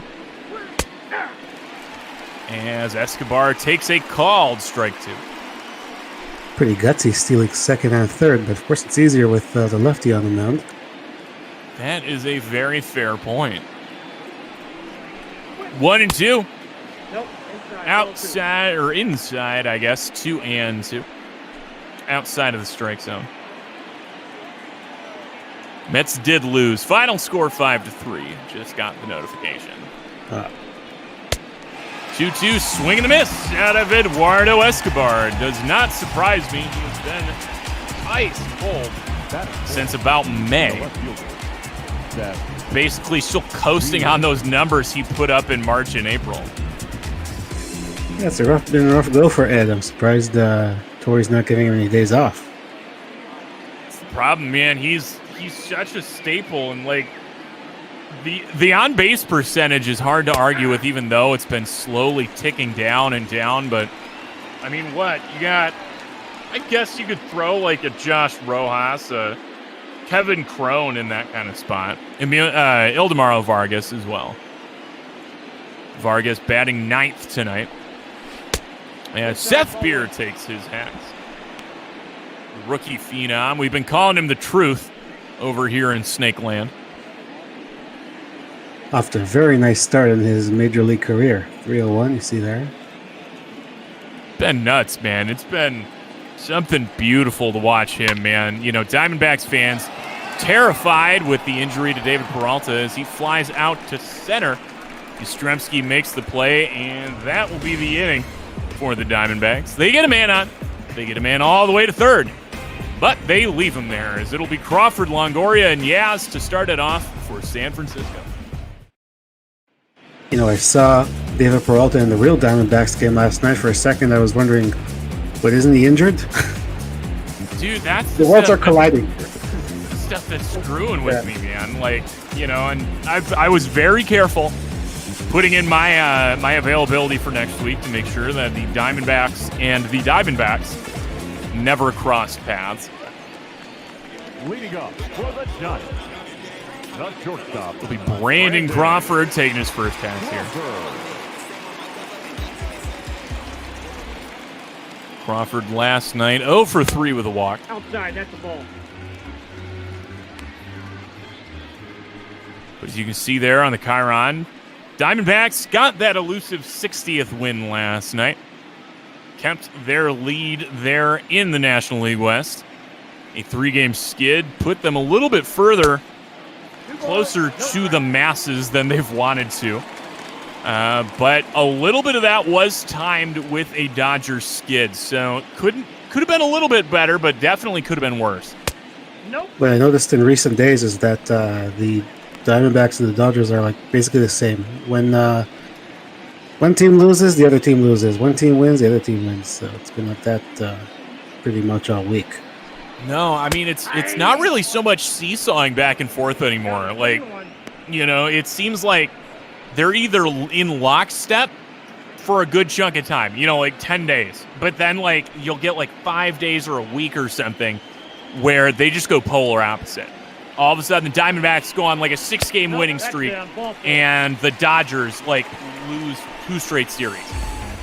As Brandon Crawford gets a leadoff walk to start it off for the Giants. Of course, there are 4 head-to-head games next weekend, so that should be a very, very interesting series. It's gonna be something, man, especially with the deadline. You know, possible couple more pieces could be flying. Who knows what's really gonna happen? Yeah, of course, we had some deals today, including involving these Giants. We did indeed, EB. You want to give these guys the scoop? They might have gotten it a little bit earlier, but I think you can get the official scoop here. Let me pull it up here on our Discord.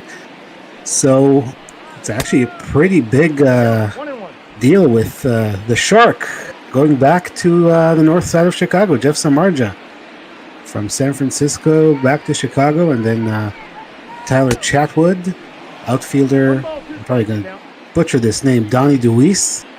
Donnie Deweese. Deweese, okay, and Christopher Morel, third baseman, going the other way. It was a lot of money exchanging hands there. You know, Samardzija's definitely, his contract ain't nothing to sneeze at. But Oh, and of so course, is Billy Child. Hamilton. I forgot to mention Billy Hamilton because that was the addition afterwards. There we go, man. You know, like Sharks got a lot of money still left on this year, though. You know, big expensive contract on that final year. But so is Chatwood, man. He's been a boon for this Cubs team, and you know, has been further proof that it hasn't been super sunny up there on the north side. It's been kind of tough since that 2016 World Series. Like it sounds so ungrateful, but you know, like they've been hamstrung by some bad contracts, some questionable deals, almost like Dombrowski level stuff there. But you know, as long as it gets you that championship, that's really the thing that mattered after 108 years. As back-to-back walks offered up by Gallen to start off the evening. Not quite the command we've seen from Gallen so far this year. Well, if you look at it, EB, Zach Gallen coming into play, 90.2 innings pitched, 108 strikeouts. That's incredible. Yeah. But 52 walks in that same time frame.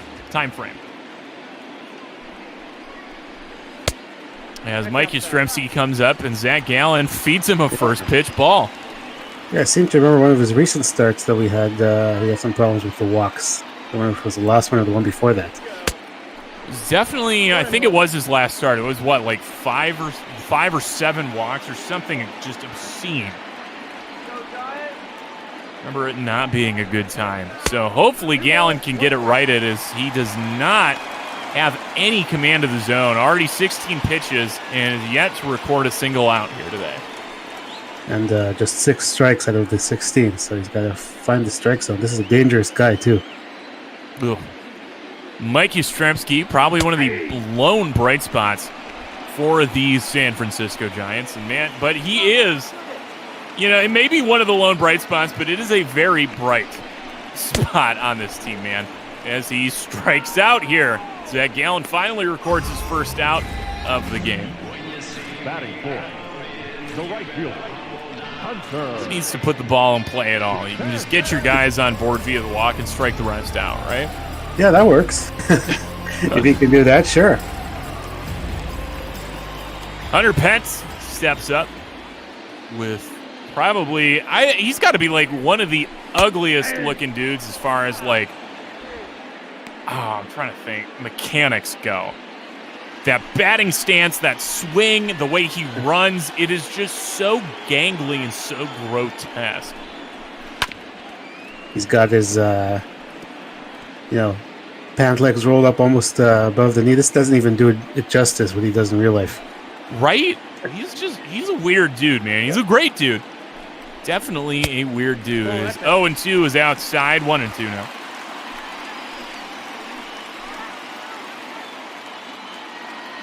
Zach Gallen just needs something on the ground to get himself out of this. As he fires outside, going for the strikeout. But Pence fouls that away to stay alive. Yeah, man, Jeff Samardzija heading over to the Cubs tonight. And Billy Hamilton, the speedster as well. Seeing that a lot with some of these teams pushing toward trying to win a pennant. You see, guys like Terrence Gore get traded around. Billy Hamilton getting moved around. These speed first guys that are your great pinch runner in late inning situations. Yeah, Hamilton might be the perfect guy. He won't get on base if you let him hit for himself, but if you have him run, when someone else gets on base, he's a big threat on the base paths. Hey, man, we'll even tie it in here. Steven Souza, former Diamondback, is not doing so great for the Cubs either way. I think Billy Hamilton is actually an improvement on what Souza has done so far this year as walk number 3 in this inning for Zach Gallen. So you got maybe the hardest hitter on this team to strike out, but he's walked everybody around him, so that's a little strange. Here's the Panda coming up.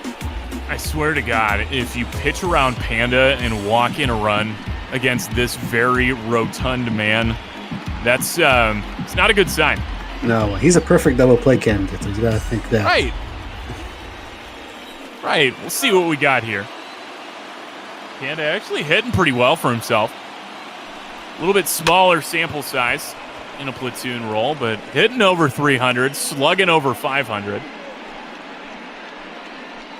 Doing pretty well for himself, I gotta say. Yeah, why not? 303. Last time I did a Giants game, he was on the bench because it was a lefty, but he was even higher than 300. Big swing and a miss is Gallen at 28 pitches and even 14 balls and strikes apiece. Looking for out number 2. Oh my God, that's how bad this is. I was like looking to get out of this inning, and I'm like, nope, that's not right. 1-2 now. Fire swung on, popped up into shallow center. Ahmed there. No taking off from third. Almost with all that momentum carrying Ahmed out to the outfield. I almost would have maybe thought about it. But Crawford, with his best legs behind him, decides to stay. Bases loaded, 2 outs now. Buster Posey at the plate. Doing surprisingly well against right-handers here, 286. I love those reverse splits, man. As that one's in the dirt, blocked by Carson Kelly here tonight.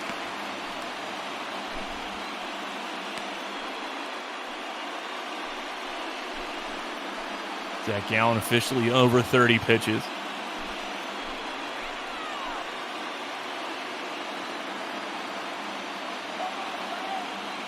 Come on, Zach. Swing and a miss. 1-1.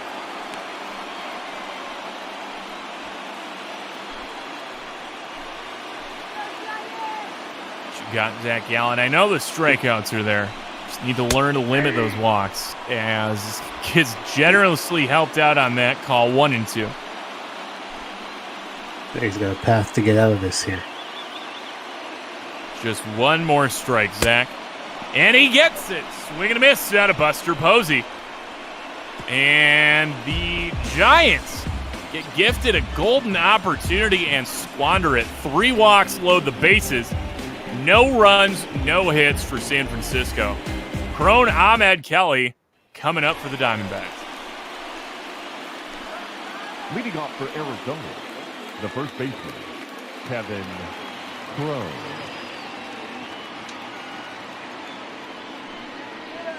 See, Crone, he impressed me last year when the Diamondbacks came to Toronto. Hit some bombs in that series. The brother of CJ Crone, the Ahwatukee native down here in the Valley. He's he is going to be the perfect guy in this 2020 season with that DH in the National League. I know that right now they're looking at splitting time between Jake Lamb and Christian Walker, especially with Christian Walker trying to come back from a groin injury. But, man, Kevin Crone, to me, when they said, once I eventually, calmed down, let me rephrase that. I have not calmed down about the fact that there's the designated hitter in the National League. But once I could almost think clearly, Kevin Crone hitting dingers, it's pretty enticing. Yeah, he's got the power definitely to be that DH. Obviously here he's going to be in the field playing first base. I don't know, what are his first base skills like? Not so good? I mean, they're not awful. You know, I mean, he's a big boy, 6'5", so there's a little bit of range there. A little bit too much size to have the flexibility of maybe a Matt Olson or even Brandon Belt, for example. But it's serviceable. I'd say serviceable. Yeah, I only saw him as a DH in those 3 games in Toronto last summer. So. Christian Walker, man, he plays some all right defense out there. So after a ground out for Kevin Crone, Nick Ahmed up here. As we saw in last night's ball game, Ahmed, the last 2 months has been fairly ice cold, batting $195 and $196 in the past 2 months, respectively.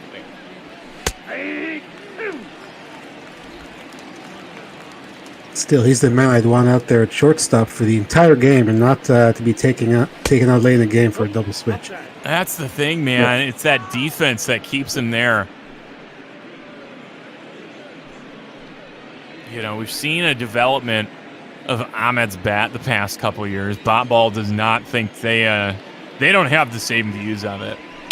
But Ahmed, oh, there's something, a little bit dribbler down the right or the left field line. Safe. The throw not in time.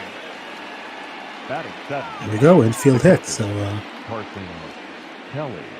Just as we were talking about his bat being ice cold, he gets the infield hit. So. Perfect timing. Yeah, just like I said, Yastrzemski is a good bat. He struck out, so I see the exact opposite is happening once again today.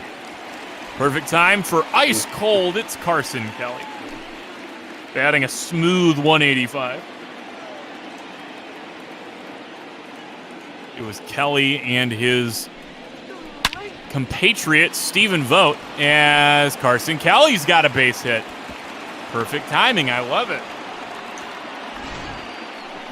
I'm going to say it was Kelly and Vogt hitting so poorly, which led to the Diamondbacks acquiring James McCann. But Kelly does what he does, man. He does a good job of squaring up lefties.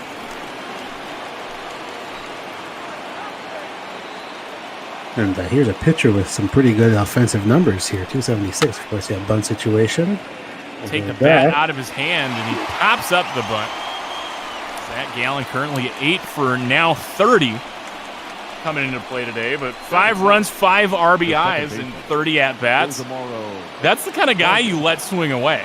He's got 2 doubles, so yeah, I wouldn't just let him swing if I were Torrey, because that was not a very good bunt. He's the closest I've seen to a pitcher dinger, too, man. I saw him hit one just off the front of the yellow line at Chase. Count 1-0. It was so frustrating. I'm like, man, just a little bit more gusto, and that one's in the seats, and I'm losing my mind. Instead, I had to settle for a double as Ildemaro Vargas pops that one up to Buster Posey, and the Diamondbacks strand a pair. This is the kind of game that I'm afraid of every time we face off against a mediocre team. It'll be Brandon Belt, Dubon, and Smyly due up for the Giants at the bottom of the second. And, Smyly is actually pitching not too terribly. 4-11, that's obviously not a very good record, but as we know, pitcher wins and losses are pretty much irrelevant. But 3.69 ERA, he's got 118 strikeouts coming in 117 innings, so I don't know. He might be on the move. About to say, that's like exactly the kind of guy that the Giants should be trying to flip at the deadline, Signed to just that little 1-year deal. Coming off some surgery, some health issues that have kept him, in questionable use. So I'm get just 114 innings of work last year between Texas and Philadelphia. Also was signed for, I think, 16 days to the Milwaukee Brewers. Did not see any time at the major league level, though. Yeah, he's bounced around quite a bit. I remember him with Detroit, Tampa Bay, early in his career. I think he was even a Cub, but never pitched with him. He was. The Cubs signed him to a 2-year deal coming off Tommy John. Or just after getting Tommy John. One of those deals where you pay him for the first year basically to just retain him.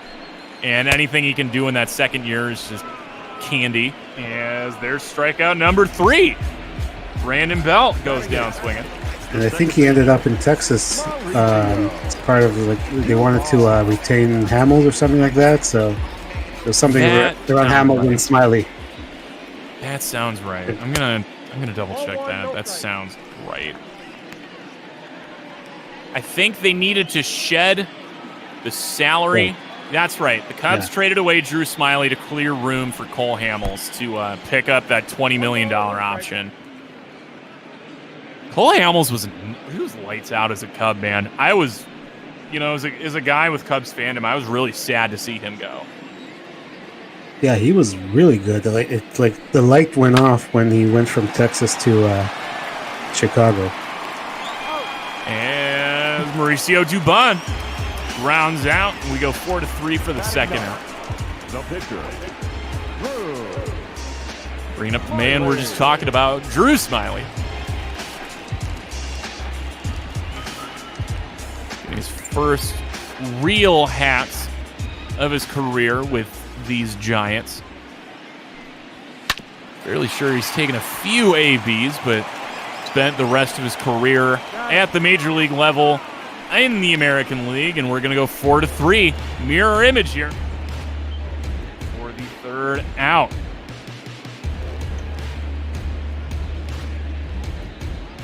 This little bounce back 1-2-3 inning there out of Gallen. Kind of inspiring, and at least like a sigh of relief after that 3-walk first.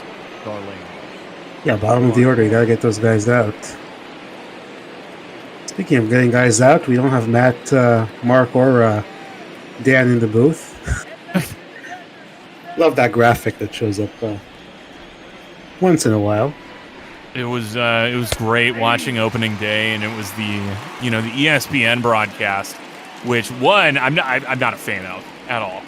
I cannot stand the national broadcast. But I'm sitting there with the old lady as that's popped up behind the plate. Posey misplays it. So we'll do it again from 0-2. And that's going to be dribbled, and Dubon misplays it. Are they going to rule that one an error as well, or is that going to be a base hit? That's a base hit. Center fielder, number 4. Yeah, that was a tough play. The first one we should have had. Yeah, I'm not a big fan of the national broadcast either. I listened to AJ Przinsky for 5 minutes earlier, and I got a headache. Oh. Yeah, I don't blame you on that one. That's not exactly a personality I'd care to listen to too much of. But no, we're sitting there watching national broadcast, and the old lady's like, "Why is that voice so familiar?" Yeah, and it was Matt Vasgersian, and from all the time that I've spent blasting the show in the living room, she recognized Matt Vasgersian's voice, and that was it. All that was left was for him to say he couldn't hit that one with an oar. Oh my God! Give me that Santa Maria home run call. No, honestly, with me playing a little bit more lately, I've definitely just turned off the commentary. I cannot do it. Especially the Diamond Dynasty team or whatever, and you've had the same guy for months now, and you've heard the same exact story every time a guy comes up to the plate. Every time you screw up hitting and you get told you suck. Yeah. I was just done with it. So I'm not gonna lie, I'm pretty bad at hitting. So I got used to getting berated by some virtual commentators, and I'm like, enough is enough. That's the worst. The virtual, they're not even real. It's all. Oh my God! What was that? Look at this. Ball is in the dirt and in the glove before Marte even starts to swing. Like, what?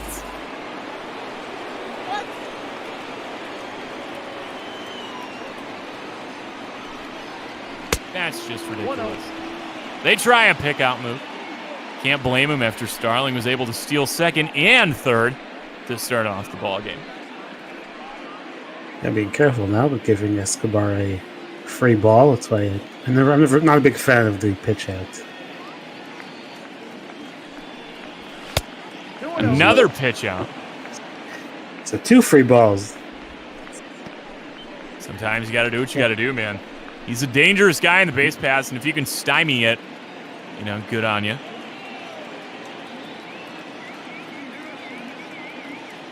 As cold as Escobar's been, you really want to put him in a hitter's count as there's another stolen base. Ball in the dirt goes for a stolen base for Starling Marte. Picked the perfect pitch to jump on. Well, maybe they knew what they were doing. Maybe I'm the one who doesn't know what he's talking about. See what happens here. As that's in the zone. As we now have a Marte in scoring position.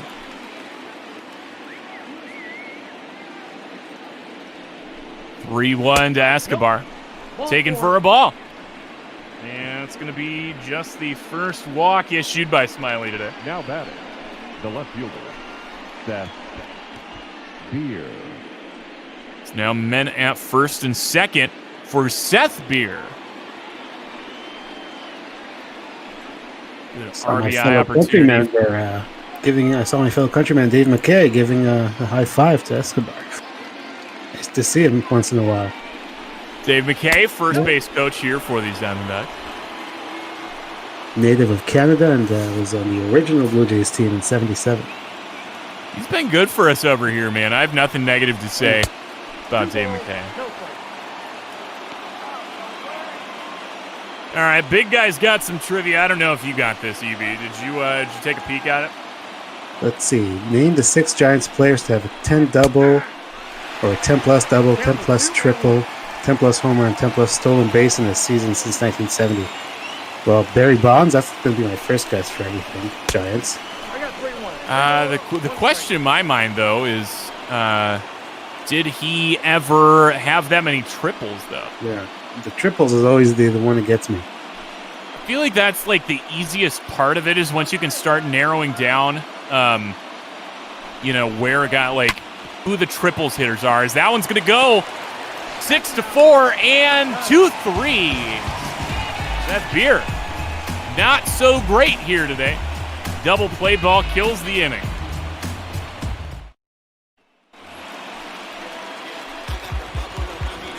No to Barry Bonds. Well, there goes my guess. All right, so it's 1970 guys that hit triples for the Giants.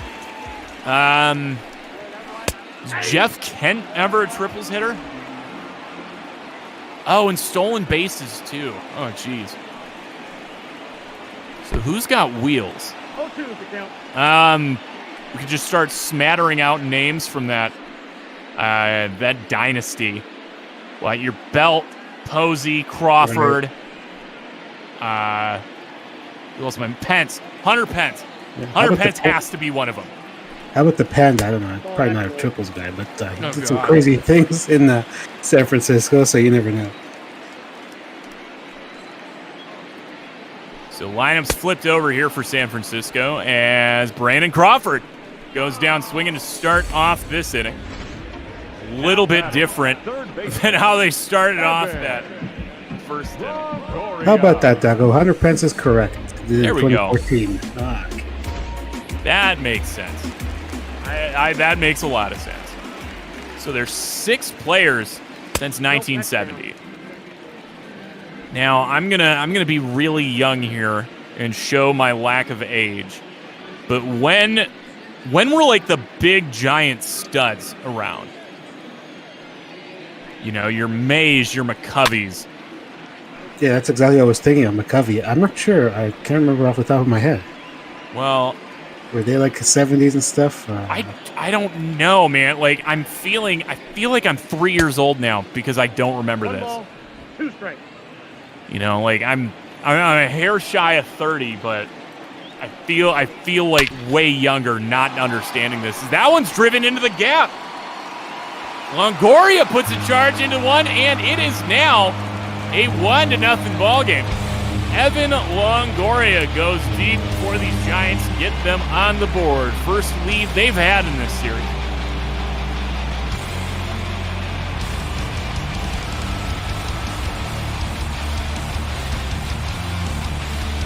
He did that just as I was looking up when Willie McCovey was playing. He didn't hit it to the cove. Oh my God, we had a couple splashdowns last night. Right there, he's getting a splashdown there in the dugout, but he put a nice swing in that. Center field. How far did that go? It was a moonshot, man. It was a wall scraper, but I swear to God, it went 200, 300 feet in the air. Up next to the Giants. Jeez. The center fielder. So after that beautiful feat of physics, Mike Yastrzemski up now. Giants now working with a 1-run lead. No ball, 2 strikes. So McCovey played with the Giants from 59 to 73, and then again from 77 to 80. So he could be definitely an answer. All right, big guy says no to McCovey. Oh, of course. That's in a different window. Right. There we go. Yeah, okay. So no to McCovey. So we've got 1970, 2 in 1973, 1 in 89, and 1 in 2012 as Zach Gallen gets strikeout number 5. It has been just strikeout sandwiching awful things here today. Yeah. Strikeouts, walks, and a home run. 2012, so that was a World Series year. All right. Who was big on that team? Why am I spacing big on that? What about Scudero? Because he was on that team, Marco Scudero, former Blue Jay. So I remember him. And now, why am I spacing on when Willie Mays exists? That was more 50s, wasn't it? So let's take a look at that one too. Somebody will do something while I'm researching. Right. Because that's what happens. Played with the Giants 58 to 72. So, no to Marco and Mays. Thought we were on to something there. Guess not. These are going to be obscure names, obviously. But 89, that was a World Series year too, wasn't it? They played in the World Series, didn't win it, but they played it. Again, I'm feeling like I'm 3 years old, but slightly ahead of my time. Yeah, 89, they lost to the A's. It was the Battle of the Bay World Series. Well, so get a strikeout at 100 pence, but Evan, don't call me Ava Longoria goes deep to get the Giants on the board. It's a 1-0 game. First baseman, Kevin Crowe. So we saw the second inning start out this way. Going to do it here again in the fourth. Crone, Ahmed, and Kelly do up. Saw Crone ground out to second base in his first at-bat. See if he can get a little bit more quality contact going here. He leaves that one hanging, but Crone unable to capitalize.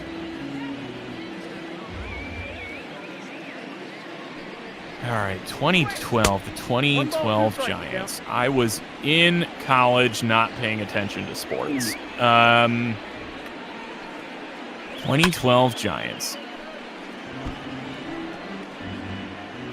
I'm at a total loss for this question, man. So he said no to Posey and no to Panda, right? Because they were on that team for sure. Panda was still very large at the time, wasn't he? Yeah, he hit the 3 home runs against Verlander in the first game. So. Oh, God.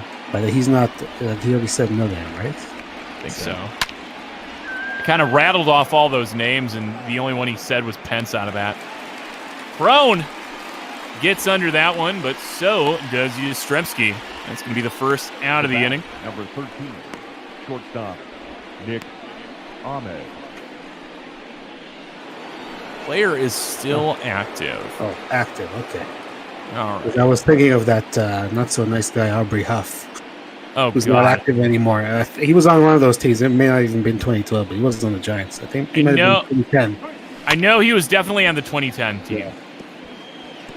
Yeah. Let's see, 2012. A player still active in the league. Played for the Giants, had triples. Oh, my God. He's not the Panda, so. Not. Oh, man, this is going to bug me.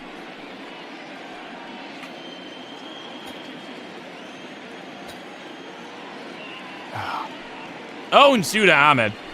Smyly's working quick. Ahmed able to foul that one off, stay alive. Somebody's got to know something about the Giants, man. So, said he wouldn't remember him as a Giant. He wouldn't remember him as a Giant. But he was a Giant at the time. As Ahmed goes down swinging. That's strikeout number 3 for Smyly. Now batting, catcher, Carson Kelly. Oh, this is gonna bug me. This is bugging me so bad. He played for my favorite team last year, so he was with the Pirates last year. Someone was with the Buccos last year and used to be on the Giants. Who is even a Giant?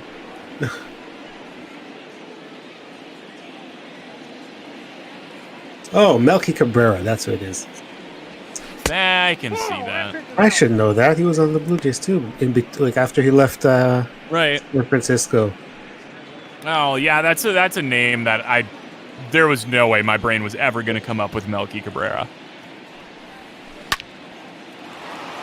As that one's given a ride. Oh, misplayed out there by Pence. A bit of a gift to Carson Kelly. Is that going to be E9 or a base hit? Looks like they're calling it a base hit because the batting average leaders popping up there. Diamondbacks in 4th place in the National League. So I'm getting a nice job. Milkman is correct. Yeah. As soon as you said that he played for the Pirates last year, I remembered he had a pretty nice run with the Buccos. Oh, 1970, 1973, and 1989. Yeah, those are years that my knowledge of Giants players from those times is lacking. Oh yeah. What about Bobby Bonds? Bobby Bonds could be a thing. Because he would have been somewhere in there, yeah? Yeah, I would think so. I would look that one up too, but I'm scared to look away. Every time I look away, it's up here. Oh, yes! Bobby Bonds, there we go. 1970s, boom. There we go, 1978. So we still need 73 and 89. Oh my God! Yeah, we're never. No. I feel like we're never gonna get this. Is that one's gonna be down the line? Diving, Pence misses it. As runners at the corners now, with 2 outs, a little bit of magic. Zach Gallen swinging a hot bat. This is why I was pissed off to see the bat taken out of his hand, throwing down a bunt. Could have been a totally different ball game, but no. Now we got runners at the corners. Ildemaro Vargas at the plate.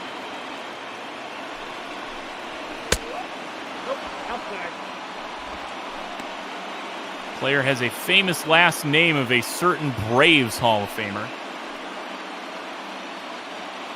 What, like Chipper Jones? There's a lot of Joneses though, so. Right? Yeah. I'm thinking what? Jones, Aaron. Yeah. Wow, my brain just shut off after that.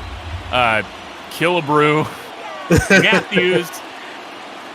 Yeah, it could be any number. I'm probably not Killebrew, but any of those other guys. Yeah, right. Oh yeah, no, Harmon Killebrew's like cousin, John Killebrew, right? That's obviously who it is. 1-2 to Vargas, inside 2-2.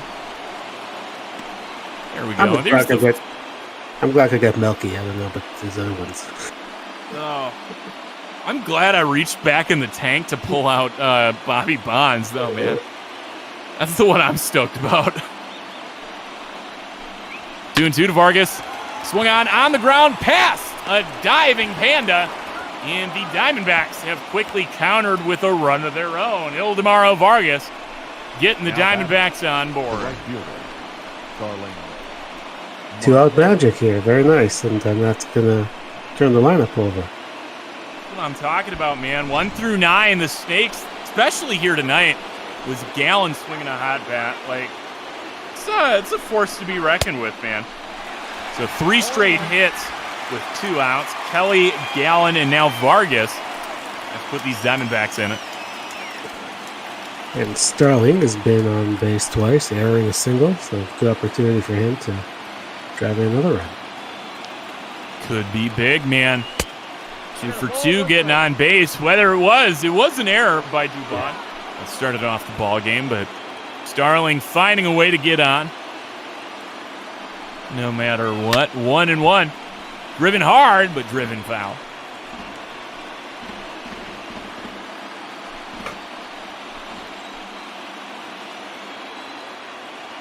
See what we got now.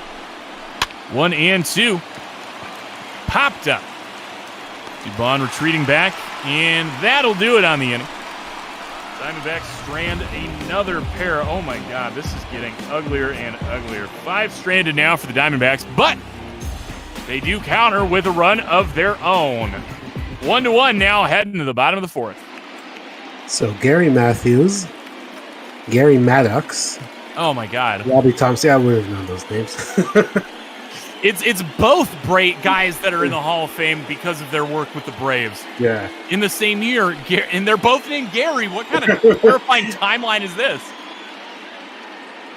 Oh my God. No, there was just no way I would have gotten any of that. So No. thank you very much, big guy, because he would have gone on all night. Oh yeah. No, ain't no shot with that. The first baseman, Pablo. All right, it's a brand new ball game here. As Zach Gallen comes out for inning number 4, already at 60 pitches after that abysmal first inning.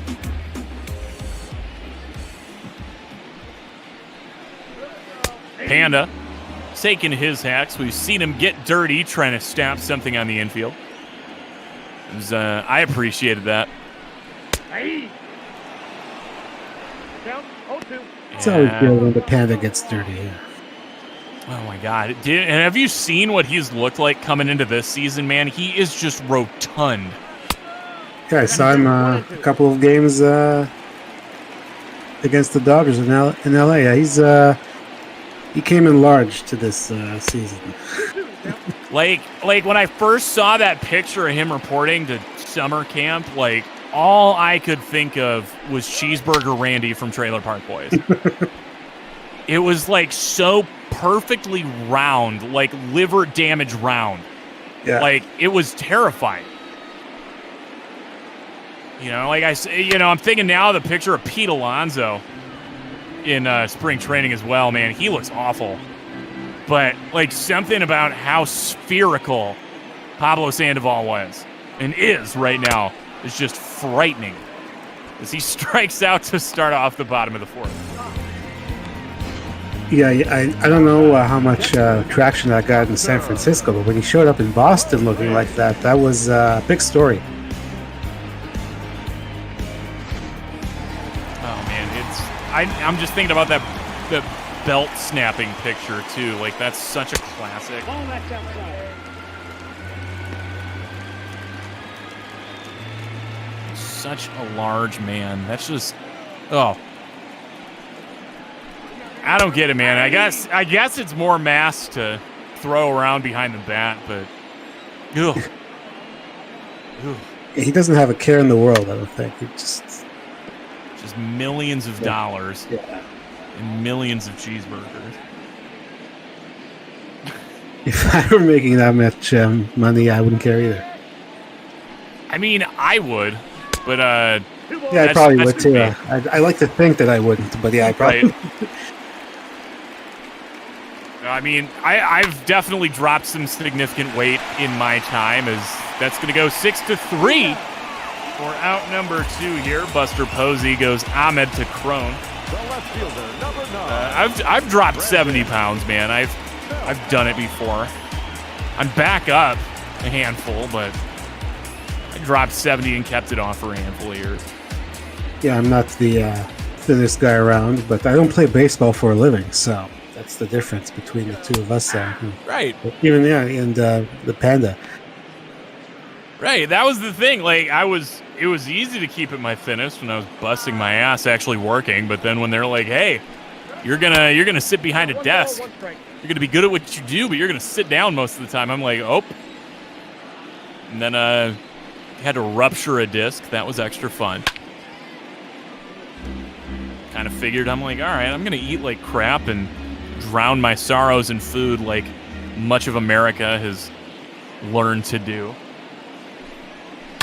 It's a totally awful, unhealthy coping mechanism for the record.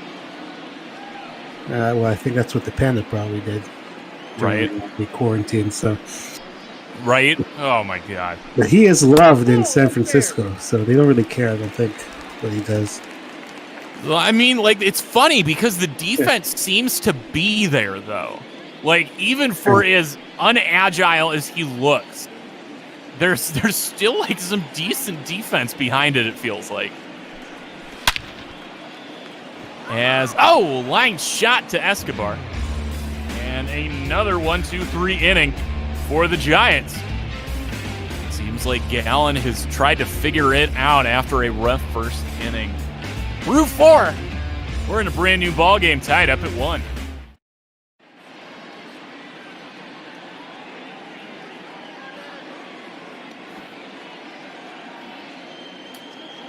Heidi Watney brings us this lovely message. We'll bring you a good one here.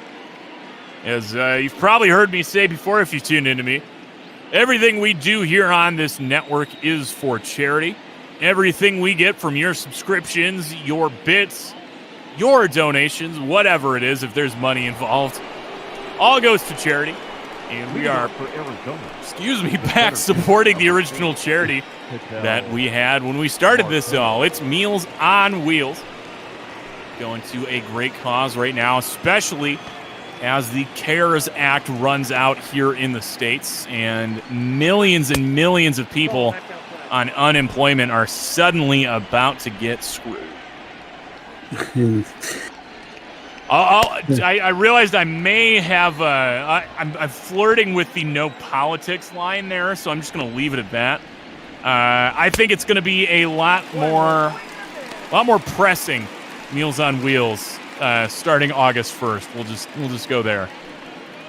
Yeah, so every bit that you can spare, please feel free. I put in the link, so you can see it in the Twitch chat. ! Donate. And I always like to point out when I'm on these broadcasts that Meals on Wheels has a branch in Canada, so they do very good things, not just in the United States, but a few other places in the world. There are other places than the States. Always seems so absurd to have to say that or have to remind some people until you actually look at the general statesian, and it's brutal. So you're up there in Toronto, man, but I had myself a little work trip up to Quebec City last year, and I at least tried to make myself a little bit polite. The one phrase I learned in French was, "I don't speak French." And I can tell you the reaction that I got when I said that versus all of the other tourists and this, that, and the other in town. It was actually kind of shocking. Yeah, I've been to Quebec City. They're not the friendliest when you speak to them in English. Yeah, they're kind of in a place of their own, if you want to put it that way. As Eduardo Escobar almost runs out that dribbler. Brandon Crawford's throw in time beats him by half a step. Nice play there. Yeah, if you go to Quebec in general, they prefer if you speak French. I haven't been to Quebec City in quite a few years, or Montreal for that matter, which is the bigger city there. But I mean, I hope you enjoyed it. Otherwise, it's a very nice city.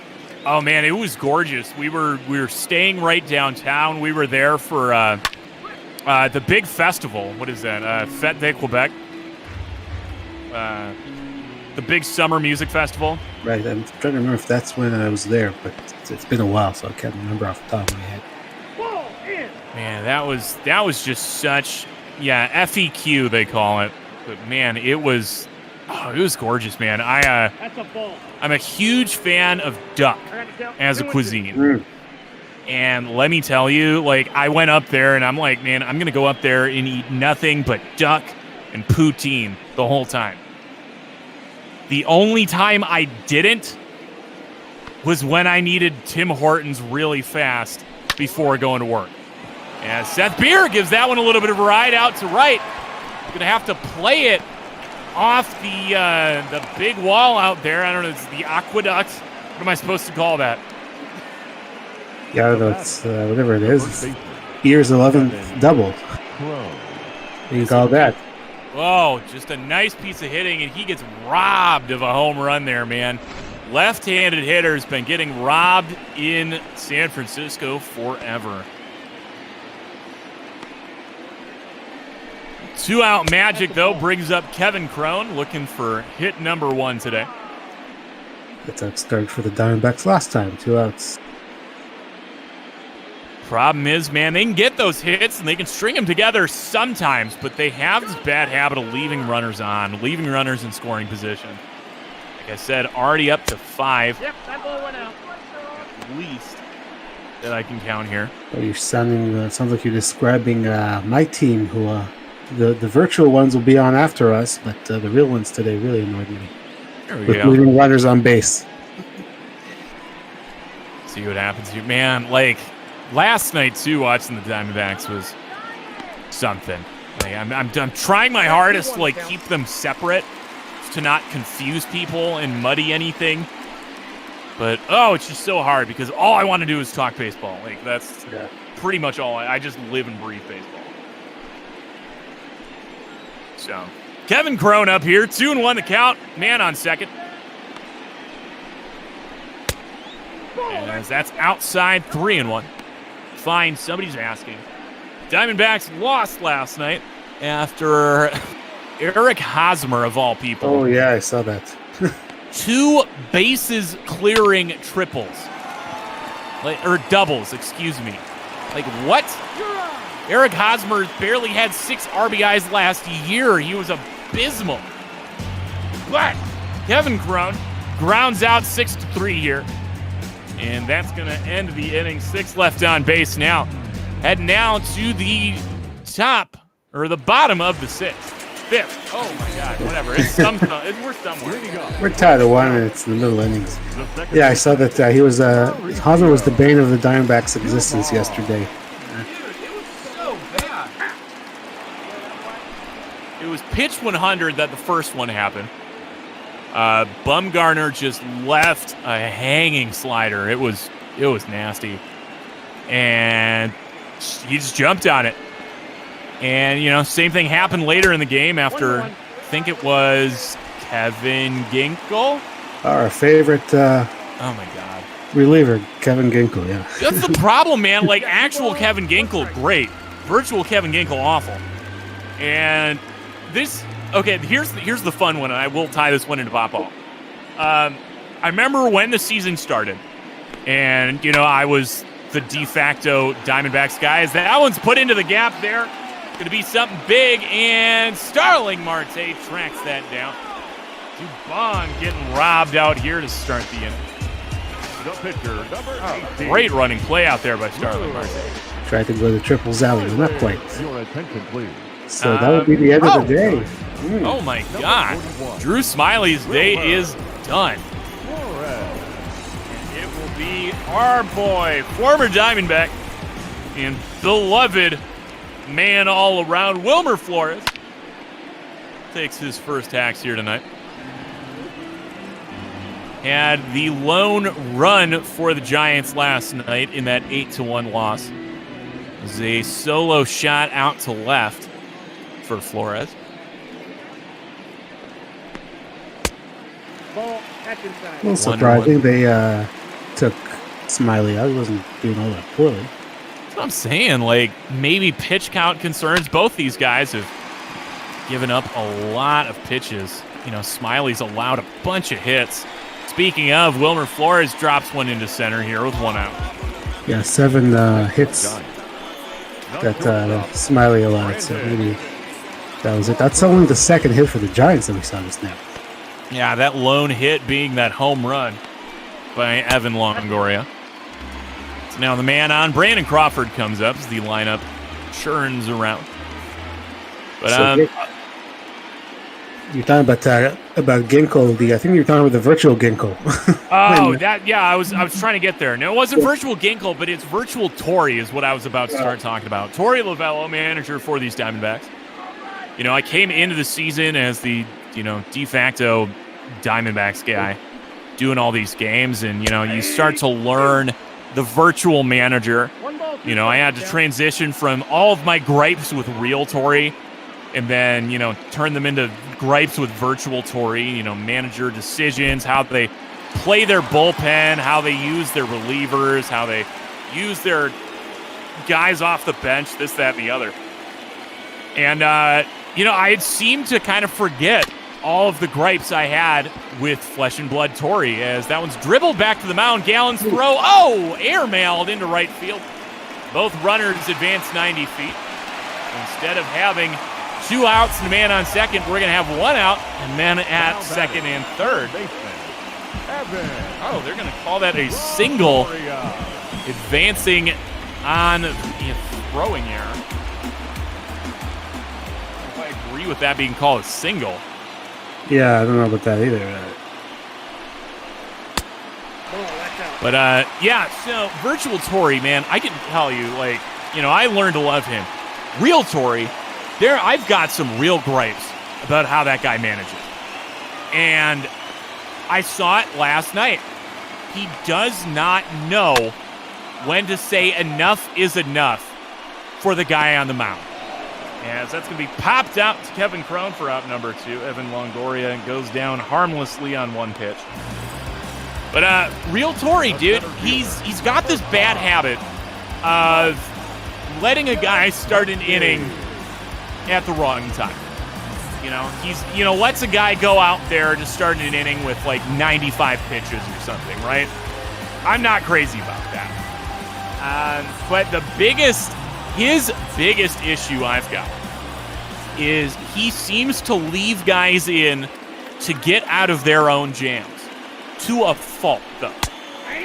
And we saw it last night with Bumgarner. Gave up a couple base runners. Let the bases get juiced. And he was at 90 pitches. Are you kidding me? It's a 1-out situation. I get that he wanted to keep the lefty in to face Hosmer, but you've got Chafin. The loogie rule is done, but leave him in there. They're just let him go there. He finishes the inning and then go to somebody fresh. Right. Yeah. I thought it was so stupid. And obviously it works out to San Diego's benefit. They take a 3-run lead on that. And then he did it again with Ginkel. Ginkel out there doesn't have the stuff, surpasses the 3-batter minimum, and he's still out there. Come on, Torrey, stop. I know what you're trying to do. I know the psychology you're trying to do, as that's the strikeout looking for Yaz. He's now got the hat trick here tonight, as that is strikeout number 8 for Zach Gallen. Transfer from my rant strictly into play-by-play mode. We are through 5. Well, you see, the virtual Gabe Kapler has a lot of mediocre relievers to go to. Here's one of them here, Mr. Sean Anderson, with 8.55 ERA. Oh, no. Not bode well here for these Giants. Does not bode well. Ahmed Kelly and the pitcher spot here for Arizona. This is where I really don't like the virtual managing. You put in these long relievers with not very good stats and tie games and late innings, and it usually blows up in your face. As Ahmed pops that up, another one behind the plate for Posey to make. He gets there for out number 1. Now batting, catcher. But where was I in this rant? I know there's some unfinished business for myself because I'm going to be anxious if I don't close it. Basically, he leaves. And Kevin Ginkel. He leaves Kevin Ginkel out there. He's got this bad habit of letting guys try to get through their own jams. And here's where I was. I understand the psychology of it. You want to let guys have those situations so that when they're faced with them later, they're familiar with it and they know they can succeed in that situation. And that's well and dandy. But you're sitting out here and you're going to blow opening day because you can't just make the right decision. There's only 60 games now. It's not 162. You can't afford to go out there and lose a couple. It's no big deal. We'll just get them next time. Everything matters. And you can't be trying to let guys get out of their own jams, in this small sample size. That's how Archie Bradley has sucked for the last 2 years, because he did it against Matt Kemp. He left Bradley in to get pummeled by Matt Kemp. And then when the same situation came up the next day, he left him in. Kemp took him yard again, and it has literally been 2 years since Archie Bradley has been good. Your attention, And please. I mean, I can feel the vitriol, and I'm sure you can hear it. Yeah, I can hear it. Oh my God, Rory, what the hell? Okay, sorry. Big breath. That's over. Zach Allen's day is over as well, as Christian Walker got a pinch hit. Oh, sorry. I just had to get No. that out of me. I hear you. We had something very similar in the Toronto game today, so I totally understand. We had a tie game with the Tampa Bay Rays. It was the bottom of the 8th inning, and our manager, Charlie Montoya, decides to put in one of the long relievers, Sam Gaviglio, he's the guy you bring in when your starter is getting knocked out in the 2nd inning or something, or when you're up by like 10 runs. He's not the guy you're going to bring in a tie ball game in the bottom of the 8th inning. And then, of course, he proceeded to give up 4 runs, or 3 runs, actually. Oh, just lovely managerial gaffes here to start this year. As Christian Walker, the man who kills right-handed pitching, kills the opportunity there for the Snakes as they go down 1-2-3. Heading now to the bottom of the 6th, Pence, Sandoval, and Posey. Your attention, please. Now pitching for Arizona. Diamondbacks setting out their long man, lefty Alex Young. Been pitching fairly effectively for these Diamondbacks. Had a little bit of a rough stretch to start the season out. You can see he's still getting hit around by righties, but seems to be not allowing runs, so you'll take that. Long man with better numbers than Anderson.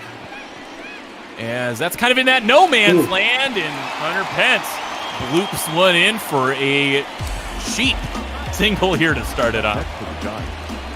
The first baseman. Yeah, Pence is all excited. Oh, man. Picks up that inside out of the swing, and he's on this. And here's the Panda now batting right-handed. He's good. Man, I'm just like, I still got to calm myself down. So, I'm almost glad I wasn't able to be there to scream at Tori, because I am no stranger to sitting in the stands and being very vocal about my displeasure, much to the chagrin about those around me. It's a pain in the neck to see some of these decisions, and we laugh in baseball because it's virtual, but when it's in real life, it really is. It's astonishing. Right. I don't get some of the last guy that I wanted to see in a tie game was Sam Gaviglio today in the bottom of the 8th at Tropicana Field. Oh man, he's been a name that just has not gone anywhere. No, I don't know what the thinking is to put a guy like that in a situation like that.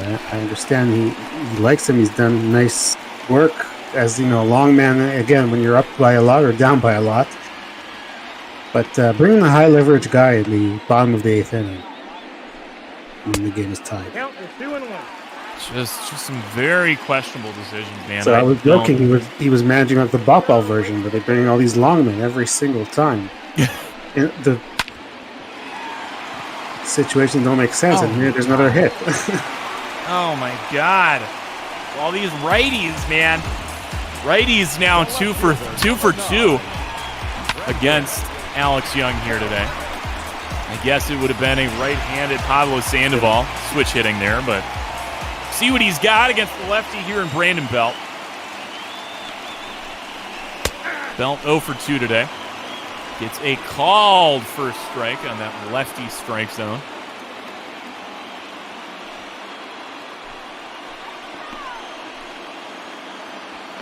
Come on, you giraffe-looking dude. Oh, that's out. I've got some vitriol for Brandon Belt as well. He broke up a Patrick Corbin no-hitter I was at back in April of 2018. That's Bolton. And I'm never going to forgive him for that. I'm in general not a Giants fan. No. My NL team is the Dodgers, so I'm sorry. Obviously there's a long-standing rivalry. I don't really dislike any other NL West team other than the Giants, and I think it was that every even year thing that really started to get on my nerves. Oh, trust me, I was so stoked as a Cubs fan in 2016 to break that even year BS. That's where I was going. Oh, perfect. There we go. Against lefties, they aren't doing anything against Alex Young. They're going to go 4-6-3 to end the inning. Love to see that out of Alex Young. As it'll be 9-1-2 here for the Snakes, Vargas and the Martes. Here's our Fred Shark joining us for the 7th inning. How's it going? Haven't seen you in a few days, bud. Good to see you. It has been like 85 degrees inside and equally as humid as outside. So I've been sleeping most of the days away, but I at least have a fan. They didn't fix my AC, even though they were supposed to, so it's at very least slightly cooler. But how are you able to sleep like that, though? That's the one I'd have the issue with, is sleeping. I don't sleep well. That's part of the reason why I haven't been around. That's fair. That's fair. I'm the same. I'm like with you. I couldn't. Luckily for me, I have an AC here, and if I didn't have it, I'd be going nuts. The worst part is, I live near a swamp, so my dehumidifier kicks in, and then cranks the heat way back up when it even starts to cool down. So yeah, it's pretty bad. Lovely. Count, Yeah. 3-1. So 3-1 count here to Darling Marte. How are you enjoying the Duggo EB first broadcast here, Shark? I've been thoroughly enjoying it. I love some Doug rants, especially about Tori. Baseball rants are always rants about baseball managers are always something to listen to, I think. I just haven't been able to get that one out in so long, man. Like, I remember probably going into it like 3 times in the first like week and a half when we started. Oh, about Tori? back before virtual managers like were our world, but like, especially when I was drinking a lot too, it was very easy for that to come out. But I haven't had a good time to rant about it. I haven't seen Tori screw that up in so long. It's been 250 days or whatever.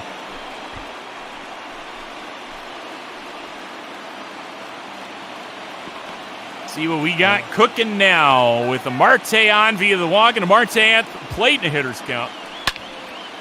Sean Anderson drastically trying to lower that ERA a titch south of 9, I think, right? Yeah, 8.55 coming in. So cool. It's like I couldn't remember if it was like 7.99 or it was gonna go up. It's not gonna go up. Out there and left is Brandon Belt making the catch. I'm still not used to that. I'm not going to get used to that. Number 5, Eduardo. But a very lucky out there for Sean Anderson. See what goes on now as Eduardo Escobar takes his hacks with 2 away and a man up. Escobar he joined the parade last night. He started the parade last night. It was a home run in the first inning. And got the scoring started for the Diamondbacks. See what he can get going here. That's likely going to be a fly out, and it is. So, folks, we've been tied up at 1 for a while, and we bring you to the best part of the ball game, the 7th inning stretch. Spin, spin, spin, the random stretch.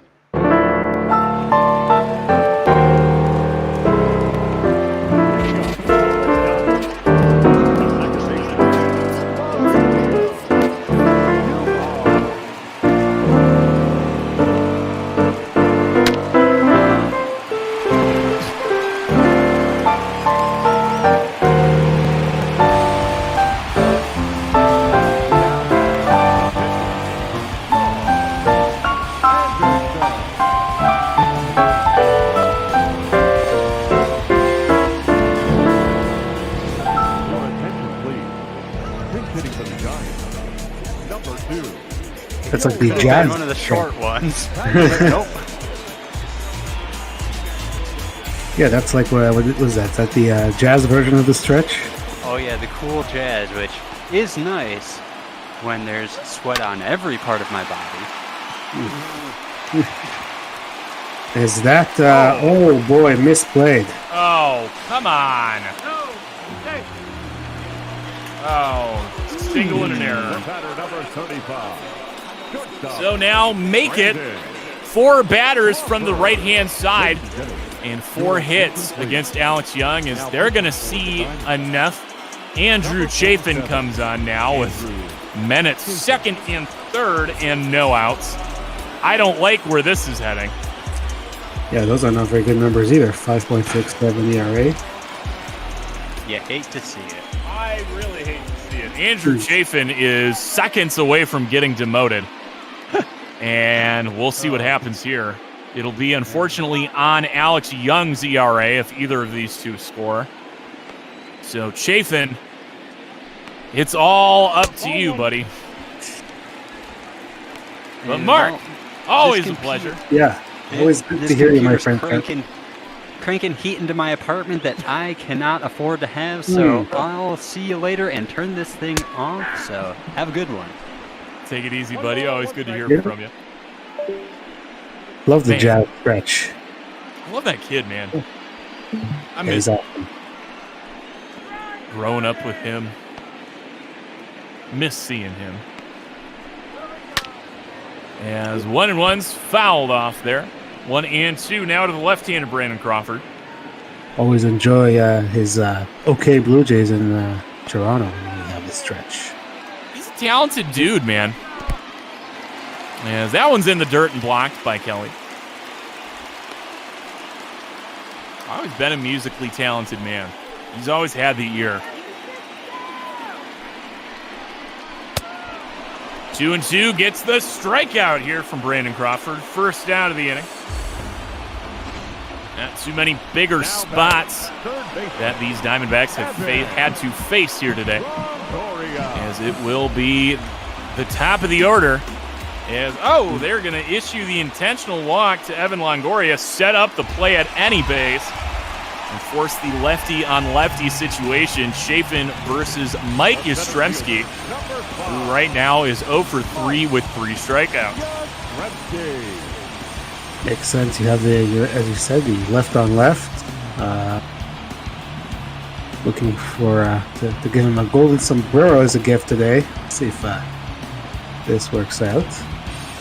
I'll take a double play, honestly, over another strikeout. It's spooky. I don't like this. And then you'd have to deal with Pence if there's no double play here. Right, and Pence has been doing it. Oh, that one's going to be into left and not caught by Seth Beer. No play at any base. As Yaz has a little bit of an RBI there. Indeed.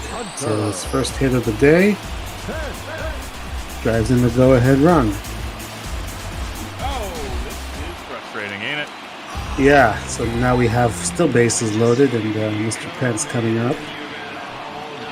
Oh God! Do not like this. There's all these relievers you can go to, guys that haven't pitched in forever.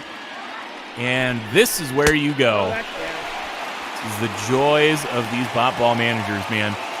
Honestly, you're sitting here in a tied game. Your closer, Giovanni Gallegos, hasn't pitched in forever. Throw him out there. As Pence, we're going to get saved here. That's going to go 6-4 to 3. Diamondbacks get bailed out, but not before one earned run ends up going on Alex Young's line. As San Francisco has retaken the lead. Little bit of a lead, though. Just 2-1, heading now to the top of the 8th. Your attention, please. Now, and here's Danny Jimenez, who was actually a Rule 5 draft pick from the Blue Jays organization. I saw him make his Major League debut in real life, and it went not well. Now they go to their setup men here, up by a run in the late inning. And if they get to that 9th inning still in the lead, Tony Watson doesn't quite inspire much confidence. No, he's got the ERA is now at what? It's 4.91. I saw time period when it was around 6, so he's improved. You know, and depending on the handedness of the guy, they've got pretty big options still available on the bench. And Seth Beard takes that one way outside 1 and 2. You know, if they bring in a righty and we need a pinch hitting opportunity, Cole Calhoun's available as Seth Beer gets his second hit of the day. It's amazing how much we've been on the same train of thought. I want to see UB56. I mean, I was a little disappointed we had a lefty here, so he wasn't in the starting lineup. Little UB56, El Rojo Ojo. Here's a pinch runner, Timmy Lowe. All right, I can see it. LeCastro pinch running here for Seth Beer. Probably will stay out there playing left field. Not a bad idea. Another former Blue Jays draft pick, Timmy Lowe. Yeah, he just never got it together for, you know, because it was what, the Blue Jays and then the Dodgers and the Yankees for like half a second as LeCastro is in there with a stolen base to no one's surprise. Now running at second base, number 15th. Yeah. 15 for 15 this year, still undefeated in his major league career. But where's that going? Oh, and yeah, he was with the Yankees for like a month in the offseason or something like that before ending up on the Diamondbacks. Yeah, and he was traded from Toronto to LA for international bonus money. So I hope we signed someone good. What year was that? I think 15. I think. Foolish Baseball, you know, looked at that one. Was that Vlad in the offseason? It might have been. I hope so. I think it was. So you can definitely call that something great as Crone grounds out to the correct side of the infield, allowing LeCastro to move up 90 feet. Now the tying run just 90 feet away. So Ahmed just needs to get one deep enough, and we've got another new ball game on our hands. So the moves of LeCastro might be huge here. Able to steal second, take away a potential double play opportunity, especially with Beer on the base pass. And instead, puts himself into scoring position now, the potential tying run on third base. You see, baseball managing isn't always boneheaded. Right. Now, if they decided to go the suicide squeeze here, that would be. I'm not watching LeCastro's first caught stealing be on a suicide squeeze. I would cry. I would straight up protest the game. I'd be like, no, go back, unsave it, reload, and we're not doing that. See what happens on 2-2 here to Ahmed. Oh, big swing and miss. He was thinking big. But Jimenez with the big breaking ball. Yeah, there we go. They go to James McCann. And that might be the wrong move. Honestly, I'd probably go to UB56 here. Yeah, that's a little surprising. But maybe Tori knows something we don't. James McCann, of course, coming over from the White Sox. Who actually has an opportunity to play here in Arizona, which he did not with the other all-star catcher there, Mr. Randall. I just realized this is not the pitcher spot. He's just straight up coming in for Kelly. Right. All right. Maybe potential for a double switch? No, that makes no sense. Never mind. I'm like trying to get like creative with it. Oh, James McCann puts that one into the deep in the gap. Gonna hop. No, it's not gonna hop the fence, but that will score the tying run.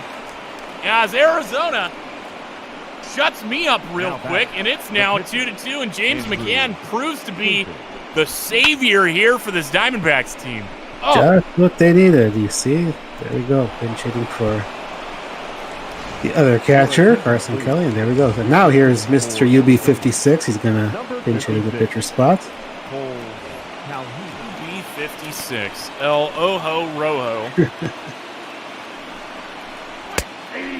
Rojo Ojo. That's right. I need to remember to say it wrong. Whatever you say sounds right to me because my Spanish is non-existent. Oh, mine's awful too. Mine is horrific. No, mine's non-existent. So you're a step. If yours is awful, you're a step above me. I mean, like, the most I have is 1 because I live in Arizona now after growing up in the Midwest. But, you know, like, just very poor command of Latin is where that comes from. For me, obviously, French because I live in Canada, we were talking earlier. And I did study French through high school, but I haven't used it in a long time, so it's pretty rusty. Oh! James McCann trying to get crafty, take the extra base, but the move does not pay off. McCann, though, looking great here as he ties it up. Heading down to the bottom of the 8th now, a 2-2 ball game.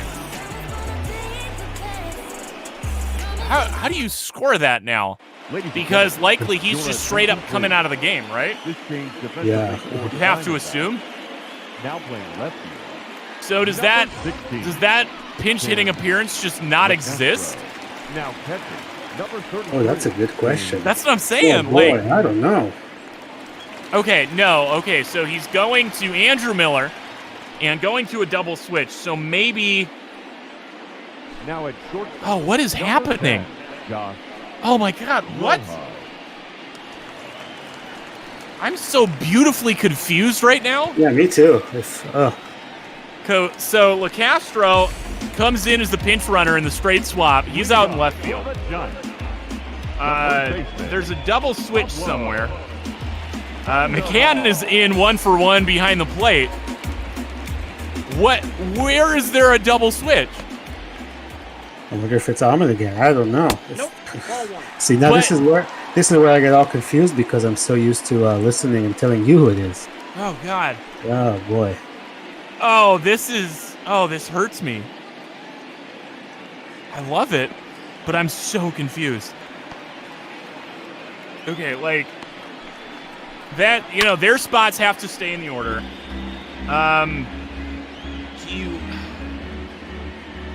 Oh, maybe NP says she can help. No, I think that was with my Spanish earlier. Oh, you're Spanish. Oh, my God. She could probably help me better than me. Oh, so yeah, I don't know what the double switch is. Oh, this is really. Oh, this is wild. I mean, there's so many opportunities.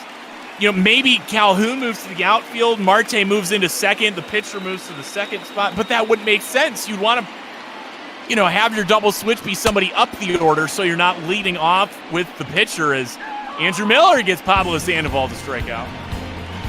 Now batting, catcher, Cluster. Oh my God, this is so wild. I'm so ready to figure out what the answer is. Like, this is like big guy trivia level exciting. Yeah, really. This is might be the only thing I don't like about pitchers hitting is those double switches where you get all confused. Obviously, it's easier when you're listening and not calling the game because we can't hear the announcement. I mean, this is the stuff that I love about the National League. It's all the weird strategy involved with it like that. You know, like, I guess the only thing is it's a little bit less obvious when to pull your pitchers in the American League, but I don't know, that just seems like a cop-out to me. I don't know, I'm really sad about the DH. No, I like the difference between the leagues. I think it's kind of cool. You have those 10 games a year or whatever that the American League pitchers have to hit. It's cool to see. You know, just the double switches confuse me, that's all.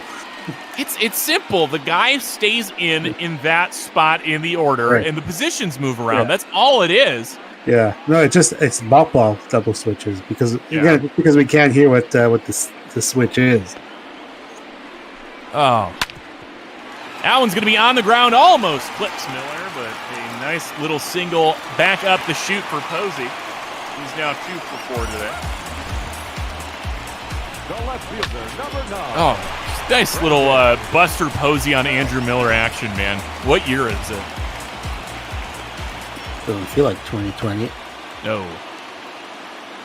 Brandon Belt now. We're going to continue. Yeah. Pablo Sandoval, Buster Posey, Brandon Belt against Andrew Miller. This is fun. This is the throwback right here, man. Well, fires in there, but they call that a ball. I don't know if I agree with that. The other way you could figure it out is if the ball's put in play, you can see who touched it. Right.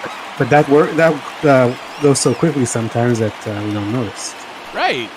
Let's see what happens here as he moves to a 3-0 count here against Belt. You'd like to get him to get that lefty on lefty and come out on top.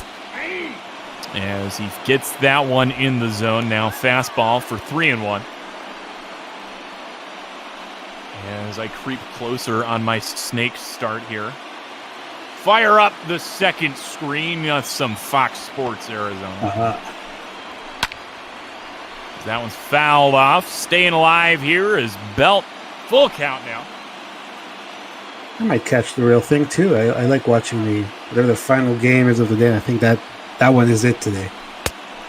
As he gets Belt to strike out on a nice slider there by Andrew Miller. The batter, number 1. Second strikeout for Miller today. Perfect timing. Just get to see the Fox Sports logo. All right, I gotta stop confounding. There we go. Find my word there. Basically, I got to stop confusing the two and making it awful for everybody trying to listen. So it's Dubon now up. 2 outs, man on. Newly made tied game thanks to James McCann. San Francisco has jumped out to a couple leads here, but unable to keep them. Diamondbacks have yet to lead in this one after taking a very commanding lead in the first inning of last night's contest. This one's been quite exciting. See what we got in store. 2-0 in the zone, 2-1. Miller's been leaving that four-seamer right up Belt level, man. Somebody's just going to turn on that. Like, I get that he's trying to get back in the count, but just that middle up fastball, that's dangerous. Did it now on that 3-0 to Belt, and now the 2-0 to Dubon. As inside, it's full. Back-to-back full counts. Pitcher spot due up. Posey will get a head start here. See what we got. Payoff pitch. Foul down the right field line.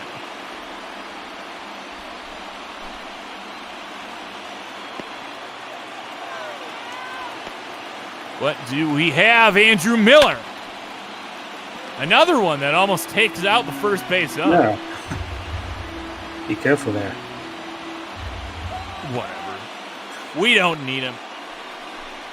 Another payoff pitch and another foul ball. Great job of Dubon battling. Miller's already had to throw 24 pitches in this half inning. What you got, Andrew? Another foul ball.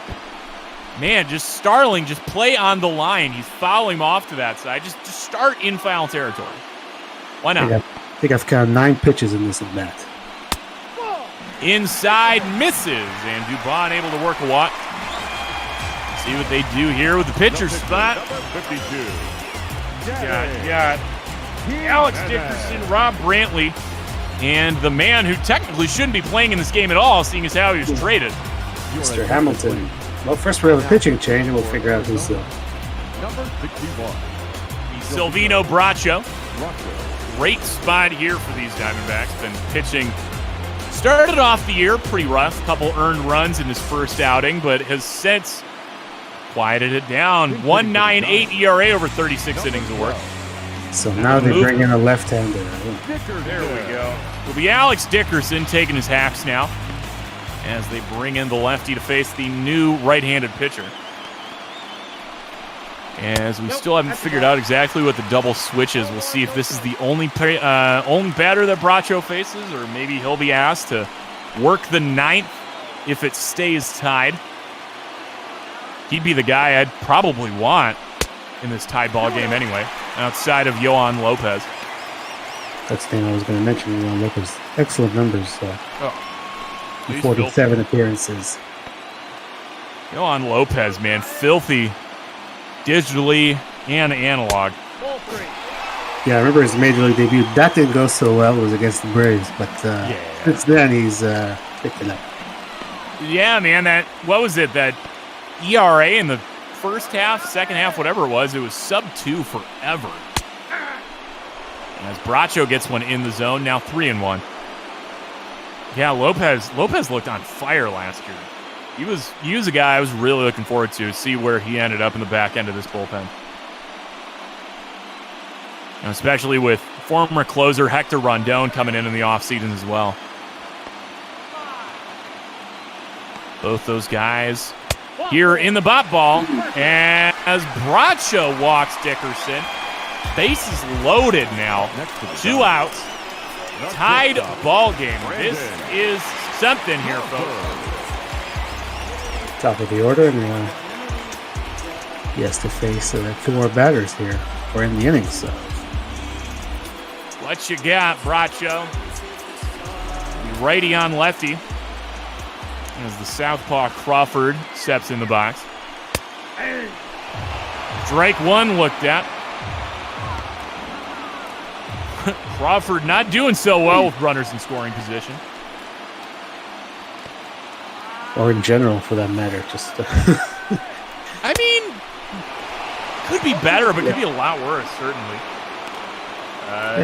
Actually, slightly better numbers than the Snakes leadoff man. So you could see why the 20-game difference in the standings between these two teams. That is fair. 0-2 here to Crawford. Swung on, driven out into center field. Marte is there. And the Giants get a big opportunity gifted to them. And they strand 3. Now up to double digits left on base. As Creighton, Bracho and Miller combine to keep it scoreless.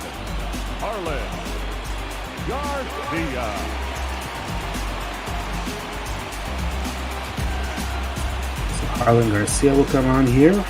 Leading off for Arizona. So Josh Rojas came in, but to play where? Right, that's... Okay, so Rojas newly entered into the game on the double switch somewhere. Guessing at shortstop, pitcher moves up to the 6th hole. If Castro's out there in left, as that's going to be a blooper into left field. Rojas is the go-ahead run now on base. Here in the top of the 9th, folks. The second baseman, Ildemaro Vargas. Oh, this made my scorecard ugly.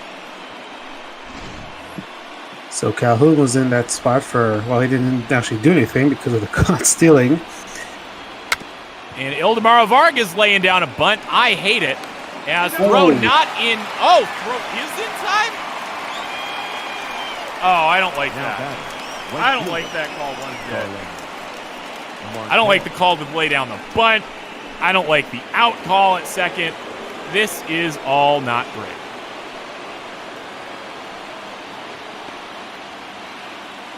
Oh, ugly move all around. Yeah, I'm not a big fan of that at all.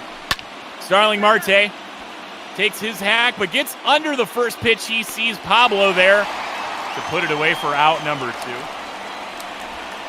It's not looking good. The center fielder, number 4, Patel. Not what you want to see. Get gifted just a no-out single. Put the tying run on base, or the go-ahead run on base, and you proceed to screw it up. 1-0. So now Ketel Marte up in a big spot.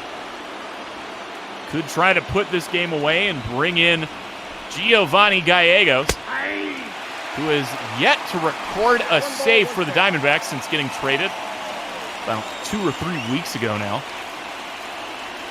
About 3 weeks ago.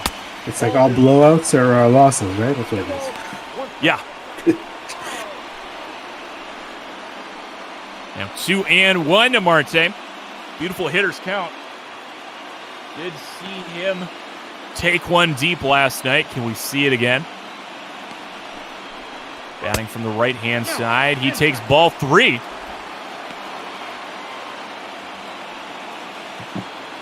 What we got? Come on, Kittel. Give me something. End this one in regulation, please. Driven out to right. Pence going back. Pence at the track makes the catch. Oh, no. I can't do this. Heading to the bottom of the 9th. Longoria, Yastrzemski, and Pence due up. Likely going to see Bracho take on another inning of work. Leading up for the Giants, the third baseman. Oh, EB, you knew what this was going to happen when you came in the booth with me, right? This is not good, I'll tell you, if we go extras. Just past the glove of Kevin Cron at first. Definitely not good if we go to extras. Perfect, right? You love being up late, right? That's not even that late. It's not that, is I still have some work to do, so in about 50 minutes, so all right. I would not appreciate too many extra innings. That's for sure. Welcome to calling a game with me. How it happens. That one's going to go down the chute. Nice breaking ball by Bracho. 1-2 here to Longoria.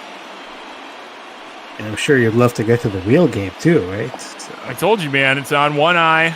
My right eye's got that ball game. My left eye's got this ball game. I've got the mic kind of tilted on axis so I can look at both more effectively. As strikeout number 1 for Bracho. The center fielder, Hasn't started yet, looks like, on the game day screen here for MLB.com. Nelson Lamet is going to pitch for the Padres. Yep, just going through the starting 9 for both teams right now. 0-1 to Yaz. Had that RBI single back in the 7th inning to make it a 2-1 ball game.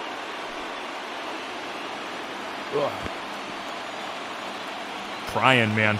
I was so excited. I'm like, man, this is great. Game ends at 6. This game starts at 6:10.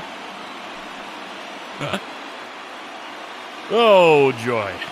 0-2 here is the count to Yaz. Neither team wants to hit when Nope. it counts in this game, so. Fortunately, though, a couple guys newly entered into the ballgame, McCann, Castro, and Rojas, maybe get a little bit more life in this team. See what happens, though. 0-2. Gets him swinging. Back-to-back strikeouts to start the inning for Bracho. The right fielder, number 8, Hunter. Oh, I just realized the Diamondbacks bench is run out now. So this is going to get fun. Diamondbacks carrying 5 bats, and between pinch hitters, double switches, it's we're spent. Calhoun got wasted in a ghost appearance. McCann now catching.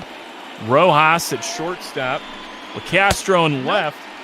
And Christian Walker pinch hit back in the, what was that, the 6th inning. It's going to get real fun going extras now. Swing and a miss out of Pence, 2-1. Hope your relievers can swing the bat. Man, I would love, this is when I miss, Zach Greinke. That guy would be so damn excited to come out and swing a bat. Oh, yeah. We'd love it. You know, I'd love to see Bumgarner come out and take some hacks, man. That's what I'd love to see here tonight. See what happens now as Pence is ahead 3-1. Oh, called strike 2. Generous call there. See what happens now on the full count. Swung on and fouled off.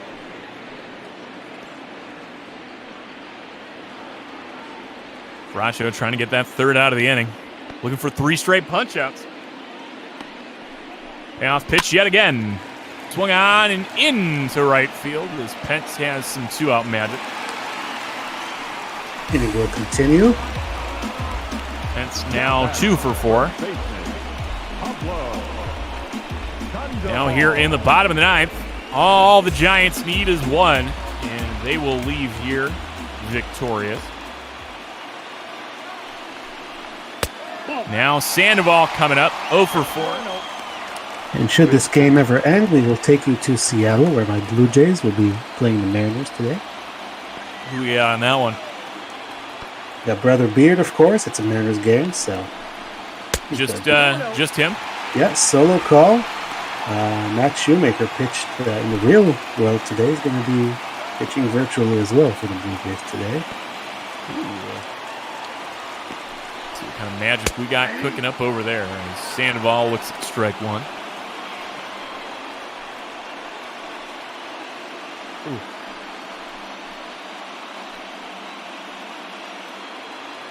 What do we got now? Panda 2-1 the count. Man on first. That is the winning run there at first. And yeah, no, Hunter Pence on base. Pablo Sandoval batting. Posey and Belt on deck and in the hole. That might have scared you 5 years ago. Yeah, no, Brother Beard chiming in. What is this, 2008?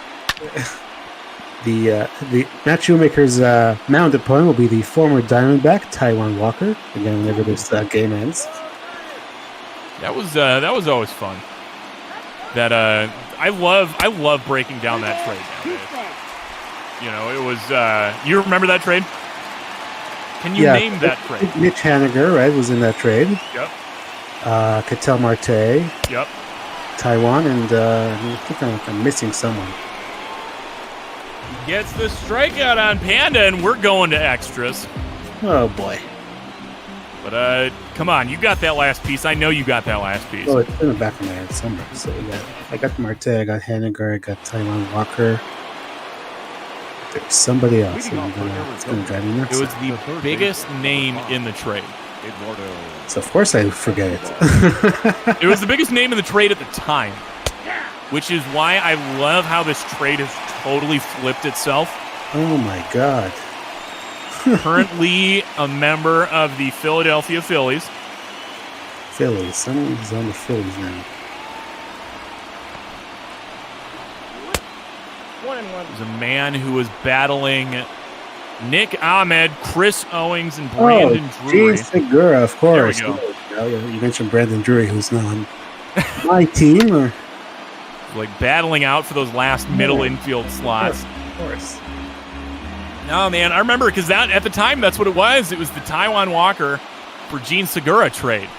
You know, Haniger was just a wasted bat over here in the desert behind Peralta and AJ Pollock, and you know, Ketel Marte had never put it together for the Mariners, just waiting patiently for the breakout year after year, never saw it, and as soon as he hit Seattle, Haniger started mashing. Yeah. And Taiwan Walker struggled a little bit and immediately went down with, I think, a bum shoulder. As Diamondbacks starting out at the top of the 10th. A little bit of life here. A no-out single here for Eduardo Escobar. The left fielder. See, pitchers still available for Gabe Kapler. Bunch of righties and lefty.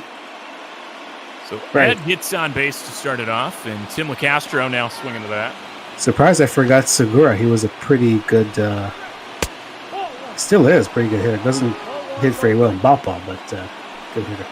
That's what I'm saying, man. I just love how some of these trades change so drastically. You know, like think about the Steve Clevenger trade. In what, like 13 or 14? Right. Yes. With Arrieta and Scott Feldman also going from Chicago to Baltimore. Steve Clevenger and Scott Feldman in exchange for Jake Arrieta and Pedro Strop. Yeah. Pedro Strop used to get booed off the mound in Baltimore. It was that bad. I love those. I love when they just like totally change optics. You know, like I'm not going to go for the low-hanging fruit of the Chris Archer trade because I I never saw anything in Chris Archer. I just didn't. I thought that was a fleecing from the get-go. I saw something in him, but maybe about 3 years before they traded him. Right. When he was traded, he was about as mediocre as could be. As that one's golfed into center, but Yaz is there. As Kevin Crone isn't able to get it going, so get that single, followed by 2 flyouts here. And it'll be the pitcher spot due up as Bracho will take his hacks. There's nobody else. Has to now. Oh, this is great. This is National League Baseball, baby. Oh, let's go. Oh, my God, please. Dude, if we get, like, a pitcher walk-off here, or it can't be a walk-off. They're the away team, but... If you get a go-ahead hit from a pitcher, you've seen it all. Oh, my God, please. From a relief pitcher, too. He's trying. He's giving it. He's giving it what he's got. Oh, love it. Might as well take your hacks if you got the opportunity. Oh my God! If I saw the first pitcher home run of the year, and it's a Diamondbacks relief pitcher, I would love it. Instead, no surprise, Silvino Bracho strikes out. So we go to the bottom of the 10th, still tied at 2. Diamondbacks have now left 9. Giants up to 10. Your attention, please. Wait, no, that's Now 11. for They're at 11 now as Hector Rondon comes out. Hector Rondon. Where was he earlier when we needed him? Aforementioned Hector Rondon.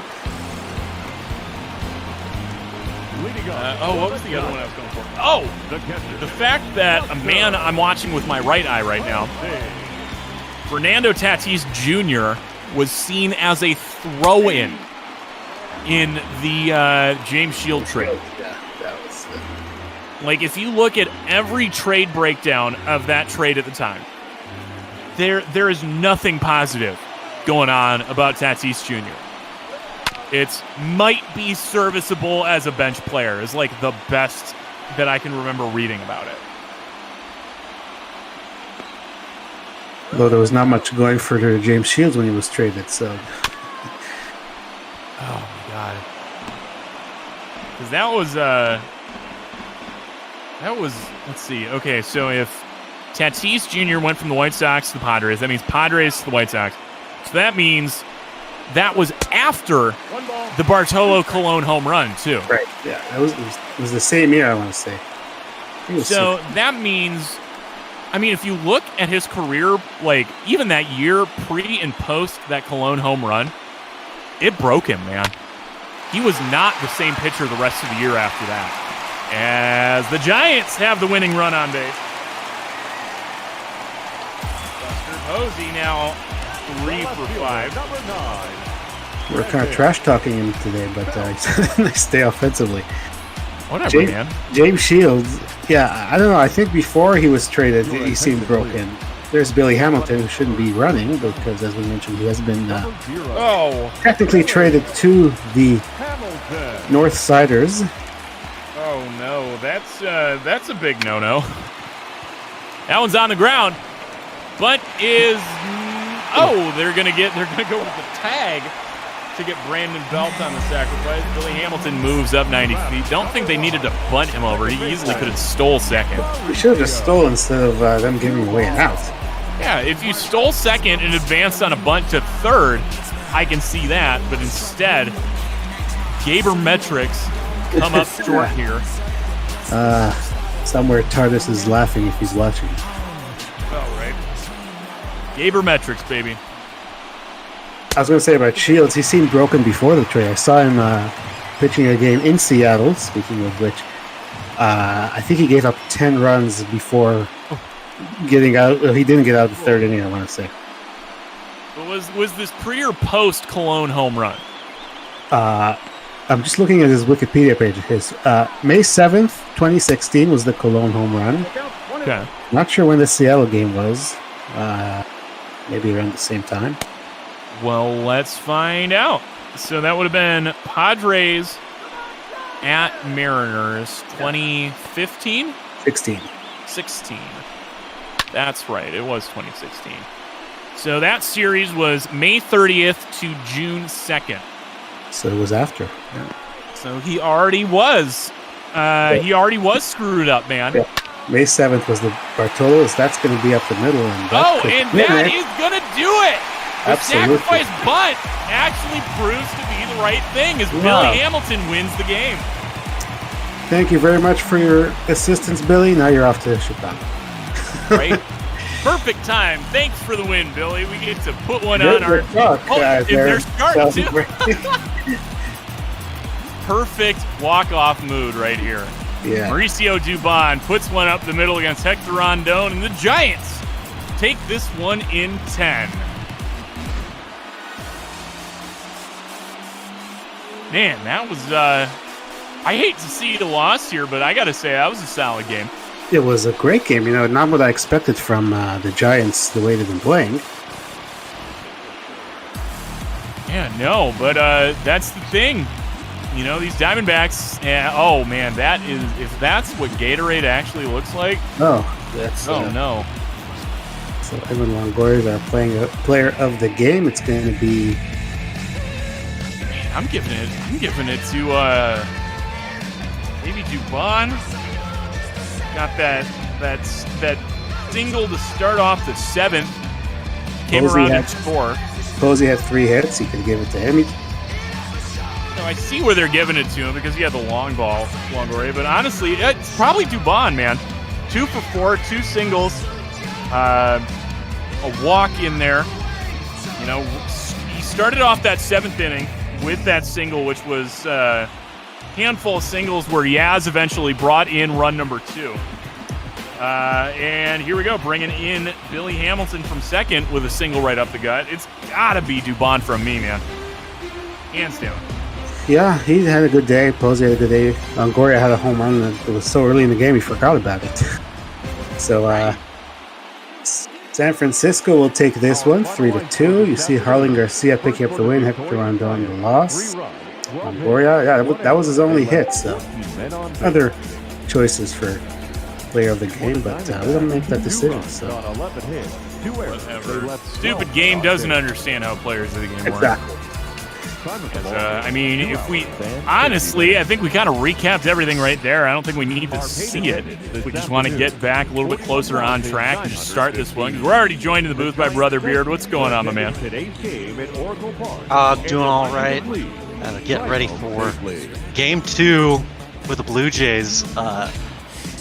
Quite the interesting ball game you guys had there. That's what I'm saying, man. It's always interesting when these Diamondbacks play a team that's a little bit worse on paper because they always end up playing down to their level, and you never know what you're going to get. Or a lot worse in this case. It was 20 games back the Giants were, so what they're now 19. So. Well, it was the Giants that were 0-8 coming into their series against the Diamondbacks and got their first win of the year back in March. That was I remember drinking a lot that night. So I mean, they've got this record of playing down to their opponent. It's not just me thinking about it. It's a very bad record against sub 500 opponents. I think the Giants. That's not a habit. Sorry. No, I was just gonna say the Giants seem to bring their best against teams that are above them in the standings. They always give the Dodgers a hard time. See, you're giving the Diamondbacks a hard time here, so you just never know. Really not a habit that you want to develop as a, thinking of the Snakes here. That's if you really want to make a run at the playoffs this season, you can't be losing games to San Francisco in overtime. True. Let's see what's going on with our janitor before I have to step in here. Meanwhile, for Brother Beard's game, I'm pretty familiar with the opponent that your Mariners are facing. Should be an interesting one tonight with Shoemaker and Walker going at it. Blue Jays getting the win last night. Yeah, Blue Jays putting on a clinic last night, outclassing the Mariners in hitting, and we'll see the return of the flock tonight and see how they do. Shoemaker, an interesting line out of him coming into the ball game today. I want to see another good outing out of Taijuan Walker. It's been a couple since, it's been at least one outing since he's had a good outing.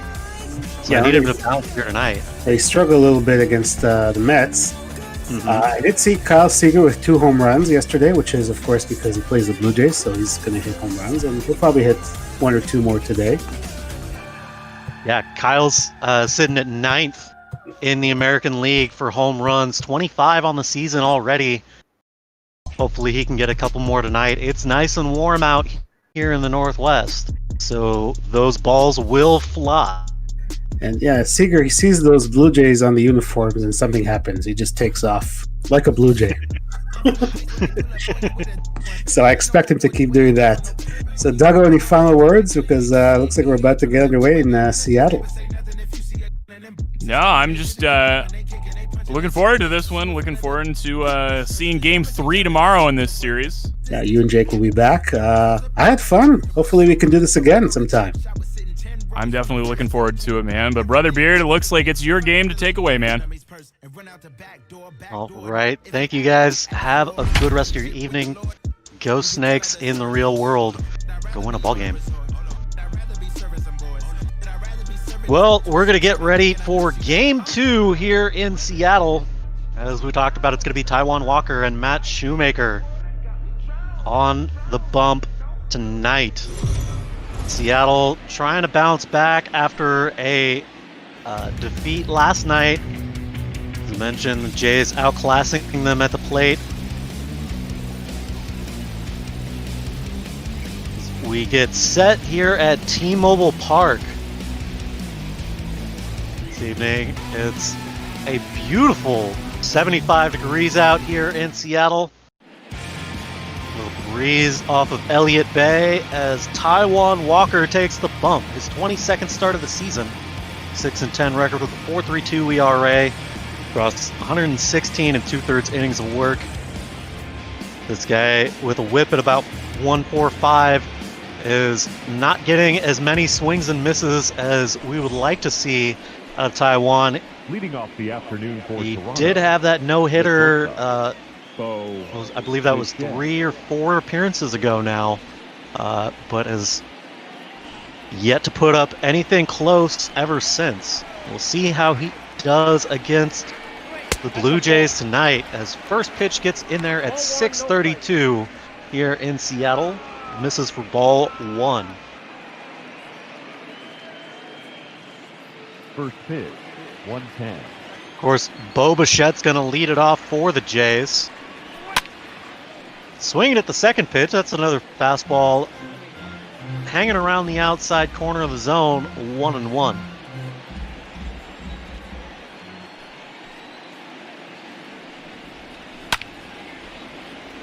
Another fastball high, fouled off again, 1-2. Following Bo Bichette, Blue Jays are going to have Vlad Guerrero, Travis Shaw, Teoscar Hernandez. Swing and a miss. Strike 3 here by Bo Bichette. Strikeout to lead off the ball game for Walker as he gets him on 5 pitches.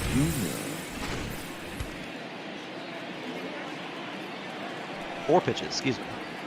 Vladito Guerrero steps in now, had a good ball game last night. Nope, scratch that. He had a terrible ball game last night, 0 for 4.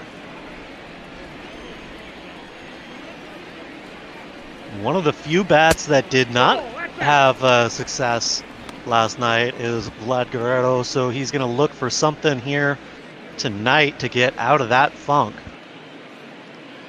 No stranger to hits, however, as you see, over 100 hits here in the season.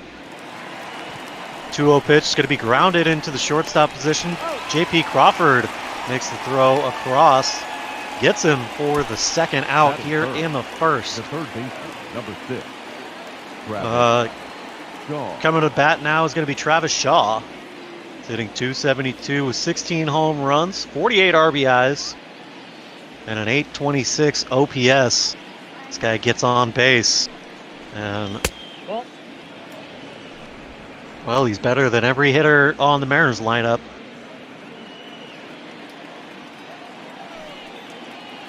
The 1-0 now from Walker. It's going to be a ground ball out to second.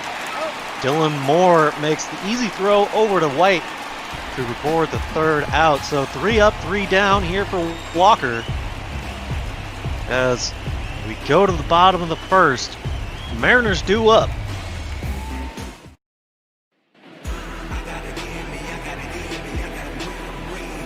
Matt Shoemaker taking the mound now.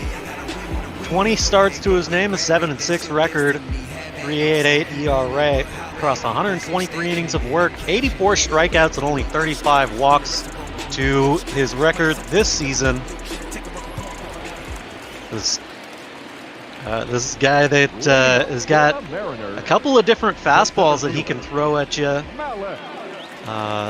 Some off-speed and a couple of breaking pitches too, so he can do it all. And he'll look to use all 5 pitches here against the Mariners tonight. See there, the Blue Jays 3rd in the East here in the American League. 500 baseball, 52 and 52.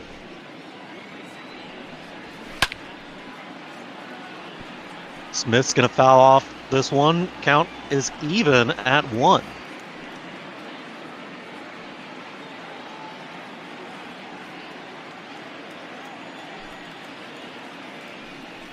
Shoemaker kicks and delivers the 1-1. That's a ground ball up the middle. Kevin Biggio makes the play in time to get Smith for the first out. 3 pitches, 1 out here for the Mariners, as you'll see Kyle Lewis dig in now. He's going to be followed by Mitch Haniger, Kyle Seager, Daniel Vogelbach, Evan White, J.P. Crawford, Tom Murphy, and Dylan Moore. Same lineups as yesterday here in the second game of this series. Fouled off 1-1 here for Kyle Lewis.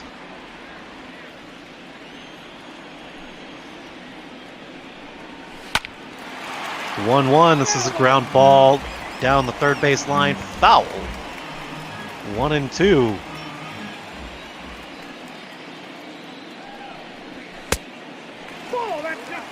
Goes with the fastball outside. 2-2.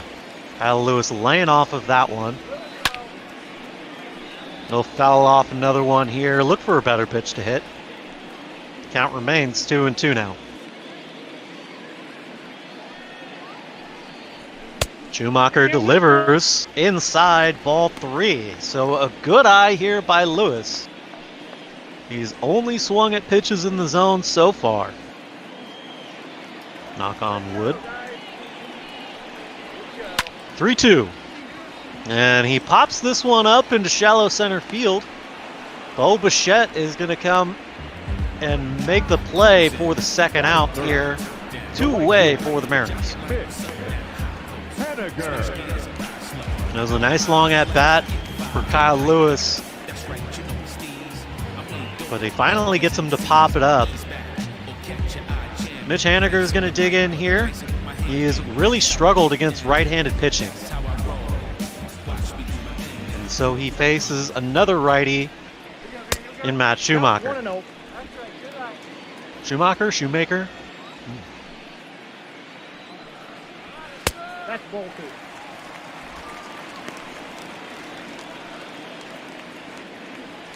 2. 2-0 here to Haniger.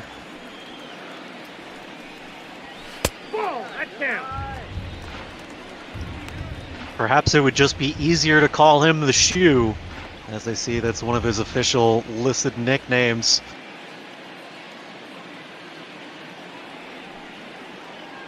Three and 0 here to Haniger. Is that one? He'll watch it all the way. 3-1. Change up over the outside of the plate. 3-1. He walks him. So 5 pitches and a walk here with 2 outs in the bottom of the first. Mitch Haniger draws the walk.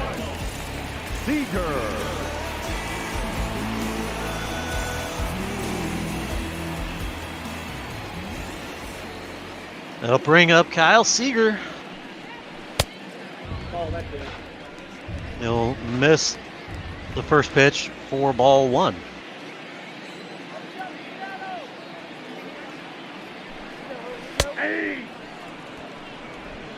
In there for strike one on Seager.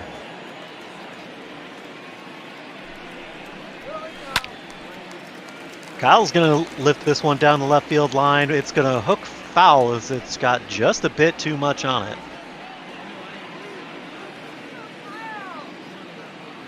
Haniger over at first. 1-2.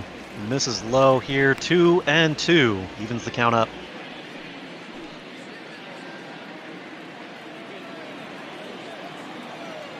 Kyle's been swinging a better bat of late. We'll see how he does here on this 2-2. He lays off of it. A couple of dingers in last night's ball game.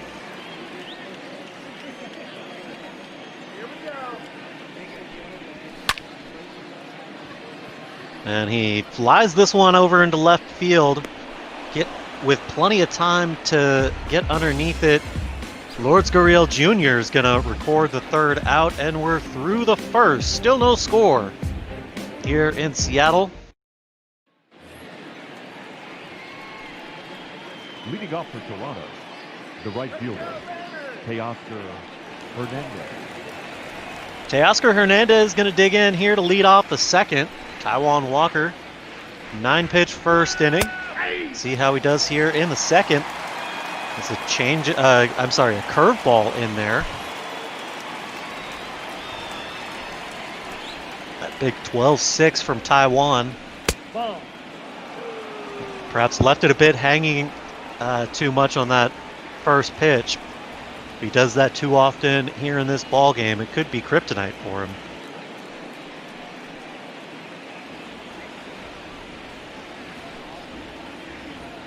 The 1-1. Ooh, that big 12-6 gets him there. As it's now 1-2 on Teoscar Hernandez. Ground ball over to the first baseman. Evan White can't get his glove on it, as that'll run up his body. He'll try and extend it to 2. The throw over in second is in time. So record that a single and a throw out, I believe. As he tries to get greedy, gets thrown out at second base. No, that's down. I believe that'll be a 9-6 put out. As Rowdy Tellez digs in here, watches the first pitch for ball one.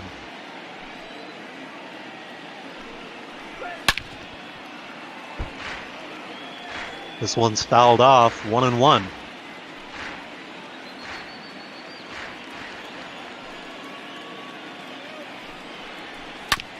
Walker delivers a fastball low below the zone, and it's fouled off 1-2.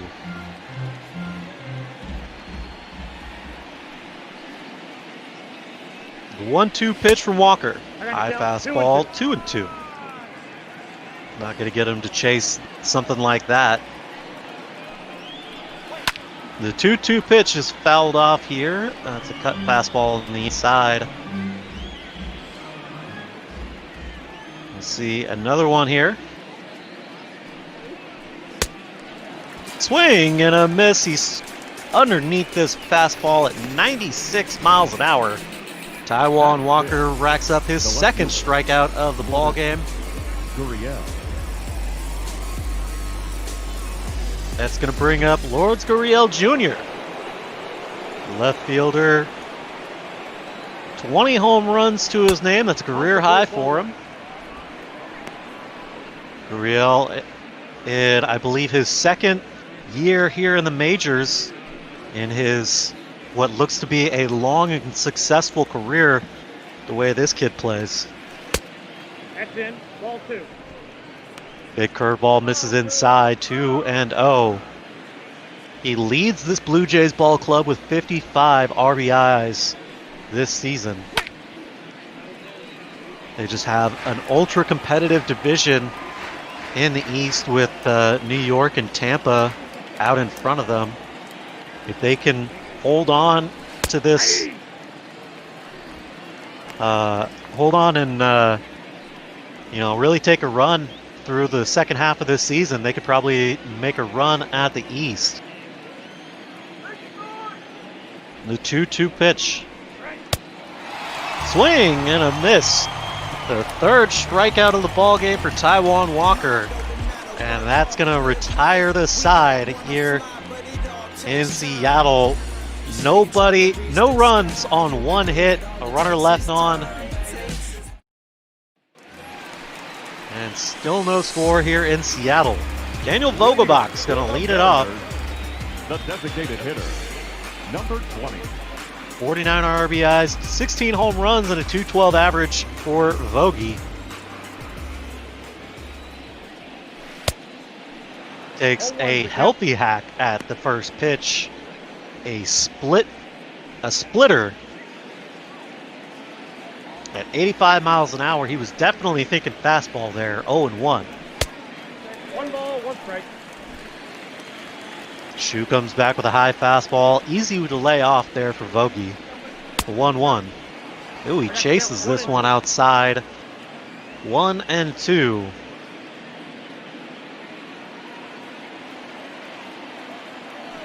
The 1-2 pitch from Shoemaker. Inside, ball 2. Misses 2-2.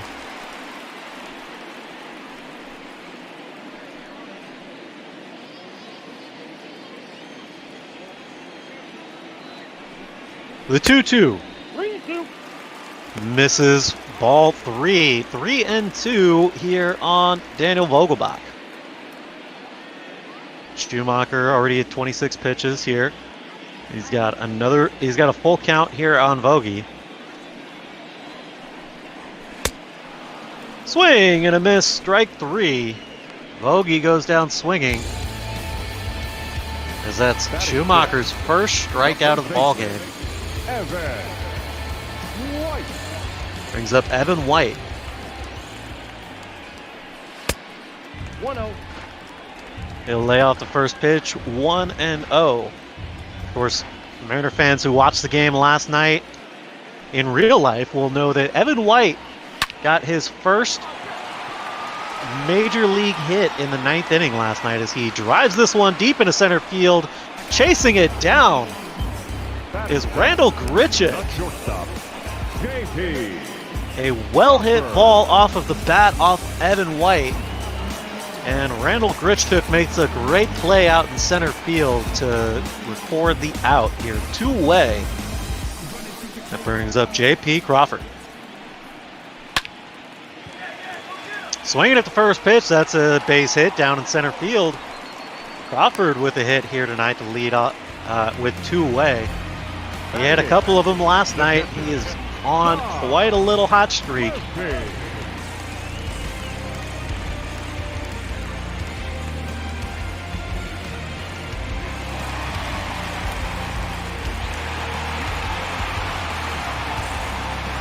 Well, that brings up Mariners All-Star Tom Murphy, and my personal strikeout king.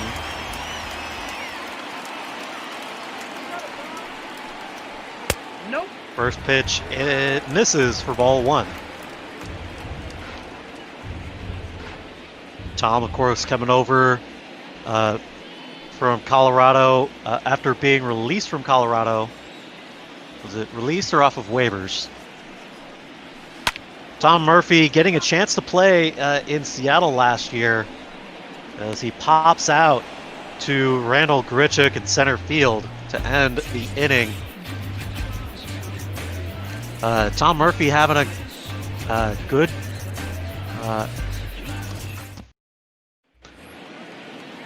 good outing last season, and sorry, I just need to get this thought out, and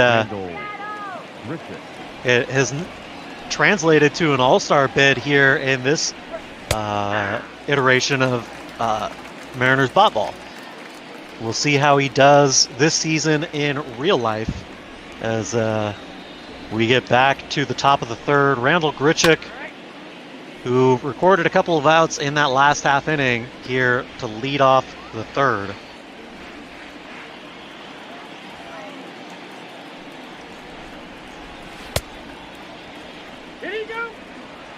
Did he go? No, says the first base umpire. 1-2.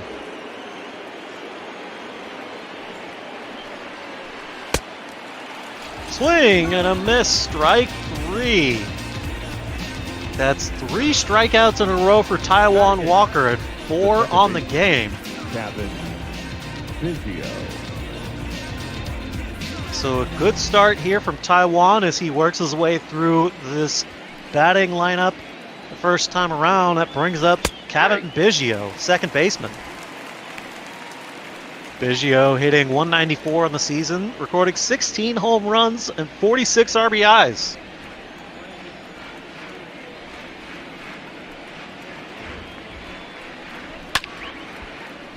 Fouled off here, 0-2.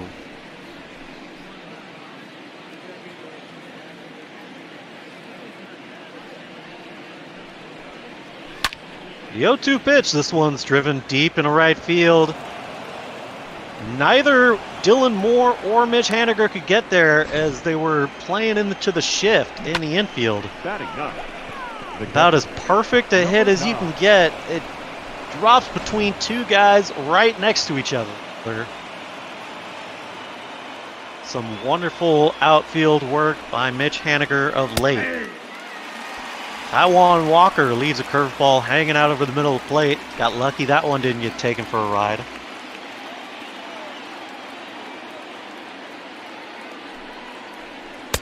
I got 1 ball, 1 strike. Low for ball 1. The 1-1 pitch. It's a hard hit ball at the third baseman, Kyle Seager. But showing why he is that elite glove at the hot corner here in Seattle. He always makes those plays. So we're back to the top of the order, and Bo Bichette.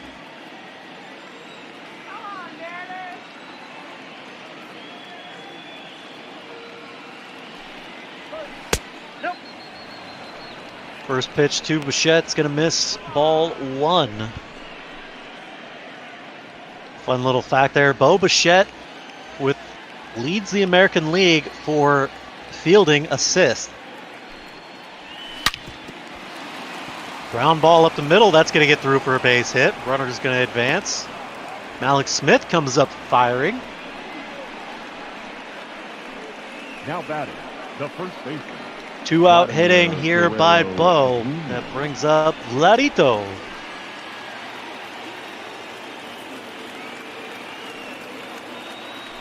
Big opportunity here for Vladito as he's got a runner in scoring position. 0 for 6 so far in the series. Still looking for his first hit against the Mariners this season. 2-0. Ball 2.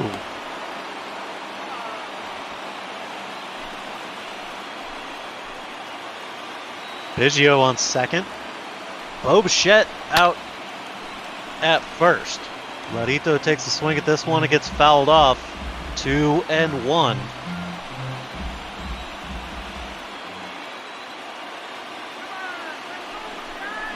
Hey. 2-1 pitch in there for strike 2. Taijuan Walker relying on that fastball here.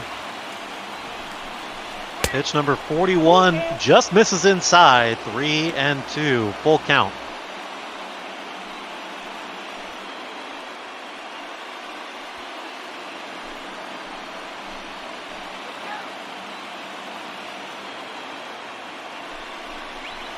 Three-two. That's going to get through for a base hit. Coming around third is going to be Biggio. The throw's going to go over to third, as that'll keep the runners on first and second. An RBI single here by Vladito Guerrero.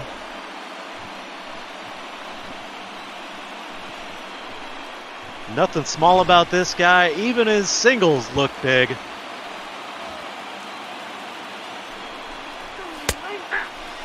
First pitch in there, catching the outside corner for Taijuan Walker against Travis Shaw.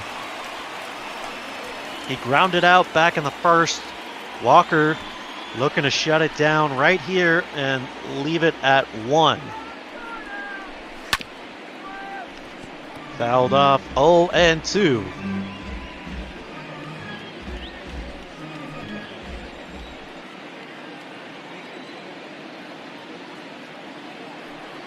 The 0-2. Outside, ball 1.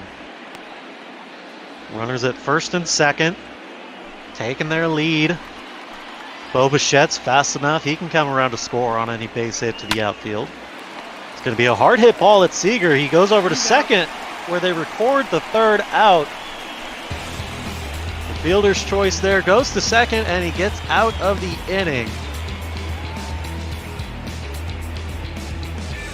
They put 1 on the board on 3 hits here in the third. And that'll bring up Dylan Moore to lead off the Mariners. Nope, ball 1. First pitch misses to Dylan Moore. Dylan just coming back off that injury. Went back down with a sprain for a couple of days, but is back here in the starting lineup.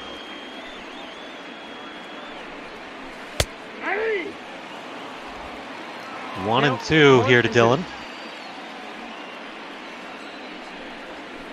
That's ball 2. 2-2 as that misses. Certainly making Shoemaker pitch a lot of pitches here tonight, as a lot of these Mariners are watching this count get deeper and deeper into it, getting into 1-2, 2-2, 3-2 in a lot of these.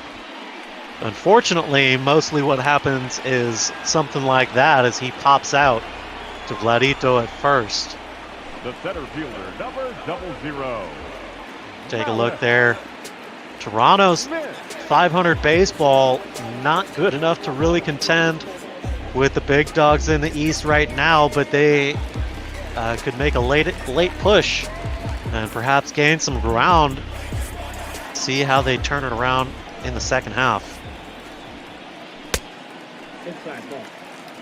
First pitch here to Malik Smith, inside for ball 1. 1-0 is going to get fouled off, 1-1.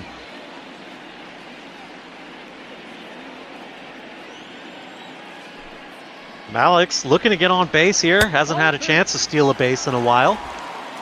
He's got to get on base to steal bases. 2-1. Just misses outside. 3-1.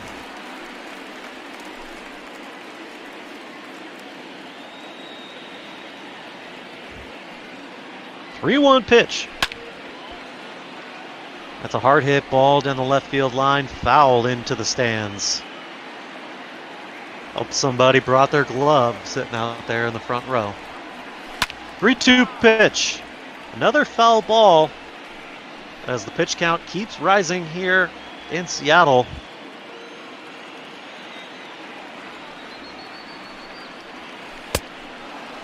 Ooh, swing and a miss, strike 3 for Malix. Up next for Seattle. It's going to be the second K of the night for Shoemaker.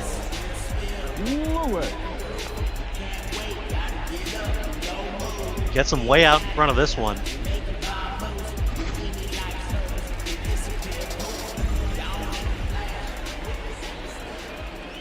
So we'll see Kyle Lewis once more here. Strike 1. That fastball just catching the top of the zone.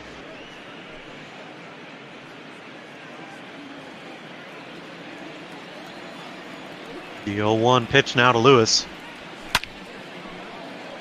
Fouled off 0-2.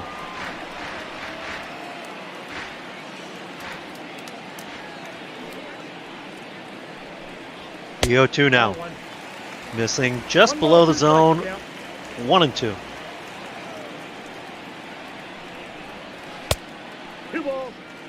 Another low pitch here with that changeup. 2-2.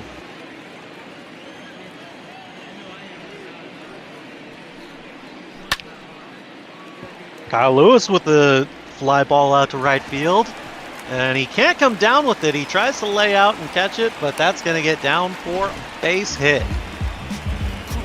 Now batting. Cal Lewis with his first hit of the ball game here tonight.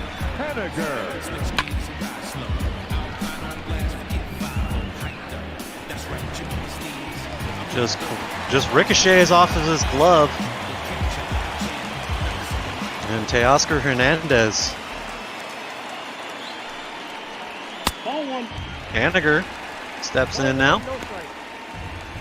He walked in his previous appearance.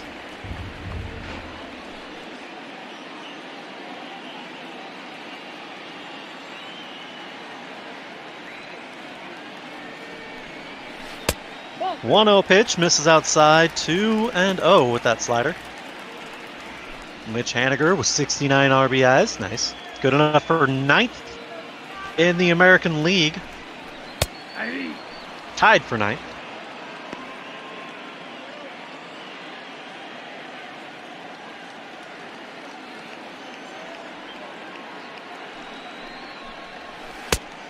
Nope.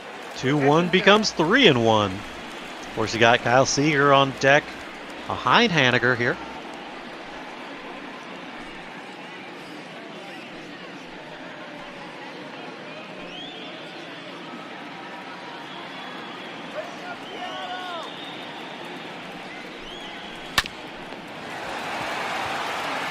Ground ball corralled by Shoemaker.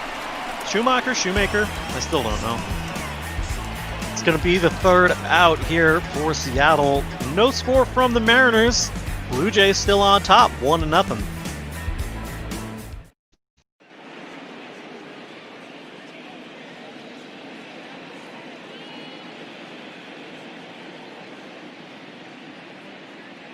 Heidi Watney reminding me to remind you that we are raising money for Meals on Wheels. Meals on Wheels supports more than 5,000 community-based programs across the country that are dedicated to addressing senior isolation and hunger. This network serves virtually every community in America, and in Canada, they have some programs as well, as I learned in the last broadcast. Thank you for that, EB. And, you know, they're a great organization, which now batting. We would love if you would support. We do, most certainly. And thank you for everybody that decides to donate in their own way here to ML Bot Ball. Ball, back inside. As Teoscar Hernandez goes down, 1 away, we have Rowdy Tellez here for his 2nd at-bat here in the 4th.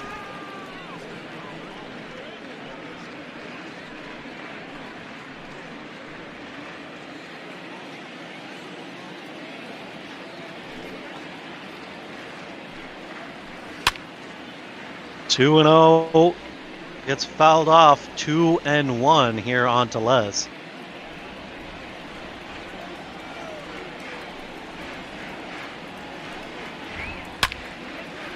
Two and 1 becomes 2-2 after that foul ball.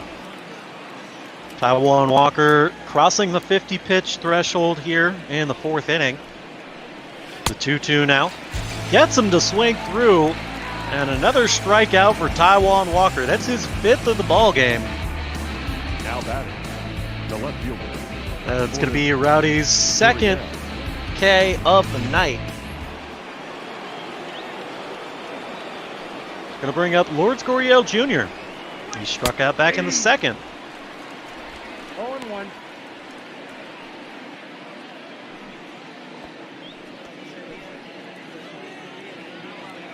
Gurriel looking to avoid another K here, but the way Taijuan's been pitching, he's already got 5, including 1 against Gurriel.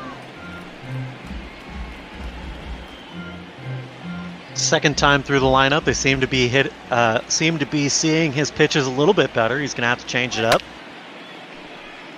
Keep moving his pitches, as that's a fastball inside. 0-2. See the pitch breakdown there. 37 strikes to 18 balls. He's on a good pace right now. That's going to get fouled off. 0-2. Twice as many strikes to balls.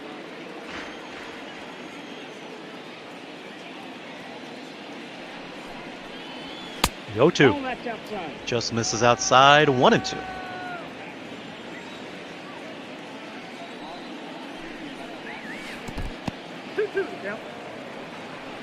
2-2 with this changeup. Taiwan Walker quickly running his pitch count up here in the 4th inning. Started off on a nice brisk pace with 9 pitches in the first. It has ballooned here through the last 2 innings.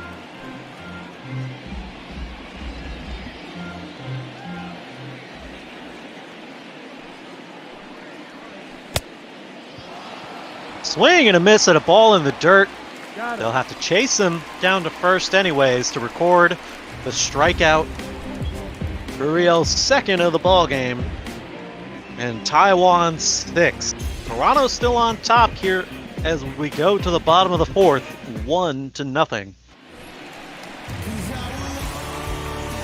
He's going to bring in the 3rd baseman, Kyle Seager.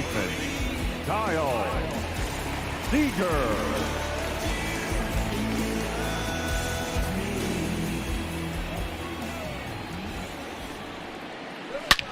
First pitch to Kyle. This one's hit into the gap in right center field.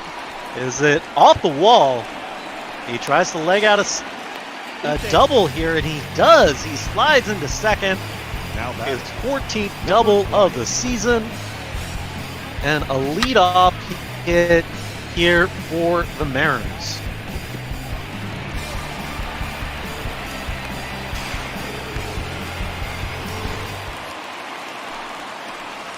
Well, a runner in scoring position here for the big bat of Daniel Vogelbach. RBI opportunity for him. So it'll be fouled off on the first pitch, 0-1.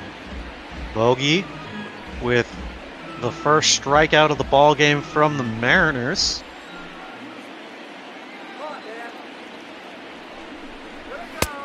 The 0-1 becomes 1-1.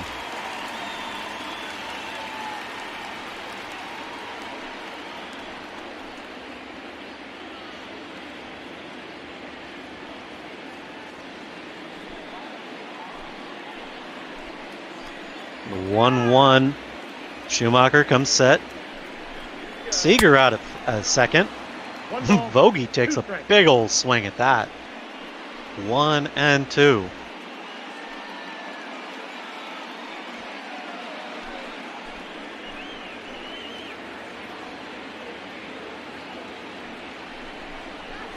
The 1-2. I got to count 2-2. 2-2. Vogelbach being patient at the plate here. Shoemaker delivers. This one's over the heart of the plate. He lifts this one into right field. It doesn't have enough on it, so Teoscar Hernandez is going to have plenty of time to camp under it, make a solid throw. The throw is down the line from third base, but Kyle Seager's not going to chance it, so he stays right where he is. Unproductive out here by Daniel Vogelbach. Evan White going to dig in.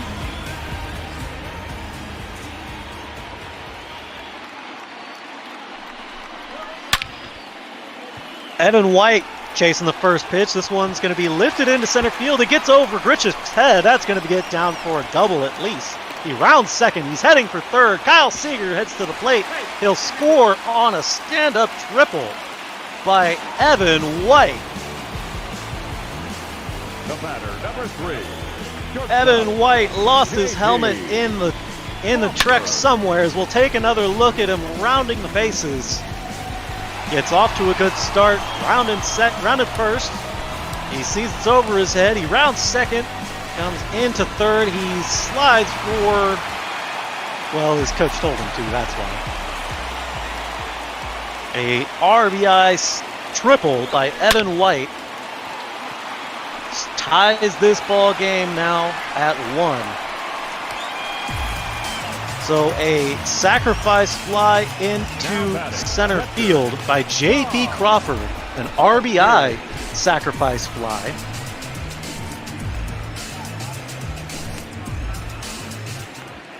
drives in Evan White, and now the Mariners have the lead for the first time in this series. Brings in Tom Murphy. Nope, up there. First pitch misses for ball 1. 2 outs here in the bottom of the 4th. Mariners have a lead for the first time in the ball game. And Tom Murphy is at the plate, 1-1. If you're just joining us, Evan White with an RBI triple tied the ball game, followed by a sacrifice fly into center by J.P. Crawford. Got Evan White to tag up and score to take the lead, and we are here in the bottom of the 4th, as the count is now even on Murphy, 2-2.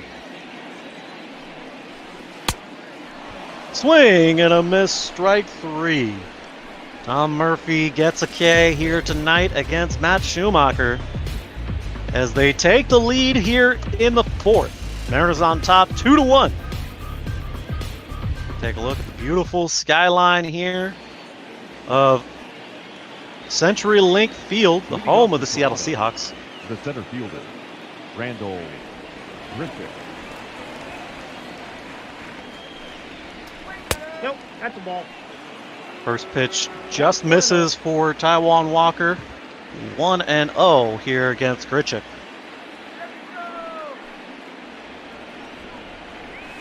The 1-0. Perhaps that one just got away from him, as that's high and inside, 2-0. Grichuk with a base hit into the gap through the shift in the infield. So a leadoff single here Now in the 5th by Grichuk. Kevin Biggio. Brings up Kevin Biggio. Nope, that's down. 1 for 1 on the day with a single. He came around to score on that single.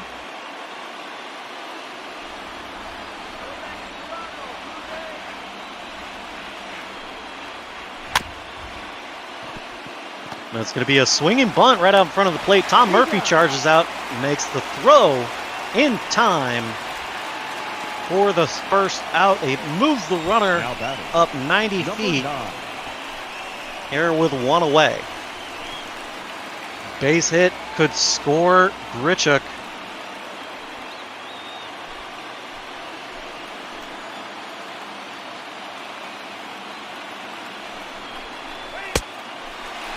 Swinging at the first pitch here is Danny Jansen. Big opportunity here for him with a runner in scoring position. He's hitting .320 this season with that opportunity.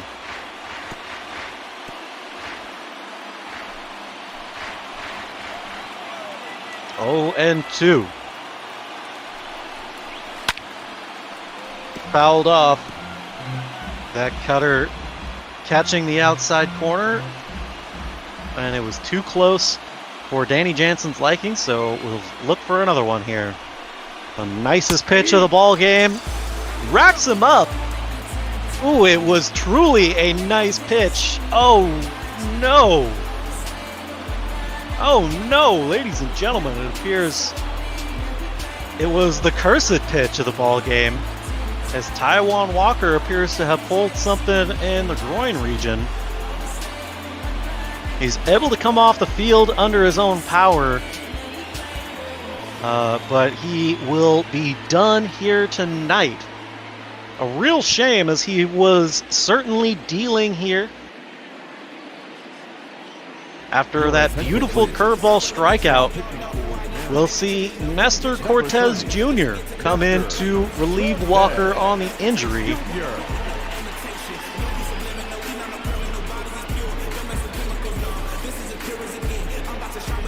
So 7 strikeouts on the night for Walker through 4 2/3 innings pitched. 69 pitches to his record today. He's still got 1 runner on base.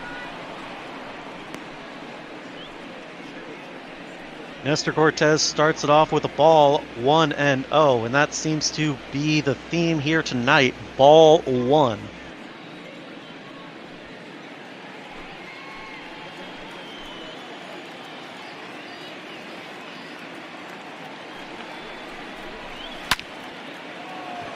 This one's lifted out to left field. Kyle Lewis, plenty of time to camp underneath it. He'll record the third out, so the runner does not come around to score. As we're through 5. Dylan Moore is going to lead off here for the Mariners. Here in the bottom of the 5th. Leading off for the Mariners, the second baseman, Gallen. Dylan Moore 0 for 1 on the day with a pop-up back in the 3rd. First pitch, strike 1. Here on Dylan Moore. Matt Shoemaker with the nicest pitch of the ball game. It's a high fastball. This one's fouled off 0-2.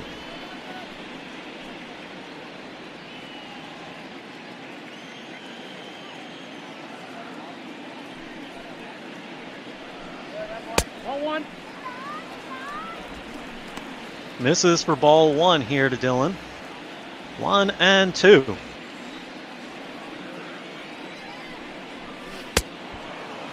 Ooh, Dylan, that was nasty. Why? As Dylan Moore goes down on strikes, chasing a pitch he had no business swinging at.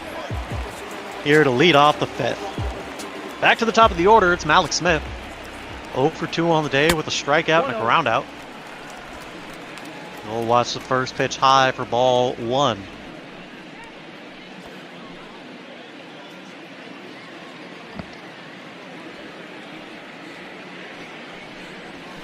The 1-0 pitch misses for ball 2.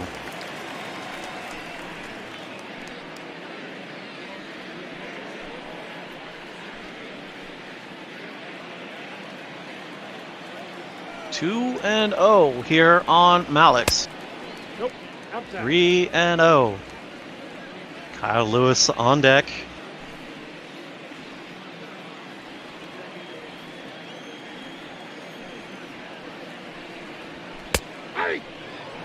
These 1 and 2 hitters have not been very successful here in this series. Combined 2 for, what was that, 2 for 6? 2 for 7 at this point, I believe.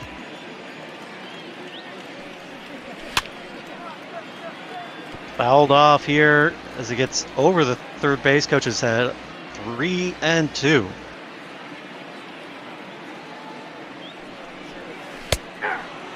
Three-two pitch catches him looking at a changeup over the heart of the plate.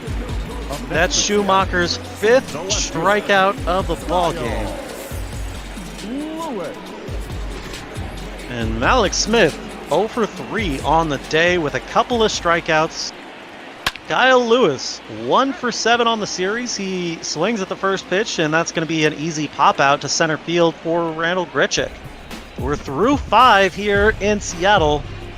Mariners still on top 2-1. 2, 3, and 4 due up for the Jays.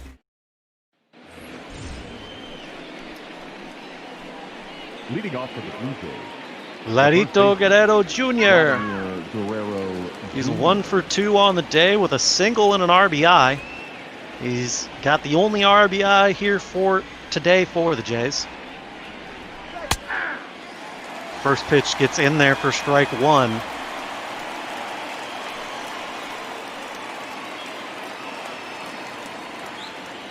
Nestor having to come in after Taiwan seems to have pulled something in his groin. We'll get a injury report after the ball game from the trainers.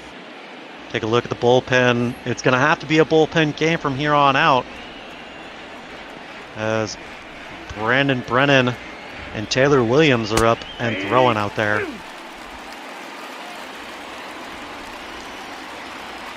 One and 2 count here on Vlad. Ball, that's up there.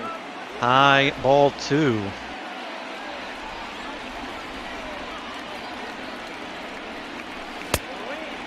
Full count. 3-2.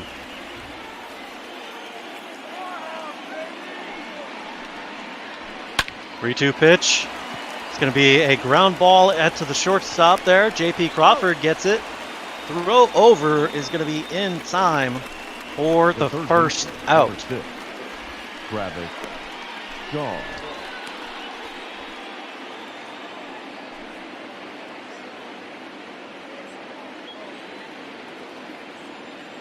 Brings up Travis Shaw. 0 for 2 on the day. A couple of ground outs to his name.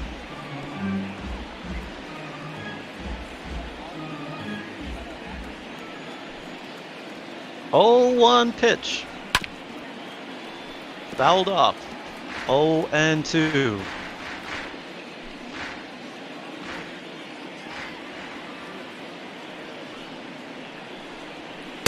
The 0-2 pitch. Swing and a miss. Strike 3. Nestor Cortez racks up a strikeout here. Right fielder, Teoscar Hernandez. Swing and a miss by Travis Shaw. Thank you very much. 0 for 3 on the day. Teoscar Hernandez, 1 for 2 on the day. Of course, he had that single that he tried to stretch into a double and was thrown out.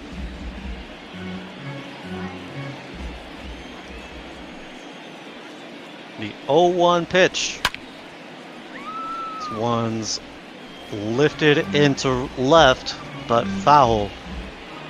124 strikeouts to Teoscar Hernandez. And he adds another one, 127. As Nestor Cortez works quickly here in the 6th. Seattle still on top, 2-1.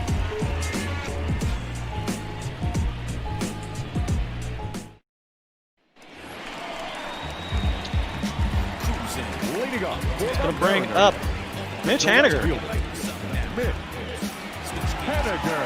Still hitless in this series. He's drawn a walk, though. And it came back in the first. First pitch is in there for strike 1. Small sample size in the matchup against Matt Shoemaker. 1 for 6 against Matt. 0-2. And a lot of that is a factor of Mitch Haniger probably shouldn't be playing against right-handed pitching, as sad as it is. He is absolutely abysmal as he racks up another strikeout here, hitting probably about 190 at this point.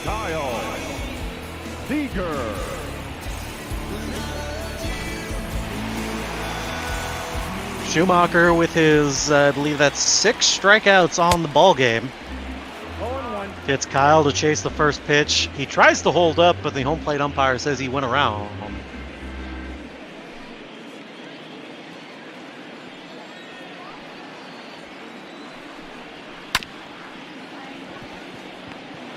It's going to be a ground ball out to the left side. And the third baseman is going to charge and make that play. Travis Shaw. 5-3 for the putout here. 2 away in the bottom of the 6th.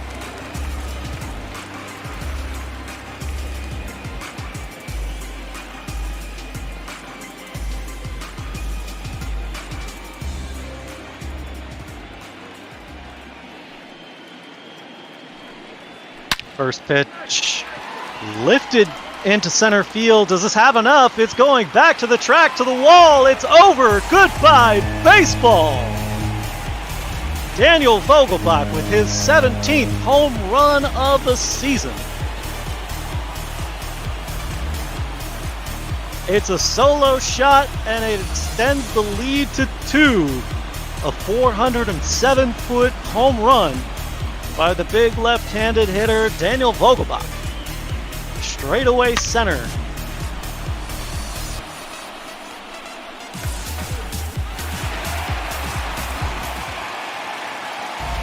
Beautiful shot by Vogelbach there. You'll love to see it.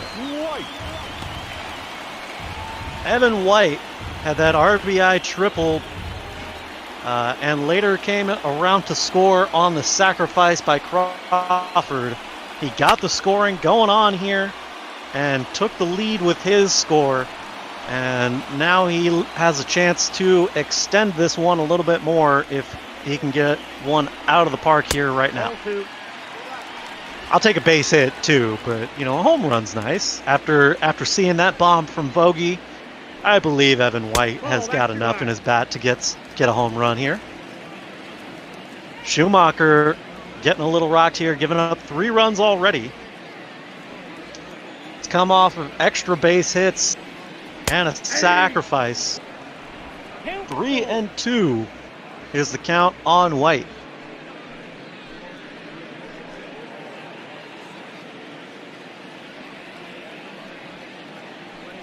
Three-two pitch. This one's lifted into center field. It doesn't have quite enough as Randall Grichuk's able to get his glove on that one. Daniel Vogelbach with the fireworks this inning here. A solo bomb into deep center field.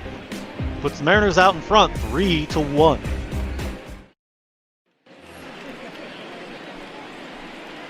Leading off for the Blue As we're here into the 7th inning already. Rowdy Tellez is going to step in to lead off. Nestor Cortez back out for what will end up being his 2nd inning of work once he gets a couple of outs here. 0-1.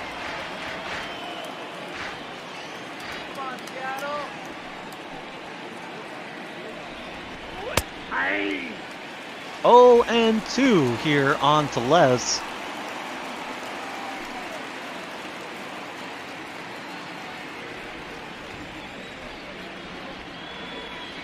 The 0-2 pitch from Nestor.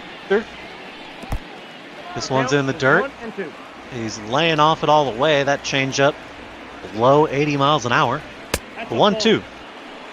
This one's a little bit closer, but he's still laid off it. 2-2. 2-2 pitch. He gets them to chase it, that one. Another strikeout here for Nestor Cortez Jr., and that's going to be Rowdy's 3rd strikeout of the ball game. Get that man a sombrero. Lourdes Gurriel Jr. also, well, he avoids the sombrero here as that one is hit a very long way. The solo shot by Lourdes Gurriel Jr. here in the top of the 7th. 372 feet out to left field. Adios indeed. His 21st home run of the season.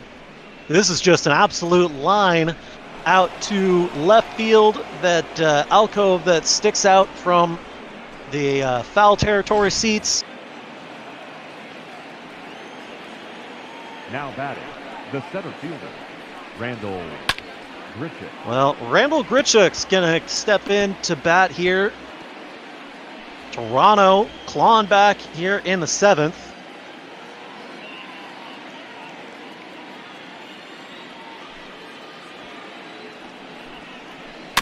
The 0-1 pitch, this is going to get fouled off. 0-2.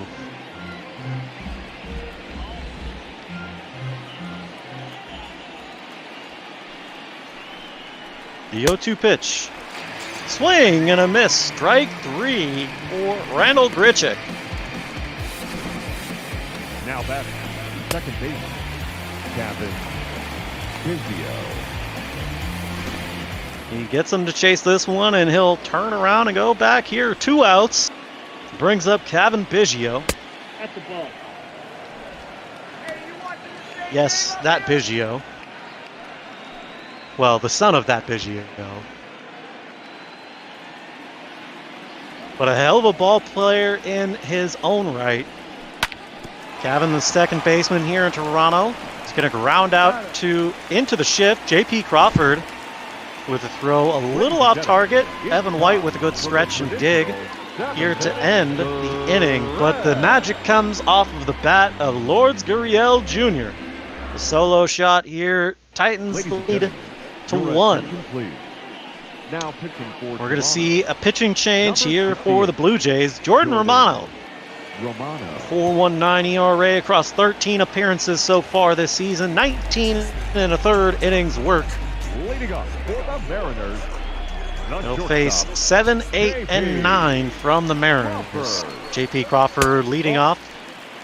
1 for 1 on the day. He did have that sacrifice to center that drove in the RBI of Evan White.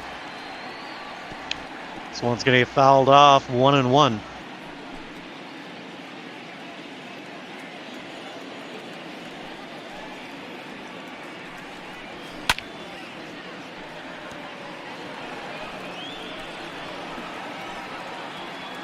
Fouled off here, 1-2.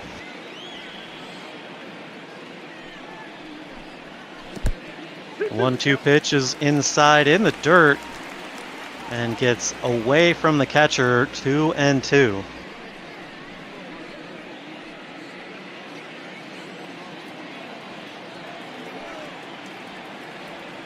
The 2-2 pitch. Crawford, hard hit ball down the line, but it hooks foul. We'll see another 2-2 here from Romano.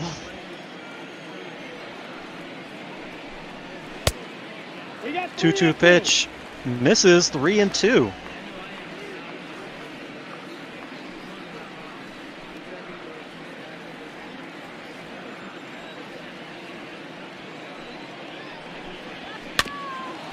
Three-two pitch. JP is really battling here in this at-bat. 7 pitches so far. Payoff pitch from Romano. High, he loses him. Can't get JP to chase that one, so another walk here for JP Crawford. That's his second of the ball game.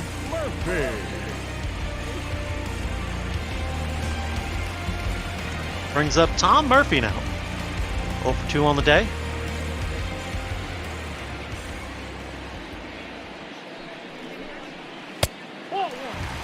Missing low with this first pitch. Take a look down at the Blue Jays bullpen. Double barrel action. Thomas Pannone and Justin Miller.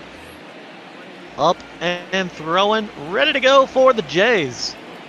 As this is a tight ball game into the latter innings. Tom Murphy fouls off to even the count, 1-1.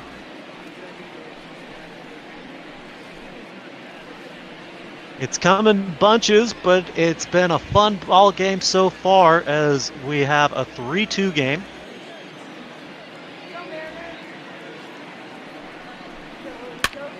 The 1-1 pitch. This one's flied out into right field, and that gets down. Oh, thank you San Diego Studios for that wonderful addition to this ball game. As how will the score rule that? Will that be a base hit? Take another look at it here. A little blooper into right.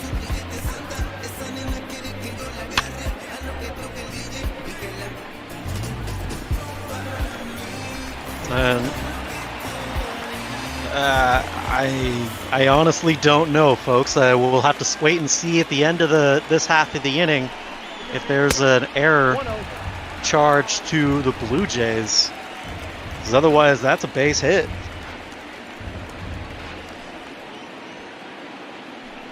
Dylan Moore 0 for 2 on the day. The 1-0 now. Ball 2. Misses low, 2-0. Dylan Moore abysmal with runners in scoring position, 0.94 on the season.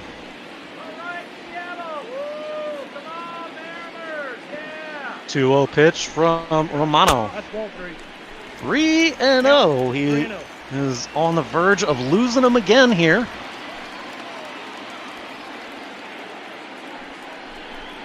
Rio pitch. Oh, Dylan Moore thought that was a walk, but he sneaks it in the trap door 3-1.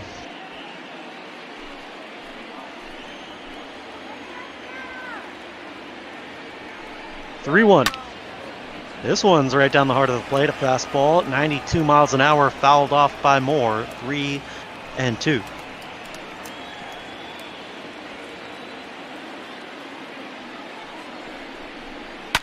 3-2 pitch.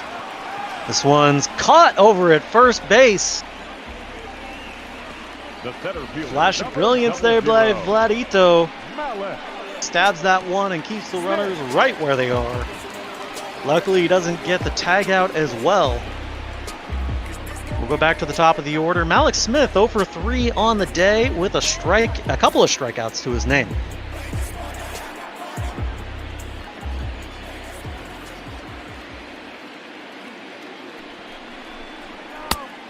Yep, that ball went out. First pitch misses outside, 1-0.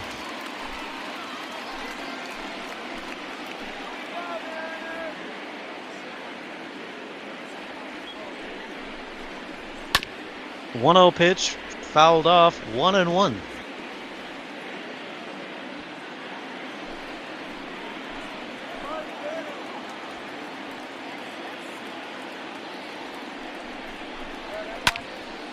One pitch. This is going to be lifted into left field.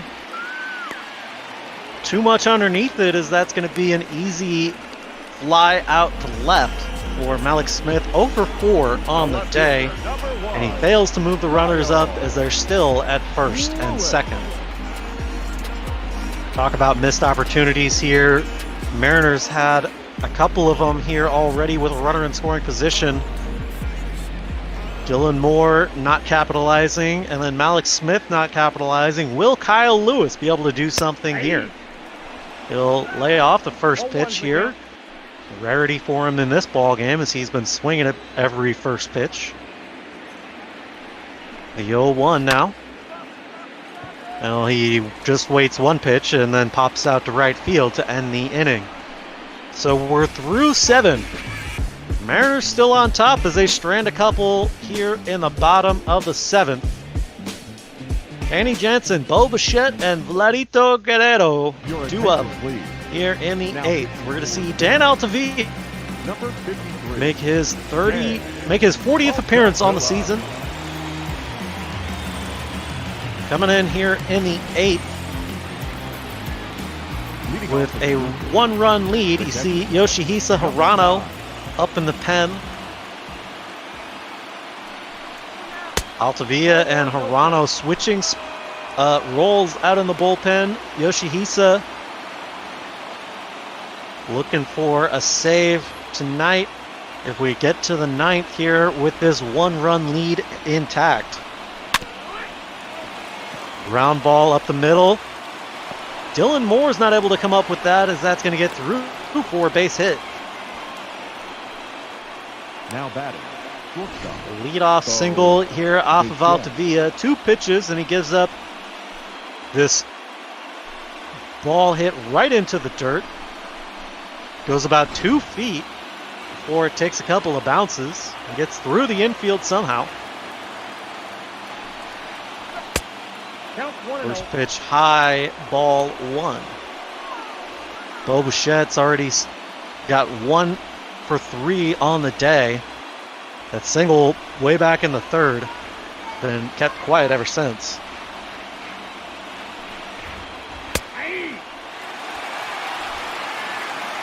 Looks at strike 1 to even the count.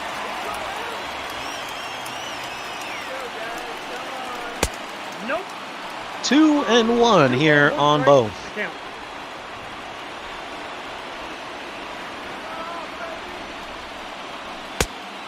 That's out. 3-1. Dan Altavilla gonna lose Bo Bichette here if he doesn't get it under control here.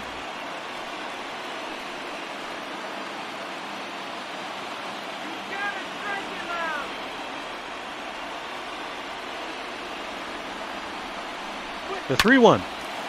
This one's going to be hit right back up the middle again. Those ground balls up the middle have been Dan Altavilla's kryptonite here, as that's back-to-back singles hit right back at him. Jr. Looked a little scared, getting his glove up to protect his face there. Can't really blame him. You don't want to take one of those, but you got to get your glove on that, bro. Where's your gold glove aspirations, man? Mariner moves, trying to put a jinx on Vladito. Former Mariners prospect, Vladito Guerrero. 1-0. Will get brushed off by a high fastball here from Altavilla, 1-0.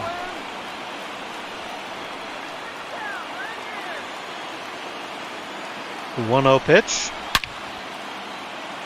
Oh, Vlad puts it right into this one, deep into left field. That one is gone.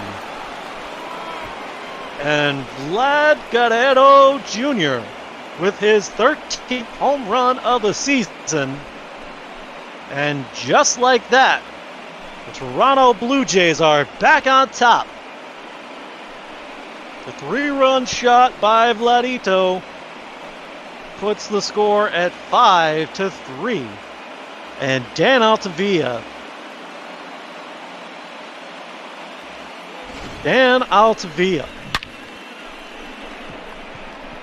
is going to get the loss tonight if this stands. And he's going to get the hook. It's not going to be Yoshi. It's going to be Brandon Brennan, making his second appearance of the season. He's made one appearance so far. Why not? Down by 3. Throw the young guy, freshly called up from Tacoma. He is technically completely lights out. He is not allowed to run. I believe he's given up 1 hit and 1 walk.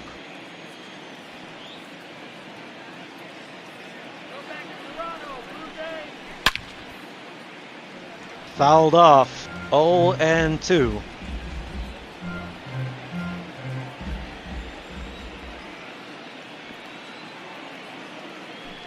The 0-2 from Brennan. Well, he's just having fun with him here as he gets around on that one. 0-2 for Shaw. Shaw with 3 strikeouts on the ball game. Nope, ball 1. No, I'm sorry, 1 strikeout. 0 for 3 on the ball game, though.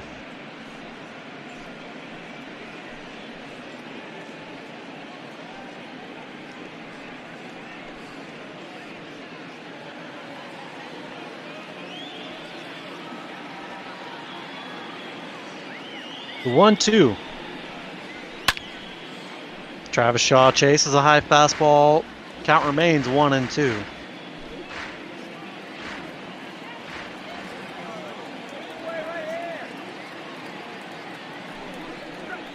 Another 1-2 from Brennan. Gets him looking. Travis Shaw's second strikeout of the ball game. Brandon Brennan with a big strikeout here in his second major league appearance.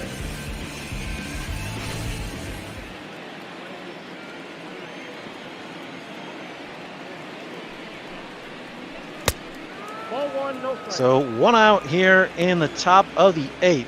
Jays on top 5-3 off of the back of the big 3-run shot from Vlad Guerrero Jr. Teoscar Hernandez has a 1-0 count now.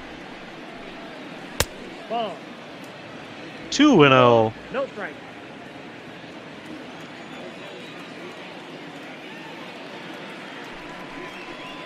The 2-0. Ball 3. This is inside 3-0. Brandon Brennan, 3 straight balls here to Teoscar Hernandez. Needs to get one over the plate.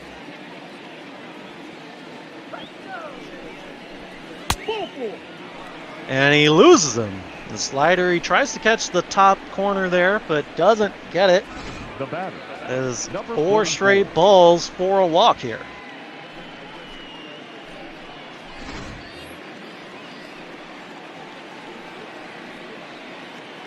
So Rowdy Tellez going to dig in now. 0 for 3 on the day with 3 strikeouts.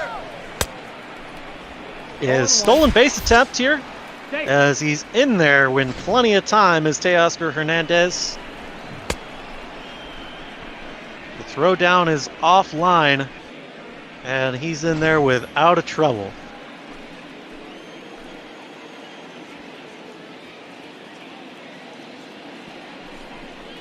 The 0-1 to Tellez. Now that runner in scoring position here with one away. A base hit to the outfield's going to score. As Toronto has come back here in the 8th.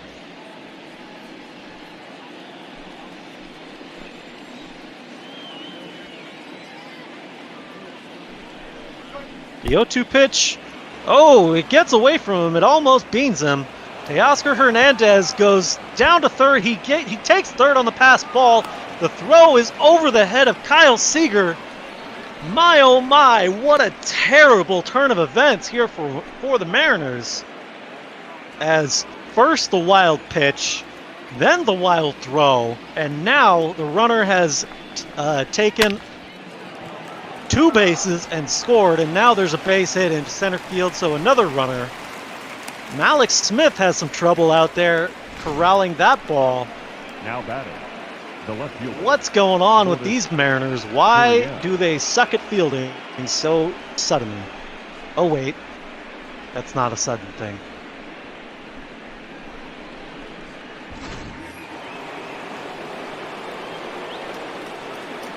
Well, Toronto's still out in front now. They extend their lead to 3. Lourdes Gurriel Jr. is going to ground out to Evan White. 3-6-1 for the double play to end the inning. The damage started with this 3-run shot by Vlad Guerrero Jr. Ladies and gentlemen, your attention please. Now, and it didn't stop there as they drove in another one, taking a 3-run lead here, and Thomas Pannone is going to come in and pitch the bottom of the 8th. Leading up for the Mariners. Got Justin Miller and Kent Giles out in the bullpen for the Jays. Mitch Haniger is going to step in, 0 for 2 on the day with a couple of walks. Hard hit ball deep in the left field. Not quite enough on it, as that's going to be easily caught by Lourdes Gurriel Jr. 1 away here in the bottom of the 8th. The third baseman, Kyle. Everybody's swinging for the fences here, trying to put it back on the board. A 1-run blast is not going to help. We need base runners at the moment, and Kyle Seager has already got a double to his name today. Looking for another hit. Get some base runners. This one's given deep. Warning track power from Kyle Seager. That's going to be 2 pitches, 2 outs here for the Mariners. Thomas Pannone giving up good pitches to hit, but they're not good enough, as they end up being easy fly balls. Daniel Vogelbach going to step in here with 2 away in the bottom of the 8th. Stay tuned, folks. We got the Twins and the White Sox coming up next. I believe that's Special FX and P-Mister 3 going to be taking that call. Vogelbach with a Vogel bomb deep in a right field, and that one is gone. 410 feet for Daniel Vogelbach. It's a solo shot, but it helps in a way. If only there was the couple of runners on base in front of him.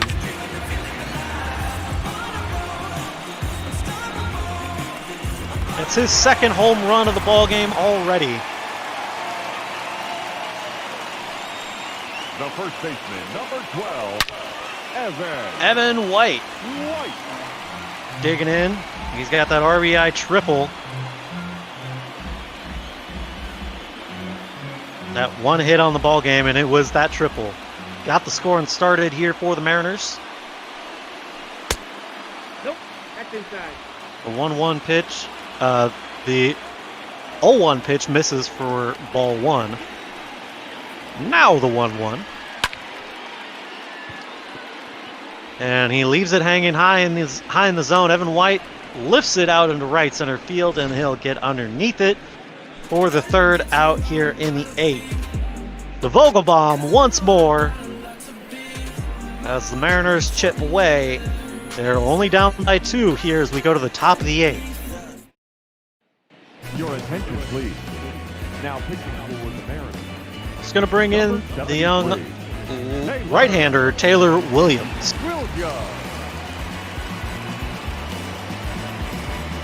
7, 8, and 9 hitters due up for the Jays. The center fielder.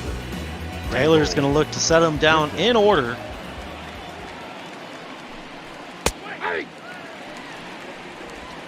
One pitch. First pitch in there for strike 1. Ooh, getting a little bit of help here. 0-2. Williams attacking the zone. Calls for a high pitch. That's a high fastball at 97. Fouls it off. It does Grichuk.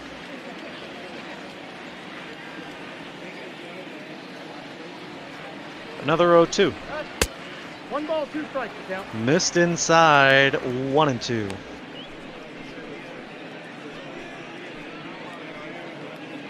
Williams got the 2-seam and the 4-seamer. That first one was a 4-seam. This one was a 2-seam. That one was not a fastball. That was a slider up and out. 2-2 pitch. Another slider here from Williams. Not sure why he's wasting a second one in the same position. Try and get that one over the zone, kid. At least start it in the zone. It didn't even start in the zone. That one at least started in the zone, and he gets him to swing through it. Taylor Williams gets the strikeout here to lead off the 9th. Kevin Biggio stepping in to bat now.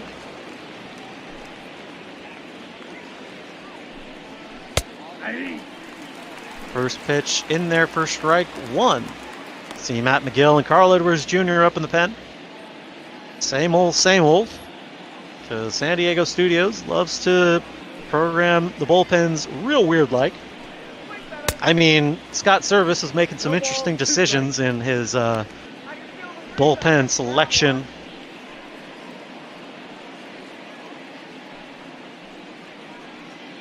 Oh, and 2.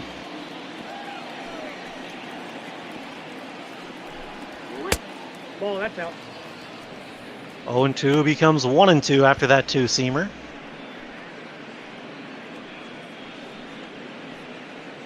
One out here in the top of the 9th. Kevin Biggio 1 for 3 on the day.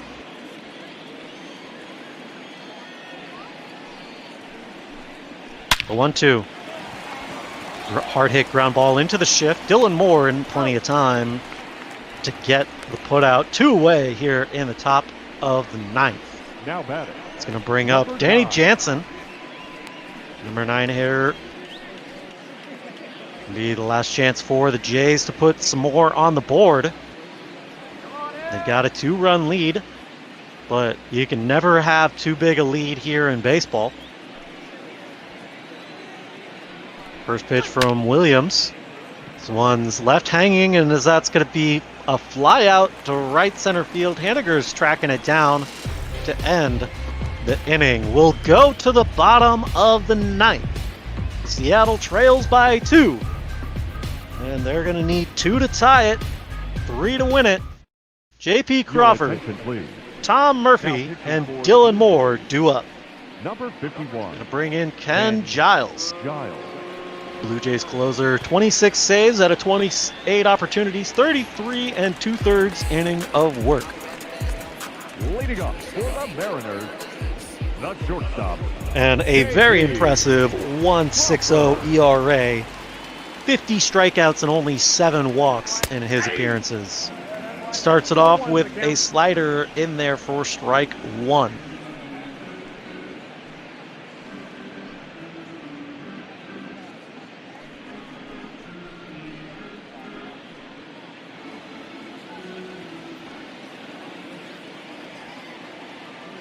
Giles comes set. The 0-1 pitch. Hard hit ground ball down the line. That's foul.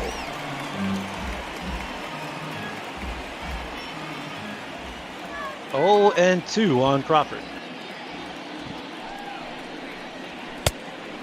Swing and a miss. Strike 3. 1 out here for the Mariners as Ken Giles working on his 27th save of the season. See there, the league leaders in saves. He's tied with Liam Hendricks with 26. He would like to take sole possession of that spot with 27. Murphy digging in. 1 out here in the bottom of the 9th. First pitch to Murph. In there for strike 1. Slider over the inside of the plate.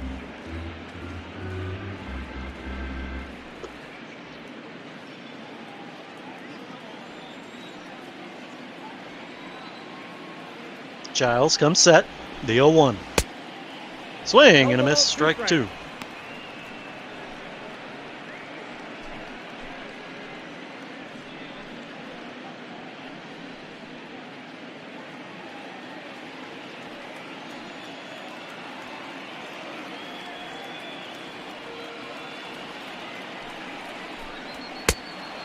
The 0-2 to Tom Murphy gets him swinging.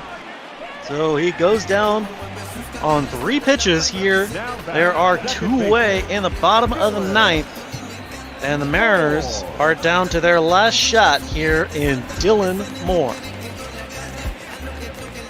He's 0 for 3 on the day. No sense in calling for a pinch hitter, apparently, as it's the last opportunity. Perhaps you want to bring in, I don't know, Osinola? Maybe Carlos Gonzalez, Tim Lopes, anybody who isn't hitting 0 for 3 on the night. All ones the count. It's only a 2-run ball game. A bloop and a blast will tie this ball game. I know you got Malik Smith behind him. He's already got a couple of strikeouts to his name today, but you know, you got to give yourself a chance here, Scott. The 0-1. Strike 2 on Dylan.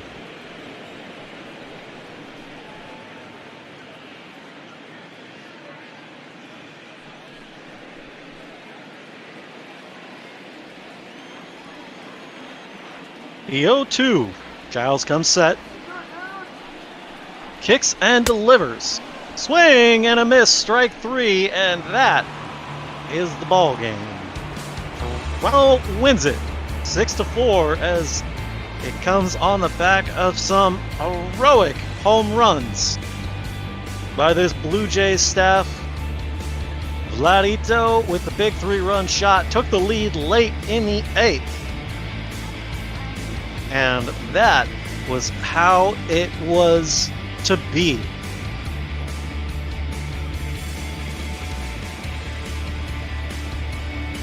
I forget who it was that was pitching for the Blue Jays, as Ken Giles is going to get the save. Dan Altavilla, of course, is going to take the loss. He gave up the big 3-run blast. Jordan Romano is going to get the win tonight. Tough break for Matt Shoemaker as he had a great outing today, but he did not qualify for the win. Player of the game, Vladimir Guerrero Jr. For the Mariners, 4 runs. Take a look at the highlights here today. It started with the RBI single out to center by Vladito. That drove in the run. And Evan White triple here in the bottom of the 4th. That drove in the RBI. That drove in the guy from second. I believe that was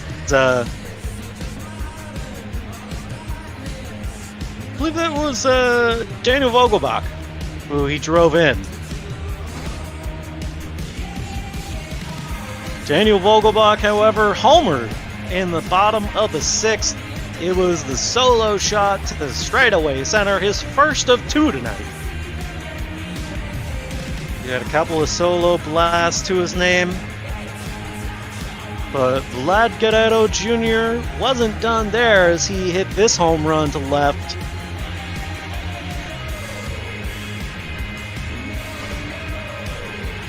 Of course, bottom of the 7th with some runners on, Kyle Lewis flies out to right field, stranding runners in scoring position.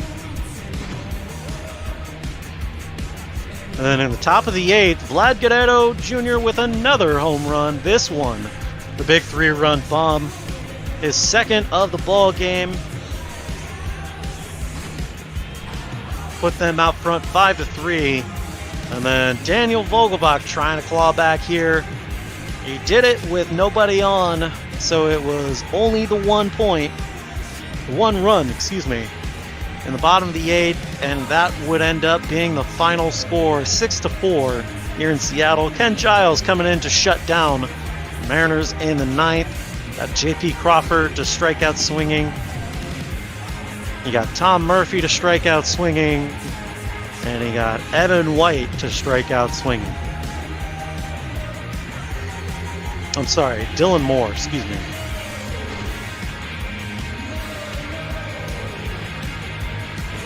And here it is, the third strikeout to end the ball game. A perfect appearance from Ken Giles as he faces and strikes out all 3 batters. And it looked like it was going to be a competitive game from these Mariners today, but the Blue Jays take the second game of this series as well as the first.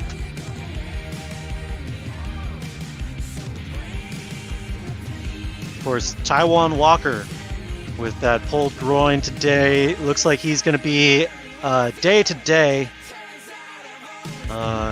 If he's only going to be a day or two, he'll be fine before his next start. So we'll just keep him active. Dropping the game today are the Mariners. They'll have to try and get the third one tomorrow. Of course, I am joined in the booth now by the next broadcast team, P. Mister, Special FX. How you doing, my friends? Doing pretty well. A little bit sad to see your Mariners coming out on the wrong side of this one, but still a great day of bop ball. Going to be coming to a close after our game, which should be a fun one. You got the Twins and the White Sox going up against each other. All right. I am all done here. Thank you for joining me tonight, ladies and gentlemen. Take it away, guys. Thank you, Brother Beard, and I want to welcome to the booth my partner for tonight, P. Mister. How you doing today, sir? Oh, doing just fine. Getting ready to watch a little bit of the bloodbath that is the AL Central here, and really 2 of the teams that are in that bloodbath towards the top half of the division here, the White Sox and the Twins. They've already provided so much drama already through the first couple of games of this series, and we're looking forward to seeing some more in this one. Got a great pitching matchup. Jake Odorizzi on the mound for the Twins, and Dylan Cease going for the White Sox. What can you tell me about Cease? Cease has been able to get the run support from his team so far this year, which is one of the big keys that a lot of pitchers usually miss out on. ERA is creeping a little high, though, at about 4.75, so he wants to try to work on getting that down a little bit to try to help his team out a little bit so that way they don't have to put up 6 runs in his starts. Well, the leadoff hitter, Max Kepler, going to get ready to kick things off here in Chicago. That one misses blown away, and we are underway at 11:04 Eastern Time. And, of course, here in the Central Time Zone, it is just 10:04 p.m. First pitch.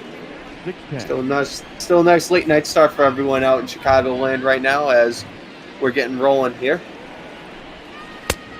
The 1-0 pitch is going to grab the bottom of the strike zone to even up the count at 1. Kepler, an exceptional leadoff hitter this season for the Twins. Got the, of course, great on-base percentage that you'd expect from a traditional leadoff guy. That one misses low, 2-1. But he's also provided a whole bunch of power, which is really important, seeing he's going to be up at bat most often out of anyone in that lineup. Yeah, and typically you want your power guys sitting around 2 through 4 just because if the leadoff guy does get on, it's 2 runs instead of just 1. But it's always nice to have a little power spark in your leadoff bat because it really can get the game going for you sometimes. He just took a very close fastball outside, so Cease needs to find the strike zone here early. The wind and deliver. High for ball 4. So Max Kepler going to draw a leadoff walk fairly easily. That'll bring up the shortstop, Jorge Polanco. And Cease having a little trouble putting his spot there. I believe he really only threw 1 strike in that last at-bat. So he needs to find the strike zone quick in order to get himself rolling, or else it's going to be a really long day on the mound. So Jorge Polanco's been very consistent on the year. You can see month to month having very similar numbers, as there's a pickoff throw over to first, but Kepler is back easily. First pitch to Polanco misses low and away 1-0. Grounded into 15 double plays already this season, so maybe could be a candidate to erase this great inning that they've started off with. Yeah, but in there for strike. Yeah, but at the same time, if he keeps the bat on his shoulders there, he might be able to work another walk here, because Cease really hasn't thrown anything too close to the strike zone so far. Only really 1 or 2 strikes, and another 1 or 2 that could be candidates. 1-1 pitch is swung on and driven out to right field. Coming over is the right fielder, Nomar Mazara. He's just going to watch it drop on foul for strike 2.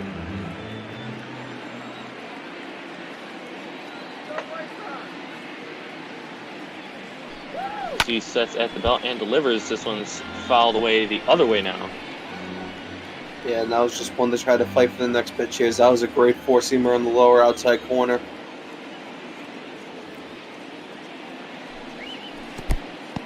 That one misses in the dirt. Good block there by Grandal behind the plate. Yep, not moving an inch over there at first. Just a little trot back to the bag to make sure he doesn't get picked off. 2-2 again is going to be skied out into left field. Coming over is the left fielder, Eloy Jimenez. He will make the catch for out number 1. And as we mentioned, Eloy Jimenez's name, we might as well give you the rest of the defensive alignment. Of course, Jimenez out in left field. Center field is going to be Luis Robert. And out in right field is Nomar Mazara. Around the infield, third base to first, we've got Yohan Moncada, Tim Anderson, Larry Garcia, and Jose Abreu. Behind the plate is Yasmani Grandal. And on the mound, going to be Dylan Cease, like we already mentioned. Mitch Garver, third best RBI total on the team, but best in my heart with 69 on the season. Of course, he would have to bring that up as he ropes one down the third base line there. And that was a really good chance for Minnesota to try to put one on Chicago early and try to put them in a little bit of a hole. That one is a bit outside. Evens the count up at 1 ball, 1 strike.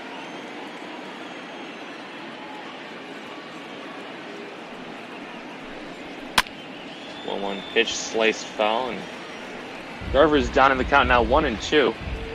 He's had a very solid bat the past couple of years when he really broke out of nowhere in Minnesota, and he's kept it up this season. Both the power and the batting average you see right there, 332 on the season.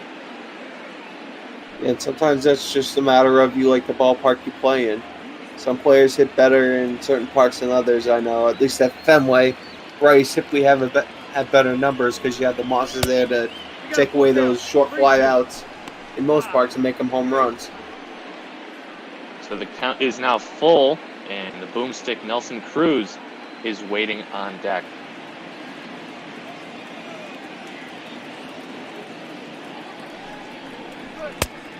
Nope. That one's going to miss high for ball 4. It's the second walk of the game for Cease already in the first inning. Yeah, and honestly, if I'm the Minnesota manager, I'm just telling all my guys, keep the bat on the shoulder unless it's right down the middle. Because Cease is having real trouble right now finding the zone.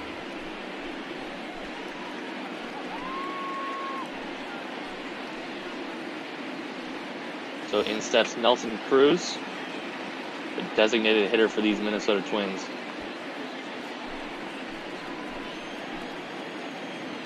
Yeah, definitely an aging bat, but this is one of the beautiful things about designated hitters.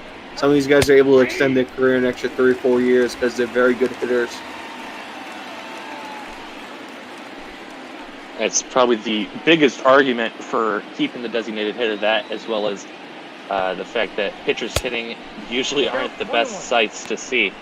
That fastball misses high 1-1.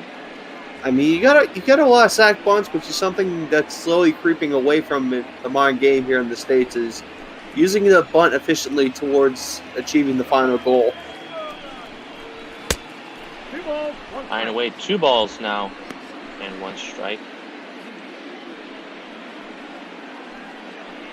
Runner at second, Max Kepler. The man on first, Mitch Garver.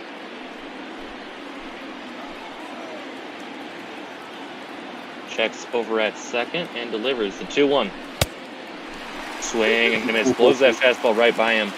Left or right down the middle, but he's able to get away with it. Got that great speed. Yeah, and honestly, that's the only thing Cease might be able to do right now in order to get some strikes is give him a little bit close to the middle here, but at the same time, Cruz is very close to timing that one up. 2-2's a line drive caught out there at third base by Yohan Moncada. Nice quick reactions there. And there are 2 down here in the first. And that's really one of the underrated abilities of the White Sox is their infield being able to bail out the pitcher on plays kind of like that. You know, great first jump there by Tim Anderson to get the ball. So in steps Eddie Rosario, one of the many all-star representatives for these Minnesota Twins just a couple of weeks ago out in Los Angeles. First one is a big bender. Drops in there for a strike.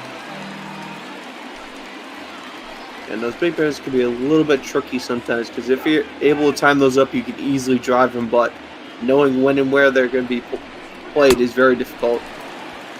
There's a check swing. He did go too far on that fastball high, so quickly no balls and 2 strikes. And Cease was looking shaky in this inning. Still does kind of look shaky, but he's 1 strike away from getting out of it.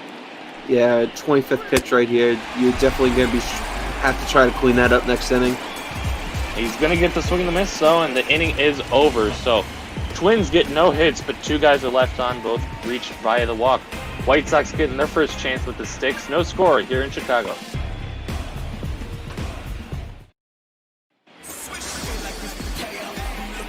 So Jake Odorizzi on the mound for the Minnesota Twins. Having a bit, less of a great season than they were hoping, but still, I don't think they can be disappointed either.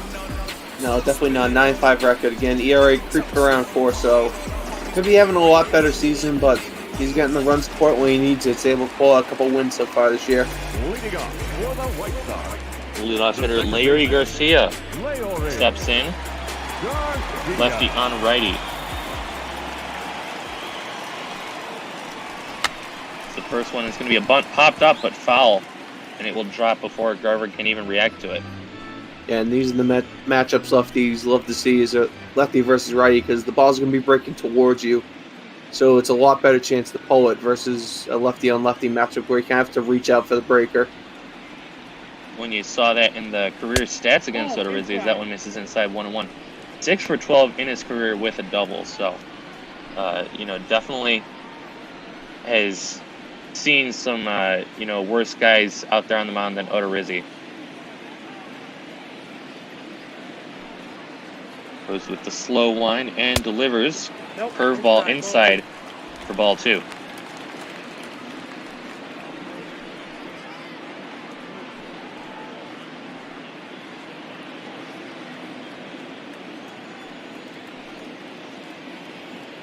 Winds and the 2-1 is fouled away. Count evens up, 2 balls and 2 strikes. Yeah, might have let that one go as that was running a little high, but for a lot of players, those high fastballs are the ones you absolutely want to crush. Just too tempting, as that's a good swing there, but he pulls it foul. So still 2-2.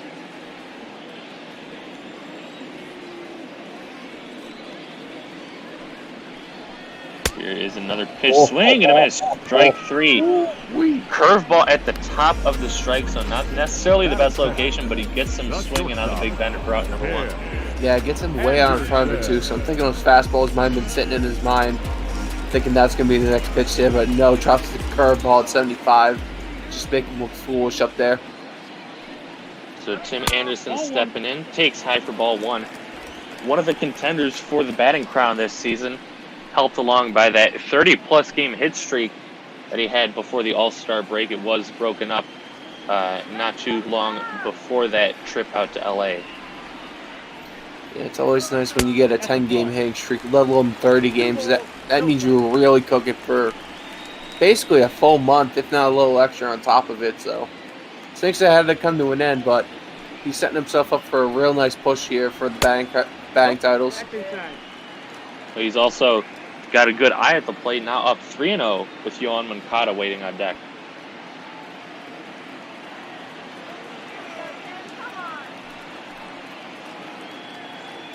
Garver sets up low, the 3-0, gonna miss high, so Odorizzi not finding his spots after getting the strikeout his first time out. Yeah, and sometimes it can just be pitch selection from the stat nerds in the dugout, wanting to play it a certain way. Honestly, you might just want to go back to throwing his own style and saying, forget the nerds. There's a pickoff throw to first. Anderson's back safely. And yeah, analytics have really driven the game of baseball throughout its history, but even more so in the last 10, 15 years. There's just been so many more stats that you're able to keep track of and isolate from each other, because that one's a called strike at the top of the zone. And you can really use it to your advantage, where almost anyone who studies the game long enough can make the right decisions. Yeah, the right decisions in the moment, but at the same time, guys can learn their own tendencies and break them.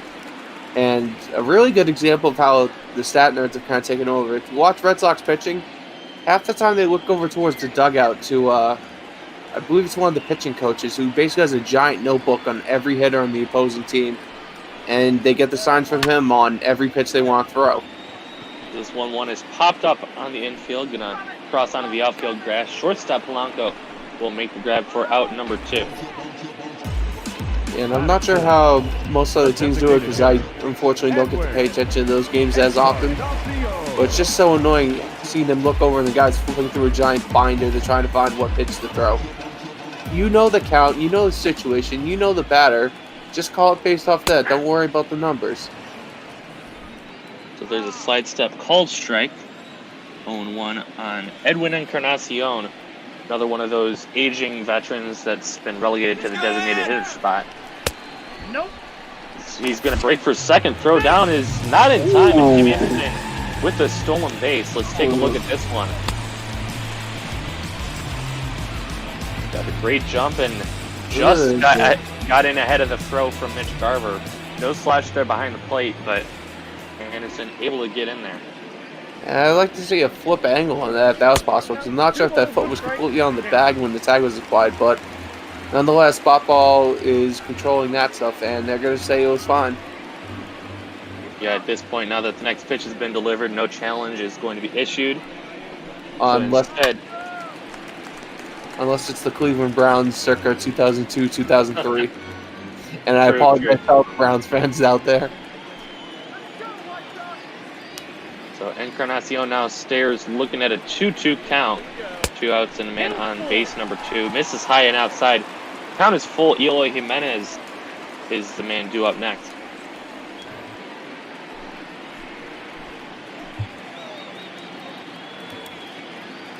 Checks over at Anderson.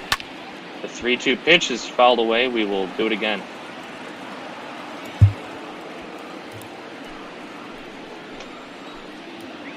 Odorizzi about to throw his 20th pitch here in the first inning. And here it is, fouled away. So once again, going to have a full count delivery coming to Edwin Encarnacion. And both pitchers are having a real struggle right now getting anything working for them. Both had 20-plus pitches in the first inning here, so I'm expecting a bullpen day today. Pulls this one foul, so staying alive and getting Eloy Jimenez, the rest of his teammates, a good look at what Odorizzi's featuring so far today. And sometimes getting a 10-15 pitch at bat is almost as important as getting a hit. So he's going to foul yet another one away. Still 3 balls and 2 strikes. And I'm just going to say Tim Anderson's happy he's not over at first and he's not running on every one of these 3-2 pitches. There's the swing and a miss, strike 3. Got him with that splitter for out number 3. Odorizzi strikes out 2, but gives up a walk and a stolen base. Still no score on no hits for either side. Head to the second here in Chicago. Scoreless.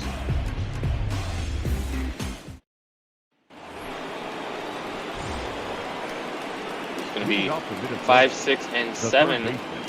Josh Donaldson, the first of those guys coming up. Excuse me, 6, 7, and 8. Donaldson, Arraez, and then Miguel Sano. Right, honestly, 1 through 9 in this Minnesota lineup. They can all hit just about anyone in the lineup. They're all very good bats. This one's lifted out into right center field. Coming over is the right fielder. He dives. He's not going to make the catch. As I wonder if I might have blinked because he seemed to have, almost gotten to that a lot quicker than I thought he would. But either way, it's going to be a base knock for Josh Donaldson. Yeah, definitely need to check the monitors up here because it looked like he jumped about 15 feet in midair there. So I'm not sure if our monitor skipped out there. At the very least, it's a very acrobatic play that comes up to nothing. As Luis Araya is going to take a fastball inside 1-0.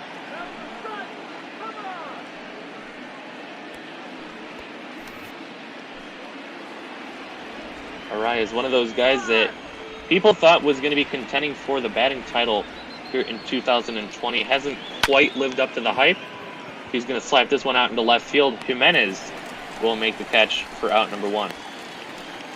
Yeah, and sometimes, you have really high projections coming into the season. You think you're going to do great, and then just you get those 2 or 3 weeks where you have absolutely the worst luck or the worst play you've had in a long while, and it just immediately takes you out of any contention for that type of stuff. So that's why it's so hard to win these fielding and batting titles, because you have to be consistent throughout the entire year. Miguel Sano doing a lot better against lefties than he is against righties, but still dangerous enough to keep in the lineup. 1-0. Going to take that one low and away 1-0. You see that 6 for his last 15.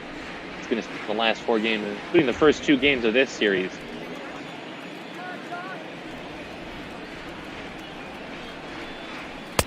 The 1-0 pitch, swing and a miss. Late decision there for strike 1.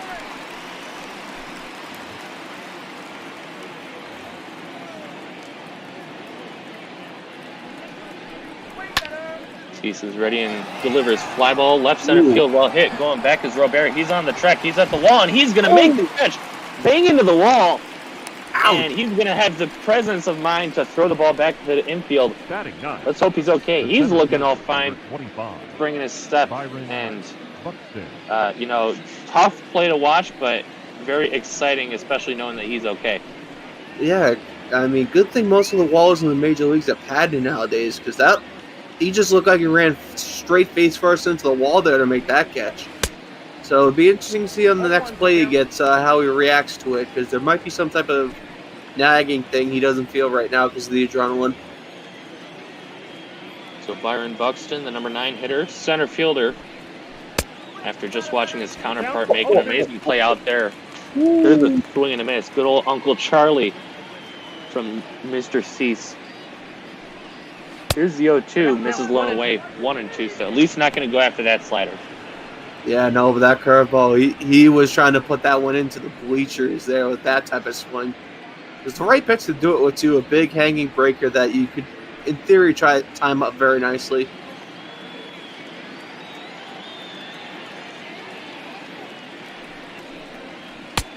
So the 1-2 pitch misses outside, 2 balls and 2 strikes. Buxton trying to work his way back into this count.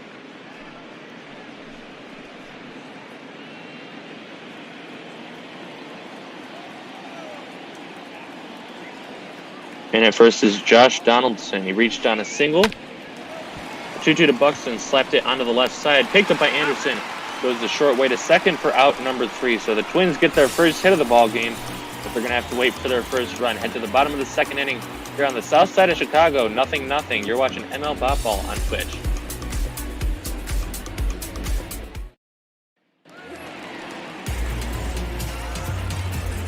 Leading off for the White Sox, the left fielder.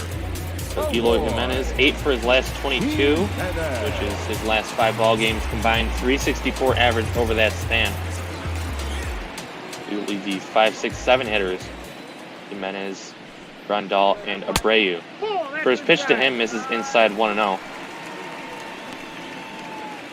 Yeah, for Chicago here, you're just looking to put a hit or two together. Basically, whichever team gets first blood here is going to set themselves up very nicely and take a lot of pressure off their starting pitcher to let them know that, hey, we got you back. We put a run on the board. That one is a called strike. 1 ball and 1 strike. Good cut fastball in the inner half.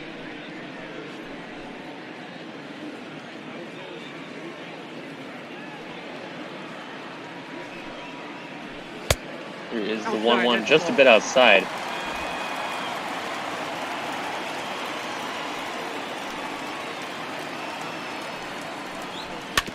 Two-1 to Jimenez, fouled away, and that'll even the count up at 2-2.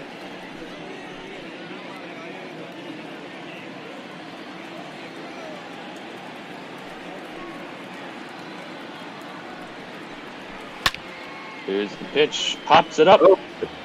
Garver barely has to move a step. He will make the catch for out number 1. It's rare we get a ball all the way up here at press box level. That one got all the way up here at press box level before it came back down.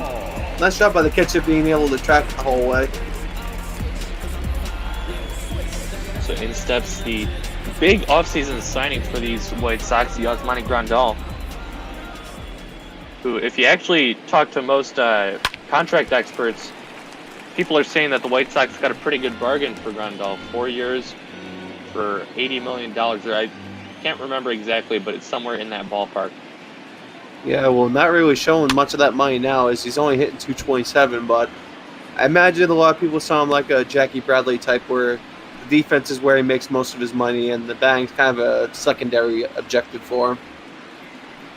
Definitely a great defensive catcher. He's also got some good pop behind the plate, so maybe even if the average isn't doing too good, he's got the home runs to back it up. Strike 3 call is he gets set down very quickly. Third strikeout of the game for Odorizzi.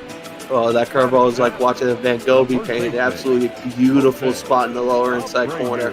Batter couldn't do anything but just accept defeat there. So Jose Abreu will be the number 7 hitter in this White Sox lineup, but pretty much every other lineup he's hitting 3 or 4. I mean, that just goes to show you how stacked that they have it here in Chicago.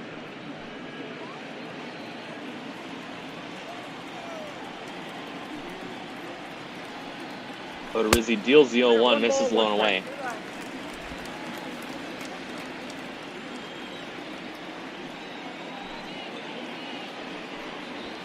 The 1-1 pitch is pulled foul. Really hits the own third base coach. Yeah, again, one of the most dangerous positions and most underappreciated positions out there is the base coaches. They tell you when to run and when to hold, and yet you try drilling them with foul balls half the time. Count evens up as Editor just misses. Here's the 2-2 now to Abreu. Taps it over to first. To no, flips it to Odorizzi. It's a foot race, and the pitcher's going to win that one. White Sox go down 1-2-3. We're still scoreless here at Guaranteed Rate Field. Head into the third. You're watching ML Boppel on Twitch. Yeah, as much as I wanted to hold out hope for that one, it's Jose Abreu you were talking about. He doesn't have the speed of really, I'm blanking on the name. Kid in Seattle, who's leading the league in steals right now by a county mile. Malik Smith. Thank you, Malik Smith. Gosh darn, Brother Beard's gonna absolutely murder me for that one later. We'll just make sure we cut that part out of the tapes. But something that the White Sox are going to want us to talk about is their pitching stats. They're doing amazing this year. Top 5 in the league in pretty much everything. And even when they're not, they're still doing a good job at minimizing the damage. One of the worst teams in allowing walks, but still that team ERA is performing well. Max Kepler getting his second swings today. That one misses inside 1-0. Yeah, there's kind of 2 ways to build a team. You can either try to build your team through bats and put up 6-7 runs and win that way, or you can build out your pitching staff and only have to earn 2-3 runs. It looks like the White Sox are building towards more of the pitching route to get their wins this year. And I'm already getting pointed in chat for the beard. Wow. I apologize. Oh, man, I am a terrible Mariners fan. That one misses high. 3 balls and no strikes. And if anyone wants to join us in those wonderful chants, you can hit us in the Discord to get all the info for that. There's the link for everybody. So hopefully you can hop on and enjoy some fun times. That's a beautiful 2-seamer. Big old daddy hack there from Max Kepler. On a 3-0 pitch nonetheless, but not able to make contact. So let's see where Dylan Cease tries to go on 3-1. Check swing, and he did go too far. So could have been ball 4, but now the count is full. And this is kind of an interesting starting today. Both pitchers having 20-plus pitches in the first inning, but have really started to calm down right now. So fouls it away. Still 3 balls and 2 strikes. And here's a delivery to Kepler's, boiling that one. Doing a great job, just like Edwin Encarnacion in the first inning. Seeing a lot of pitches and doing whatever he can to stay alive in the count. That one's fouled away. Still 3-2.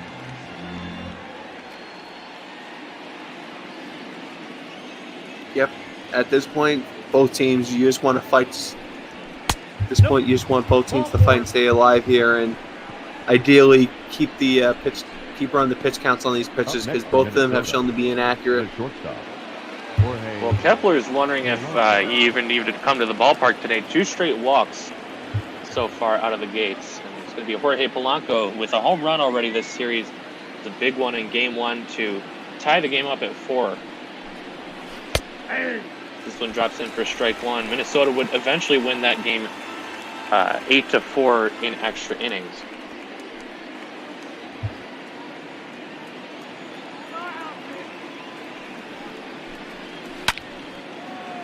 This one's sent out to left field. Coming over and in is Jimenez. He's going to make the long running catch, moving towards the line for out number 1. Yeah, I had to get on his horse a little bit to make it over to the line for the out there, but was able to get there just in time to collect the out. So in steps Mitch Garver, who's also drawn a walk today. 3 for Cease, and we're only in the 3rd inning, so not typically the start you're looking for the game. Inside, ball 1. That one misses inside 1-0. No, especially from both pitches. Both pitches have had real rough starts today. Ideally, managers are only looking 5 or 6 for these guys, and then hopefully the bullpen can hold it together the rest of the way. That one misses inside now 2-0. As Garver might be the second man to walk twice in this one. Misses low and away 3-0. So speak it into existence. Still got one more pitch before Nelson Cruz will step into the batter's box.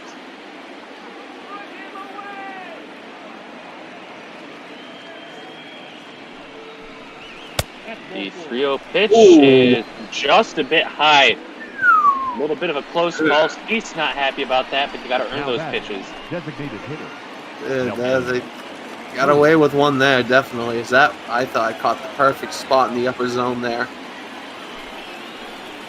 So in steps Nelson Cruz. He lined out to third his first time up. So he's in the same exact spot, 1 out, runners at first and second. He's also grounded into his fair share of double plays this year. So don't keep that off the table. Yeah, and I would ideally think he's trying to look for a gapper into the outfield here, score the run from second. That one misses outside 2-0. He's already with 4 walks on the game. You can't afford to be falling behind tonight. There's a strike right down the middle. Yeah, Cruz should try to tee that up. But the big guy coming in with this trivia question. Name the Hall of Famers to have the most home runs with both from Minnesota and Chicago White Sox. And you have to guess both teams. There's fouled away. 2 balls and 2 strikes. And my first thought is going to be, single season home runs. Okay, that might change my answer. That one's in the dirt, 3-2.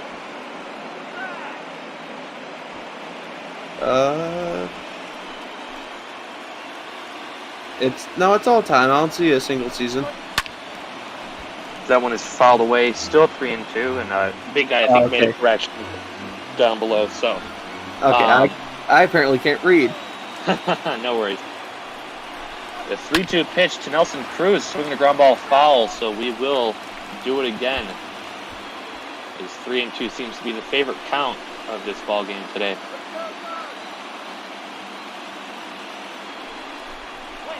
Another payoff pitch, swinging the fly ball into left center field, well hit. This is going back onto the track at the wall, and that's going to be caught by Luis Robert. Ooh.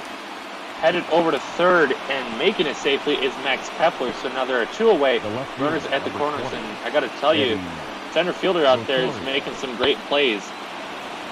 Yeah, but he kind of took that one off easy then the throw back in. He might have had to play a third there if he had kind of prepped himself, but looked like that one was going to crash off the wall if he wasn't there, so I don't really blame him that much. So Eddie Rosario once again steps in with 2 guys on base. That would Mrs. High want to know. 12 balls, 12 strikes, 24 pitches this inning for Cease, and that shows you why he's in this kind of jam.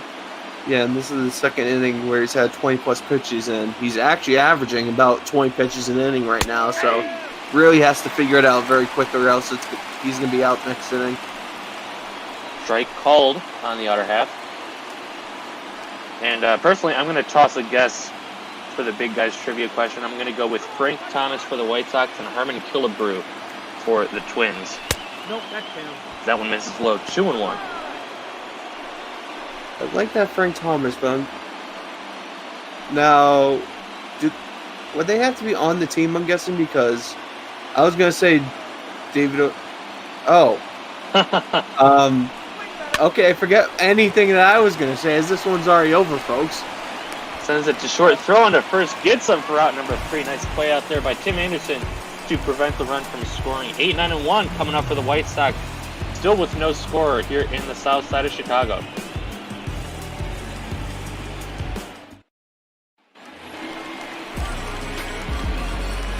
In steps Nomar Mazara, hitting 276 this year, came over in a trade with the Texas Rangers. And I do like where you were going with that, P-Mister, right past the break. With David Ortiz, he wasn't really ever known for his time in Minnesota, but did spend quite a bit of time there and did rake quite a few home runs as well. Yeah, he kind of was making a name for himself a little bit in Minnesota before he got dealt to Boston. And really, that was just kind of because he was an up-and-coming star in Minnesota at that time, was trying to push for the playoffs, so just kind of bad timing on both ends, but he was able to find a home, we'll put it that way. That one's sent over to first for the first out. We take a look at the American League Central standings brought to you by Topps Baseball Cards. Minnesota comes into this one looking for their 69th win of the season. Chicago looking for number 66, and they can win this one. They'll just be a half game out of first place, a chance to take the division lead in tomorrow's ball game. Yeah, and honestly, that's kind of how this entire AL Central has been. You can't sleep on any team for more than a second because they're only a game or two out every single day. The 1-0 pitch to Luis, misses inside 2-0. And I think I, maybe found the trick that, the biggest reason why it wasn't David Ortiz. I think it has to be a current Hall of Famer. And he's not quite made it in yet just because he hasn't been on the ballot yet. Yeah, no, he's still got to have his little waiting period there. But I'm trying to think. I think the most home runs he ever had in Minnesota was like 10 or 15. He didn't really become a power guy till he came into Boston. The 2-1 misses inside, so now 3 balls and 1 strikes. Larry Garcia waiting to flip this lineup back over.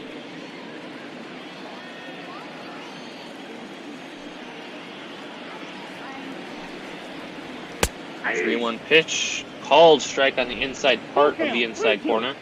Count is full.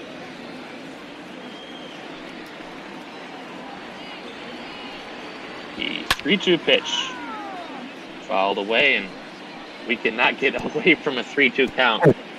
No, just accept it at this point. This is going to be how all the batters are going to be. They're going to run into a 3-2 count here, and then there's going to be a walk because the ball's down in the dirt. So Luis Robert Robert, however you want to say it, he's going to make his way over to first base with a 1-out walk. Another one issued by Odorizzi. Going to see Larry Garcia now bat with a man on. 0-for-1 today, struck out his first time up in the first inning. Yeah, definitely, and honestly, at this point, you're just looking to get a run or something going here. Both pitchers, in my opinion, have been absolutely dreadful. So you have to try to take advantage of that while they're still on the mound. There's a called strike on the outside corner, 0-1.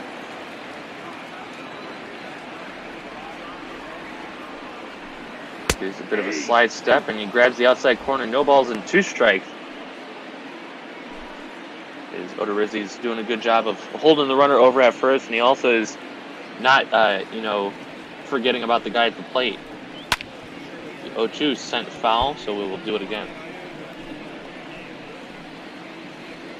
Now, what do you think the odds that we get 3 balls and 2 strikes in this counter? I'll put it at fairly high, although with the number 1 hitter here in Garcia, he's probably going to get to like a 2-2 count before he takes the final swing at it, basically. Well, we are one step closer. It misses high, 1-2.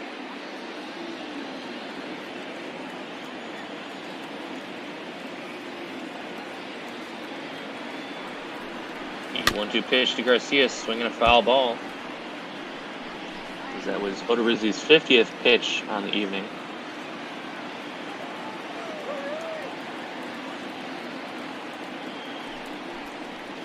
Slow delivery to the plate and hit him.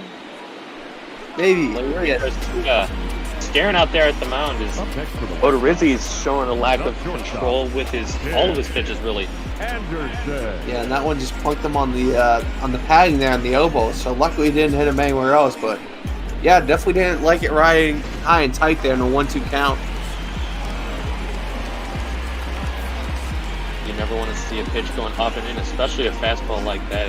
We're going to see Tim Anderson maybe talking about that last pitch, just making sure that the umpire takes that into account if other guys may or may not be getting hit later in this game. The first pitch misses high now, 1-0. Yeah, that one just barely missing, but that could have been one that was easily driven into the outfield to give Chicago a run. But hey, you got probably the best shot of the game right now with the runner on first and second and only 1 out.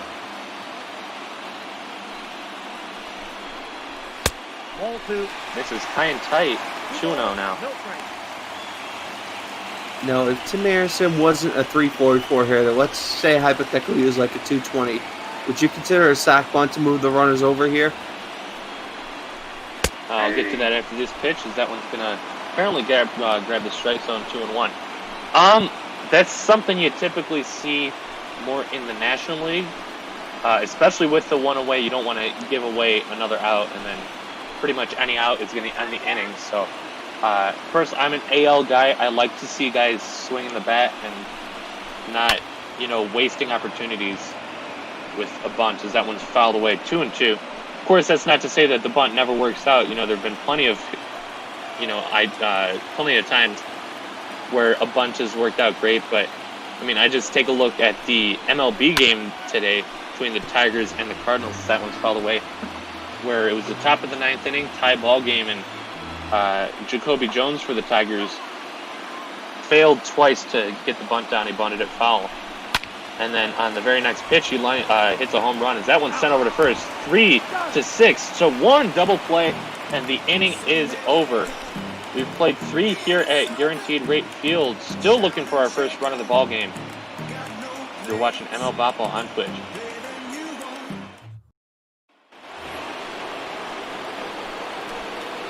Leading off for Minnesota, the third baseman, number 24, Josh Donaldson. Josh Donaldson, 1 for 1 today with a single in the set. And despite how clogged up the base paths have been, there's actually only been 1 hit today, and it came from this man, just a little looper out into right center. And that kind of goes to show today with how congested the paths have been, just how inconsistent these pitches have been, and how many pitches like that we've seen, just balls not even close to the strike zone. The 1-0 pitch misses low, 2-0 now.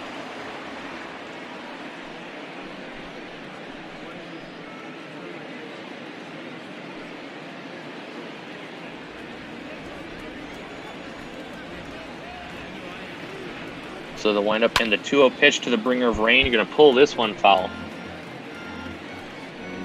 2-0, usually you're seeing a guy take until he gets his pitch, but apparently Donaldson saw something he liked on that one. 2-1 check swing, peeled down, no swing.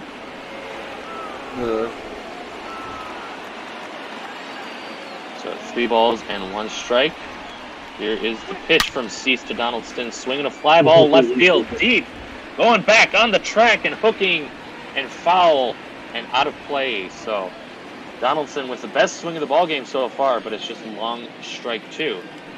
And what do you know? It's another 3-2 count, but this one won't last forever as the 69th pitch of the day for Dylan Cease. Going to miss low for ball 4. And honestly, the manager might want to get some guys up in the pen because he's just not had it today whatsoever. From both pitchers, really, from the get-go, haven't had anything to worry the hitters whatsoever. They just had to keep the bat on their shoulders, select their pitches, and if not, they'll get a walk out of it.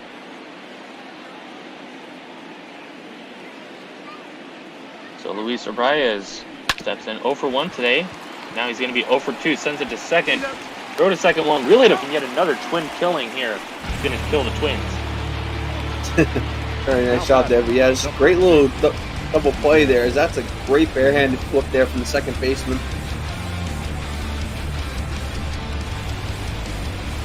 Fantastic play there by Garcia. The bare hand on the reception by Anderson fires it over to first. So now, after the great start to the inning, 2 away for Miguel Sano, who also hit a very big home run in that win on Thursday night. First pitch to him is going to miss low and away, 1-0. I just have a feeling that this game's going to be decided by one home run by one of the bullpen guys making a slight mistake and leaving the ball over the middle. 2-0.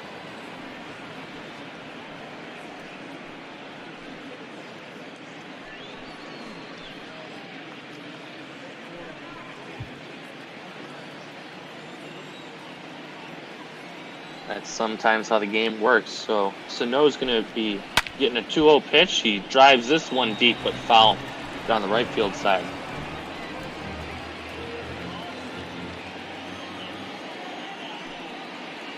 Cease is ready and delivers the 2-1 pitch. Misses low. 3-1. Yep, again, just keep that bat on the shoulder. Make him throw a strike, more or less. That's going to be the run of the game until he comes out of it. Nope. 3-1 misses low and inside, so second walk of the inning for Cease, but first guy was at least a race on a double play. The center fielder. Exactly. And now, with 9-1-2 coming up here potentially, you're going to be in a real world of hurt if you can't get this guy out.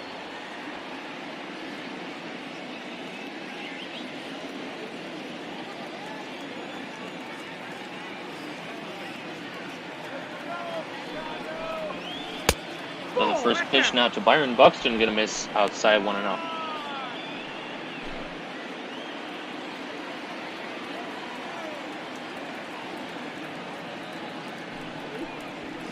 The 1-0 pitch, swing a fly ball left field, and he got out in front of that one.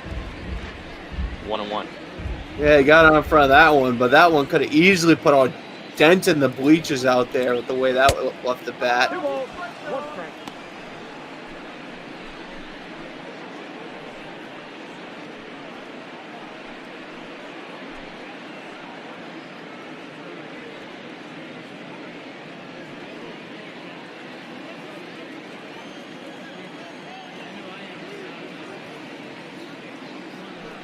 So the 2-1 pitch to Buxton, going to miss outside 3-1, and another 3-ball count to a Twins hitter.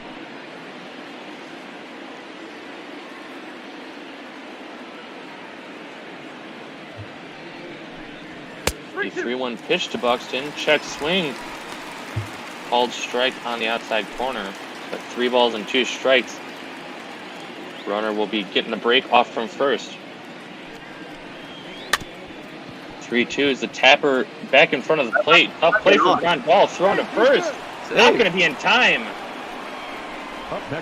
So Byron Buxton with his great speed going to beat out an infield single that probably went 5 feet in front of the plate. Yep, and it looks like I'm just getting word across the line that there has been a trade between the Twins and the Rockies. Yeah, I'll get to that in a second. Well, get to that after this break as it's sent out to center field. Roberts going to make the catch, and the inning is over. So Twins get a couple of guys on base, but yet again cannot score. Head to the bottom of the 4th inning. 0-0 is our score. Leading off for the White Sox. Back here in Minnesota, and looks like I got a bit more of the details. Looks like Colorado's going to get Alex Krylov, Dakota Chalmers, and Caleb Hamilton from the Twins. And Minnesota in return is going to get pitcher John Gray and Reed Humphreys from Colorado. So that's the deal that's come across the line probably about 20 seconds ago at this point. That one misses outside 2-0. And yeah, Minnesota making a big move, giving up their number 2 prospect in Kirilov. Well, as I want to say, another top 30 guy with the other pitcher involved in that deal. It was Chalmers. And they're getting back a really great pitcher with another year of arbitration left, because that one's a called strike. 3-1 to Moncada.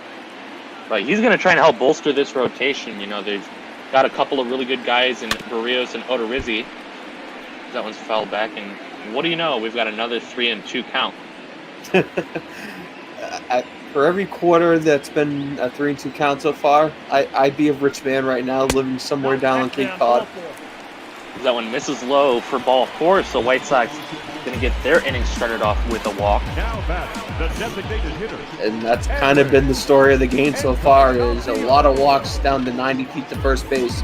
Not many hits so far.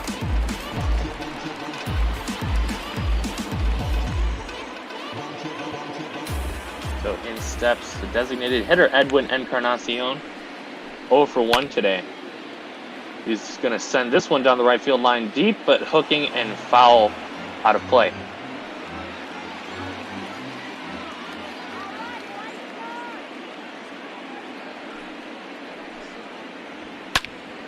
The 0-1 swing and a miss. Or excuse me, that one was fouled away. 0-2.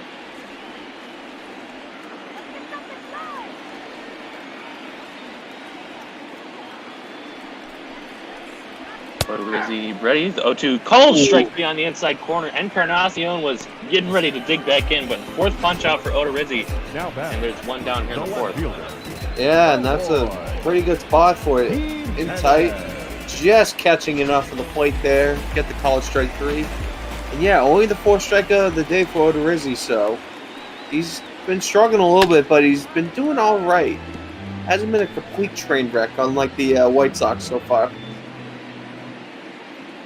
So the 0-1 now to Eloy Jimenez.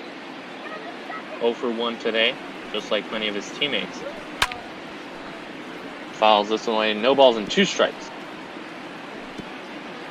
Yep, and since we just brought up the trade wire, another big one that's come across recently is Jeff Samardzija is now a Chicago Cub, and a deal between those two teams where San Francisco's got Tyler Chatwood, Donnie DeWers, and Christopher Morel. And also included in that towards the Cubs, they're going to get Billy Hamilton, the reliable outfielder from San Francisco. This one is fouled away. So still no balls and 2 strikes. Very busy day indeed for the Bop Ball Hot Stove. That was only 2 of the trades that happened today. There was a third, bit easier one to go over. This one's sent out to left center field. Well hit. Going back is Buxton. He's going to make the catch out into the gap for out number 2. But the final trade, at least, you know, the final one that's been announced so far, is that the Atlanta Braves have made a move for all-star utility man Jurickson Profar, and in return the San Diego Padres are going to be getting starting pitcher Patrick Weigel and center fielder Justin Dean. Yep, so San Diego kind of retooling themselves, whereas Atlanta's trying to make that playoff push right now and set themselves up for the long haul. And just a reminder, trading window ends at 4 o'clock on the 31st, so I feel like there's going to be a lot of wheeling and dealing going on over the next couple days, so stay tuned here as we try to bring you as much as we can. Little less than a week to go before the trade deadline. Of course, we've seen lots of big names move. Probably the biggest name we saw was Jorge Soler going over to the Dodgers. There's a swing and a miss. 1-2. Big cut at that one and made him look silly. A big cut and a big early cut that was just way blown by. 1-2 is sent out to right field, well hit, and that's going to be... Oh, I thought he got under that one, but no, that's just going to be a ground ball base hit into right field. So it is the first hit of the ballgame for the White Sox, even though they've had all these walks. Yep, and that's just a really good piece of hitting there, driving that into the gap out and right.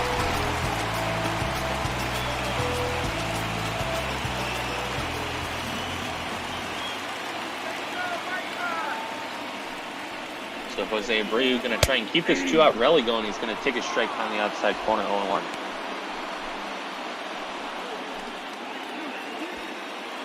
I got to say, the Braves have probably been the busiest team so far this deadline. Already making 3 deals. They got Hansel Robles from the Angels. They got Justin Wilson and Michael Walker from the Mets.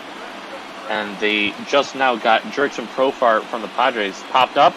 First baseman Sano will make the catch, and the inning is over. White Sox do get their first hit, but neither team able to push a run across after 4 innings. Take you to the 5th inning here in Chicago. Scoreless on the ML Bop Ball Network. Checking in with Heidi Watney real quickly, and she wants to remind everyone that we here at ML Bop Ball are doing this all for charity. Neither P. Mister nor I are getting paid for our work. Broadcasting, no one who's working behind the scenes is getting paid. We're just raising money, and the charity this week is going to be Meals on Wheels, which supports more than 5,000 community-based programs across the country that are dedicated to addressing senior isolation and hunger. This network serves virtually every community in America and enables America's seniors to live nourished lives with independence and dignity.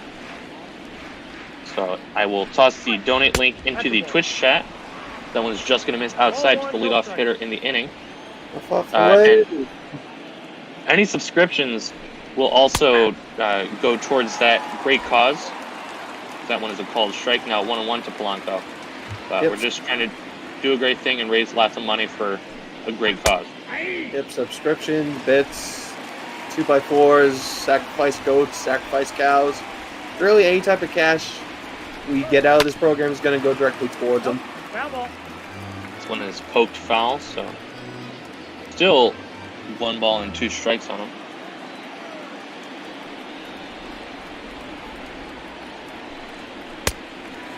Another 1-2. Swing and a miss. Strike 3. So got him with the fastball. Just the second strikeout on the evening for Dylan Cease. And we're going to take a look at the team ERA leaders. Both these teams having amazing seasons out on the mound.